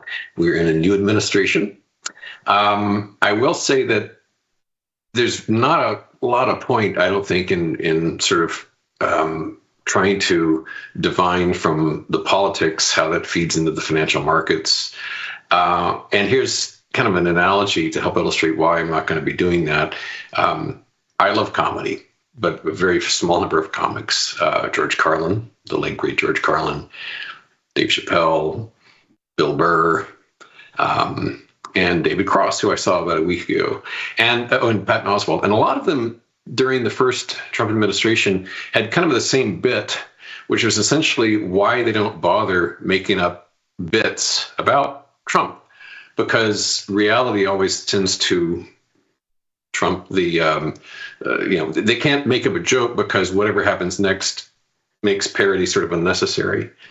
And David Cross explained it best. He said it's sort of like trying to make fun of a kaleidoscope that looks this way right now, because it's always changing. So I don't think it makes a lot of sense to say these are the policies and this is the direction, and therefore this is what we should do with the financial markets. Things change too quickly. And we saw that over the past 2 or 3 days, because the markets were kind of chugging along, and then word came out that, this whole tariff thing, we're going to just kind of study it. We'll analyze it and study it and think about it. And the markets rallied on that. It's like, hey, no tariffs after all. And then a few hours later, it's like, I think the February one will do a 25% tariff. And the NQ fell 400 points, like within minutes. And the ES went from like positive 35 to negative 35. And then I guess things dissipated again. It's like, oh, maybe not. And so the equity markets are quite strong right now. So there's too much vacillation. It's too capricious. And you kind of go crazy trying to follow this stuff. So I try to take a big step back, look at the long-term patterns, look at the historical patterns, look at valuations in a very macro sense, and try to go from there. And it's funny too, because like over the weekend, the markets were closed, and you would expect nothing to be happening. And in a way, the weekend was wildly more interesting than the trading week, because what did we have going on? We had Bitcoin with a $10,000 move in a matter of hours, up then down. And most amazing of all, we had this new Trump coin come out. And it is astonishing because, like, you and I last saw each other on Friday. The Trump coin did not exist. And as I stand here now, I believe it constitutes the vast majority of the man's net worth. That is amazing to me. It would be the equivalent of like he inherited an asteroid filled with diamonds. It just like poof, out of the clear blue sky. So I hardly ever talk about my writing on this, but there's a piece I wrote this weekend that I'm proud of that I think helps encapsulate the zaniness we're living through now. And you can just Google it, because I don't think anybody has ever written a post with this weird title before. It's called Securitizing Feelings. 2 words, Securitizing Feelings. It should take you right to it, first result, because it's such a bizarre title. But it really plays with the notion that we've reached a point in human history that we can just take feelings and trade them. So give it a look. You might find it interesting. Having said all that, I've got some charts for you because that's what I do. And let's talk about them, because there is definitely some stuff happening out there. No surprise, there's a lot of enthusiasm, a lot of optimism, a lot of bullishness right now, the era of good feelings. And as I mentioned when I saw you on Friday, the pop we had above this semicircle kind of spoiled the party in terms of this reversal pattern. And today's pop just spoils it even more. The bulls aren't necessarily completely in the clear. We're still below lifetime highs, but this could just keep, we could have a new positive bar Wednesday, Thursday, Friday. It would kind of make sense. Because as I say, there's a lot of giddiness right now. I know Goldman Sachs is at another lifetime high, among others. So, yeah, that semicircle is probably kaput. The diamonds, DIA, up strong, up over a full percentage point, blasting higher. We've completely undone the drop from October 18. But again, below lifetime highs. The cubes are also up, but about half as much percentage-wise. And we still have, for the moment, a lower high. So here's the lifetime high, lower high, lower high, lower high. It wouldn't take too much to wreck that. But for the moment, we are below the peak of January 6th, fittingly. And yeah, so the lower highs are still intact. And a driving part of this is strong semiconductors, SMH, which also, they kind of ruined their semicircle earlier. That kind of went kablooey on January 3, went raging above it, fell, and then push higher again. So we're at the highest levels now in SMH than we've been, in a while, way back to like July. So a lot of general strength going on. Overseas, EFA, very strong, up almost 2%. And we zoom in on this. So what's kind of the broad picture? This goes back about 3 years. So we had this top here, and this was that brief bear market. Then we kicked in with this new wedge pattern, which failed here. And we're having a rally now. This does not look bullish. Yes, it's up. Yes, it's been strong for the past couple of weeks. This is not a bullish looking chart. It is a counter trend rally. And this is way more susceptible to a downturn than the US markets. I mean, you can see that from a narrative perspective, but also just looking at the chart. I mean, it's a very broken chart. So the closer this gets to this dashed line here, the more appealing the risk-reward ratio gets on the short side. Now, speaking of Mr. Trump, DJT, interestingly enough, is down double-digit percentage-wise. Why on earth would that be? My hunch is that, going back to the whole securitizing feelings notion, the Trump coin's taken the air out of the room. The desire to express enthusiasm, support,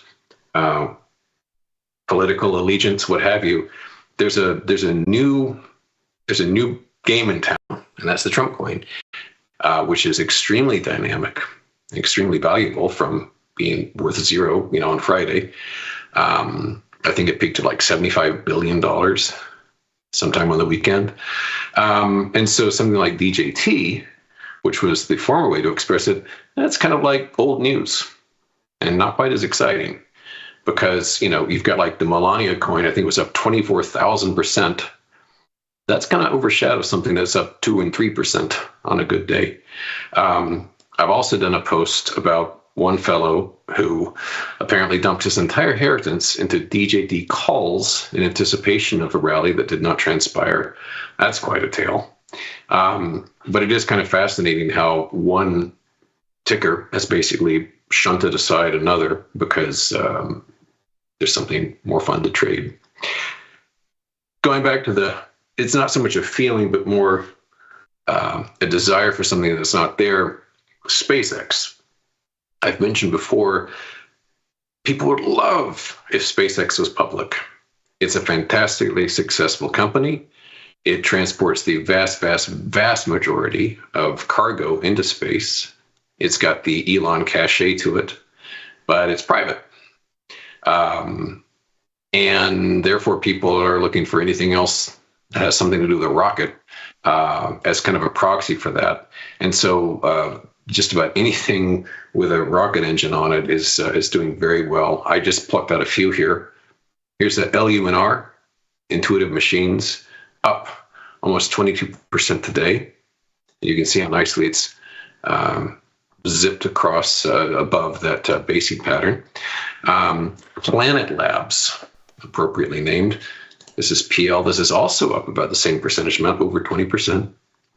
Redwire, even stronger. Lifetime high, up almost 45%.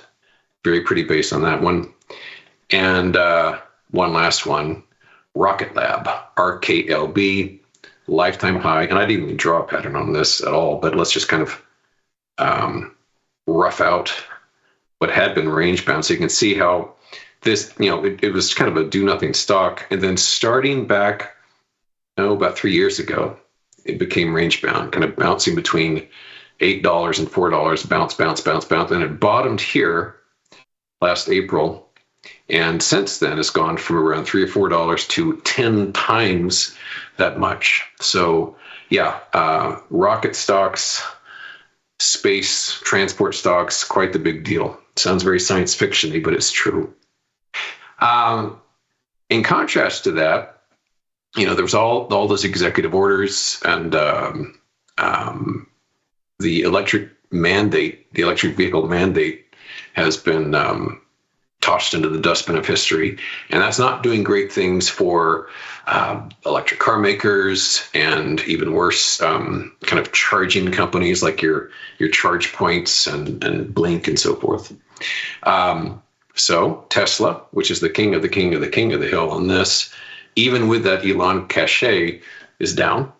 And so we zoom in here. The peak on this one, a lifetime peak, almost $490, was back on the 18th of December. And, our old Fibonacci trends have been in place here for years, and we're range bound between these fibs. And we're kind of in the middle right now, but it's a bit telling that on a day this strong, the ES is up about 50, the NQ is about 3 times that much point-wise, that Tesla has the temerity to actually be down. So it's down about, as I say, more than 1.5%.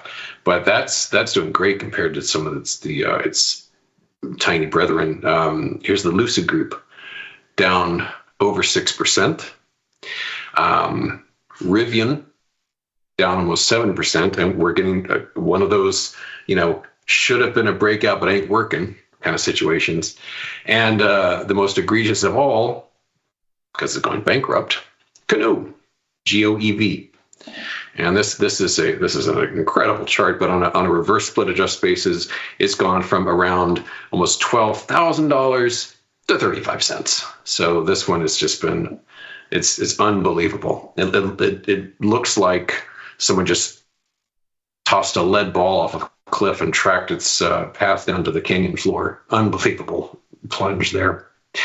Oh boy, we've got a minute left here. I'm about halfway through my symbol list. You know what? Let's do energy a little bit, because I'm having a good day with my energy positions. Crude oil is one of the very few blips of red on your screen. So let's just look at those, and then I'll sign off.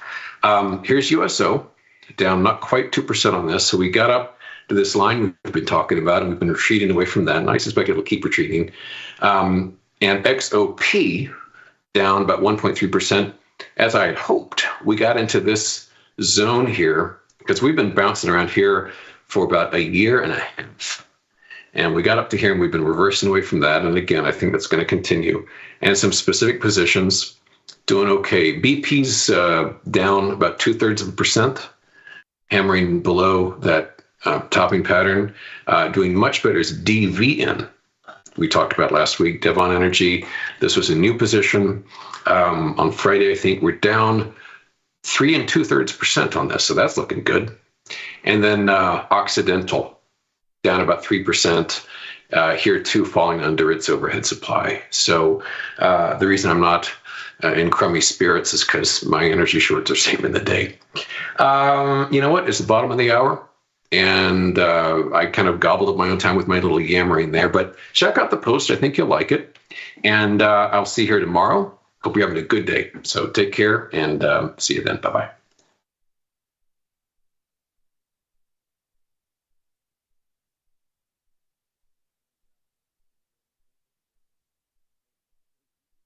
If you missed the live show, here's our cherry on top weekly recap. When are you gonna name this studio? March it'll be a year. It's the Scott Sheridan Studios. Okay, Yeah, we already Tom, named it. what was your plan? You said you were gonna, it's been almost a year. You're going to get the names very soon. When? Very soon.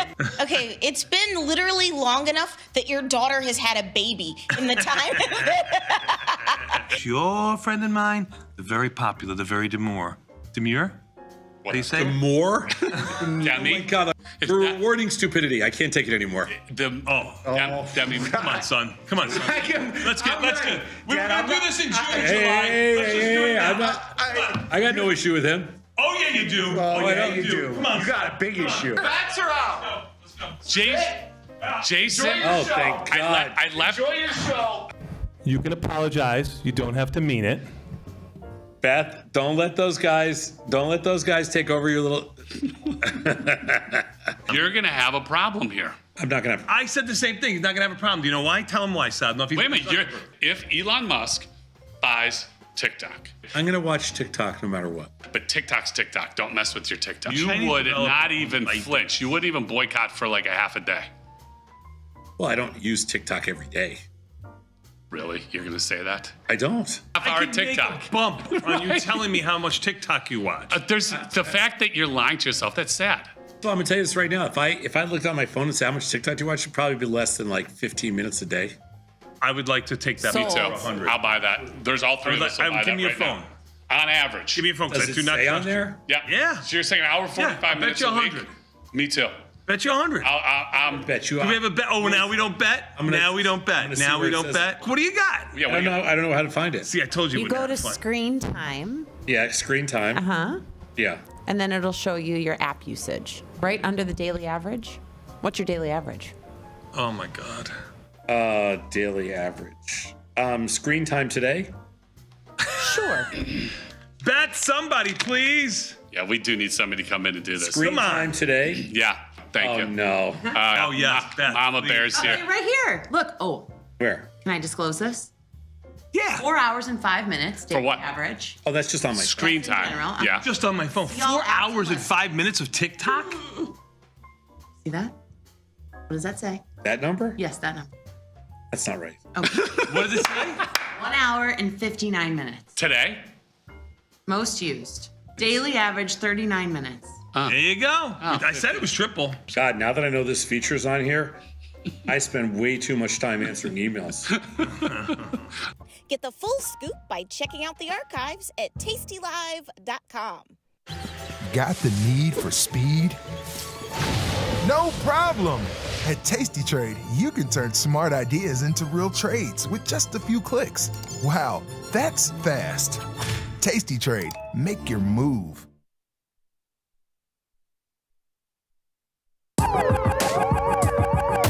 Ring the alarm. Hey, ring the alarm. Boys, turn up the charm. Listen up, y'all. Get out the damn stall. It's the last call. Hey, the last call. The last call. The last call. Tomas, we are back, my friend. You know what that means. Time for a little bit more Tasty Live right here, right now with the last call, my friend. Even right here, right now. What's the next song? What's the next verse? I don't know. Even the S&P's up just about 50 handles. NASDAQ up 141. Russell up 41. The Russell is the strongest of the group today, and the Dow up 499. Volatility in by 75 cents, giving a lot of giving a lot of wind to the backs of the bulls with the mini S&P's up 50. Volatility really never expanded today. Bonds are up 20 ticks, 113.23. They've been pretty much sitting there all day. Bitcoin's up around $1,700 or so since the last time I quoted it, back to 106.7, just off of its highs of 110 and change. Oil was down over $2 when we left the show, now down $1.39. Staged a little rally. It was only down around $1.90 for a little while there at the middle of the day. Gold up. I mean, it hasn't. None of these things have moved very much all day. Like no, bonds. we had most of the movement last night. We had a little bit of back and forth. I mean, Nasdaq was unchanged on and down actually. No. The stock indexes. After we finished the show this morning, there hasn't been a downtick all day. That's correct. They've correct. Just gone. I blame Scott Sheridan. Totally, 100%. We agree. And in some of the crypto stocks, like MSTR was down like $25. It rallied to up like 5, and some things like that. But Tesla was down all day. Down 7 though, just to put that. I know. Yeah. The stock that stayed weak and didn't rally all day, and I think a lot of people. I'm guessing that a lot of people got long Apple. I don't know if it's quite time yet. Yeah, I mean, you could have said it was. No. I said it was time on Thursday, so I've got egg on my face. So. You are right, though. Apple is just off of its lows. Got down to around 219. It's 221 right now. I did do a small $5 wide diagonal on Thursday, so a relatively tight trade with defined risk. But still, I would have loved to have seen an $8 up move than an $8 down move. Yeah, I don't think this is. Yeah, I don't know. I don't think it's time yet to load the Flotola in Apple. Let's put it that way. 69 million shares is nothing to sneeze at when you think about. No, that's a good old fashioned ass whooping. That's a good old fashioned. Like they took the steam out. Yeah, they certainly did. SPY's got under 30 million shares, and I think Apple's average is around 45 million shares. So you got almost 70 million with an average of 45. That's pretty busy. Yeah. You don't get them like that too often. That's all. Yeah, so, I'm trying to make a capitulation argument for my diagonal, Sosnoff. That's what I'm trying to do right now. I'm trying to convince. I like a little capitulation. Capitulation argument. I'm trying to convince myself. That's all. I'm trying to curve fit everything, and it's got earnings coming on the 30th. Well, so just about a week or so. Okay, you want me to get bold here? Don't take off your shirt. Please don't take off your shirt. Oh no. Today would not be the right day to take off my shirt. I'm not feeling confident and all that machismo. Yeah, I got it. Go ahead. I'm not feeling confident. I'm sick. I'm under the weather. I mean, normally I'd have no problem taking off my shirt and doing the show. Of course, topless. Of but course, I think it'd be a little inappropriate. But what did you want to do to be bold? Bold call here. The market is going to make a short-term top in the next day or so. You told me it made its short-term top already. It might have made it today, but I think in the next day or so. No. You told me back on the first or third day of the year was the opposite of last year, and now we're above that. I want a refund. I want a refund. Tomorrow's show for you is free, but yeah, you can come and watch tomorrow's show. It's all free. But I think in the next day or so, a short-term top, the next day or so, we get a pretty good size sell-off. I think 5,900. Maybe 5,900, maybe 3%. That's what I'm thinking. Starting in a day or so, maybe tomorrow. We were there. I mean, we did that already. We did that round trip already, Sosnoff. Oh, you're going to have a lot of round trips this year. This is going to be. I hope you're right. I hope you're right. Because that makes a nice trading market. I don't think we're. This is not a market that's crashing or anything like that. This is just a market where I think you're going to have a lot of two-sided action, and get your helmet on type thing. But yeah, I think that's my call.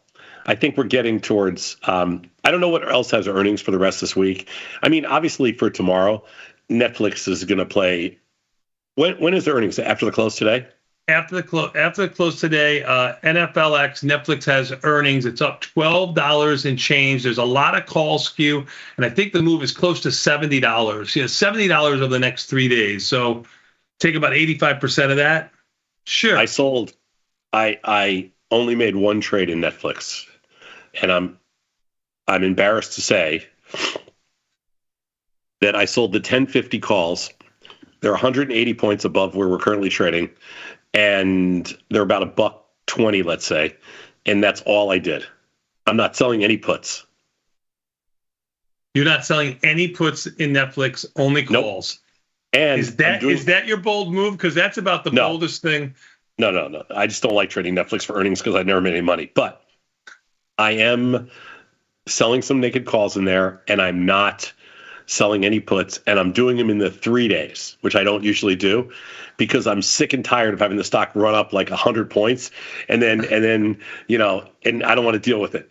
In the 3 day, they're not going anywhere.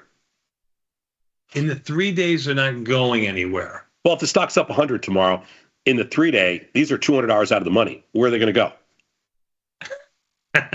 Yes. The argument there would be if they go to the black swan event to the upside and they're up 300, you have no time to manage.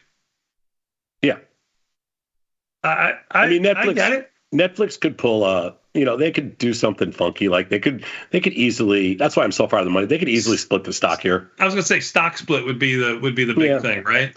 I mean, they could do something. Who knows? They don't. Let's tend just to look. like, Let's just look in the 3-day options for a quick second. The stock is, let's just call it 870. You go down to the 770s. They're around $3.75. You go up to the 970s, and they're $6.70.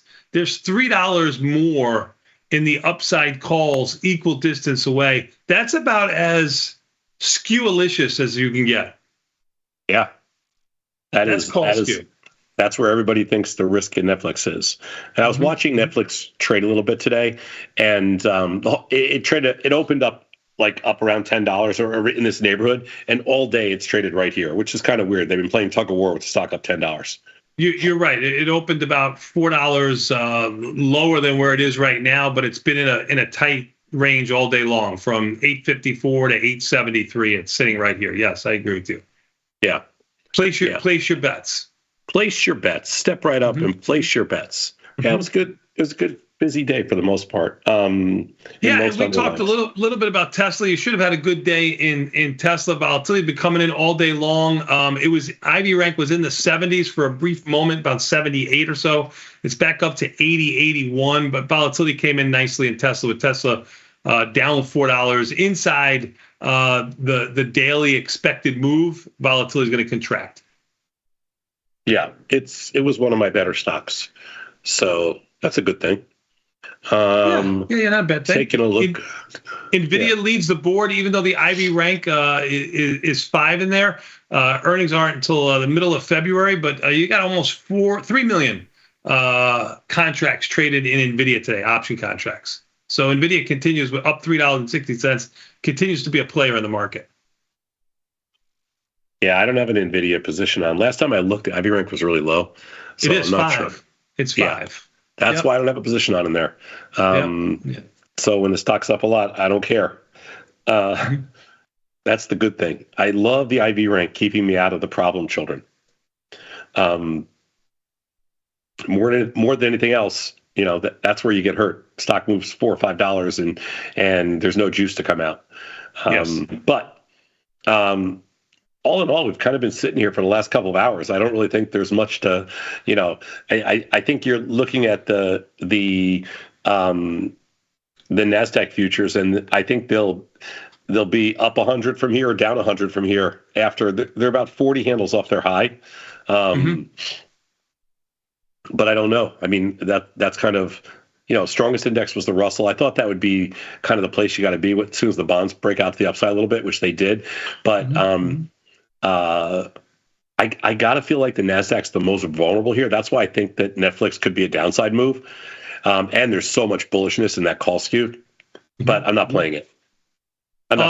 Some commodities percolating too, Sadov. I know not big positions for us, but wheat was up 3.5%, 19 cents. Corn was up 30. We have all those positions on. We have corn, wheat, and soybeans. We lost money in wheat, we lost money in soybeans, and we lost money in corn. So they can percolate all they want, but they pump premium in there today. And so, to be fair, it was not a good day in those commodities. To be fair, I didn't realize you had those positions. I really didn't look, but those are the only 3 agricultural commodities we have, and corn, wheat, and soybeans, and all 3 of those I lost money in today. And I'm not even short Delta. Right. I get it. I lost money because they pumped premium in. But the good news is they crushed premium in the currencies, in gold, in copper, natural gas. They just annihilated silver. They currencies made a run to the upside too, Sal. I mean, you look at the euro. Euro's up almost 1 1/3%. It's our best day ever in the euro. Oh, beautiful! See that? Ever, yeah. And the pound doing the same thing. Best day ever, euro, pound, and yen. Not yen, but the other 3. The other ones. Yeah. But yeah. I mean, every once in a while, the option gods, they throw a little bone, and you're like, oh, thank you so much. May I have another? You mentioned Netflix for earnings already, but you also have UAL, you got Capital One, Seagate Technology, you got Johnson & Johnson, Procter & Gamble, Abbott. Labs and definitely not. Halliburton, Sosnoff, Halliburton. We're definitely not trading Capital One, those little criminals. After all those, they stole that money. Those guys have a lot of nerve. I hope their stock crashes. But we don't have a position on in there. COF is the symbol. Just how does a big giant bank like that steal money from their customers? Like, I mean, it's obviously like it has to be organized by somebody. It's not like it just can't be arbitrary. It can't be like a mistake. Stock's on its high, Sosnoff. The patrons, they like it. They like it. They like companies that steal. Yeah. So UAL, we have a small position on in there. Mm-hmm. We are short 2 of the 90 puts and 1 of the 125 calls. That's my ratio, 2 by 1. 2 by 1 in February? Yes. With 90 31 puts? days to go. 2 90 puts, 1 125 call. That's my ratio. That's not my quantity. That's my ratio. Sure. You're now trading the 10 delta options. Great. Yes. 2 of the 90 puts versus 1 of the 125 calls. That's what the spread I'm short. Yeah, it's basically delta neutral. Maybe it has 3 or 4 short deltas every 1 by 2. $3.50. It's an unbalanced strangle. I can't say I like it, but I like it. It's fine. I don't really have an axe to grind. UAL's on its highs. I'm not going to mess with it. I don't like to cause airlines any pain whatsoever. I don't want them to come back and haunt me. I don't blame you. You want to take a quick look at the cherry picks before we go to our boys in the overtime room? Yeah, sure. What's on the cherry picks today? Well, let's take a look. We'll talk a little bit about earnings season is in effect. I'll put that up there in a quick second. Nice little glossary on earnings if you don't have access to something like that. You got the 10 most traded stocks by their earnings dates each week. So you have that, meaning the most popular one. There you go. There's your earnings season in effect. Go down a little bit more, please. You got your 10 most traded stocks by expiration date coming up.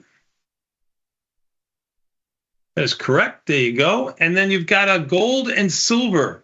Sosnoff percentage change during the past year or so. Both of them doing obviously quite good. Usually run in tandem, but you see how that relationship between gold and silver has collapsed a little bit more. Not as wide as it was earlier in the year. Yeah, I don't have an axe to grind in both of those, but for the first time in a month, the premium came in there today. So a month's worth of torture made it all back today. How did GLD do? Was that good too? I assume. GLD was up around $3 and change at one point, $3.82. This is the amazing thing. In GC, we have our best day in like a couple of months in GC because they killed premium. In GLD, I can't make a dime. I don't care what they do. Put premium, take premium out, put premium in, whatever they do. GLD, I don't care if I ever trade GLD again. I can't make any money there. I have a few existing positions from last year that I carried over.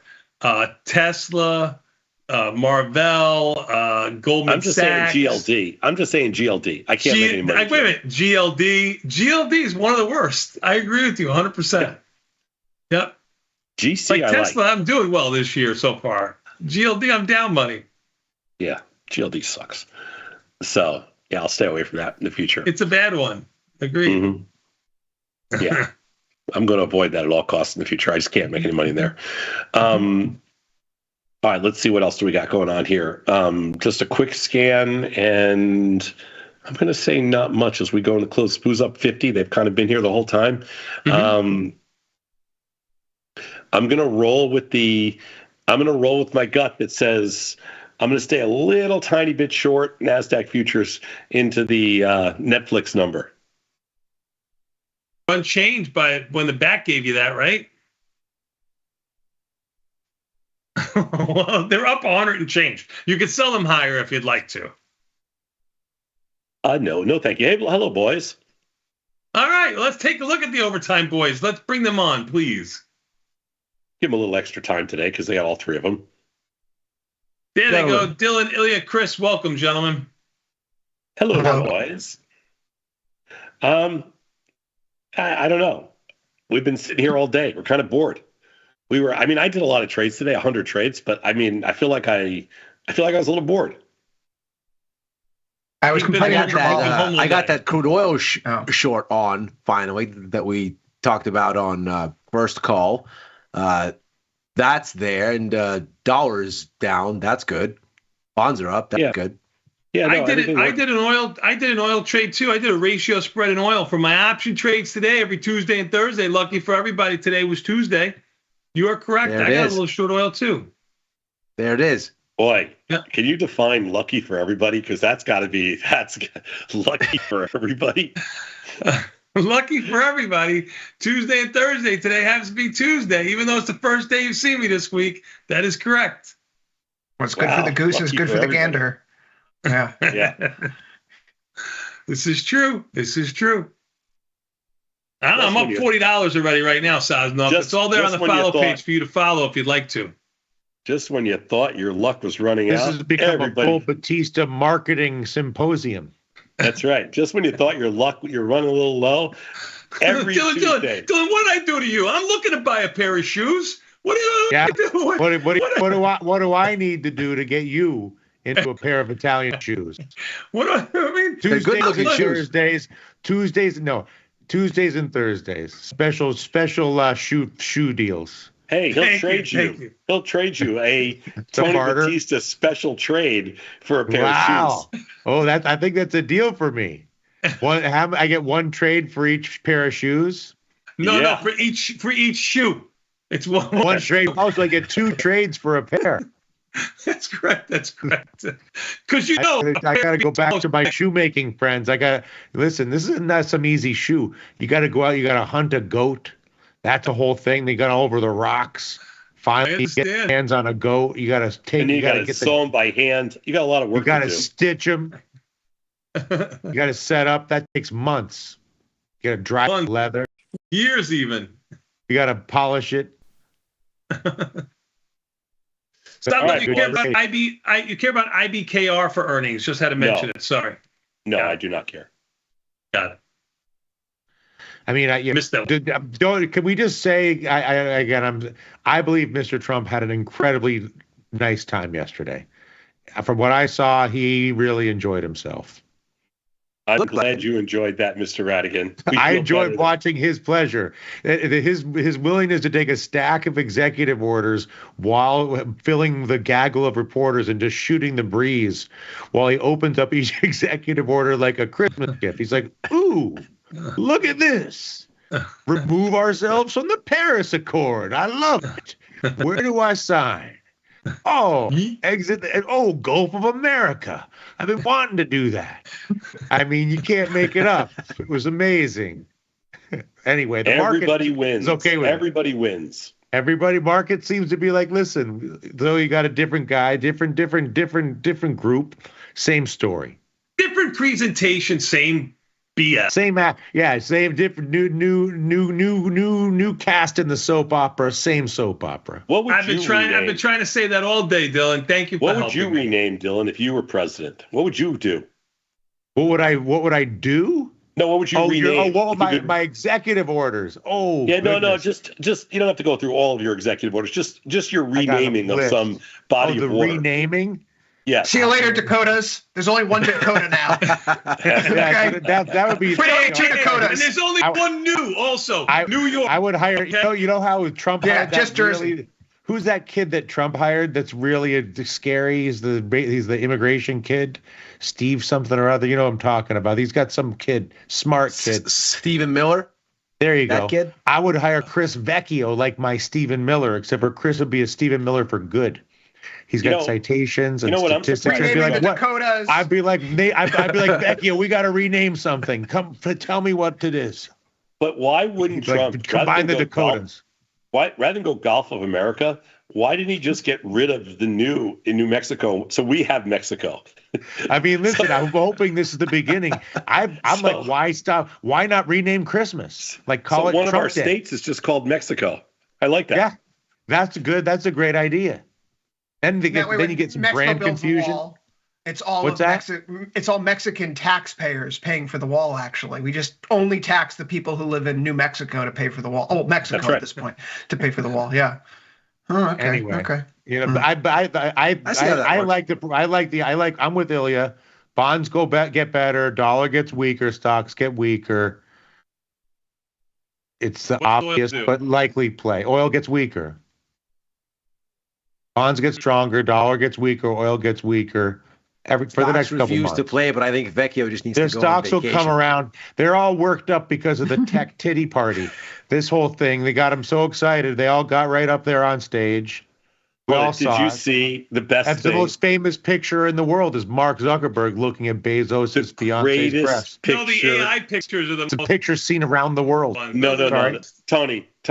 The picture of Mark Zuckerberg staring at Lauren Sanchez's chest is the best thing out of that whole thing. It's the most great. seen picture. It's like absolutely great. globally. Have you seen AI ones yet, where she basically gets undressed and they all start looking? It's No, the I best. haven't seen that. No. No. You gotta send that Don't to look us. at those things. It goes. It started with just like, maybe a little bit more cleavage, and now it's worked to full-on nudity. It's just great. And I so don't know, I'm actually Elon's encouraged. I think gesticulating of his heart and sentiments to the audience. That was pretty good too. I am encouraged by the market stability a day after the carnival. New carnival, same action. I think it's a good. It goes to our point. Nothing really matters. It doesn't matter. The deal is done, people. The deal is done. It's a couple of corporations. Spin the wheel. What is his face? But now we got Party Boy. Look at how happy Donald Trump was. I mean, he was like a 3-year-old on Christmas. My God, with the he was. I will be. I call it as I see it because I have no political affiliation. I like to play the advocate to spot that. He was a little mean. In his acceptance speech, he didn't have to do that. That was a little disrespectful. He's the most selfish. He is a disgusting, selfish, disgusting man from New York City. Disgusting. Like, it was a little only instinct is to do the thing that's really fun for him. Well, you know what? He's vindictive, and I'm vindictive, so I understand it. So you appreciate that. I mean, I get it. It's better to be feared than loved. I get it. I do. I really do. And Melania was like the best dressed woman at a funeral. Hey, give her props. She's the most fashion forward first lady we've had since she couldn't even show her eyes. What is she hiding from? What is this? She's hiding in the Don't back. even get me started, Batista. Don't even get me started. They say she's the Q. I don't want to say something. She's the queen bee. I don't want to say Q, something that I'm going to regret. Okay, because I don't need any more emails saying. Oh, you're confusing me with somebody who gives a shit, Sosnoff. I listen to you when I'm not on. I don't want to say anything, but I listen to you, Sosnoff. I I listen to you. The show's better, Batista, when Batista's not around. I listen. I listen. That hurts. Saved by the bell, Sosnoff. You and your sick arse. You got to go back in the house. Stay home. I will see the rest of you guys tomorrow. Good job out of you three. Stay tuned for overtime. Good job out of the E-mini S&Ps. Thanks, Joe Biden. Well, Netflix opened up 50. Thank you. Thank you, Joe Biden. Thank you. Thank you, Joe Biden. NFLX. Netflix. 920. You are correct, Sosnoff. Sosnoff, go to mattresses tomorrow. We're going to be higher. Thank you, everybody. We'll take a quick 90-second break. Overtime next. Peace.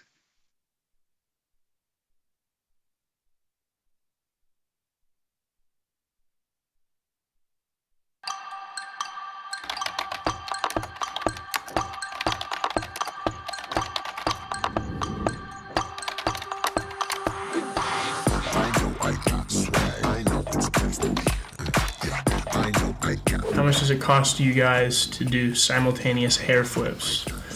Years of practice. Everybody wanna be like me, yeah.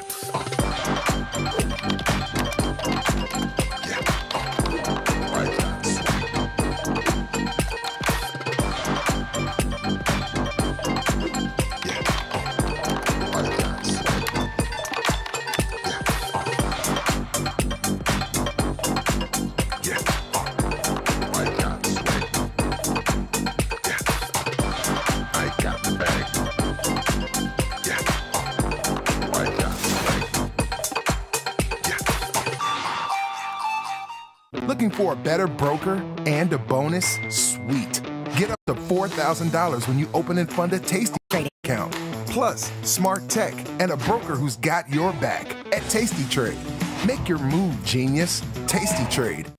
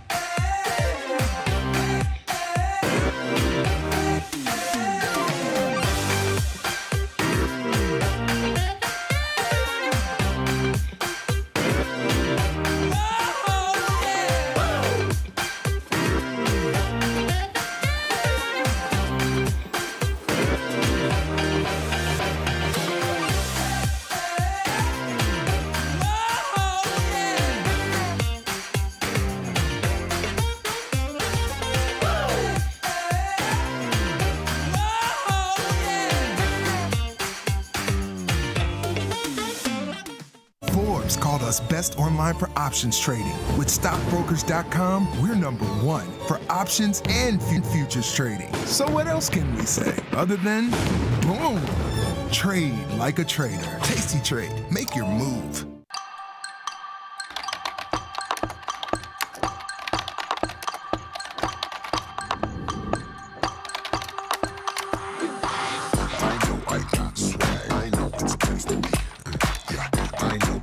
How much does it cost you guys to do simultaneous hair flips?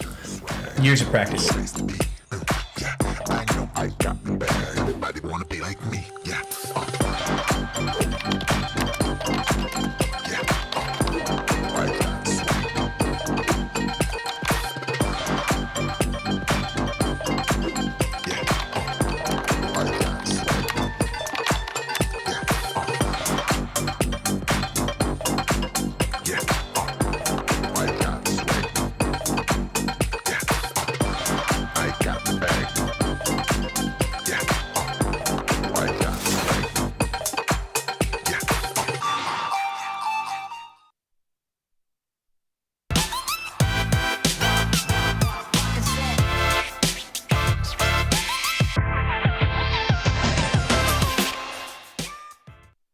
$1,459 more days to go. It is Tuesday still, January 21st, 2025. This is Overtime. I'm your host, Chris Vecchio in New York, Ilya Spivak in San Francisco, and Dylan Radigan. He's still here in New York. I got to see that guy the other day. We're here for the next hour as we make our way through the rest of this futures market close. If you're joining us on the platform or on the website, come over to YouTube. Tell us what you're trading. If you're already in the YouTube chat, come over to tastylive.com, see what we're all about. It is the end of day one, or day 1.5 of the Trump second term here. Flurry of executive orders produced a good deal of interesting price action yesterday, not so much today, perhaps. But stocks, they find their footing. The animal spirits of America seem to be unleashed. At least that's according to Stanley Druckenmiller. The Nasdaq up 0.8% today. The S&P up 0.97% today. As we turn to those charts, we see that the Russell is your leader, up by 1.95% today.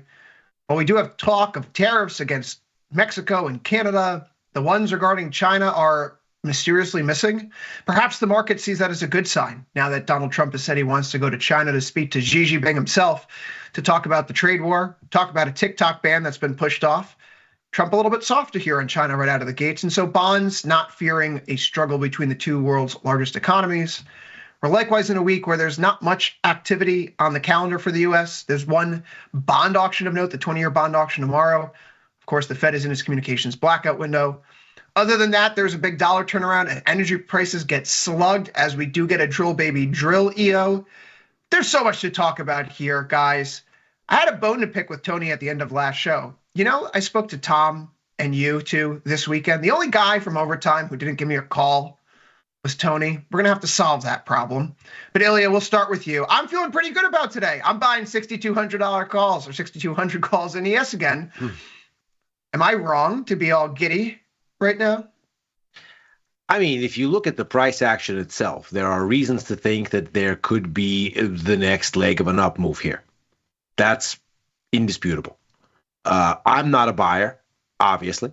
I still hold short exposure from back in late December. And for me, the risk reward to buying here at the previous swing high, be it ES or NQ, doesn't really comport risk reward wise. I mean, if you look at where ES is, it's basically within a hair of the critical resistance at, let's call it 6,100 for NASDAQ. The most recent swing high from January 6th hasn't even been challenged here, but we're right up against it.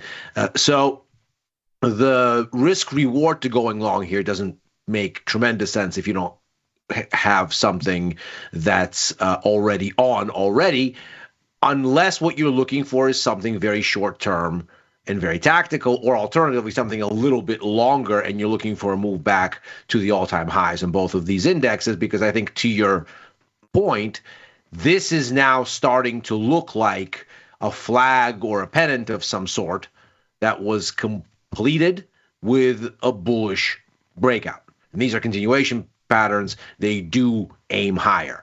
I'm going to hold my shorts basically as long as the bounds of the breakdown that I'm looking at hold. That's the reversal from those record highs in December. So for me, this is still within the bounds, but it's because of where I got in.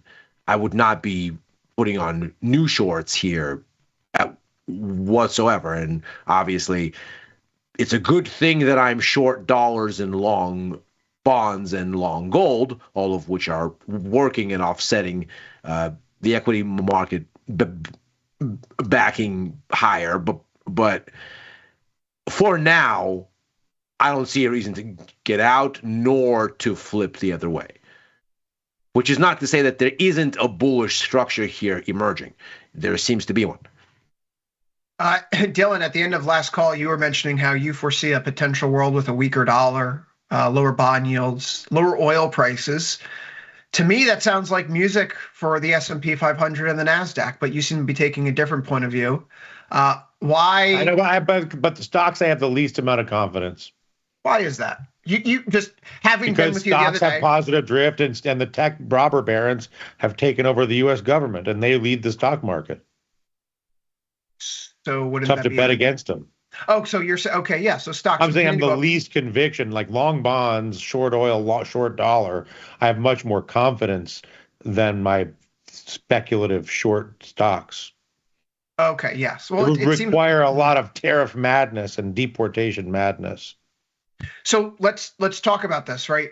The first 24 hours have come to pass.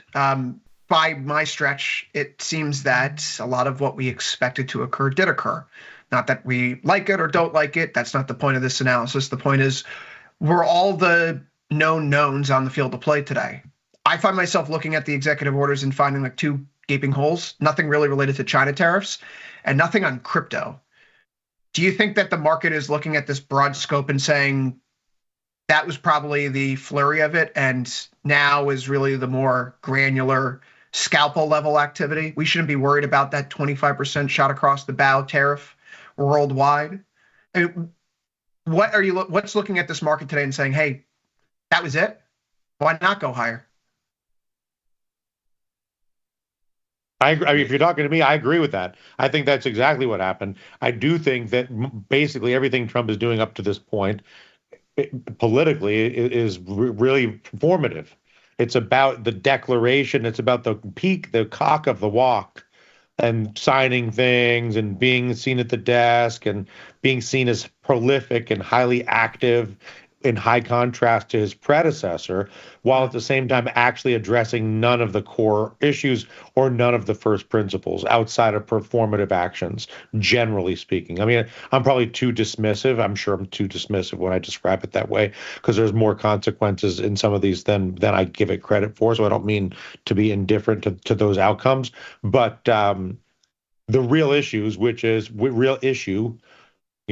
revolves around distribution of wealth in the United States and the cost of life in the United States, which are the core issues for all presidents, not just this president. is right now the strategy of this president, like everyone before him, is a distraction strategy from the core issue that's working without addressing the core issues.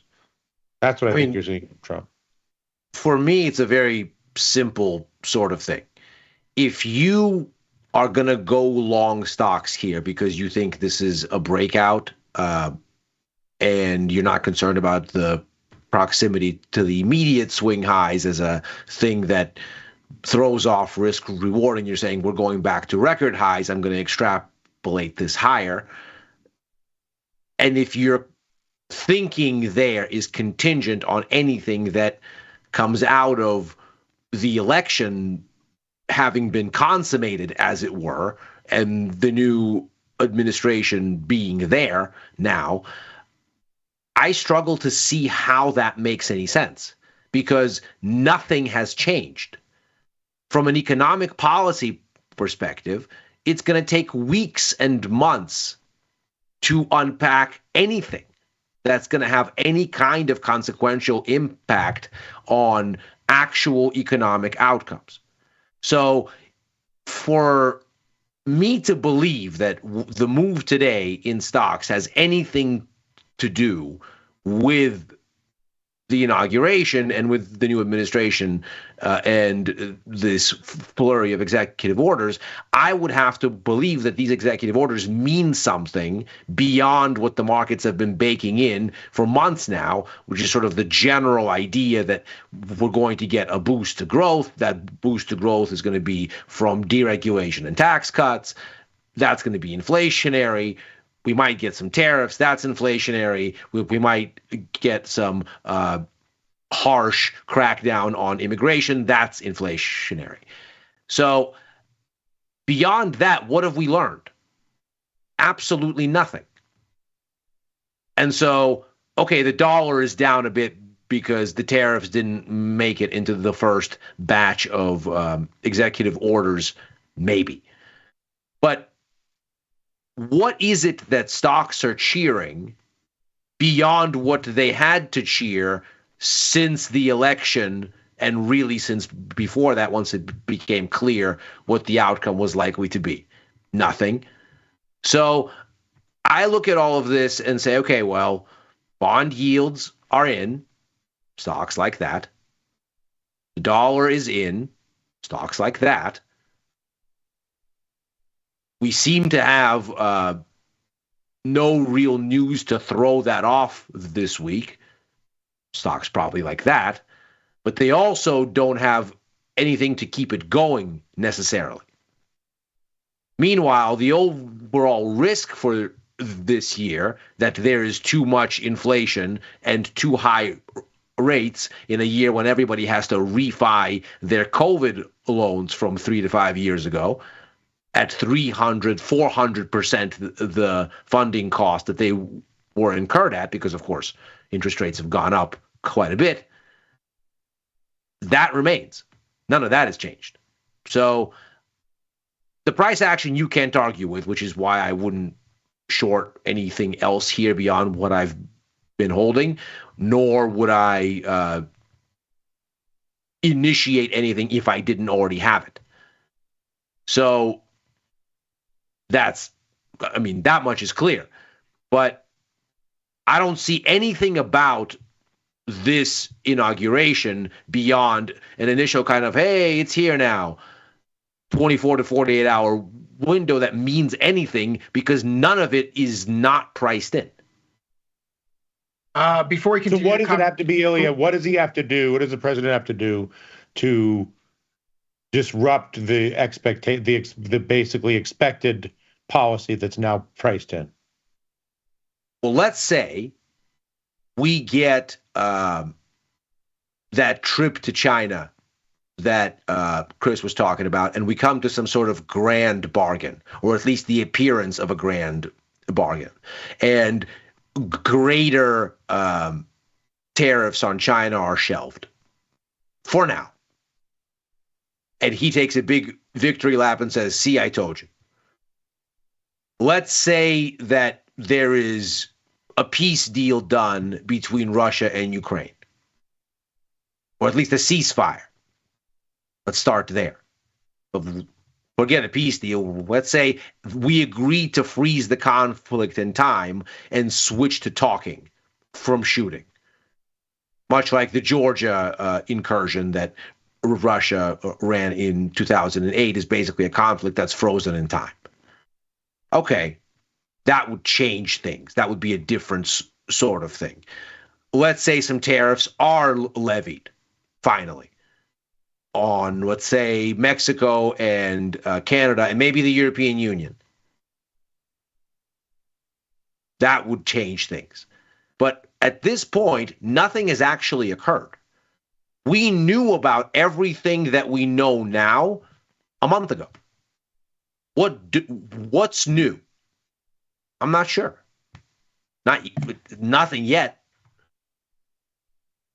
Dylan, before we keep this conversation going, did see some comments about Netflix in the chat. Netflix had earnings right at the closing bell today, currently trading up at $9.69 right now. That's a small little pop between friends, 11.46%. In terms of the earnings, 427 versus 420 expected, but it's the paid memberships that come in much stronger than anticipated at 301.63 million. Versus 290.9 million. For context, if you add up the number of subscribers right now from recent releases from Disney and Warner Brothers, the biggest subscribers or streaming services in the world, Apple TV as well, Netflix is half the pie. And then the other half of the pie is everyone else if you take out Amazon Prime, because if you're a Prime member, you automatically get the TV. But Netflix is going strong. It has the highest cost per month.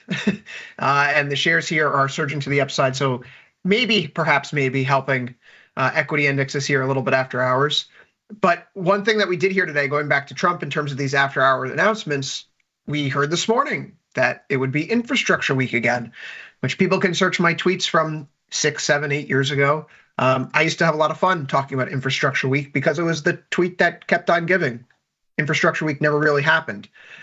This time around, it looks like something actually is occurring because we've had an announcement here today with actual numbers that OpenAI, not just OpenAI, we'll be talking about Oracle and SoftBank will be contributing $500 billion over 4 years to help build AI infrastructure across the U.S.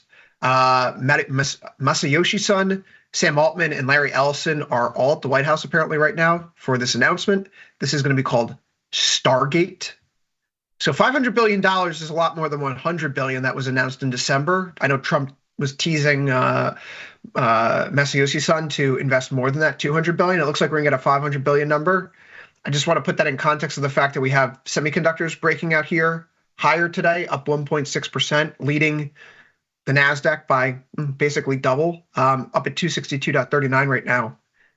Dylan, is that maybe the game changer here for this? That unlike the first Trump term, when there was so much, bluster, so much bark, but not a lot of bite, this time around, he kind of knows what's what. He is a lame duck president. He has a full Congress at his back only for 2 years. If he's going to get things done, he's going to get them done now while he feels like the American people are behind him. Shouldn't we expect most of the action to occur like in the first 100 days and then tail off thereafter? I mean, I think that's the obvious, that's sort of the path of least resistance is that, because it's the first 100 days, that's the list that they probably prepared before they came in to actually do things. And so then after that, it becomes more open field of play and news driven, whatever. Remember, George Bush didn't expect to be a war president with September 11th. So, or for that matter, Bush didn't expect COVID in his first term. So you never know how this is going to play out. But I would say to the degree to which he's going to communicate his intent, his initial intent, like when Obama came in, they should have reformed the banking system, but instead they chose healthcare, which is kind of why they ended up creating Donald Trump. But it's one of those things where you get to pick what you do first, and then after that, the world picks for you. So what I find perplexing is that he's not picking, that he's picking on Panama, it seems, or Mars. He's into like the mission to Mars and like Panama and renaming the Gulf of America, more than he is confrontation with China or crypto regulation, which is to repeat your earlier point, which I think is sort of interesting. One might ask the question, if the negotiations with China, with Russia, with whoever else are going to be contingent on saying, look, this guy's crazy. You don't know what he's going to do. You need to take him seriously because he doesn't abide by anyone's assumptions. And that's worked for him before. It's worked for Nixon before, who used a similar approach. Maybe all of this renaming of stuff and poo-pooing of sacred cows, maybe all of it is sort of meant to brandish that image. If we want to look at it generously and say, this guy's renaming things, he's making crazy pronouncements that are outside of the normal discourse. Maybe this is meant to lay the groundwork for what are then fruitful negotiations. Otherwise, it's difficult to figure how any of this matters. I mean, I would say it matters insofar as it creates a persona of winning. If you pick things that where there's no resistance, but they get a lot of press, it's very good for the perception of winning. Which goes to your point of manipulating yourself into power for other more important if it matters. NVIDIA up today 2.27% on the back of all this news. 5.7 IVR, so people are looking to play this on the vol side. There's not really much to do there right now. I see that we've been in a range going back to mid to late October, and in any other circumstance, this might be a good iron condor spot.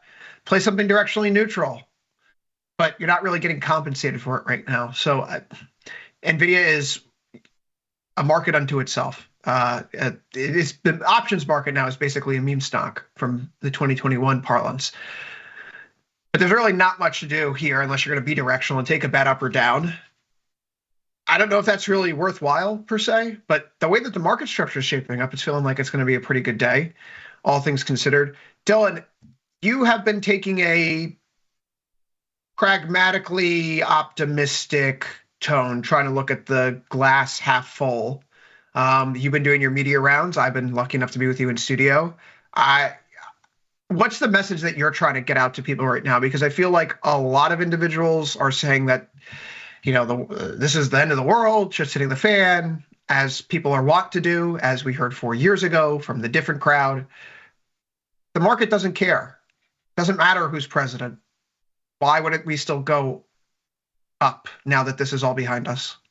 Yeah, and if anything, I think that you have to look at it away from whatever a personal preference is. I mean, obviously, anybody from New York knows Donald Trump is one of the least appealing characters in the history of mankind in terms of the social experience with New Yorkers. But that doesn't change the fact that when you have a change in power, a material change in power, and even if it's only superficial, and the agenda for the change in power is for more expedited approval of new ideas is the claim. The more efficient, expedited approval and testing and implementation of new ideas. Those are my words, not theirs, but that's my most optimistic interpretation of their rhetoric. That there's an increase in opportunity to step forward into the commercial and political environment with new ideas. Basically, to call one, because maybe it's an honest invitation, or two, because it's a way to call their bluff. Because that now is a great time to bring new ideas into discussion across every aspect of life. Because I think there's a room for improvement in every aspect of life. And I believe that this presidency has invited that type of discussion. We'll see the degree to which it results in implementation.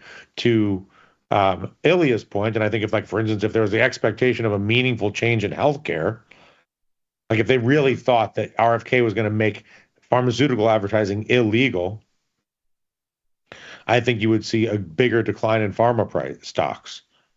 Yeah, because I think and I think that you're not seeing a big decline in anything. You're not seeing any major movement. Like when Obama reformed American healthcare, he massively increased the value of private health insurance companies by making it a law to force people to buy private monopoly products. And you're not seeing anything like that right now, even relative to the more extreme rhetoric. So I think we're all in the place where once you get over, sort of Donald Trump's show, you're left with what's happening here. And part of the answer to that question is we get to answer it, I guess is my point, Chris. What's happening here is not just what Donald Trump decides. What's happening here is what we all decide in terms of how we move forward with solutions and communicating solutions in San Francisco and New York, in all the cities and in the country.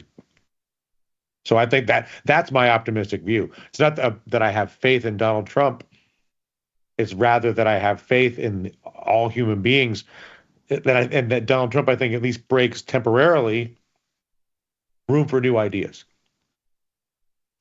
Yeah, I'm thinking about some of the numbers, like on the immigration front. Obviously, they've started some of the operations today, but Donald Trump didn't deport nearly as many people as Barack Obama. Barack Obama deported around 2 million people. There were 3 million removals. Donald Trump had 500,000 returns and 2 million removals. That's obviously nowhere close to what George W. Bush or Bill Clinton or Ronald Reagan did. But the point is that, when you peel back the rhetoric, a lot of what was the first term, and I've made this point before, like you strip away the rhetoric, some of it was more run-of-the-mill Republican kind of stuff the first 2 years, tax cuts and deregulation, and then you run into gridlock and nothing really gets done for 2 years in D.C. We're picking apart these executive orders. I need to dunk on this just because I'm going to dunk on it now for the rest of my life. Let's talk about the executive order establishing, implementing the president's, quote, Department of Government Efficiency. Let's go down to section 3. Doge structure, reorganization and renaming of the United States Digital Service.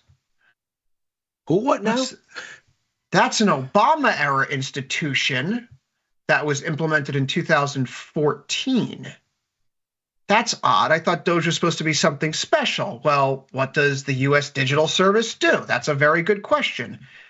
Its job is to provide federal agencies on information technology seeking to improve and simplify digital service and to improve federal websites. Okay, sure, their remit must have changed. No, this is now a temporary organization that terminates on July 4th, 2026. Okay, so surely this is going to be about making things more efficient. We're going to have each Doge team will typically include one Doge team lead, one engineer, one attorney, and one human resource specialist.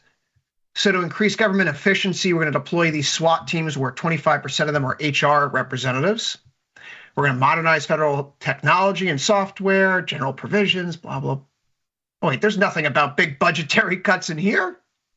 This isn't about government efficiency in terms of making sure taxpayer dollars aren't wasted because we're wasting $900 billion a year.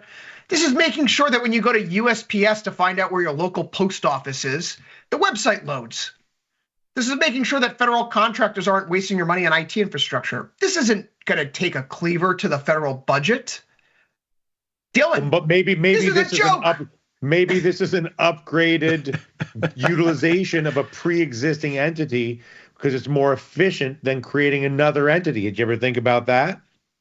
Sure. Let's see what the maybe USPS this has is done working so far. with the existing infrastructure, so you don't spend more time on lawyers and permits and hootenanny trying to get another organization together when I can take a failed Obama era liberal woke organization full of wokeisms and wokesters, and I can redeploy it with men who are going to work for the richest man in the world, Elon Musk, and they're going to solve all your problems if you just calm down. Yes. Somebody might have written that down, though, from what Chris just went through. It doesn't look like their remit has changed very much. The remit hasn't changed is the point. right? And Yeah. this is would have been helpful to put that one in the order. Maybe they wanted to just do this to get it up and running, but they're going to amend it. No, I don't know the degree to, there's but to Chris's point, right? That very well may be, but to Chris's it might be to give Musk a budget. This as an executive action doesn't do that. Right. So it may be set the stage. Actions are done for television. It's like Santa Claus opening presents. He had the reporters. He's having a good time. Big letters. The whole thing's a car for you and a car for you and a car for you. Sure. So like the USDS or now Doge is responsible for implementing websites like this, which help branches or departments within the executive branch design their own websites. It's a pretty important job.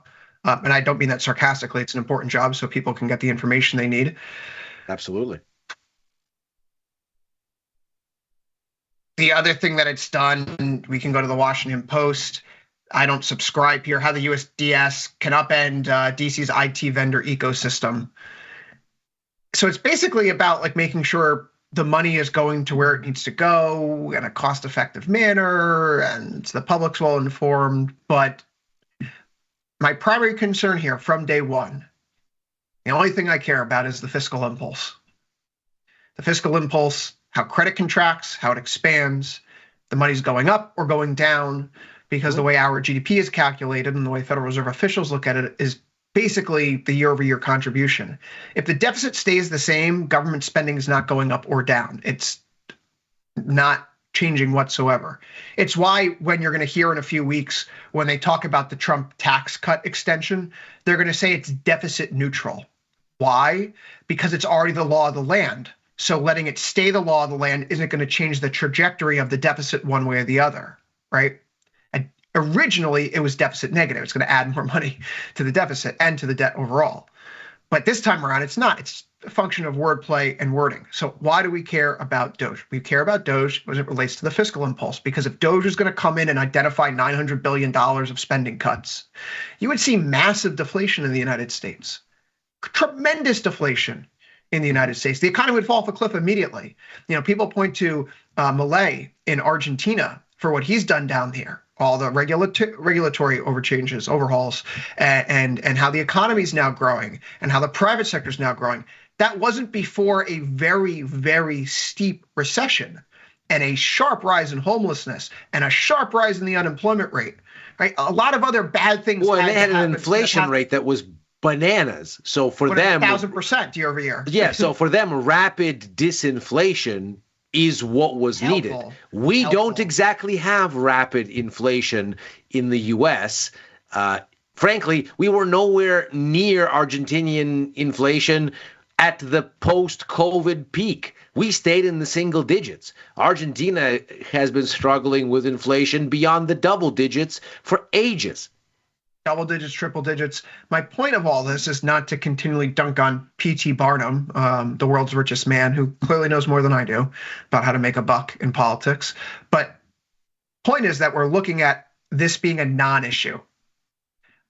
The next few months, when we hear things about Doge, disregard them. They're not treatable events. This was a nice thank you card to Elon Musk. He got an office in the Eisenhower Executive Office building. Great territory. He has apparently a whitehouse.gov email address. Good on him. But what will this do for the spending trajectory of the United States? Probably nothing. So I think until further notice, guys, we don't need to talk about the Doge Commission ever again, because it's a non-issue for the economy. What about, do we need to talk about this, good sir? If you looked on the stage yesterday at the inauguration of the new president, there was a obvious prominence assigned to the CEOs of massive technology firms as a point of emphasis relative to their proximity to the president in a world historically that kept some of those types of people at least 1 degree of separation away from the main stage, more hidden. And 2, was more of a mix of bank CEOs from New York, oil people from Texas, real estate developers from Florida, options and commodities traders from Chicago. And this is the first time that you've ever seen the oligarchs, as it were, the tech CEOs, move directly next to the president of the United States as a squad. Musk, Bezos, Zuckerberg, and the TikTok guy. That's great. I love, by the way, that the CEO of TikTok is sitting right next to the director of national intelligence. He's one of the big four. One of the big four. And Tim Cook would be your fifth, I suppose. And then Gupta, and then the Sanjay. Those are your big six, I guess. Is this not? I mean, 3 of the 4 years, mega cap tech were the top performers during the first Trump term. I know, but I'm saying, is that tradable? Should you just be long mega tech? I mean, are we idiot? Like, is any more complex thought than buy big tech? The work of a fool. I mean, these people are with the president. They have the president. They have the biggest budget, access to the biggest budget biggest budget creation system on earth. I mean, it's not an unseen thing in the American experience. I mean, at one point, J.P. Morgan, not the company, the man, was what we now task the Federal Reserve with. We had a robber baron government that basically ran the whole show, at least economically, and for a lot of reasons in other But that was ways a famously difficult time for most Americans. That's right. Was that before or after? That's right. Was that before or after the tariff years, Dylan? Oh, that was after the tariff years. So the tariff years preceded the disaster that J.P. Morgan had to fix. Okay. Right. Or the depression, the decade-long depression thereafter. Chronology. I mean, Dylan, like, I am not, you and I were talking about this on the phone yesterday. You and I apparently are not smooth-brained enough to make money on the Trump coin. So that's what I'm getting at. Maybe we're smooth-brained enough to just stay long tech stocks. That's what I'm getting at. What do you say? Can we get you into just a big tech long position and calm you right down, Ilya? Just get long the obvious? I think it's very, very difficult of all things to be long tech here, because if the S&P is making headway, NASDAQ is kind of lagging. And the Apple had those terrible sales numbers in China. But AI super glide bigger than ever. You have the tech president, tech budgets, space budgets, AI budgets. Well, again, I think you have to ask yourself what it all means. I mean, are we gonna replace everything that NASA does with stuff that SpaceX does and just send the money there? Maybe. Does that do anything for the markets as a whole? I mean, it's good for SpaceX, but maybe by extension good for Tesla because you need a vehicle, but not a vehicle as in a Tesla vehicle. A vehicle as in an expression of the move. If we're looking at more of the same, why did Mark Zuckerberg go on Joe Rogan?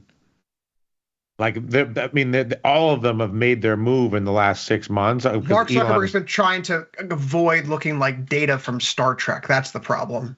So he grows. So he gets a gold chain and he grows out his hair a little bit. And he goes to UFC things and he's on Joe Rogan. And now he's caught, with this picture staring at his business competitor's wife. He's trying to remake. He clearly has a concerted PR effort here to look like human, which makes me think, that he's a total lizard person at this point in time. More so than ever, I think that he's not a human being. But that's, I guess, suppose unrelated. But everyone's cozying up here because I think they've learned, Dylan, he listens to whoever's the last person in the room. If you're flattery obviously works. There's an never-ending list of people on Earth, whether they're bank CEOs or tech CEOs or real estate CEOs or oil executives or nursing union leaders or rap stars or athletes or Russians who want to be next to the president of the United States. And so the victory is for the tech CEOs to be the ones who are there, not the bank CEOs, not the Russians, not the real estate developers, not the health insurance CEOs. It's the tech CEOs. And they are better at using power. Sorry, Ilya. No worries. I mean, if you learned from the first administration that you can get stuff done this way, whereas under a different administration, you maybe could not expect quite the same sort of cause and effect to be quite so predictable. If you have a sense, and I'm not saying that this is accurate, I'm saying that this is a logical leap to take. If you're a business leader and you have the money to be consequential and you want to make a pitch and be heard and expect to be heard, as long as you're doing the proper curtsying at the proper time, and that lets you do stuff you couldn't otherwise do, or have access you couldn't otherwise have, or at least as easily, that seems to make sense.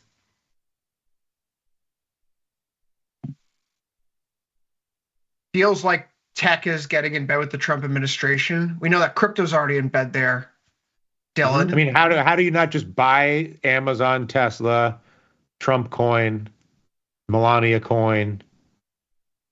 I mean, yeah. I think that's certainly the conversation Google today. But again, I don't see. I see the optics and the vibe, but what is there to actually do? You're just long future corruption, future contracts, future benefits. You're just long access to policy making and budgets at the presidency.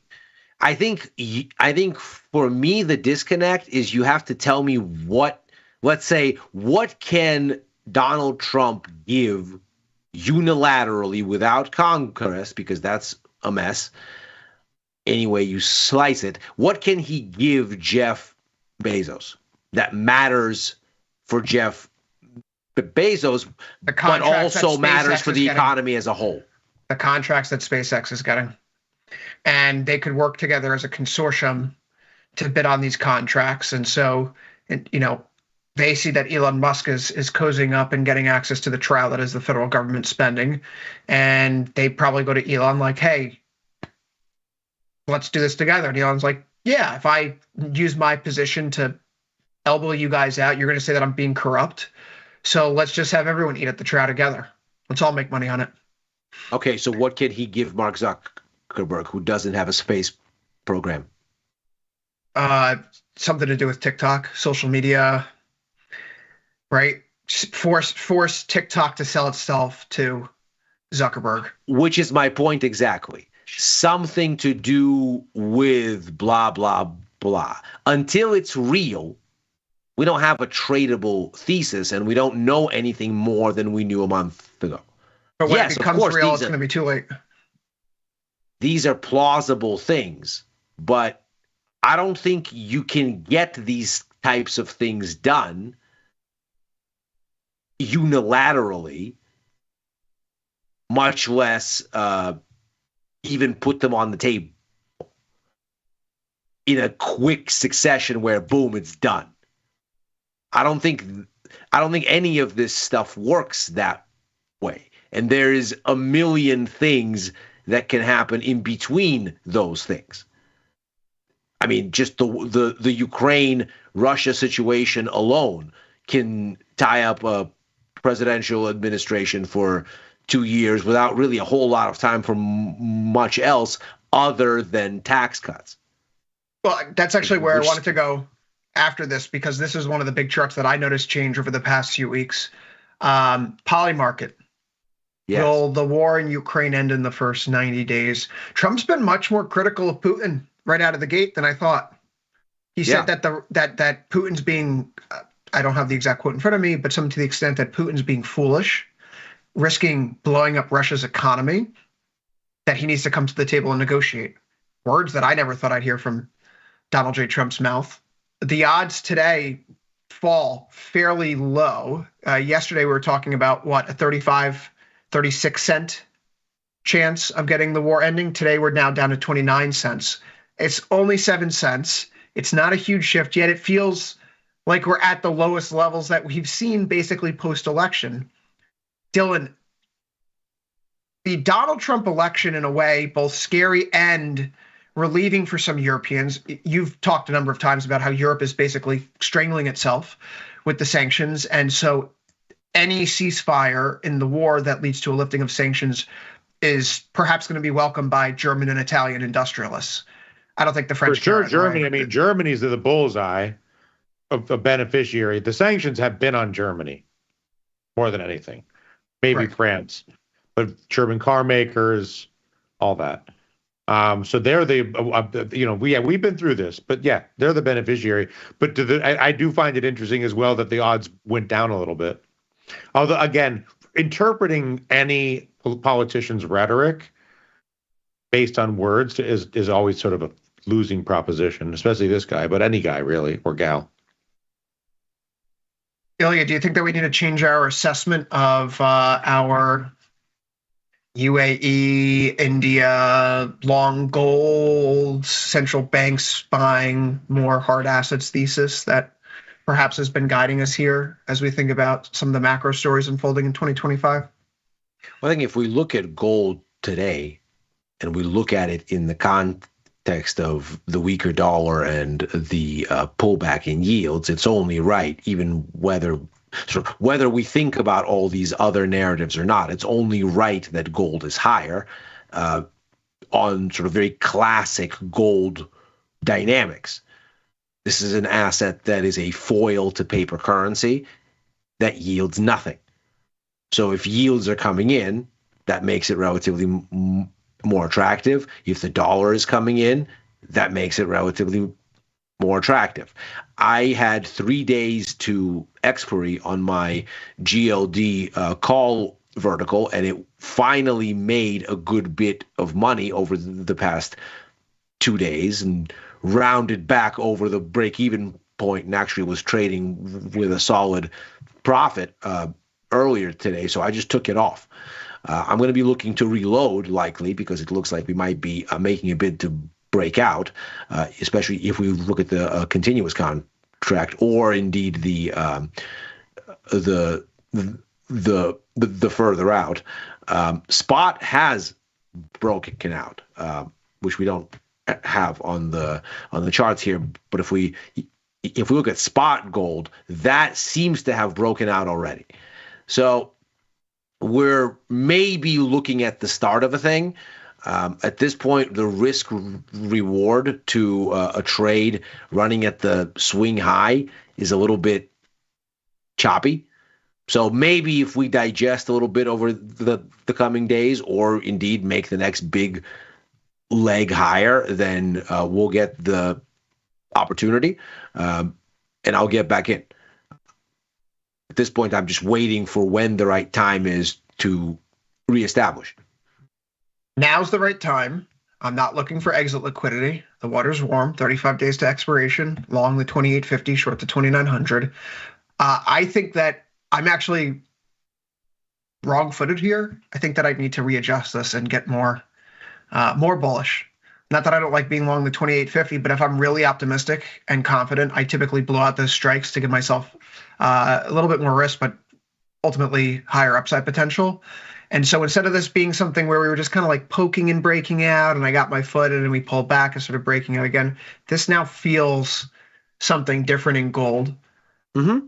But I suppose the gold story is just as much, a dollar story here too, because it's a dollar denominated commodity. The dollar is falling out of bed here today. I think the story of the Canadian dollar, the Mexican peso overnight really tells us what happened. You can look to yesterday morning, starting around 8 o'clock in the morning when we get the flurry of Trump executive orders that may or may not be coming out. And there isn't one on the list related to tariffs. Good news, Canadian dollar and Mexican peso, you're not in the crosshairs. Until last night after dinner time, when the executive order related to the Canadian and Mexican tariffs went into play. And then those elevator that we took back up became an elevator right back down. Now, granted, over the course of the day, we've seen the Canadian dollar bounce back, the Mexican peso bounce back. All the major currencies are up versus the US dollar in today's session. Ilya, even with the tariff announcement, it feels like the tariffs are not as not being done as carelessly as many people may have feared. Okay? Yeah. Is this the credible sign that we have reached the dollar top? Has the euro bottomed? Has the yen bottomed? Are we out of the woods? Can we short the dollar with impunity now because we are? I've been short. I know you have, but for the rest of us who aren't, Yeah, I definitely got in a little bit early, and it made me sit for a while. But I do think that we have a credible bottom in the euro here. I do think that we have a credible bottom in the yen. I think we have what looks like a credible bottom increasingly in the Canadian dollar and in the Aussie. So the pound is a little bit early, I would think, but it's getting there. So I am long all of those things. And you're saying only a tariff storm would change that at this point. I don't. I mean, I think the markets have shown you, and I don't necessarily agree, but that's not for me to say because I can't force the markets to bend to my understanding of tariffs. But the markets have basically reckoned that more tariffs are dollar positive. And one way to read that is it's a redirection of capital flows. Another way to read that is that it's inflation and higher yields. And whether it's one or the other or both, I think is going to matter for what the dollar ultimately does. Because if it's a redirection of capital flows, that is a silly sort of thing. Because we know that tariffs don't actually tariff foreign countries. They don't tax foreign countries. They tax domestic importers. And so which capital flows have you really redirected, especially in places where there's not a local U.S. substitute for what you're applying the tariff to? Yes, okay, if there were substitution, okay, maybe you've redirected some capital flows, but it's not a given. It could happen, but it's not a given. And if it's the inflation argument, then we'd expect to see yields come back up. We'd expect bonds to sell off, and that's not what this looks like. So it's a bit murky here as to what the tariffs are actually doing. In my mind, it's a much simpler story. We got to a point before the CPI numbers last week where the markets were down to one Fed rate cut for the year. Any more of a dovish adjustment would mean no rate cuts, and nobody's prepared to jump out the window on that because the Fed has very clearly said we're cutting. The question is to what extent and how quickly, and for the markets to believe that the Fed has had a complete change of heart about the trajectory of policy in general, not just the gradient, is going to take a lot more than what we've seen so far. So I think just the moves in the dollar, the moves in yields were just exhausted and just got to a point where there was nowhere else to go. And what we're seeing now is unnecessary retracement because speculative fervor has been exhausted. Dylan, when you and I spoke this weekend, we were in awe of how the incoming president of the United States was able to mint $50 billion out of thin air. I've also noticed that over the past few days, we've had a few other random coins pop up. For example, where are you? That's obviously golf my screen gone now. One of Trump's former advisors, students for Trump, Ryan Fournier, announced TikTok meme coin this weekend. He apparently rug pulled it for $19 million right off the bat. We've seen that other people have suggested that they were involved in the front running of some of these coins. What did I share with you, Ilya? Who is it from? I want to. Yeah, let me just. Which one? Which one? That's a very good question. Let me find this particular. In any event, I shouldn't have closed that window. The point that I'm getting at here is that, like, there seems to be, a bit of flexibility right now is how some people are approaching the crypto space. Dylan, you don't necessarily think it's a bad thing, but Sosnoff is incensed about Trump coin. I didn't say I don't think it's a bad thing. I never said I don't think it's a bad thing. I never said that. How should I rephrase that then? I said that's one of the most impressive rip-offs I've ever seen. Okay, so is this the norm? Is like the secret ingredient crime for the next 4 years? Is that like really, forget about us committing the crime. Like if there's going to be something grifty and spacky and memey and BSy out there, like that kind of seems to be the place to put some eggs right now. I don't know. Go off on this Trump coin, Dylan. You seem to have some thoughts on it. I didn't hear what Tom said, but what I would imagine is, I know Tom's primary concern for the current administration is the integrity of markets, full stop. And the more that agreements and transactions and securities are created that lack integrity, the more ultimately you're sort of piling, it's like the straw that broke the camel's back. And how many straws can you pile on the camel's back before the integrity is compromised? At this point, no one knows the answer to that question. And, the Trump coin is just another straw on the camel's back of the integrity of the crypto market for sure. And maybe, beyond the crypto market to the integrity of capital markets. We'll see. But an extraordinary display of how to monetize power and celebrity at a level that makes previous, the Clintons really seem to have been good at, monetizing the presidency, or the Obamas are very good at monetizing the presidency, speaking deals, Netflix deals, book deals, whatever, 50 million, 100 million, a couple 500 million real money. Nobody's played like the big man. 50 billion in 2 days, next level. I mean, I'm waiting for Obama coin, Biden coin, Spivak coin. That'll be the day. Dylan coin. That's what we should do. I will make coins for both of you. Oh, thank you. And then I will airdrop you guys a bunch of the supply, and then I'll rug pull both of you. And if I'm telling you that I'm going to do it ahead of time, and I build in the language and I indemnify myself from being sued for any liability, which the Trump coin does, when you purchase Trump coin, you indemnify yourself against liability. And if you were to sue the people behind the Trump coin project, you were to pay for their legal fees. Always read the fine print and make sure you have a good lawyer in your pocket when you're constructing one of these scams. We're obviously being farcical here, but like this is. It seems like if we talk about bubbles, it's good or bad. Do you think that sort of is forget short term, longer term, is it good or bad for crypto? Awful for crypto. Long term, good or bad for Trump? Doesn't matter. He's a lame duck president right now, and I don't mean that as he's not going to get anything done. Like he doesn't need to run for election again, and he has both chambers of Congress. Do you think Trump walks away with more money as a result of the scheme? Yes. Long term. Probably doubles or triples his net worth as a result of it. Not 50 billion plus, because there's just not that kind of trading volume within it right now.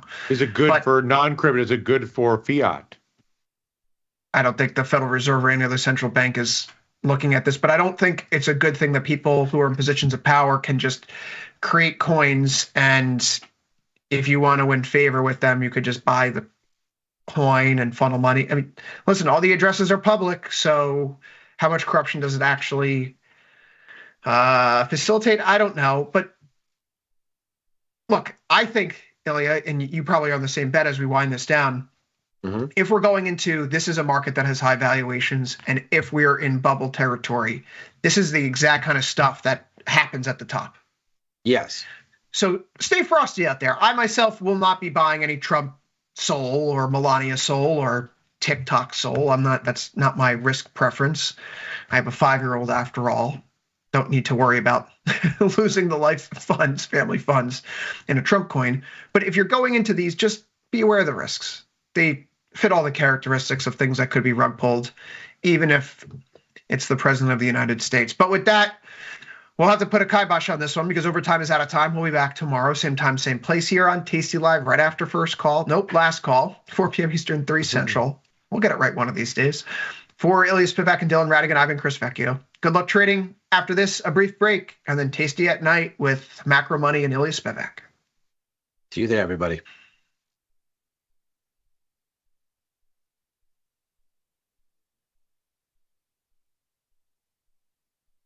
You can get up to $4,000 when you open and fund a new account with Tasty Trade. That's 4,000 buckaroos, 4,000 bills, or clams, 4,000 in dough or cheddar, not the cheesy kind. 4 large, 4K, 4 grand, which is no small thing.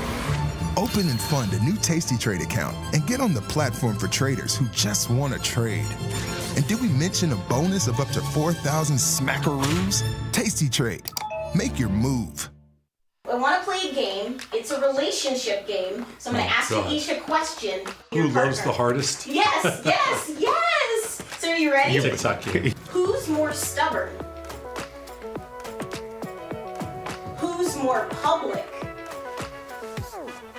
Who's more patient? These are two of the least. These are the least patient people I've ever met. I'm going to say him just because he's a little older than me. Who calls or texts more? And who do you think takes longer to get ready in the morning? Who's a better driver? I drove a truck in New York City. I can fly an airplane. Who loves the bed the most?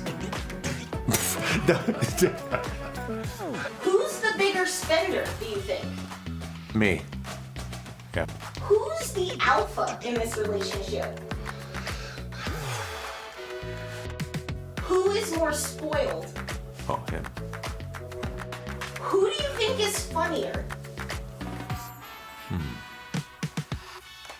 Who is the better debater? I'm gonna give it to him. Dylan, you think you're the better debater? Are you the master debater? No, he's he's good because he doesn't answer the questions, which is great for debating.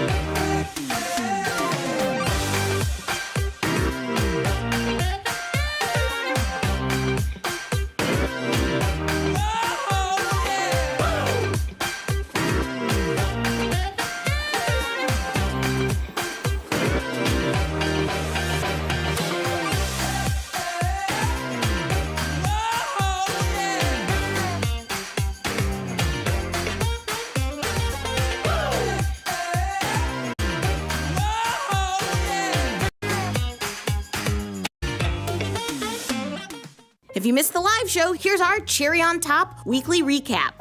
You know, my first concert was when I was very young. It's quite embarrassing. Anson. How'd you know that? I mean, I feel like everybody. How did you know that? Because who else was popular then in like the late 90s? Oh my God, that's amazing. That was cringe. There it is, the song. Yes. Yes. All right. Good luck. Good trading. Let's go eat some roost. Peace. If you missed the live show, here's our cherry on top weekly recap.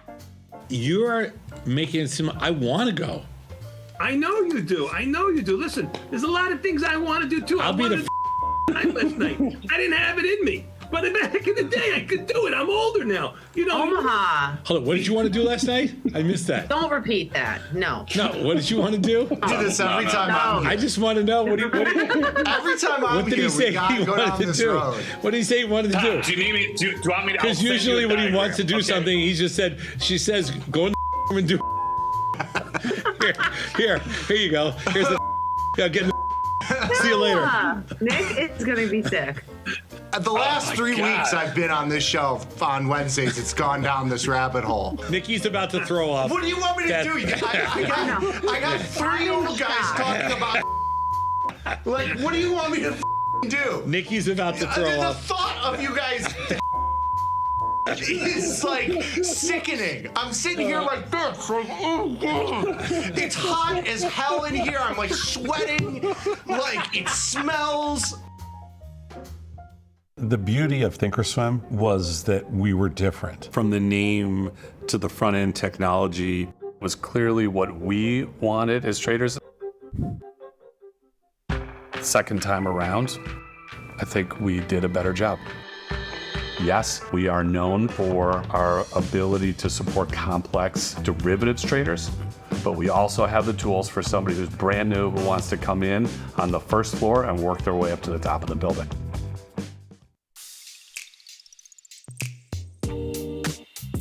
Me and Mikey, Valentine's Day.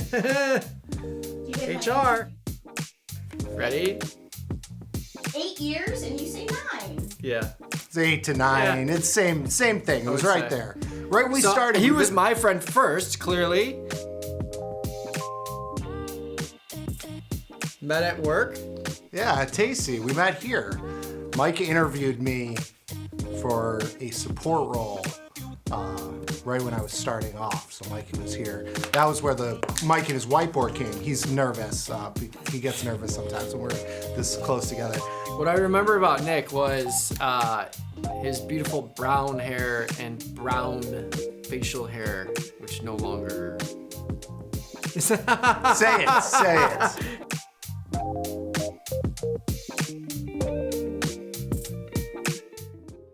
Dear Braden, big thanks to you and the nerds for the wonderful tech support. Of course I back everything up to cloud, because I'm 60 years old and I know what a cloud is. Yours truly, Larry. Sometimes it feels good to get smart. Get even smarter with live trading insights and some live taunting. No, your office is right near a different. You're like closer to the. Near what? This is English. You should watch him read. From the smart mouths at tastylive.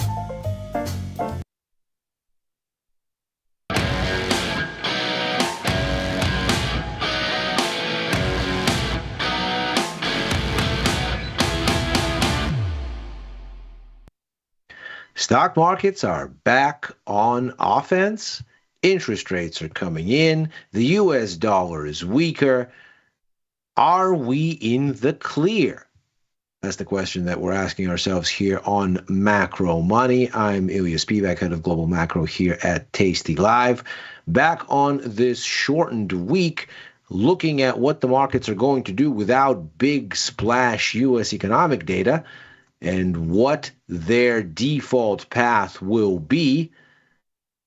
There is, of course, still quite a bit of macro event risk to contend with, even with the U.S. data flow on hiatus. So we're going to unpack all of that here, see what trades might be emerging out of the mess that is the price action that we've seen through all of these closures, through all of these low liquidity periods, and of course, through all of the event risk that we've seen recently that the markets have room finally to digest in earnest this week. So let's begin here with a look at how these markets performed last week. And of course, familiar give and take stands out. Notice the S&P 500 and the NASDAQ here putting in impressive gains. Interestingly, the NASDAQ actually lagging a little bit relative to the broader index, which is a bit unusual. Typically, it has been the NASDAQ that has led the way. That is not what we're seeing here by a small margin, but nevertheless, near 3% gains for both of these major indexes. And not surprisingly, that coming alongside a pullback in yields. Interest rates down across the curve, both the 10 and the 2-year lower. The curve somewhat flatter here as a result, because rates hold up a little bit better at the front end versus the long end. The weakness here in the 10-year a little bit more pronounced at 2.9%. Against the same backdrop, dollar a little bit lower. You can see here 0.2% off versus the euro, 0.8% off versus the yen. Gold's a little bit higher, 0.8%. Bitcoin reveling in the apparent risk-on mood with a 10, almost 11% gain. Crude oil, as ever, marching to the beat of its own drum. But the general consensus here, looking across price action, looks very much like the inverse of the preceding week, where we had strong sell-offs in the equity benchmarks. We can see here over 2% loss in both the S&P and NASDAQ against the backdrop of steep gains in yields. So this sort of give and take that we've been watching between the situation in interest rates and stocks, it continues. And of course, last week we had an inflation report out of the US that helped to make for this exact set of circumstances. The US CPI report came out. Core inflation was expected to hold unchanged at 3.3%. It surprised lower, not by much, but nevertheless, 3.2% year on year. So the lowest in 4 months, unexpectedly. And that, of course, encouraged the kind of thinking that we see here. Of course, Fed policy expectations were starting to get very hawkish ahead of that release. And what we have here clearly points to a degree of relief that was had. And of course, now we have a lull not only in Fed speaking.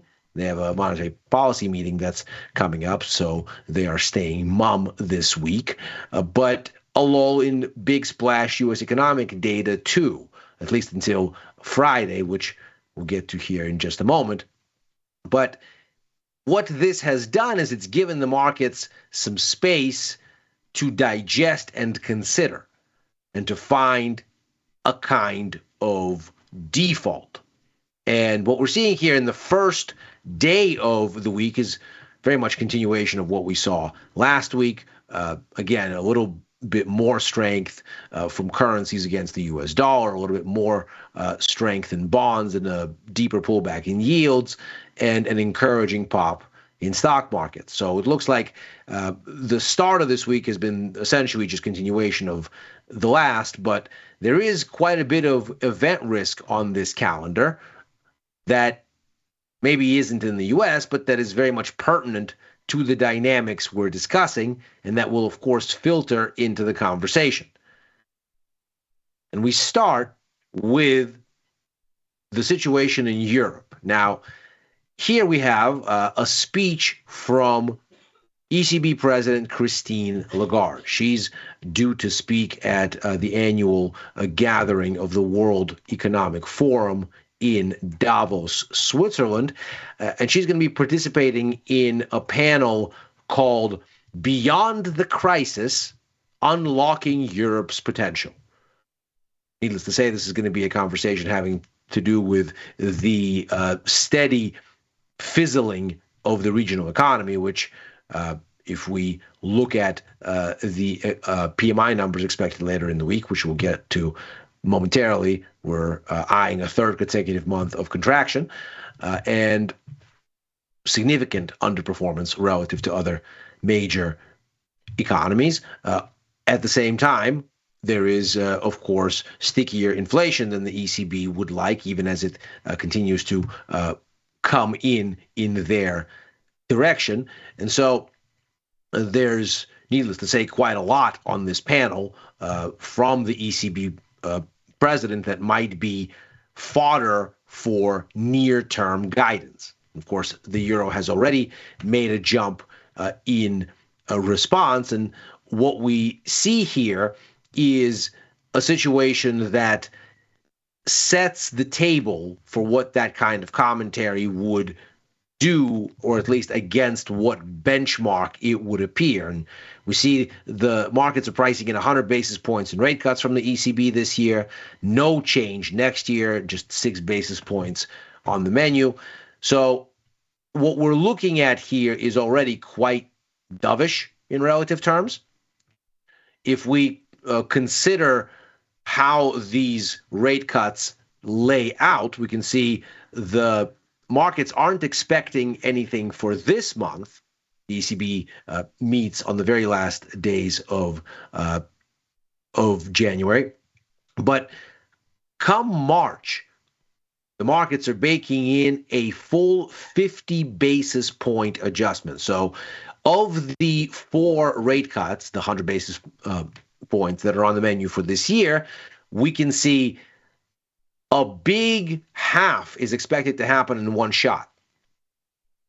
We then see a third cut somewhere around mid-year and down to the fourth one by the end. So the path is already quite dovish, and moreover, it hasn't changed very much since the middle of October. We can see these policy curves here implied in ESTR contracts. They're very clustered together. So even as there have been significant changes in the overall structure for interest rates, because of course there have been significant changes in the market's expectations of the Fed from about mid-September through early October, we might have, of course into November, major hawkish rethink for global rates as a function of what a rethink of the Fed rate structure looked like. We saw that we were looking for the Fed to deliver many more rate cuts before they actually embarked on the easing cycle in September. And when they promised 100 basis points last year and 100 basis points this year, the markets looked at a U.S. economy that looked like it was warming, looked at an incoming Trump administration that was likely to be more so supportive of price growth than less so, at least in the outlines of its policy directions, be they lower taxes or deregulation or tariffs. The story was, well, you're not going to be able to do as many cuts. At this point, the U.S. is only expected to do maybe 2 this year. And while the Fed has called for 2, the markets haven't priced even that all the way through. So there's been a major shift in interest rates all around the world on that basis. Because, of course, the ubiquity of the U.S. dollar means that when the Fed sets its borrowing costs, it's setting the cost of credit globally. That pointedly is not meant very much for the Eurozone, where this kind of dovish policy path was already locked in and hasn't really shifted very much. So as we look at this, the overall thrust seems to be that whatever Ms. Lagarde says, however she sort of paints a dovish picture, it's unlikely that we have much more to price in. If we look at the way that Eurozone economic data has behaved relative to forecasts, it has tended toward weakness. And so on this front, we have a situation that certainly would support a more dovish message, but how much more dovish we're going to get beyond a 50 basis point cut at the March meeting seems unlikely. Perhaps we'll move it up to a cut at the last moment here, getting priced in before next week's ECB meeting. Maybe that's how this plays out, but there doesn't seem to be a lot of room here for anything that's even more dovish, and therefore it seems to give the euro a little bit more scope to continue building higher, if only because it has already discounted what dovishness there is to here, or at least most of it at this point. Next, we're going to get a set of releases from Japan. This, of course, another major sort of player here as far as the influence of U.S. interest rates. The yen and local markets very, very sensitive to U.S. borrowing costs because, of course, in so much as U.S. borrowing costs drive the global trend, and interest rates in Japan are many orders of magnitude lower than almost all major economies, there is a kind of inherent proxy here where when global interest rates go up, as led by the US most usually, there is a tendency to want to borrow cheaply in yen and buy higher yielding things. And when US rates go the other way, that gap starts to narrow. Global rates come in relative to low ones in Japan and encourage the repatriating of funds out of whatever bets were taken with shorted borrowed yen to cover those yen loans, because the sort of relative yield differential narrows, and so the trade becomes less appealing. With that in mind, we look this week at a Bank of Japan that is expected to raise interest rates again. Here it is on the curve. There is no meeting in February, so we can see that from January to February, the futures are pricing in this move. The current rate, of course, at a quarter basis point, and we see here this is now approaching half of a percent, and so this would imply one hike. We can see, though, over the course of these months, it takes some months to fully price this in. So this is almost something like a window in which we could see hikes. We then get another window for further adjustment up to almost 75 basis points here by year end. So a total of 50 basis points or almost there being baked in for the year, essentially one hike at some point this week or shortly thereafter at the meetings soon to follow, and then another one at the mid-year mark or shortly after.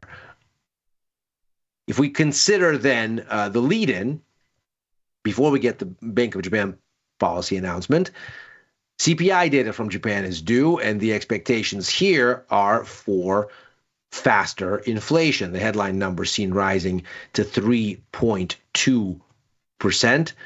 The core number, which excludes, in the case of Japan, just food, but includes energy, that's expected to go up to 2.9%. Both of those would be the highest readings since October 2023. Here would be your supportive fodder for a rate hike at face value. But of course, what we see here is that food is overwhelmingly the driving force here. So inflation is being taken to these heights largely thanks to the cost of imported food. In fact, if we take a look at the makeup of Japanese inflation here over the course of November, that gave us a 2.9% headline rate, already quite high relative to history. Of that 2.9%, 1.38 percentage points was the price of food. Moreover, 0.47 percentage points, so almost half of a percent, was energy. So much of this seems to be the cost of imported necessities and the generally weaker yen.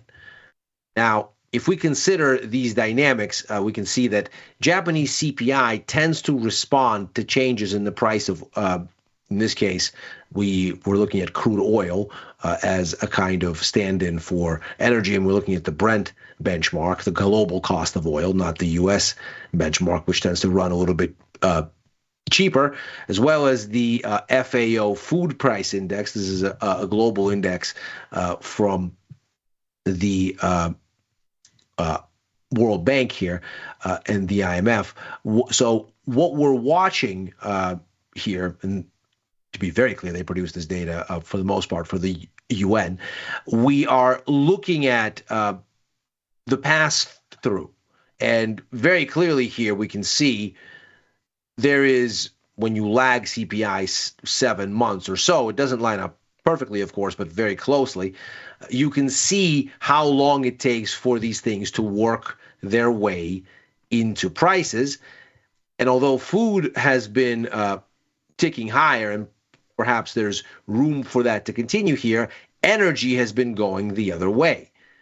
And so perhaps the BOJ has some room here to wait until we get to March with the wage setting period upon us. The governor, Kazuo Ueda, has mentioned that he wants to see how wage negotiations go, to see how embedded inflation is going to be before acting. If there's a miss there, that could certainly be a shocker for the yen if the BOJ opts against a move this time around.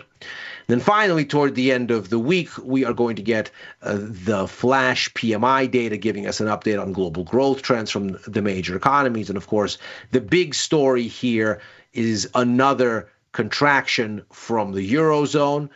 50 is neutral in the logic of these numbers. Above 50 is growth. Below 50 is contraction.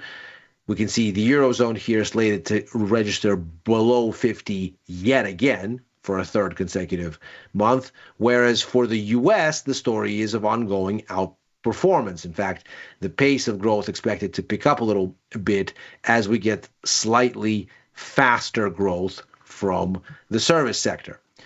Looking at surprise index data from Citigroup, we can see that there's been a sort of divergence here where U.S. economic data is once again increasingly surprising on the upside. Eurozone data is increasingly surprising on the downside. And so the surprise here may well be a wider disparity in favor of the U.S. But of course, that would again mean less scope for Fed rate cuts and a greater threat to global growth, which we can see here is idling in recent months, even as the U.S. outperforms because everywhere else is so weak. So perhaps a bit of scope for sobering event risk toward the end of the week, threatening to revive worries about the dissolution of Fed rate cuts, threatening to revive yields, and warning stock markets. And that is macro money for today. As ever, we will get back to all of these things in greater detail as the week progresses. We're here every day, Monday through Thursday, right after overtime, a show that I co-host with Dylan Radican and Chris Vecchio, looking at the Wall Street close and what may follow. In just 30 minutes from now, I'll be on with Victor Jones for The Price of Truth, back with Chris for Futures Power Hour on Friday, and with Victor and Tom for First Call on Sundays. I'm also writing for the News and Insights portion of tastylive.com and commenting at Ilias Pivac on the platform formerly known as Twitter and Blue Sky. Thanks very much for watching. Macro Money's back tomorrow.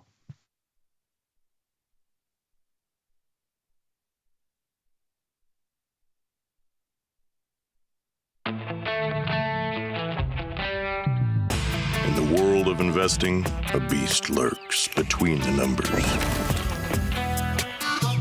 Some watch from the safety of the sidelines, but others saddle up and ride that 1-ton rowdy ribeye for all he's got. If that's you, join us on Tasty Trade. Named best online broker for options trading. Genius loves company. Look who's back testing. Tasty Trade now has options back testing for free. Test your trades with over 10 years of data for the most popular symbols. See how your trades would have performed in the past. Look back at profit and loss and take the guess out of guesswork. Oh, did we mention that it's free? Get back testing at Tasty Trade. What's up, everybody? Check out my new series, Life Cycle of a Trade, where I show you my real-time trades with insights into strategy selection, adjustment mechanics, all the way to the closing order for all of the tastylive core strategies.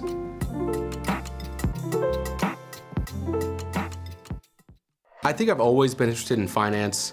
I have a degree in management and took a lot of heavy finance classes, and I've always loved it, but I've always done passive investing. And so as I went through life, I decided that I needed to have a bit more control over my finances. I started to dabble in the options world when I opened up a brokerage account in probably 4 different companies, and none of them worked really well in terms of education until I got to Tasty.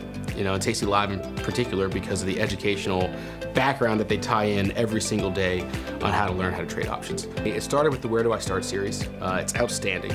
Tasty Bites, market measures, from theory to practice. I don't think there's a show that I don't like, to be honest. That education piece is highly important. I found that Tasty offered that. Calling all traders. Are you using Tasty Live mechanics and enjoying awesome results? Are you an up-and-coming options savant? We're looking for you. For over a decade, Tasty Live has shared the most inspiring stories of traders teaching themselves a new skill, using probabilities and experiencing new levels of success. If you think your trading journey should be shared with Tasty Nation, we'd love to hear from you. We are always on the lookout for the next class of rising stars. Email us at risingstars@tastylive.com if you'd like a chance to share your trading journey and inspire others. In the world of investing, a beast lurks between the numbers. Some watch from the safety of the sidelines, but others saddle up and ride that 1-ton rowdy ribeye for all he's got. If that's you, join us on Tasty Trade. Named best online broker for options trading. Genius loves company. Look who's back testing. Tasty Trade now has options back testing for free. Test your trades with over 10 years of data for the most popular symbols. See how your trades would have performed in the past. Look back at profit and loss and take the guess out of guesswork. Oh, did we mention that it's free? Get back testing at Tasty Trade. What's up, everybody?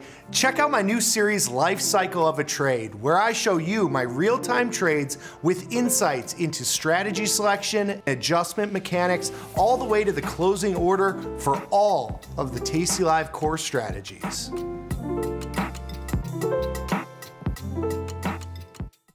I think I've always been interested in finance.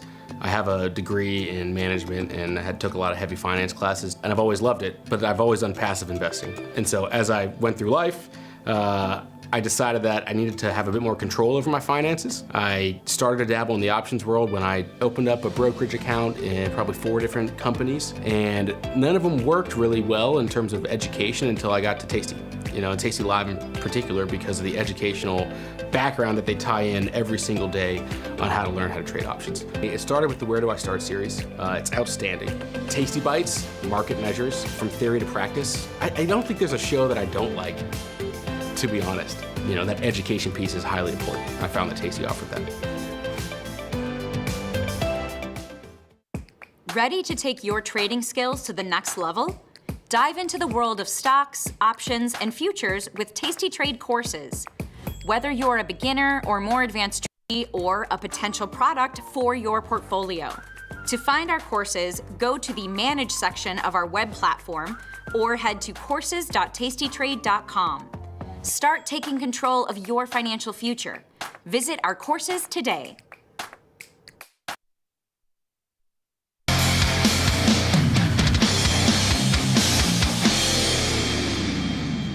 What is going on, everybody, and welcome back to the Bad Taste segment. Today's Tuesday. Another shorter week in the market. We had Martin Luther King Day yesterday, inauguration, all that crazy stuff. Market's at another high in after hours. But anyways, how are we doing today, Julia? Man, I'm cold. Chicago's cold. Yeah. It's a little chilly. Wait, what's new, though? Cold. What's new? I'm It's always cold. mostly cold. It's been a weird month. I've been in and out. Did you have a good couple of streams last week? I had to miss some of those.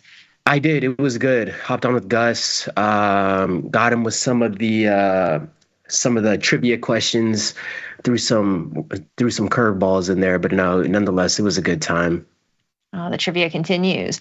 But otherwise, yep, I'm doing good. January's been a weird month because we've had a lot of just market days off, like market closures.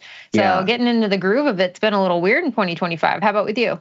Yeah, no, it feels like the last 6 weeks. If I'm not mistaken, like the last 6 or 7 weeks, 4 of those weeks, I think it was a 4-day trading week. I'm kind of looking forward to having a full 5-day trading week. It always just seems like, something's coming up around the corner. But I mean, we're about today's the 21st. We're about 3 weeks into the new year. Volatility, not much has changed there. It's kind of the same story right now. Market's still kind of rallying. Especially over the last few days and the beginning of this week. So it kind of seems like the same story as we ended for last year. So it doesn't really seem like there's any type of shifting behavior, if you will. But other than that, that's pretty much what's new over here, Julia. Yeah, doesn't feel like I don't know. It feels like the markets are indecisive. Maybe that's just me. But I don't know. I kind of went into this month just mostly holding shares, actually, not really trading options because I wanted to mind the leverage and maybe wait for a vol pop after yesterday is really what I was thinking. And VIX is pretty low. SPY's IV rings around like 13. Got a nice little pop in the Russell today. And then just like random names like Rocket Lab is taking off, excuse the pun. IonQ and some of these quantum stocks are still all over the place. Still red on my positions, but it's better than it being redder than, it could be worse. That's for sure. But yeah, it just feels like a bit of a weird market. I'm a little hesitant to kind of dive in, but feel a little bit better actually. Yeah. This week, just to kind of see what happens. And yeah, again, with like the outages, it's been feeling like a bit of a weird flow. I don't know if people in chat are feeling the same way. And we won our first tradle. Oh yeah, there you go. Did you win your first tradle last week? Oh, we did. I believe we got a hole in one. I forgot about that. You got a hole. Yeah. What was the hole in one? Which one was it? So the hole in one was when it brought up one of the biggest squares. It said 25% water. Like, what does your mind even go to right away when it says water? 25% water? Yeah. What would you guess? It said 25% water, and I'm like, I don't think we've had one like this before. But is there anything that comes to mind? Oh, I'm trying to think water because it could be like bottled water. It just said water.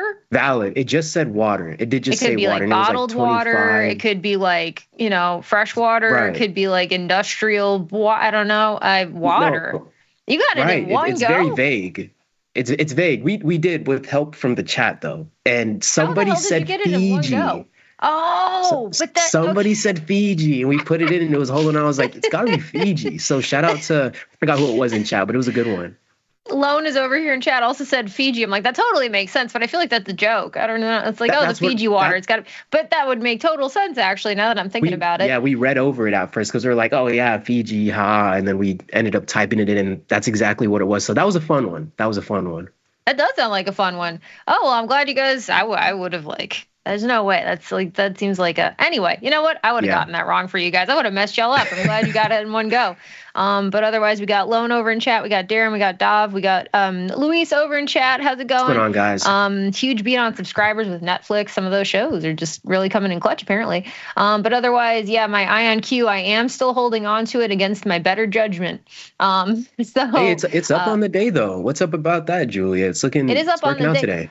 But that's why of all these quantum stocks, and these are really, volatile, very speculative trades. I'll admit it's just it was a dumb trade, but it just I get a little skin in the game. I thought it'd be fun. We actually had a really interesting series on quantum computing that we did for the morning show. That was a 2-parter. It got posted on the tastylive trending channel on YouTube. If you guys want to go check that out, maybe we'll talk about it a little bit on maybe Thursday, maybe a little recap. But that was basically talking about what quantum computers are, what impact, what industry industries might get impacted, and mostly how it would affect crypto. We had a whole segment talking about that. So it was a really interesting series. If you guys want to go check that out, that's under Bad Taste on tastylive, and it's on the YouTube channel under tastylive trending, so not the main channel.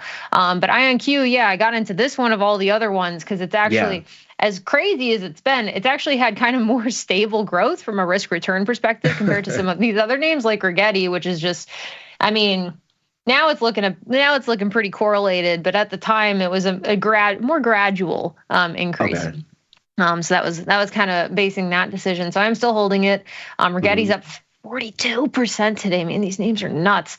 But holding on is a bit of a longer term trade. My IBIT, getting a little crypto exposure in there, a little crypto skin in the game. Overall up on the trade, not mad about that. Russell finally recovering. Can the Russell please just go somewhere? That would be great. That one's been, I would like it to do something because, it's just been lagging behind. I've been hearing a lot of people, on the network in the financial space saying, just kind of hoping that the Russell is going to catch up to the other indices one of these days. Kind of expecting it to as well. So today was evidently a good day for it. Not a SPY, just SPY. There we go.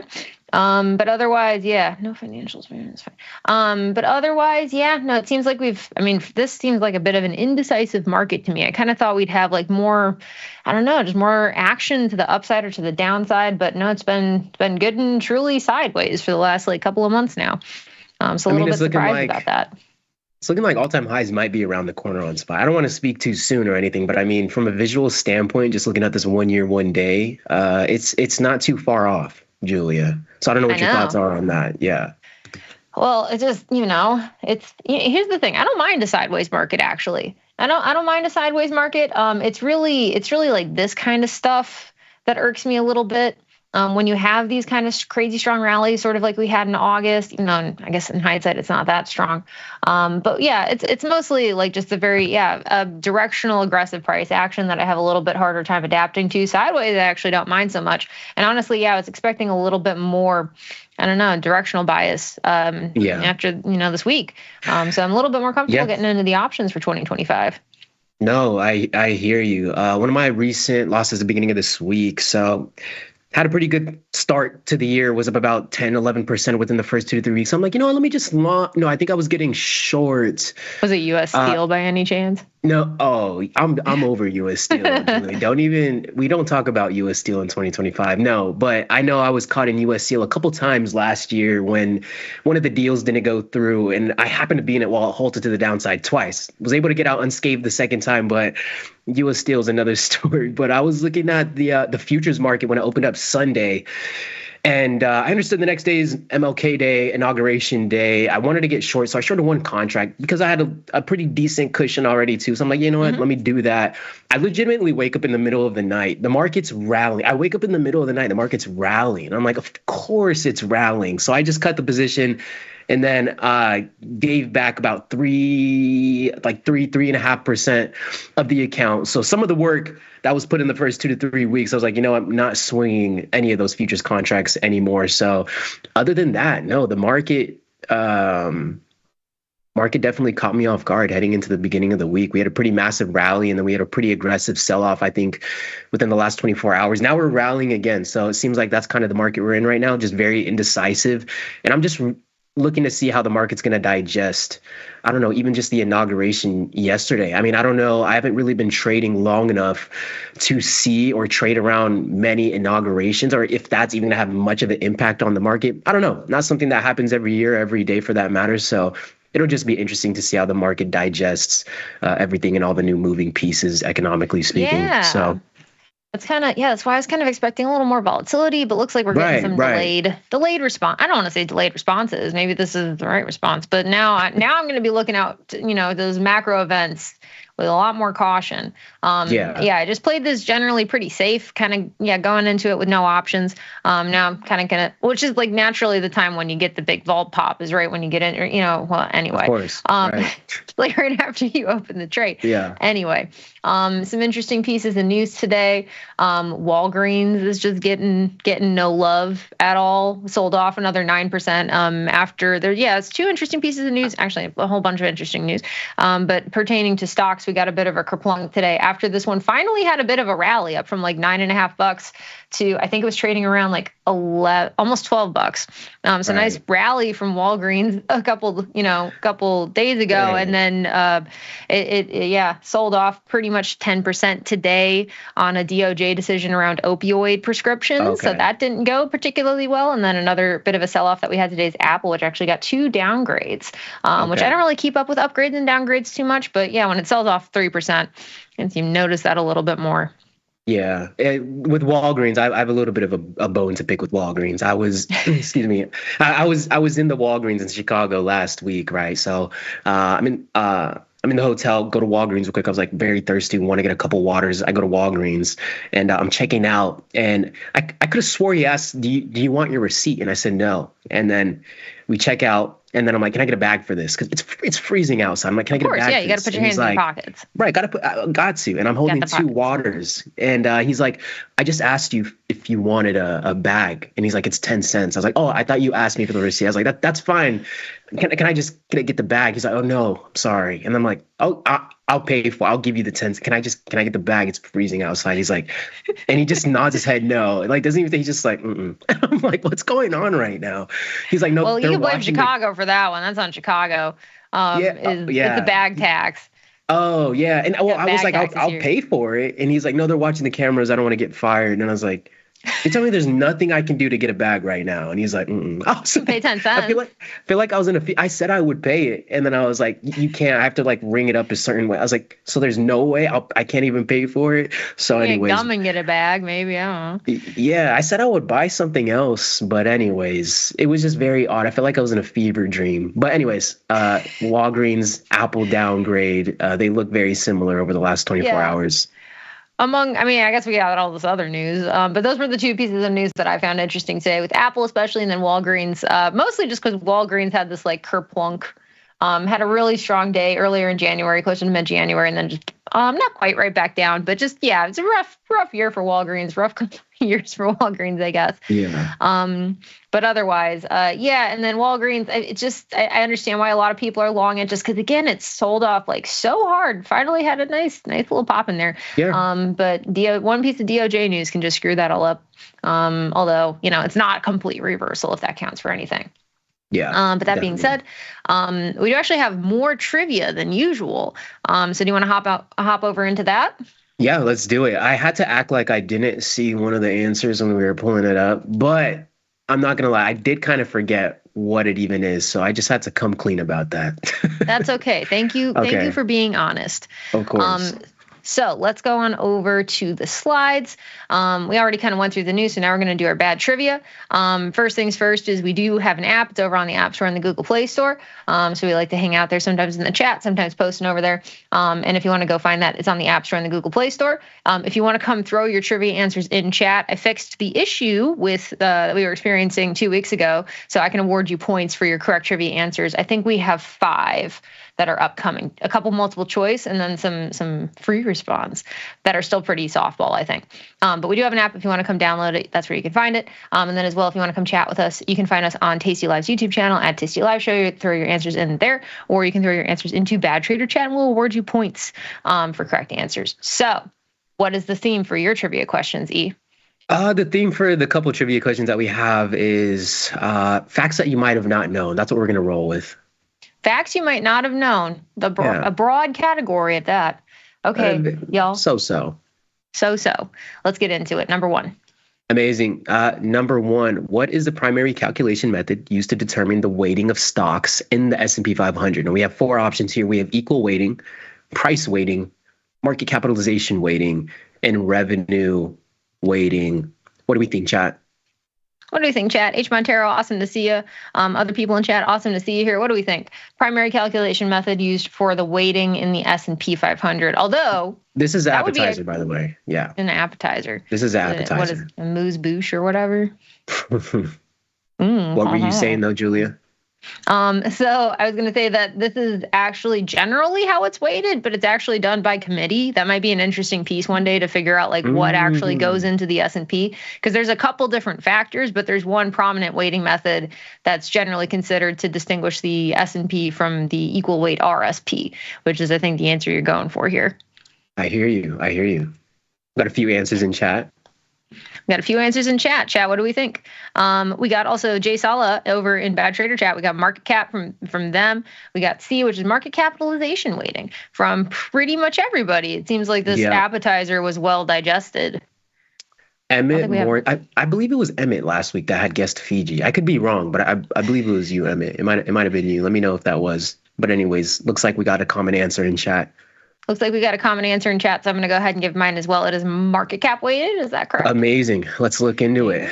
All right. B, a private exchange where institutionals trade large. Oh, my goodness. Go back. Let me switch. Give me 2 seconds. I put the wrong answer for the wrong thing. No.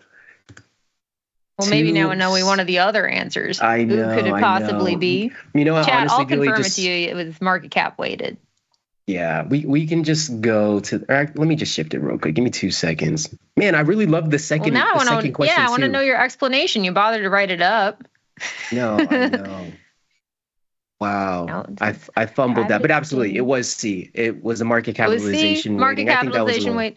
Yep, yeah. And everyone over in chat got it really well done. Let's go ahead and move on to number 2. Amazing.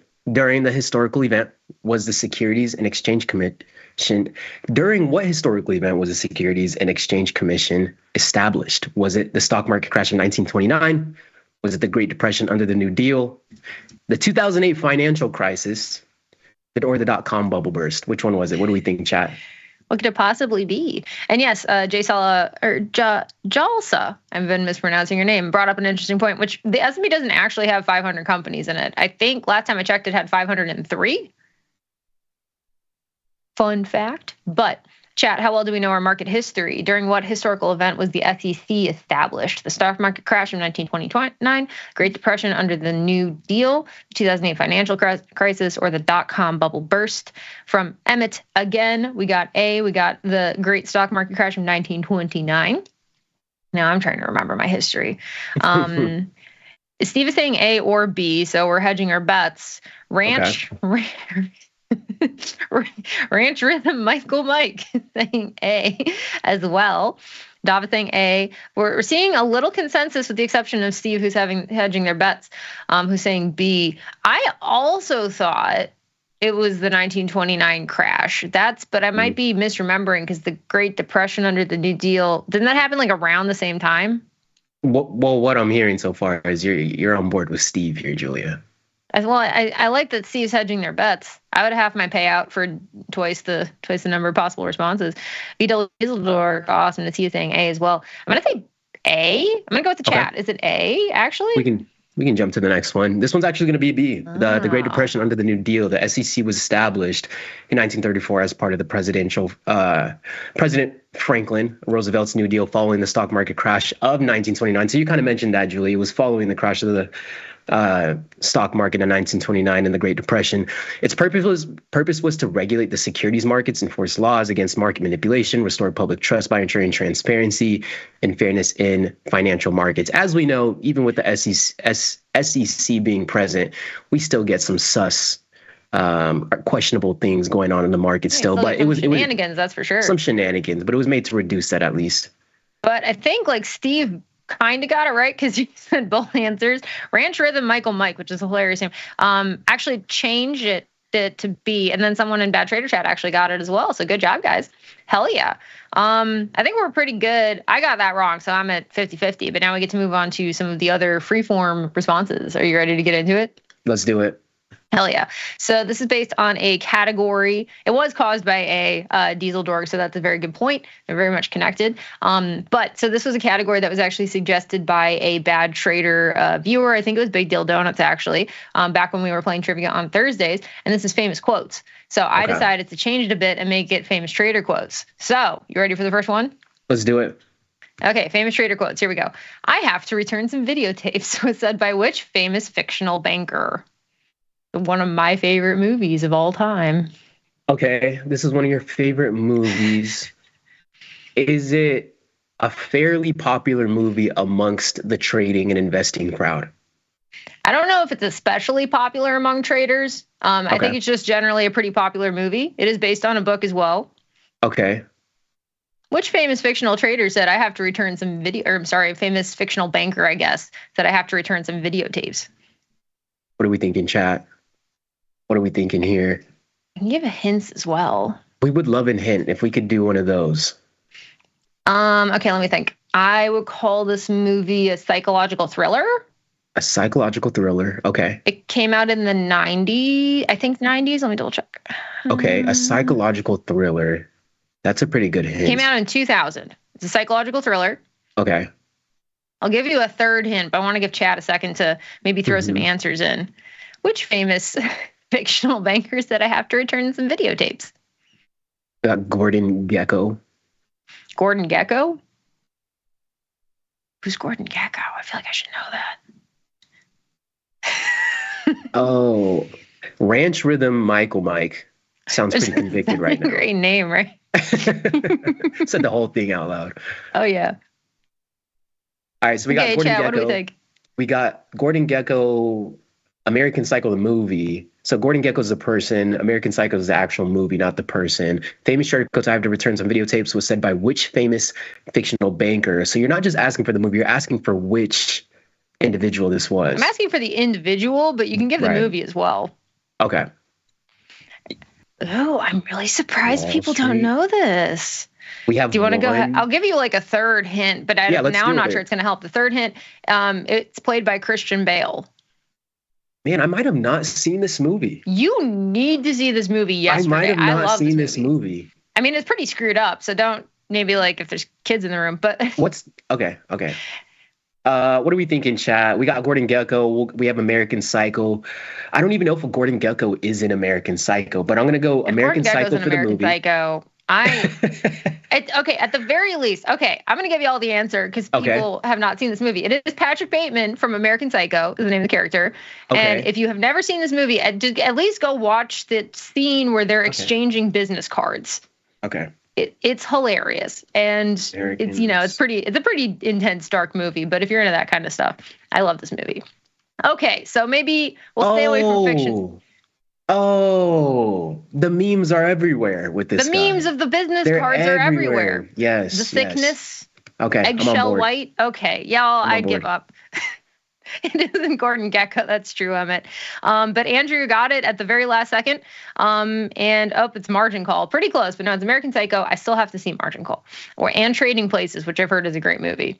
But anyway, yep. People got it now that they know. Let's go on to the next one. We're moving away from fictional now. Okay. Which economist said this quote? The market can stay irrational longer than you can stay solvent. Warren Buffett didn't say that, did he? No, but it's like maybe like a Warren Buffett-esque individual. Okay. A very famous economist. Okay. Very famous economist. Very famous economist said this quote. This is a great quote because I get caught in this trap all the time. The market can stay irrational longer than you can stay solvent. So if you're like, I'm just going to go, be a contrarian, go, do the opposite of whatever the market's doing. Always remember the market can stay irrational longer than you can stay solvent. It's a good quote. If not, maybe one of the most popular / famous quotes of the market. Top 3 at least. I think you should. Yeah. Maybe we should know who says it.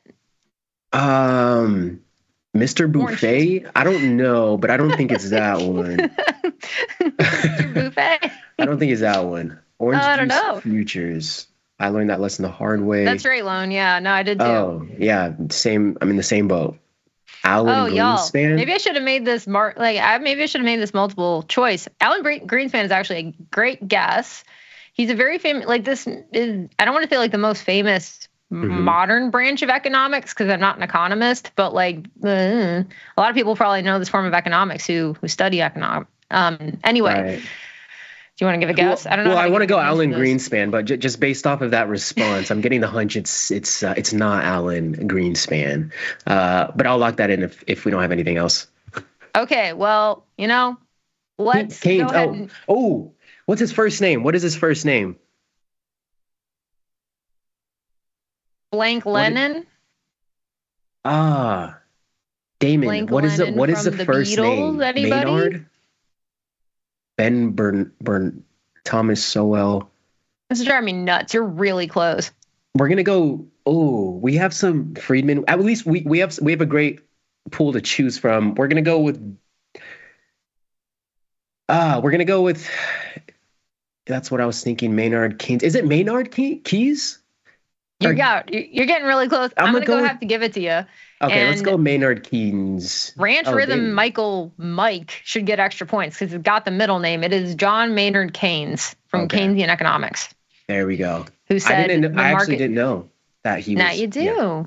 Yeah. Now you do. I also kind of didn't know that until recently, actually, because I know who Keynes was, but I didn't know that he said this quote. But I like this quote a lot because, man, I've been dealing with an irrational market for a while now, I guess.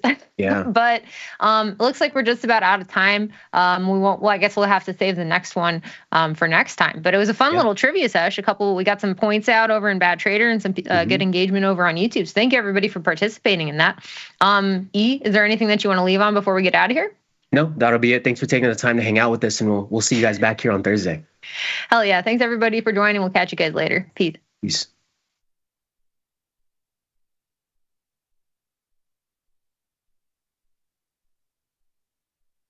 At Tasty Live, we live and breathe the markets. But when the live show's over, are we out of breath? If you want to inhale the latest breaking market news, we've got you covered. The Tasty Live research team and on-air personalities post refreshing content updated daily covering earnings, economic reports, trade ideas, and much more. If you want a breath of fresh air and not stale takes, visit the News and Insights tab at tastylive.com.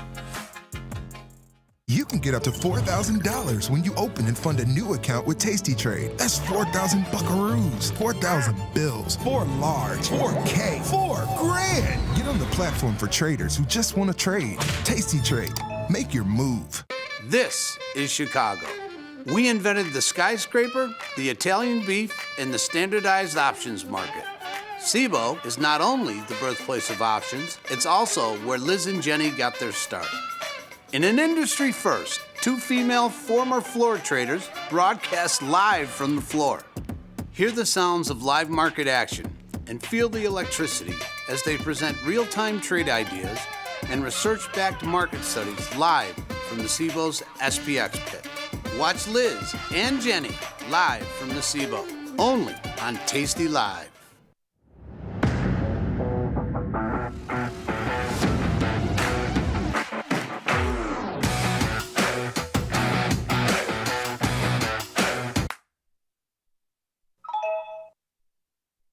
The beauty of Thinkorswim was that we were different. From the name to the front end technology was clearly what we wanted as traders. Second time around, I think we did a better job. Yes, we are known for our ability to support complex derivatives traders, but we also have the tools for somebody who's brand new who wants to come in on the first floor and work their way up to the top of the building.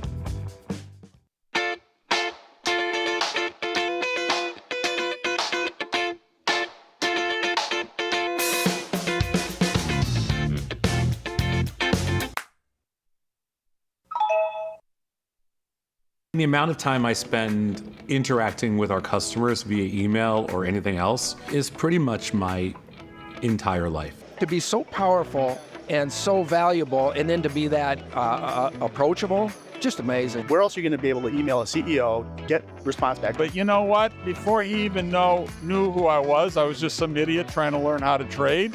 And he still would email and help me learn and everything like that. Some people say it's nuts, some people say it's insane. You know, that's what I do.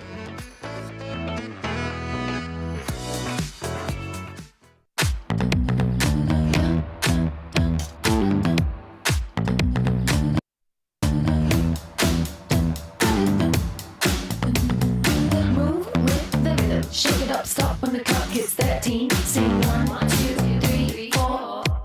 Cause no one can do it like we do it, like we do it, like we do it. Cause no one can do it like we do it, like we do it, like we do it.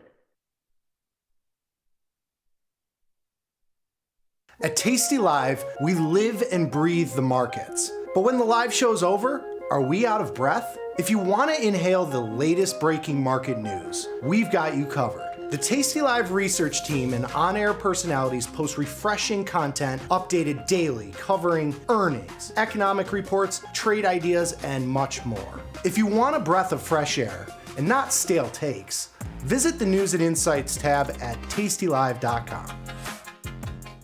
You can get up to $4,000 when you open and fund a new account with Tasty Trade. That's 4,000 buckaroos, 4,000 bills, 4 large, 4K, 4 grand. Get on the platform for traders who just want to trade. Tasty Trade. Make your move. This is Chicago. We invented the skyscraper, the Italian beef, and the standardized options market. SIBO is not only the birthplace of options, it's also where Liz and Jenny got their start. In an industry first, 2 female former floor traders broadcast live from the floor. Hear the sounds of live market action and feel the electricity as they present real-time trade ideas and research-backed market studies live from the SIBO's SPX pit. Watch Liz and Jenny live from the SIBO, only on Tasty Live.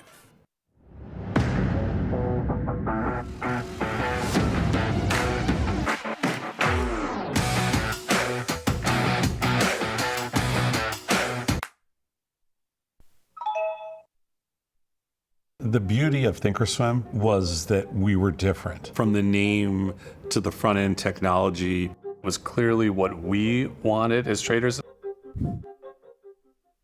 Second time around, I think we did a better job. Yes, we are known for our ability to support complex derivatives traders, but we also have the tools for somebody who's brand new who wants to come in on the first floor and work their way up to the top of the building.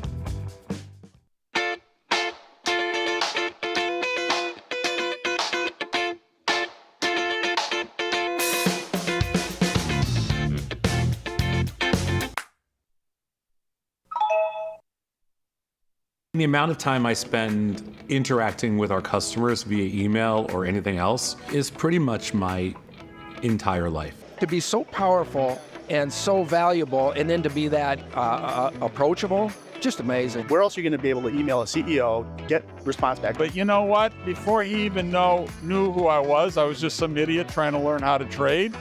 And he still would email and help me learn and everything like that. Some people say it's nuts, some people say it's insane. You know, that's what I do.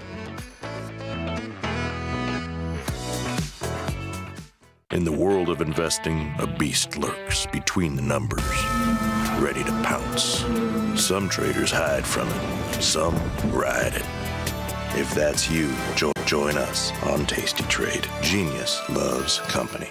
The amount of time I spend interacting with our customers via email or anything else is pretty much my entire life. To be so powerful and so valuable, and then to be that approachable, just amazing. Where else are you going to be able to email a CEO, get response back? But you know what? Before he even knew who I was just some idiot trying to learn how to trade.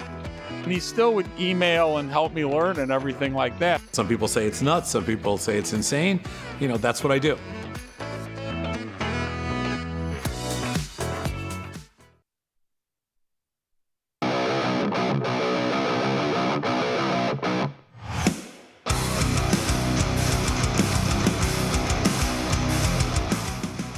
Oh, yeah, it is.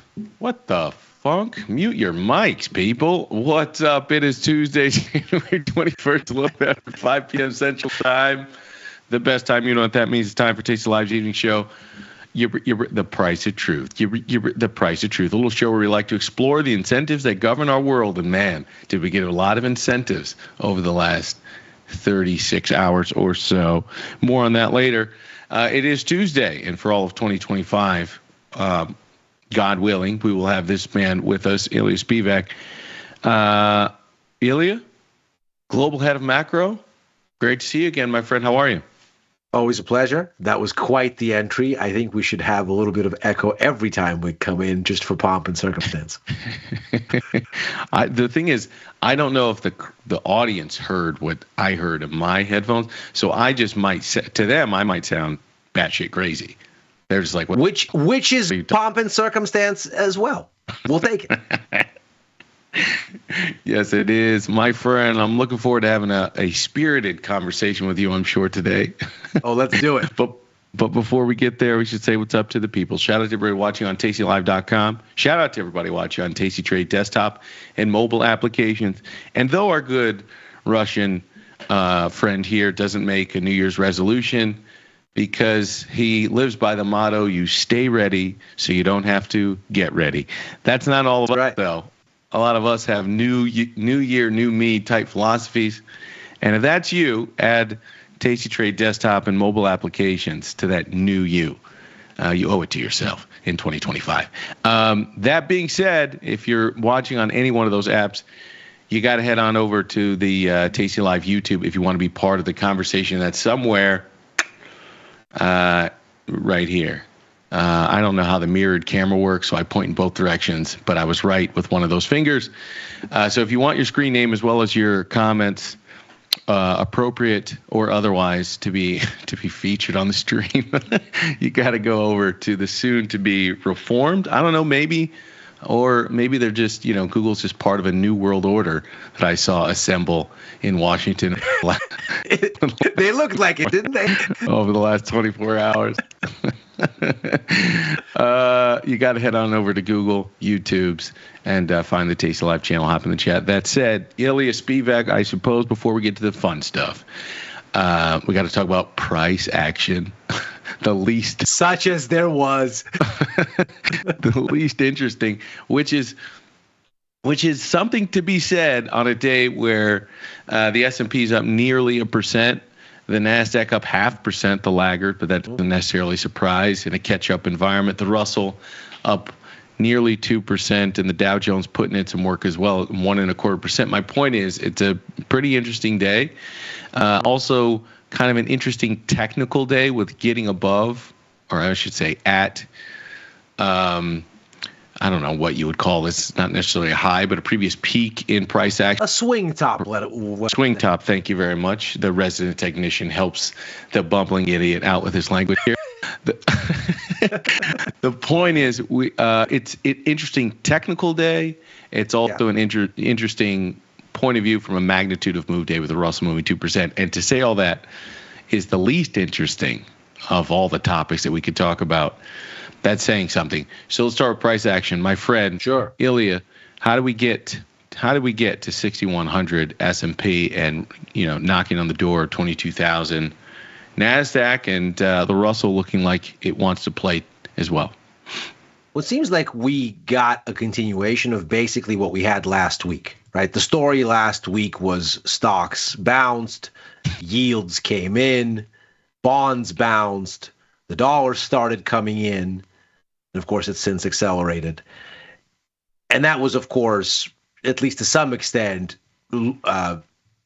all circling around what U.S. CPI data did, which is essentially tell everybody, okay, be cool.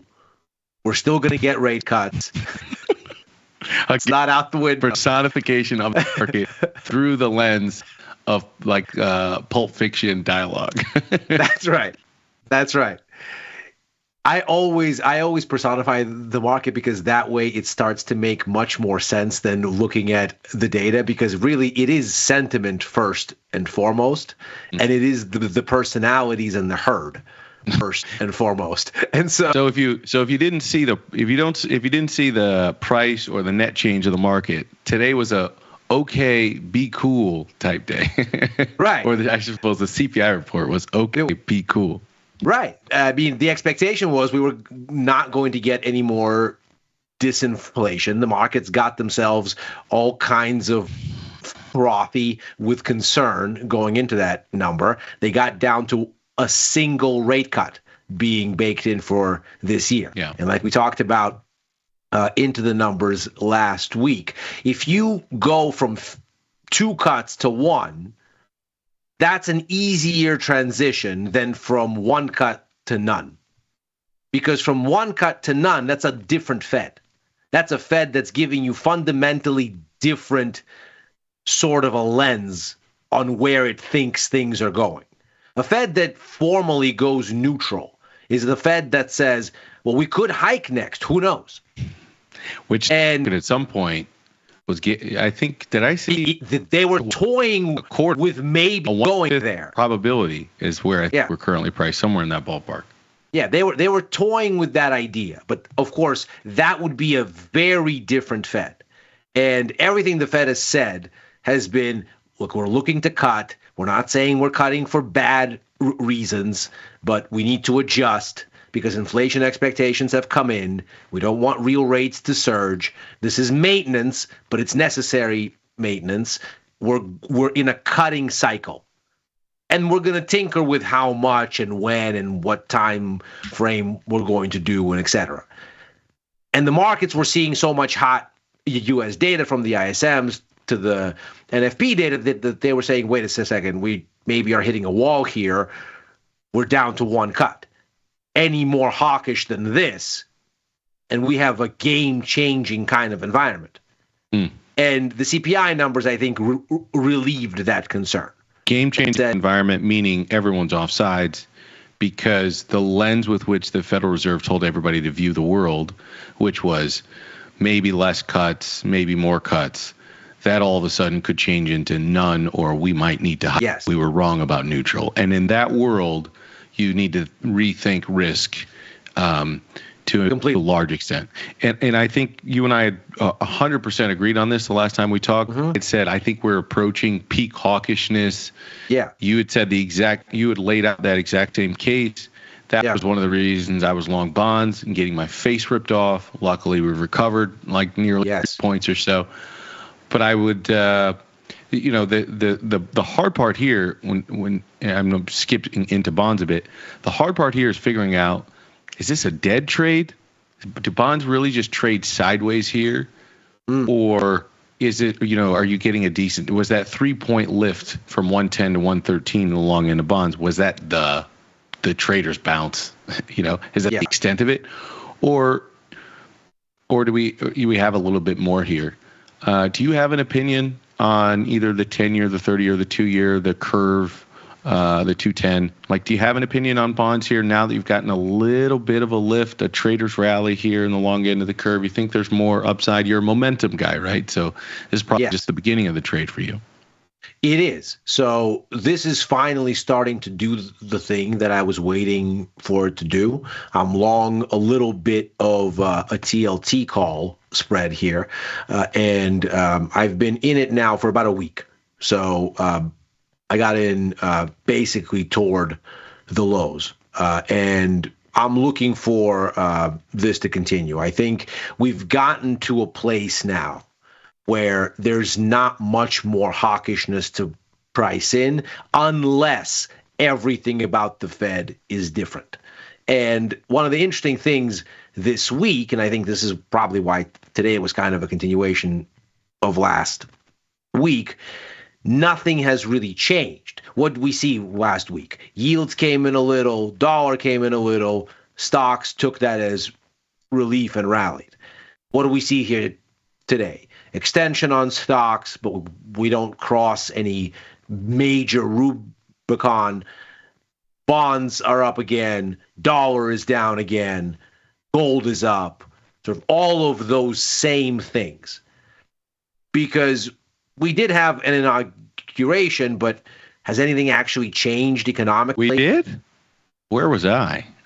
Right. I had no idea. Where have I been? But nothing has really changed economically in substantive terms. The markets have been baking in sort of the thrust of what will be a Trump economic policy trajectory for, let's call it, at least 2 months now. And so has anything materially changed? No, not yet. I mean, eventually policy will come and that policy will have effects. But right now, we don't even have the outlines of anything major or substantive. I mean, the dollar kind of sold off, if you want to believe the chatter out there around the idea that maybe the tariffs aren't going to be as quick or as aggressive.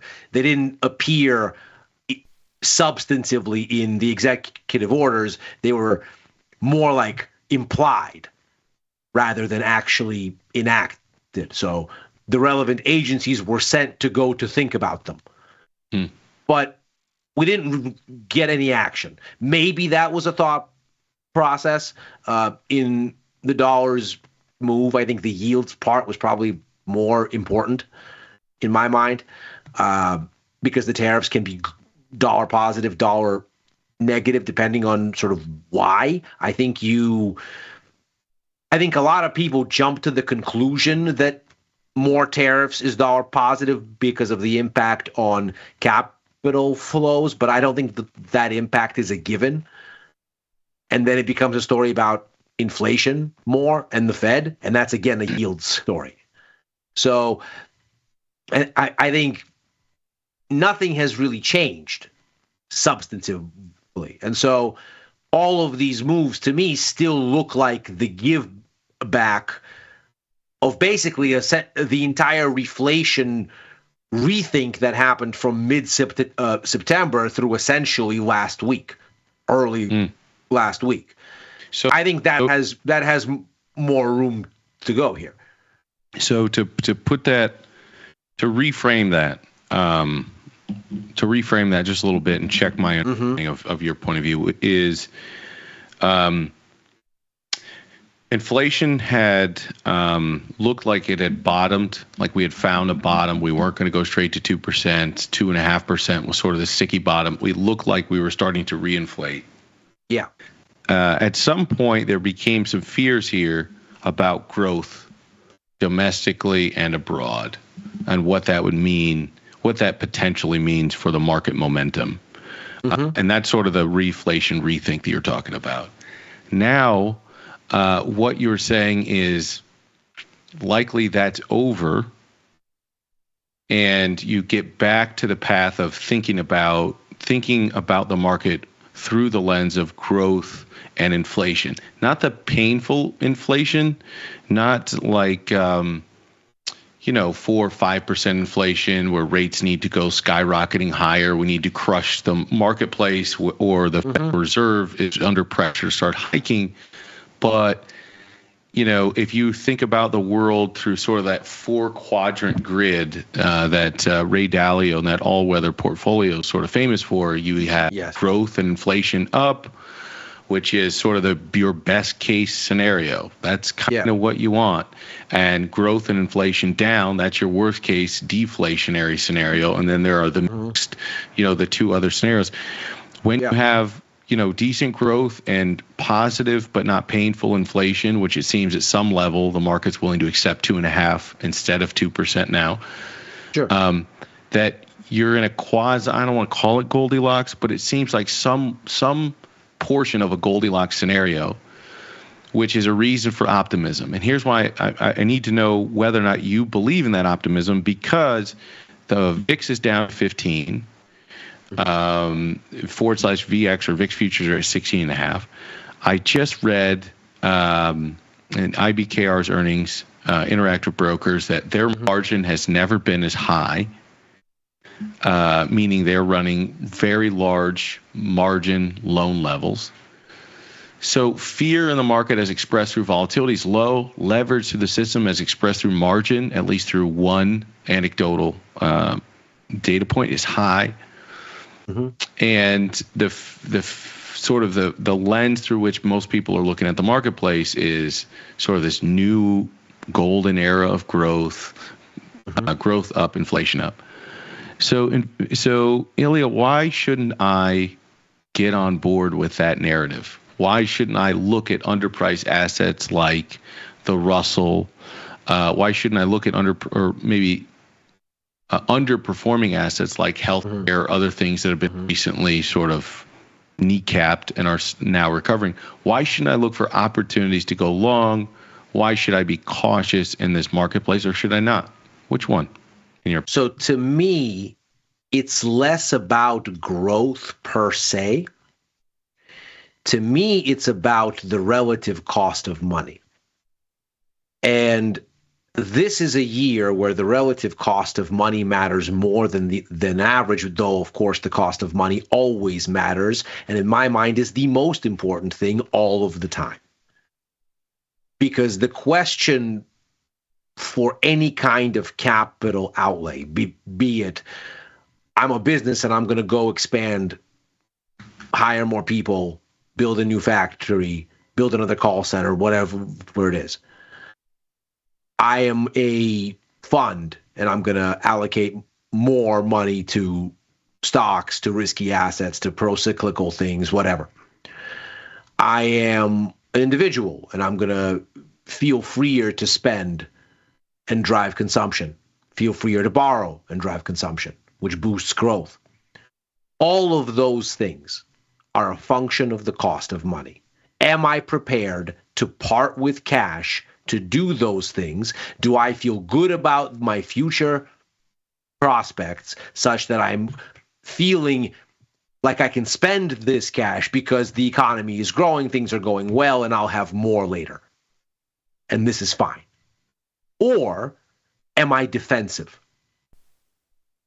And so the cost of money to me has been really the crux of what happened in September. It isn't so much that the markets feared that maybe a more hawkish Fed would crush the economy. I don't think crushing the economy is really on anybody's bingo card. The economy is growing quite strongly and continues to outperform everybody else globally by leaps and bounds, and has been for a few years now. Just staggering, as a matter of fact, that the U.S. economy is outperforming to such an extent, and that outperformance isn't spilling over, because all of the outperformance is spending on services, and that's mostly domestic firms. So even Canada is in the doldrums, but the U.S. is powering ahead. Normally, you'd think, who of all countries to benefit? Canada should be in amazing shape here. But because Canada mainly sells goods to the U.S. and the demand is all in services, even Canada isn't seeing spillover. So I think the main issue from September onward was just the cost of money in the minds of markets projected forward suddenly looked like it was going to be higher, because the Fed would not give you 100 basis points in cuts in 2025 and couldn't, based on what inflation dynamics looked like. It looked like it was going to take a lot longer and that the Fed couldn't justify taking another percentage point off the main rate. And that was about the cost of money. And that was the concern. I don't think that concern has gone anywhere.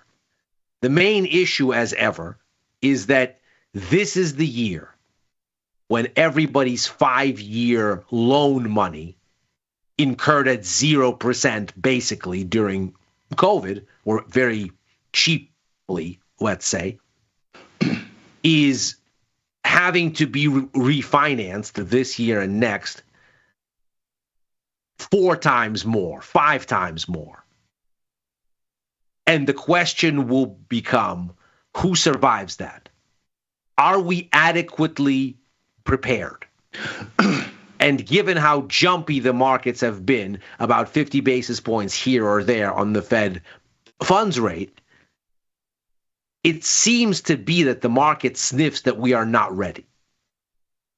That there are pockets of weakness out there to be worried about in a credit squeeze. What would you say to the idea that you're likely right, like that likely over the next 12 to 24 months there will be a separation of corporate haves and have-nots? Yeah. That the corporate haves are so well capitalized, they have access to such cheap capital on a relative basis, that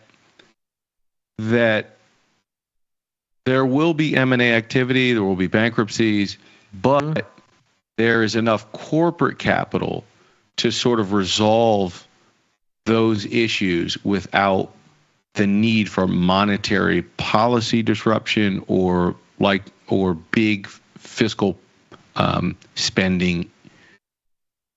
What would you say to that? I think that's possible. So much capital out there that we don't necessarily, the same risk that you're thinking about, that a couple of these companies go bust, and now we need Fed intervention to broker a deal like we did in the GFC. That's not necessarily going to be the case because there's so much corporate capital available. It's possible. I mean, take the example of SVB and Signature and First Republic and that whole episode. That was a really good example of, you know what, this doesn't need to be a systemic thing. We can ring fence this issue. The big money center banks are deeply capitalized. As long as there's no panic, they can come in and pick the corpses, digest them, absorb them, and this need not go further. It's possible. It's possible that there's a bunch more little banks that go under, and this becomes more like the savings and loan crisis, where over the course of 10 years, institutions were sort of slowly dying and digested, and the thing ended up costing a lot more than it had to cost, but ultimately was very kind of smooth and slow and didn't create any kind of a explosive one-off like the, of course, 08 crisis did. The trouble is you don't know. And from the market's perspective, seemingly the risk is that there could be a bigger issue out there than anybody wants to deal with. The market seems to really want these lower rates and seems to get really jumpy when it doesn't get them. And to me, the biggest concern probably comes down to the explosion of new credit making outside the banks. Because ever since 08, the banks have been very closely monitored, somewhat reformed, made to hold much more capital. In the U.S., a bunch of them got formally declared too big to fail, which essentially means their capital spigot never runs dry. And so we have a situation in the banks themselves that's probably a lot more resilient than it was last time.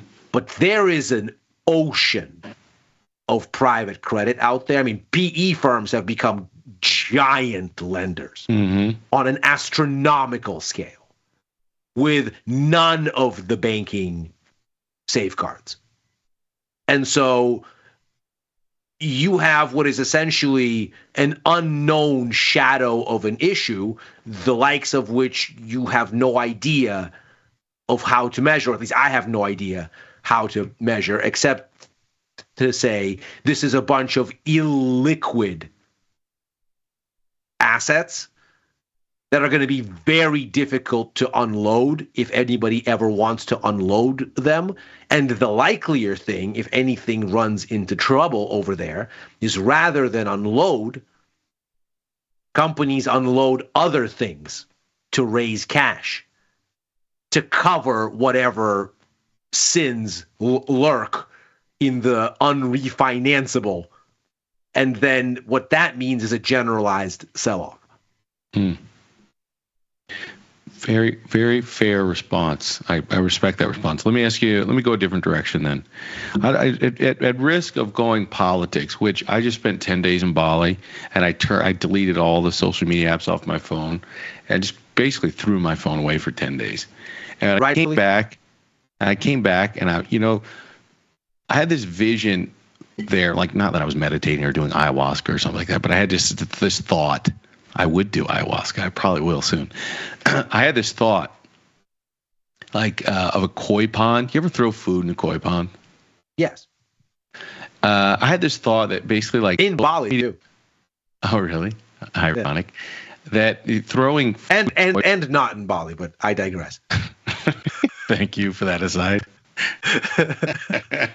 I had this thought that, like, social media algorithms kind of turn society into a koi pond, and like the things that people will talk about, the things that get clicks and views, that's like the food. You know, they throw food out, and then all of society just rushes and just tries to devour the food. And I can't take news seriously anymore. It's like this weird experience.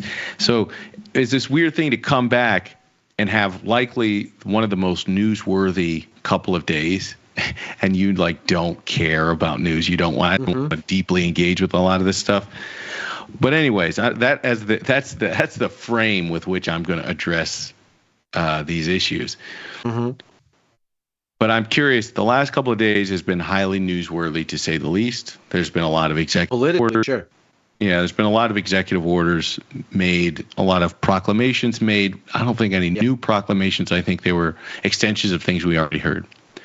But my question to you is, over the last couple of days, can you give me two of the three, either executive orders or statements or sort of strategic points of view that you think is going to be most relevant to market pricing today and will be most relevant out for the next couple of option cycles? I'll give you an example of what I mean.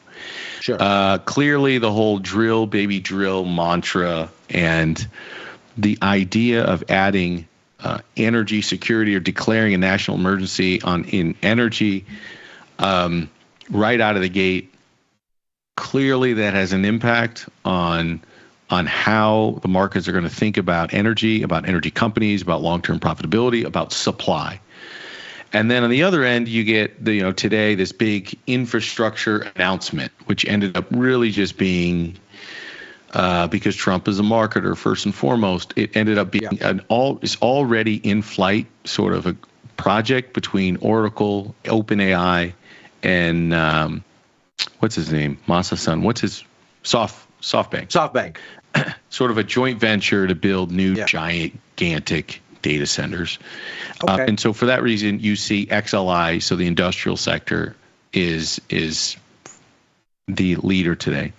So I'm curious, again, what were two or three of the most important things that we heard from a political standpoint, not just to have a political discussion, but because you think they will be important to digesting price or finding opportunities or risk in the days ahead? So the first one, I think, that we looked at the top of the show, we kind of alluded to, was this idea that the initial batch of executive orders was notable for what it didn't have. And that was immediate upfront tariffs, especially on China. Fair. Though I think right when we were getting on, there was some announcements out of the administration that they're likely going to go with it, or that they're tossing around a 10% tariff on China, which is very different than some of the initial numbers we heard. But anyway, exactly. 100% right. Go ahead. Yeah.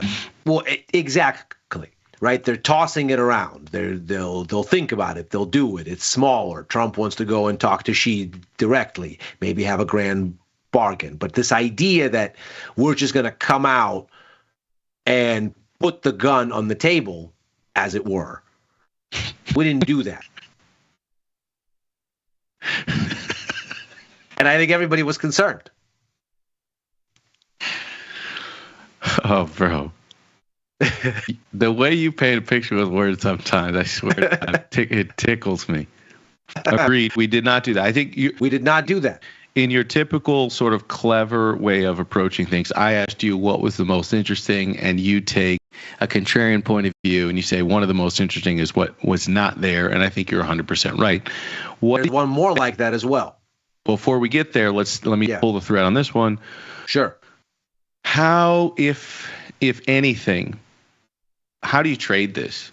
So, in other words, they've thrown out the likely 25% tariff, I think, on Canada and Mexico by February 1st was the date, I believe I heard in a press conference from President Trump. Mm-hmm.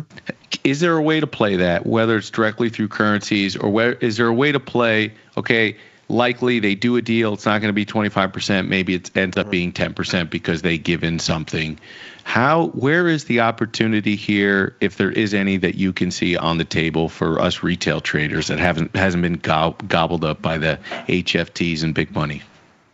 I think for us to trade this, we need to not pretend like we're international trade experts or international trade economists, because they don't frankly know any better, and look at the price action. And what the price action is going to tell us very clearly is whether the tariffs are going to be bigger or smaller, and whether the market is afraid or not afraid. And the way that we're going to see that is in yields and in the dollar. Mm-hmm. Because ultimately, a tariff is a very simple thing. It's a tax on imported stuff. And what you're taxing are the importers domestically of that stuff. This whole idea that you're taxing a foreign country is not what happens. You don't have the jurisdiction to tax a foreign country. You can't, as the United States, tell Canada, you have to give us this money unless you're prepared to invade Canada and take the money by force. You can't tell a sovereign country, pay me. What you can do is you can tell your domestic importers of stuff from Canada, you now pay this extra tax because I have jurisdiction over you for importing these things. That then makes those things more expensive. And the way that it hurts Canada is it encourages would-be buyers of the Canadian version of that thing versus other versions of that thing, either from countries not named Canada or domestically. It encourages them to buy those things and thereby hurts Canada. But this idea that Canada is paying for the tariffs in this case, that's just factually wrong. That's not how that works.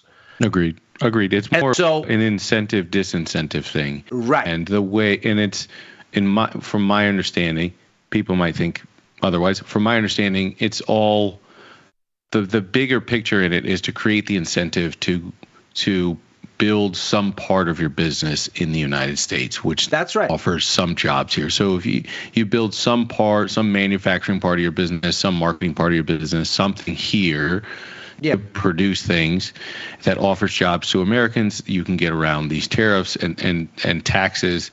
And so this is all, it's an inducement incentive scheme to try to get more jobs created in the United States. Sure. No, absolutely. It's an inducement.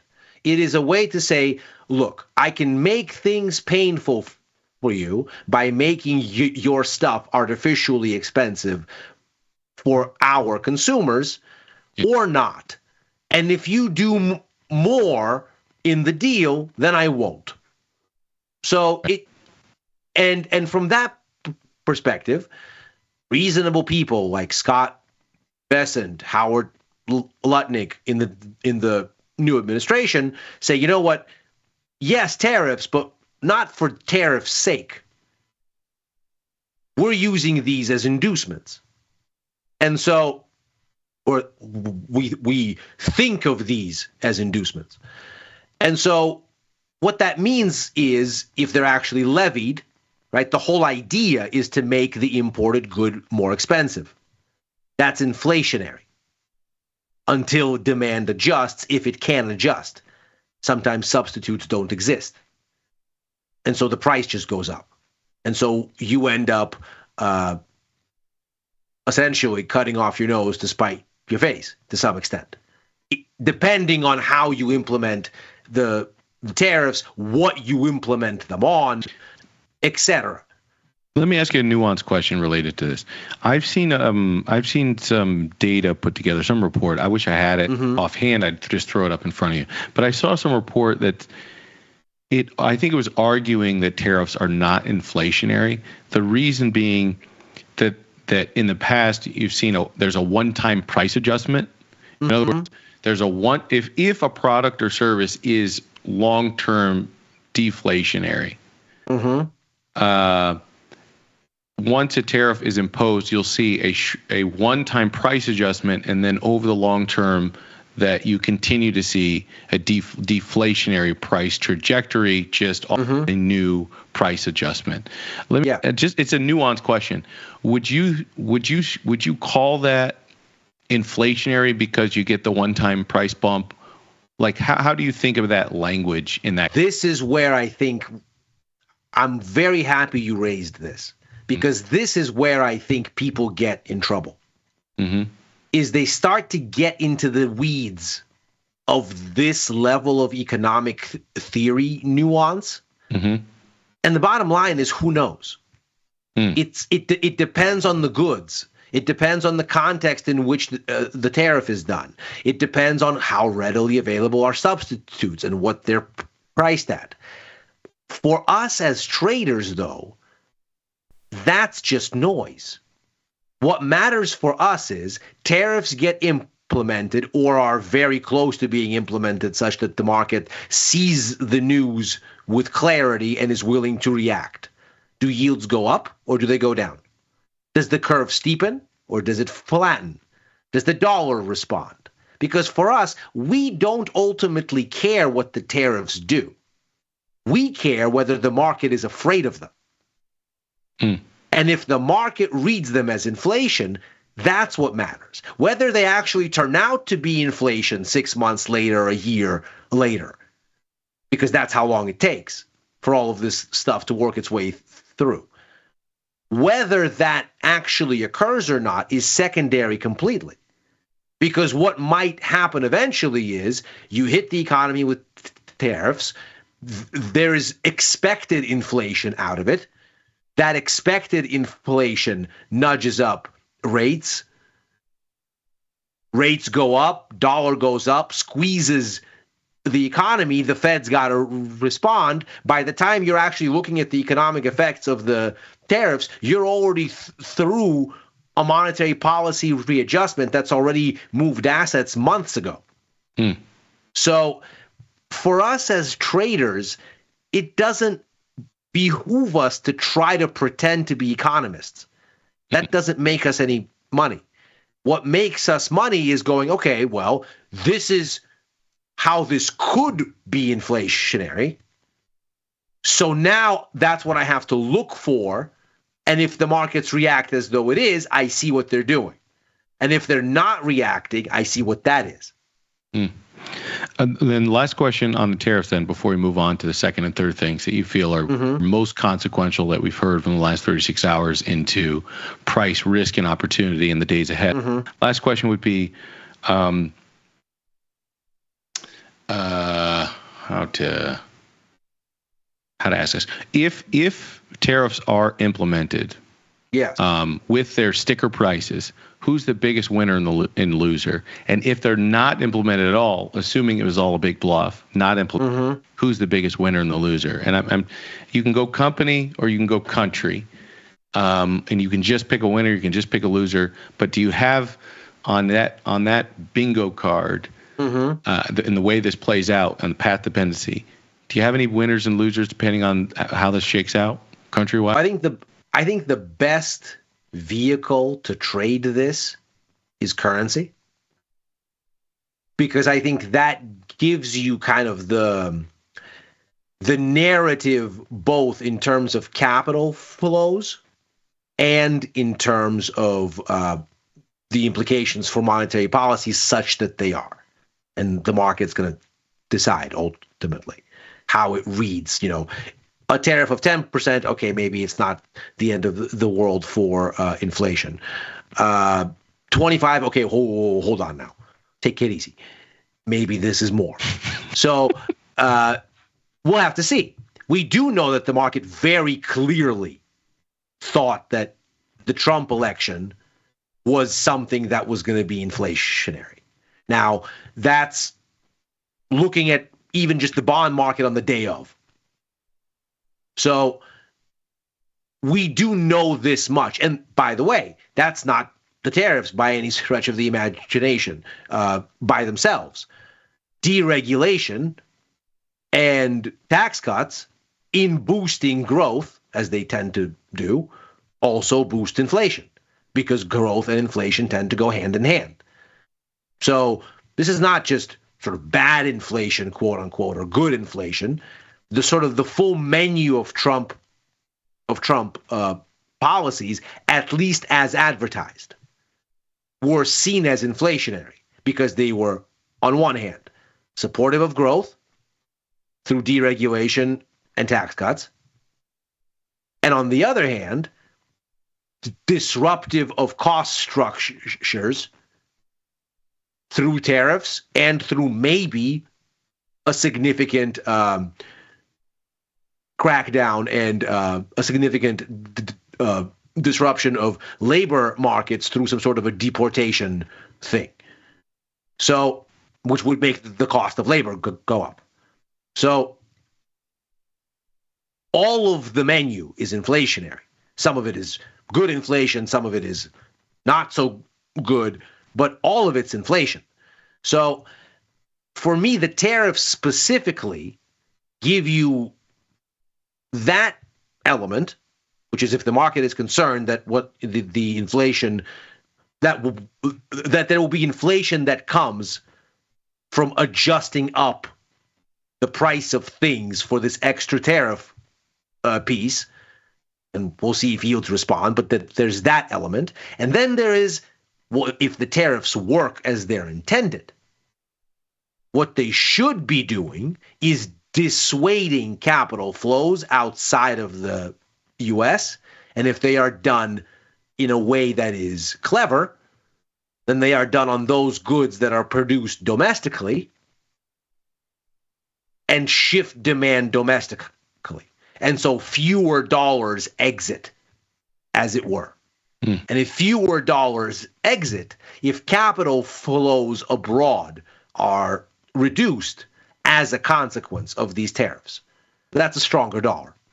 And so, and of course, if it's inflation, then that's fewer rate cuts, maybe rate hikes. That's a stronger dollar.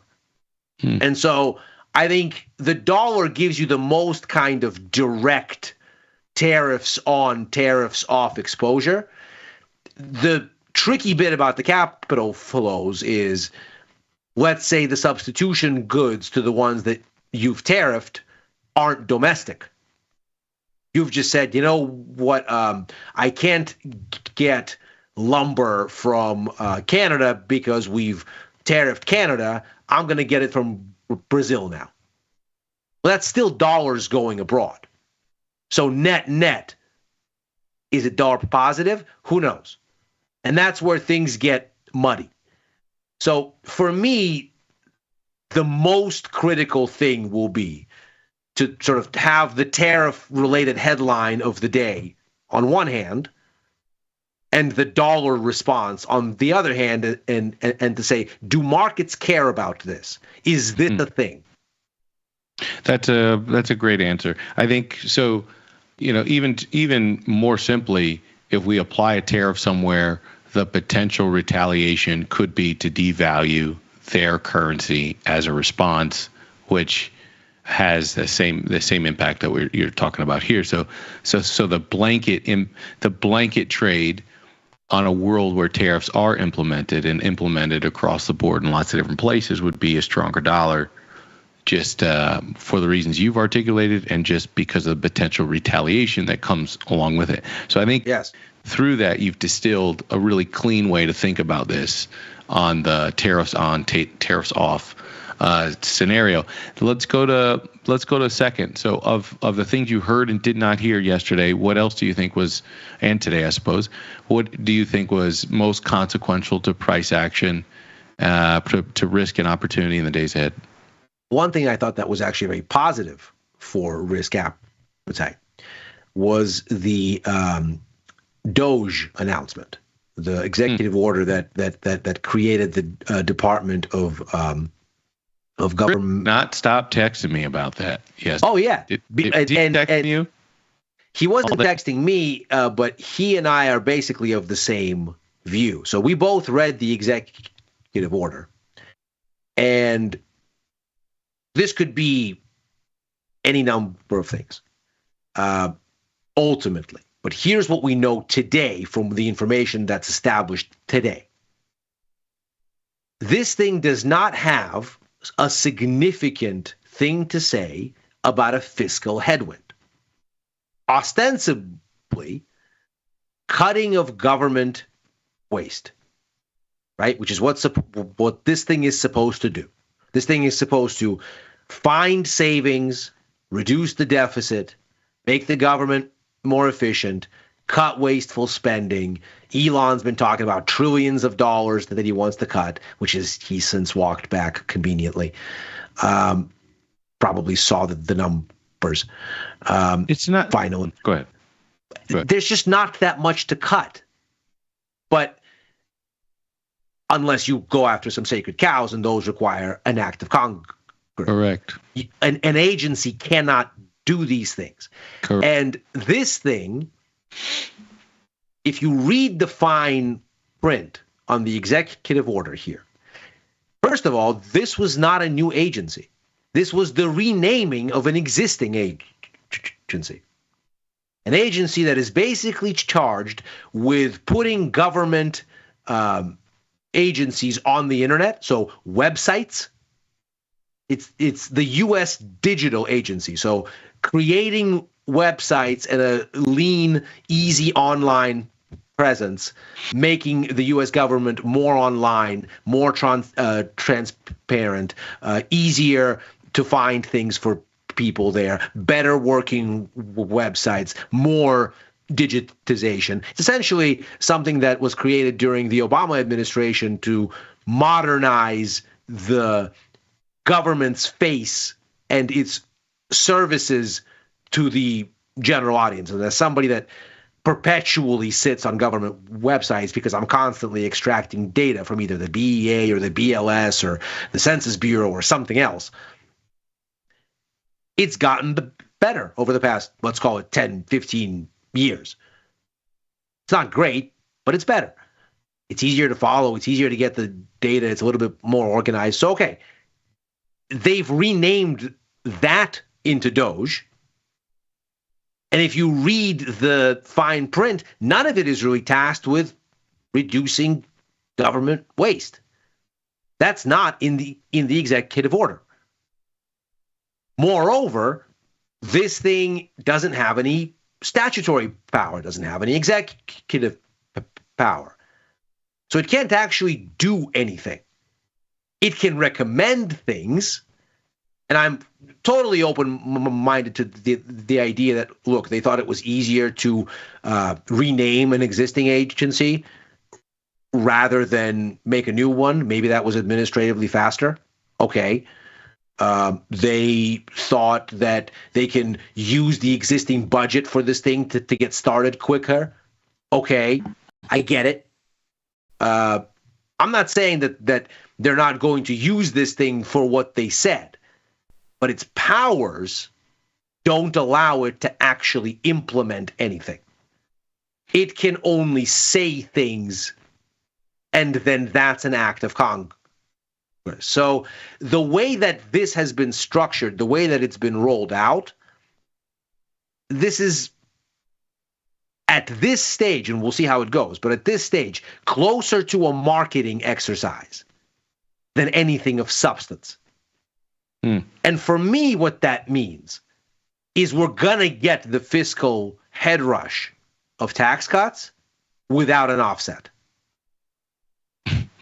And if we get it without an offset, that means more debt and not much else.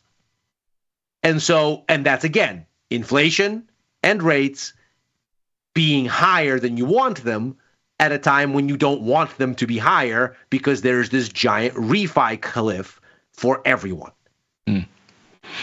Okay. I have the unfortunate responsibility of pushing back on you here. Let's do this. So one, I think I love Chris, and he's a smart guy, but I don't understand why. From the very, you guys seem to have built this straw man about what Doge is or ever was, and now you're beating up on a straw man that never existed.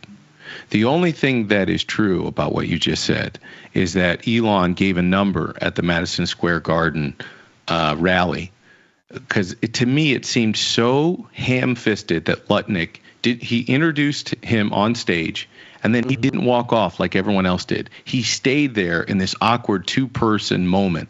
And then he goes, Elon, how much money can we cut from the blah, blah, blah?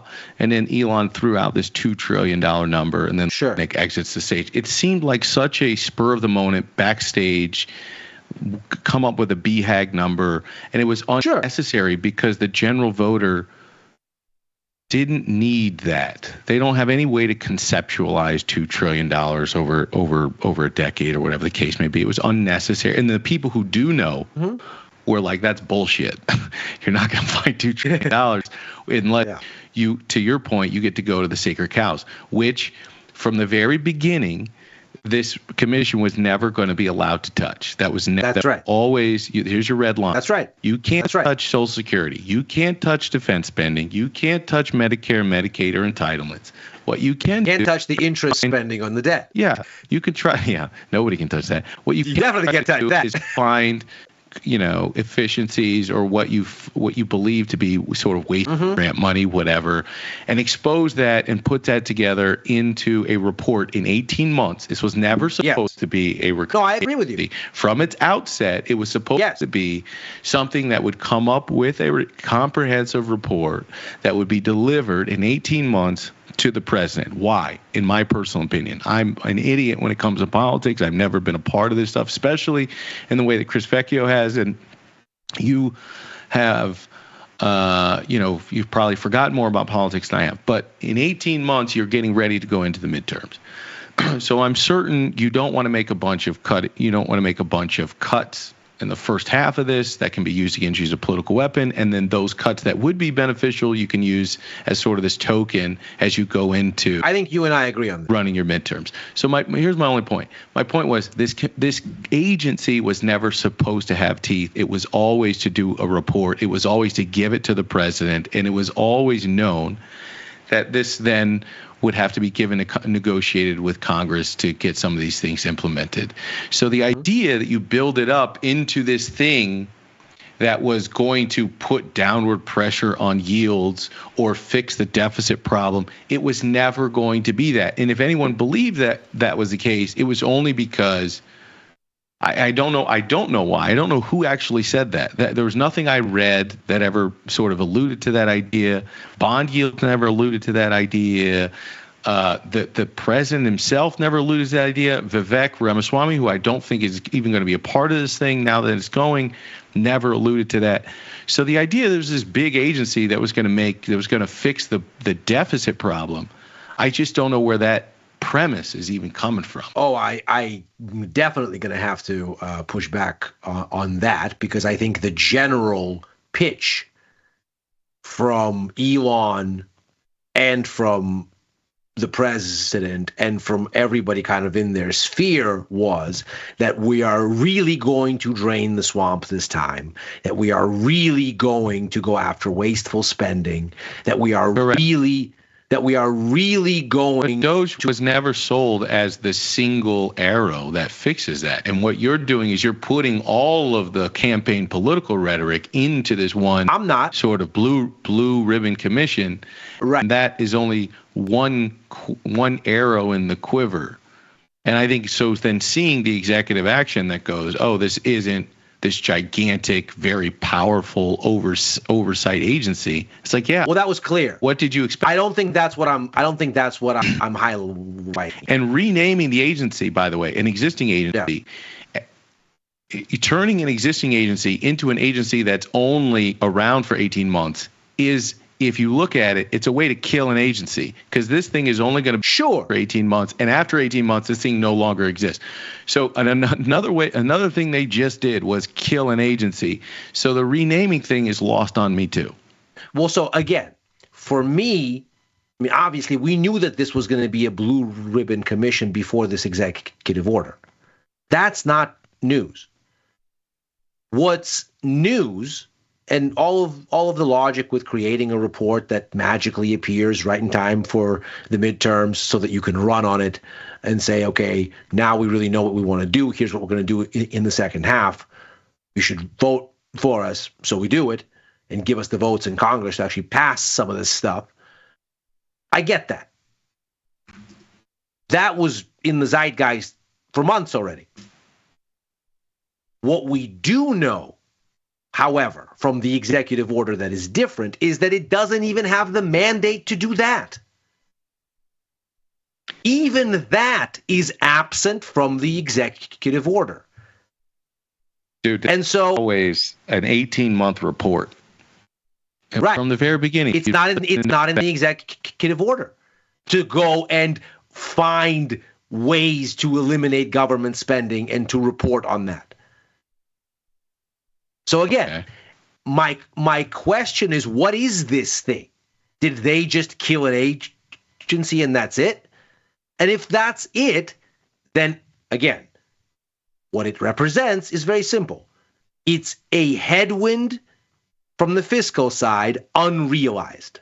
I don't agree with you to the extent that it was ever going to be a headwind to the fiscal side. It is a drop in the bucket compared to the things that need to be addressed on the fiscal side. Absolutely. But it was always going to be that. If you task somebody with finding money in the budget and you can't attack the three things that take up the entirety of the budget, you're only going to find a fraction of money at best case scenario. Right. Anyway, so if you just think logically, this was never going to be a thing. Right, but the markets are incremental. $1 billion. Right, but the markets are incremental. If you have... But I agree with, so then, just to finish real quick and then let you respond. So to that extent, I don't agree. I agree with you, though, that to the extent that the public believes that this administration, or the markets believe that this administration is somehow going to address the fiscal shape of the U.S., to the extent that people believe that it needs to be addressed, I do agree with you that this was not going to be material. It never was going to be material. And the question remains on whether this administration will move in that direction or not. Right. I do agree with you on both of those items. So and I mean that maybe we disagree on, and perhaps it was a difference in expectations. You know, this was having listened to a lot of what Vivek was doing and reporting and tweeting on what his vision of this thing was. Again, even though he's not a part of it, he set very, I think, realistic expectations. Elon was the one on that stage that said $2 trillion, and I think Vivek had to sort of carry the water pail after that. And I also think Vivek, I'm sort of disappointed if he's not going to be a part of this, because I think he understood the spirit of this, and I don't necessarily trust Elon to to do this on his own. But I don't know. I agree with you. We're still in the same position we were 2 days ago from a fiscal standpoint. Right. I mean, I think what this comes down to is the market's perception of risk, and then how that perception lines up with reality. And if you thought the risk was that this new thing is going to get a mandate to make specific recommendations, and it is going to craft legislation, and then that legislation is going to get put to votes, and what's going to come out of this thing is a concrete plan, and the executive order said, you need to go and come up with a plan and do this, this, and this, and have this much legislation ready and written for people to sign off, blah, blah, blah, blah, blah, blah, blah, that's one thing. And if you mention nothing about deficit reduction at all in the entire executive order, that's a different thing. And it speaks to the spirit of your intent. And that doesn't seem to be a serious fiscal restraint intent in any of this. I agree with that. I also think it's their style. I think they live a lot of openness and flexibility for later negotiation. It's not their style, But so it doesn't mean it won't be delivered. But to your point, a lot can change in 6 to 9 months in the political winds, and then all of a sudden, Doge is just sort of thrown by the wayside, and it was just a marketing or political tactic that was used early in the campaigns. Exactly. I would agree with that. I think time will tell. But you may be right. I just think there's not enough. From what I saw, it's not that far off of my original expectations for what this thing was going to be. And I agree. Solve the world.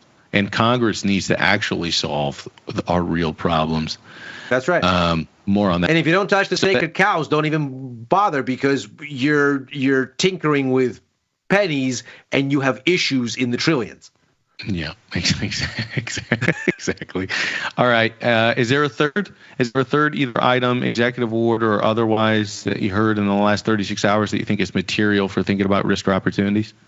I think there is. It's kind of a madman theory about the madman theory of geopolitics. So I think there were a lot of executive orders that people maybe thought were comical and red meat for the base, and I think they might be a little bit more strategic than that. I want to give the new administration actually a little bit more credit on some of its more kind of headline grabbing stuff.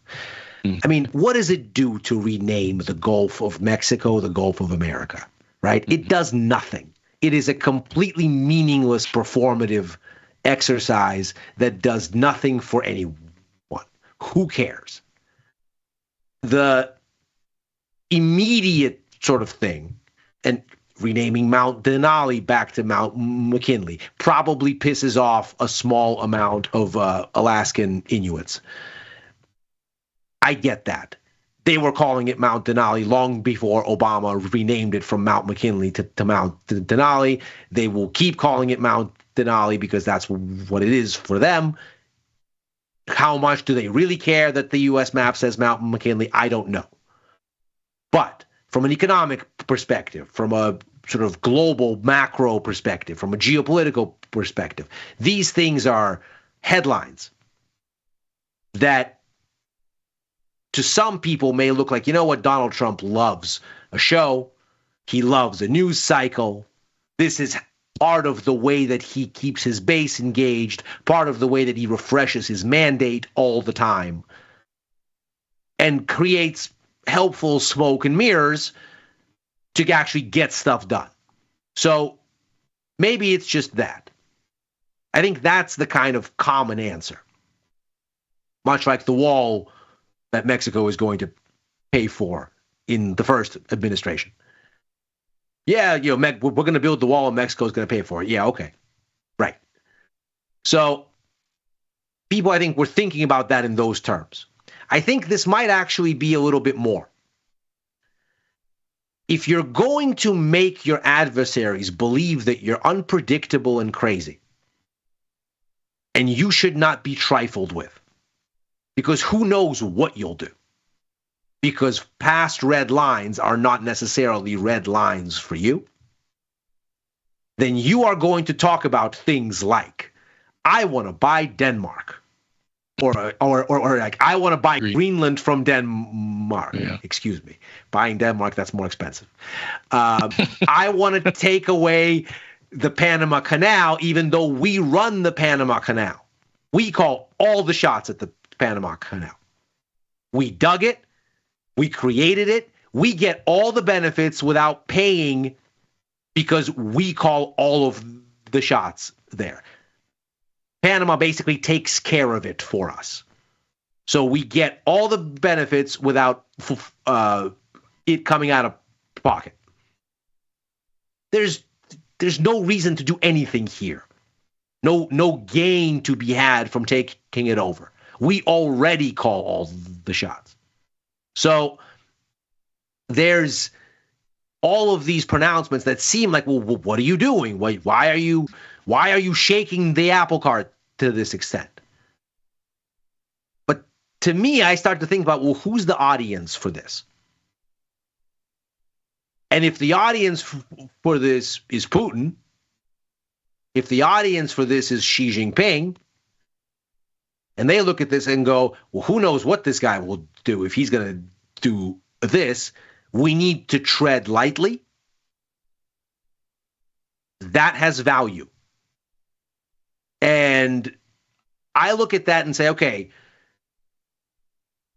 now we have to watch if this works, because this could be a down payment on some really interesting things, like maybe a grand bargain with China of some sort, maybe the end of the Russia-Ukraine war of some sort. These might be initial early steps to kind of set the stage for, I'm nuts, don't trifle with me, much like Nixon did when he opened up China and said, you know what we're going to do to box out the Soviet Union? I'm going to go meet with Mao. And everybody said, you're out of your mind. He goes, exactly.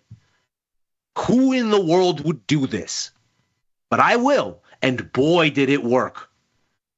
So if this is that, if what we're watching is the opening volley in what in political science is called the madman theory of geopolitics, that is, present yourself as the madman and leverage that, this could be something.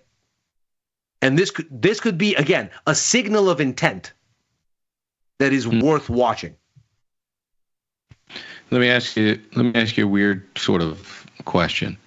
The long-term average of the VIX, or the volatility index, is like, let's just call it 18. I think it's a little lower, but let's call it 18, okay? Yeah. So let's say geopolitical volatility in Trump's first term.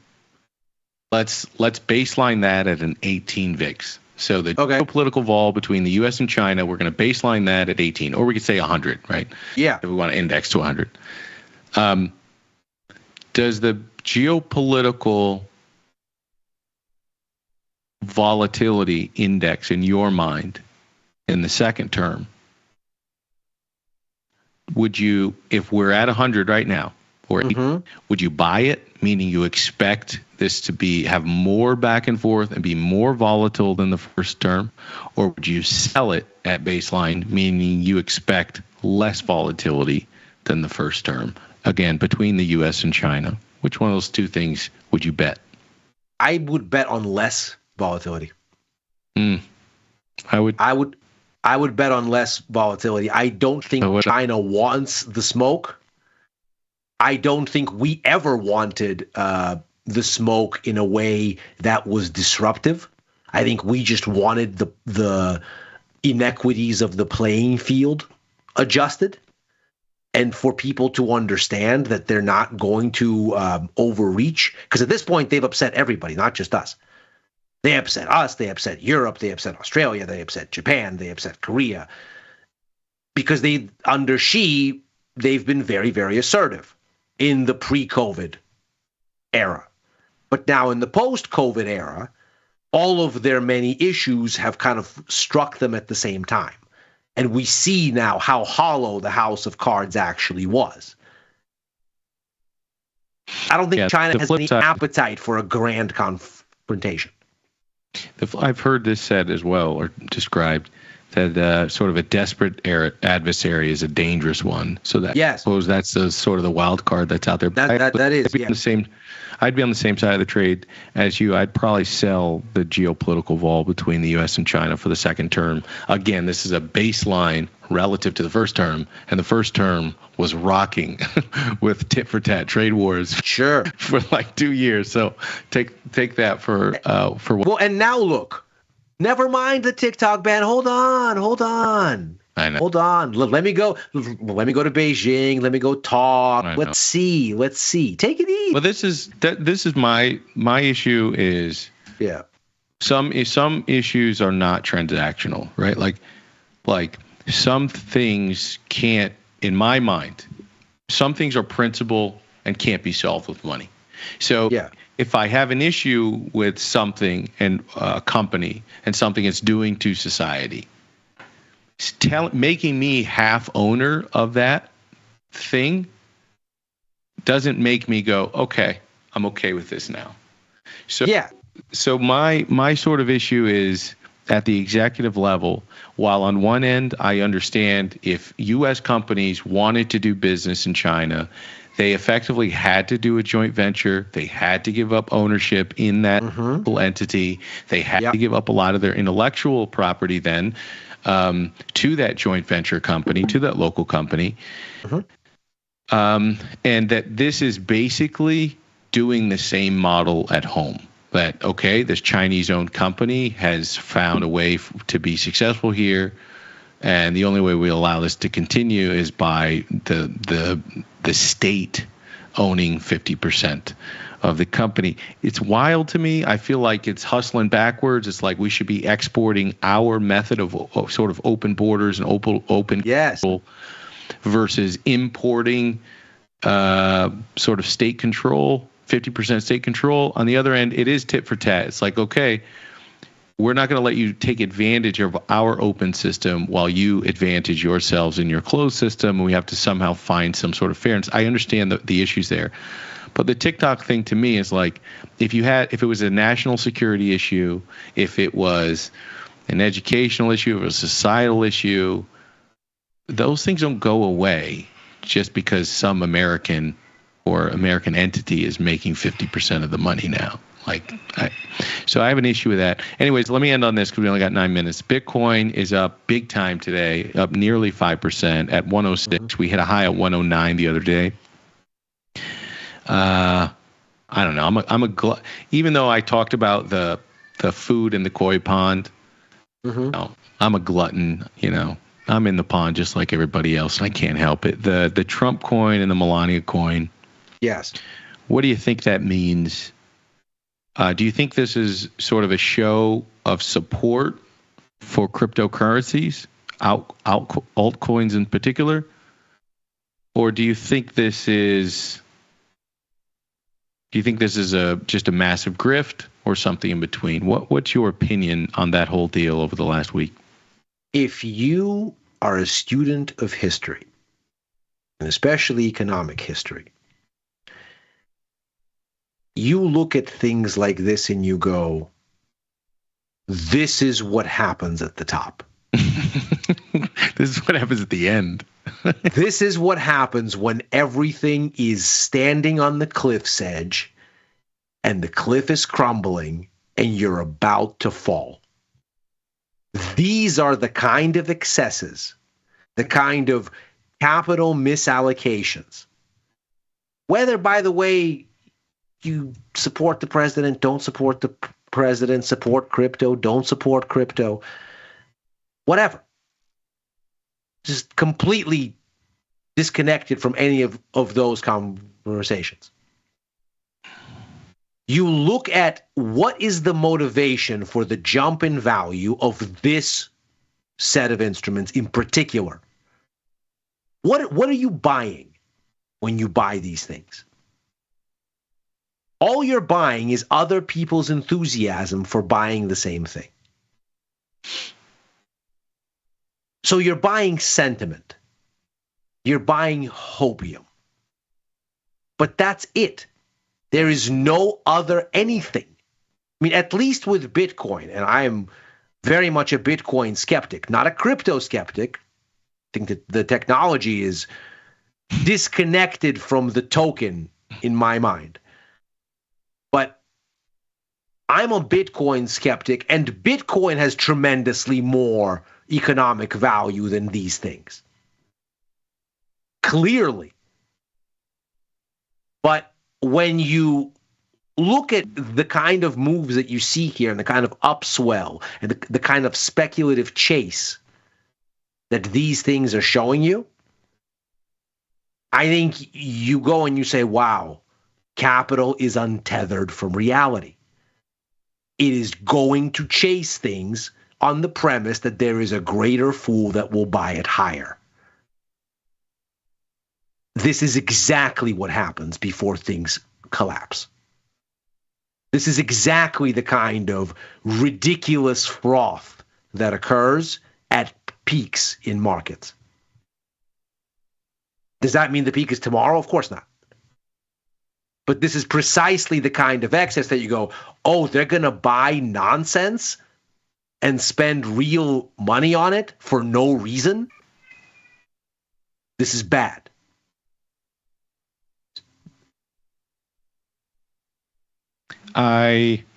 Sorry, I've got some crying kids in the background. I agree. Sometimes the crowd gets going to like my koi fish analogy earlier. Mm-hmm. And when everybody gets rabble-rousing, I don't say anything. I try to think, what am I not seeing here? What am I missing? Because the crowd, especially the pitchfork crowd, is generally stupid and they're generally wrong. Yep. They're mad about some other shit. Any flavor of pitchfork crowd, by the way. They're from all sides. They're mad or disgruntled about some other shit in their lives, and then they redirect that energy towards these other things that they think they can express themselves on but have no control over. So when they did this whole thing, I'm like, one, I think I was still in Bali, but two, I was like, all right, let me think about this. Because it can't be what I think it is.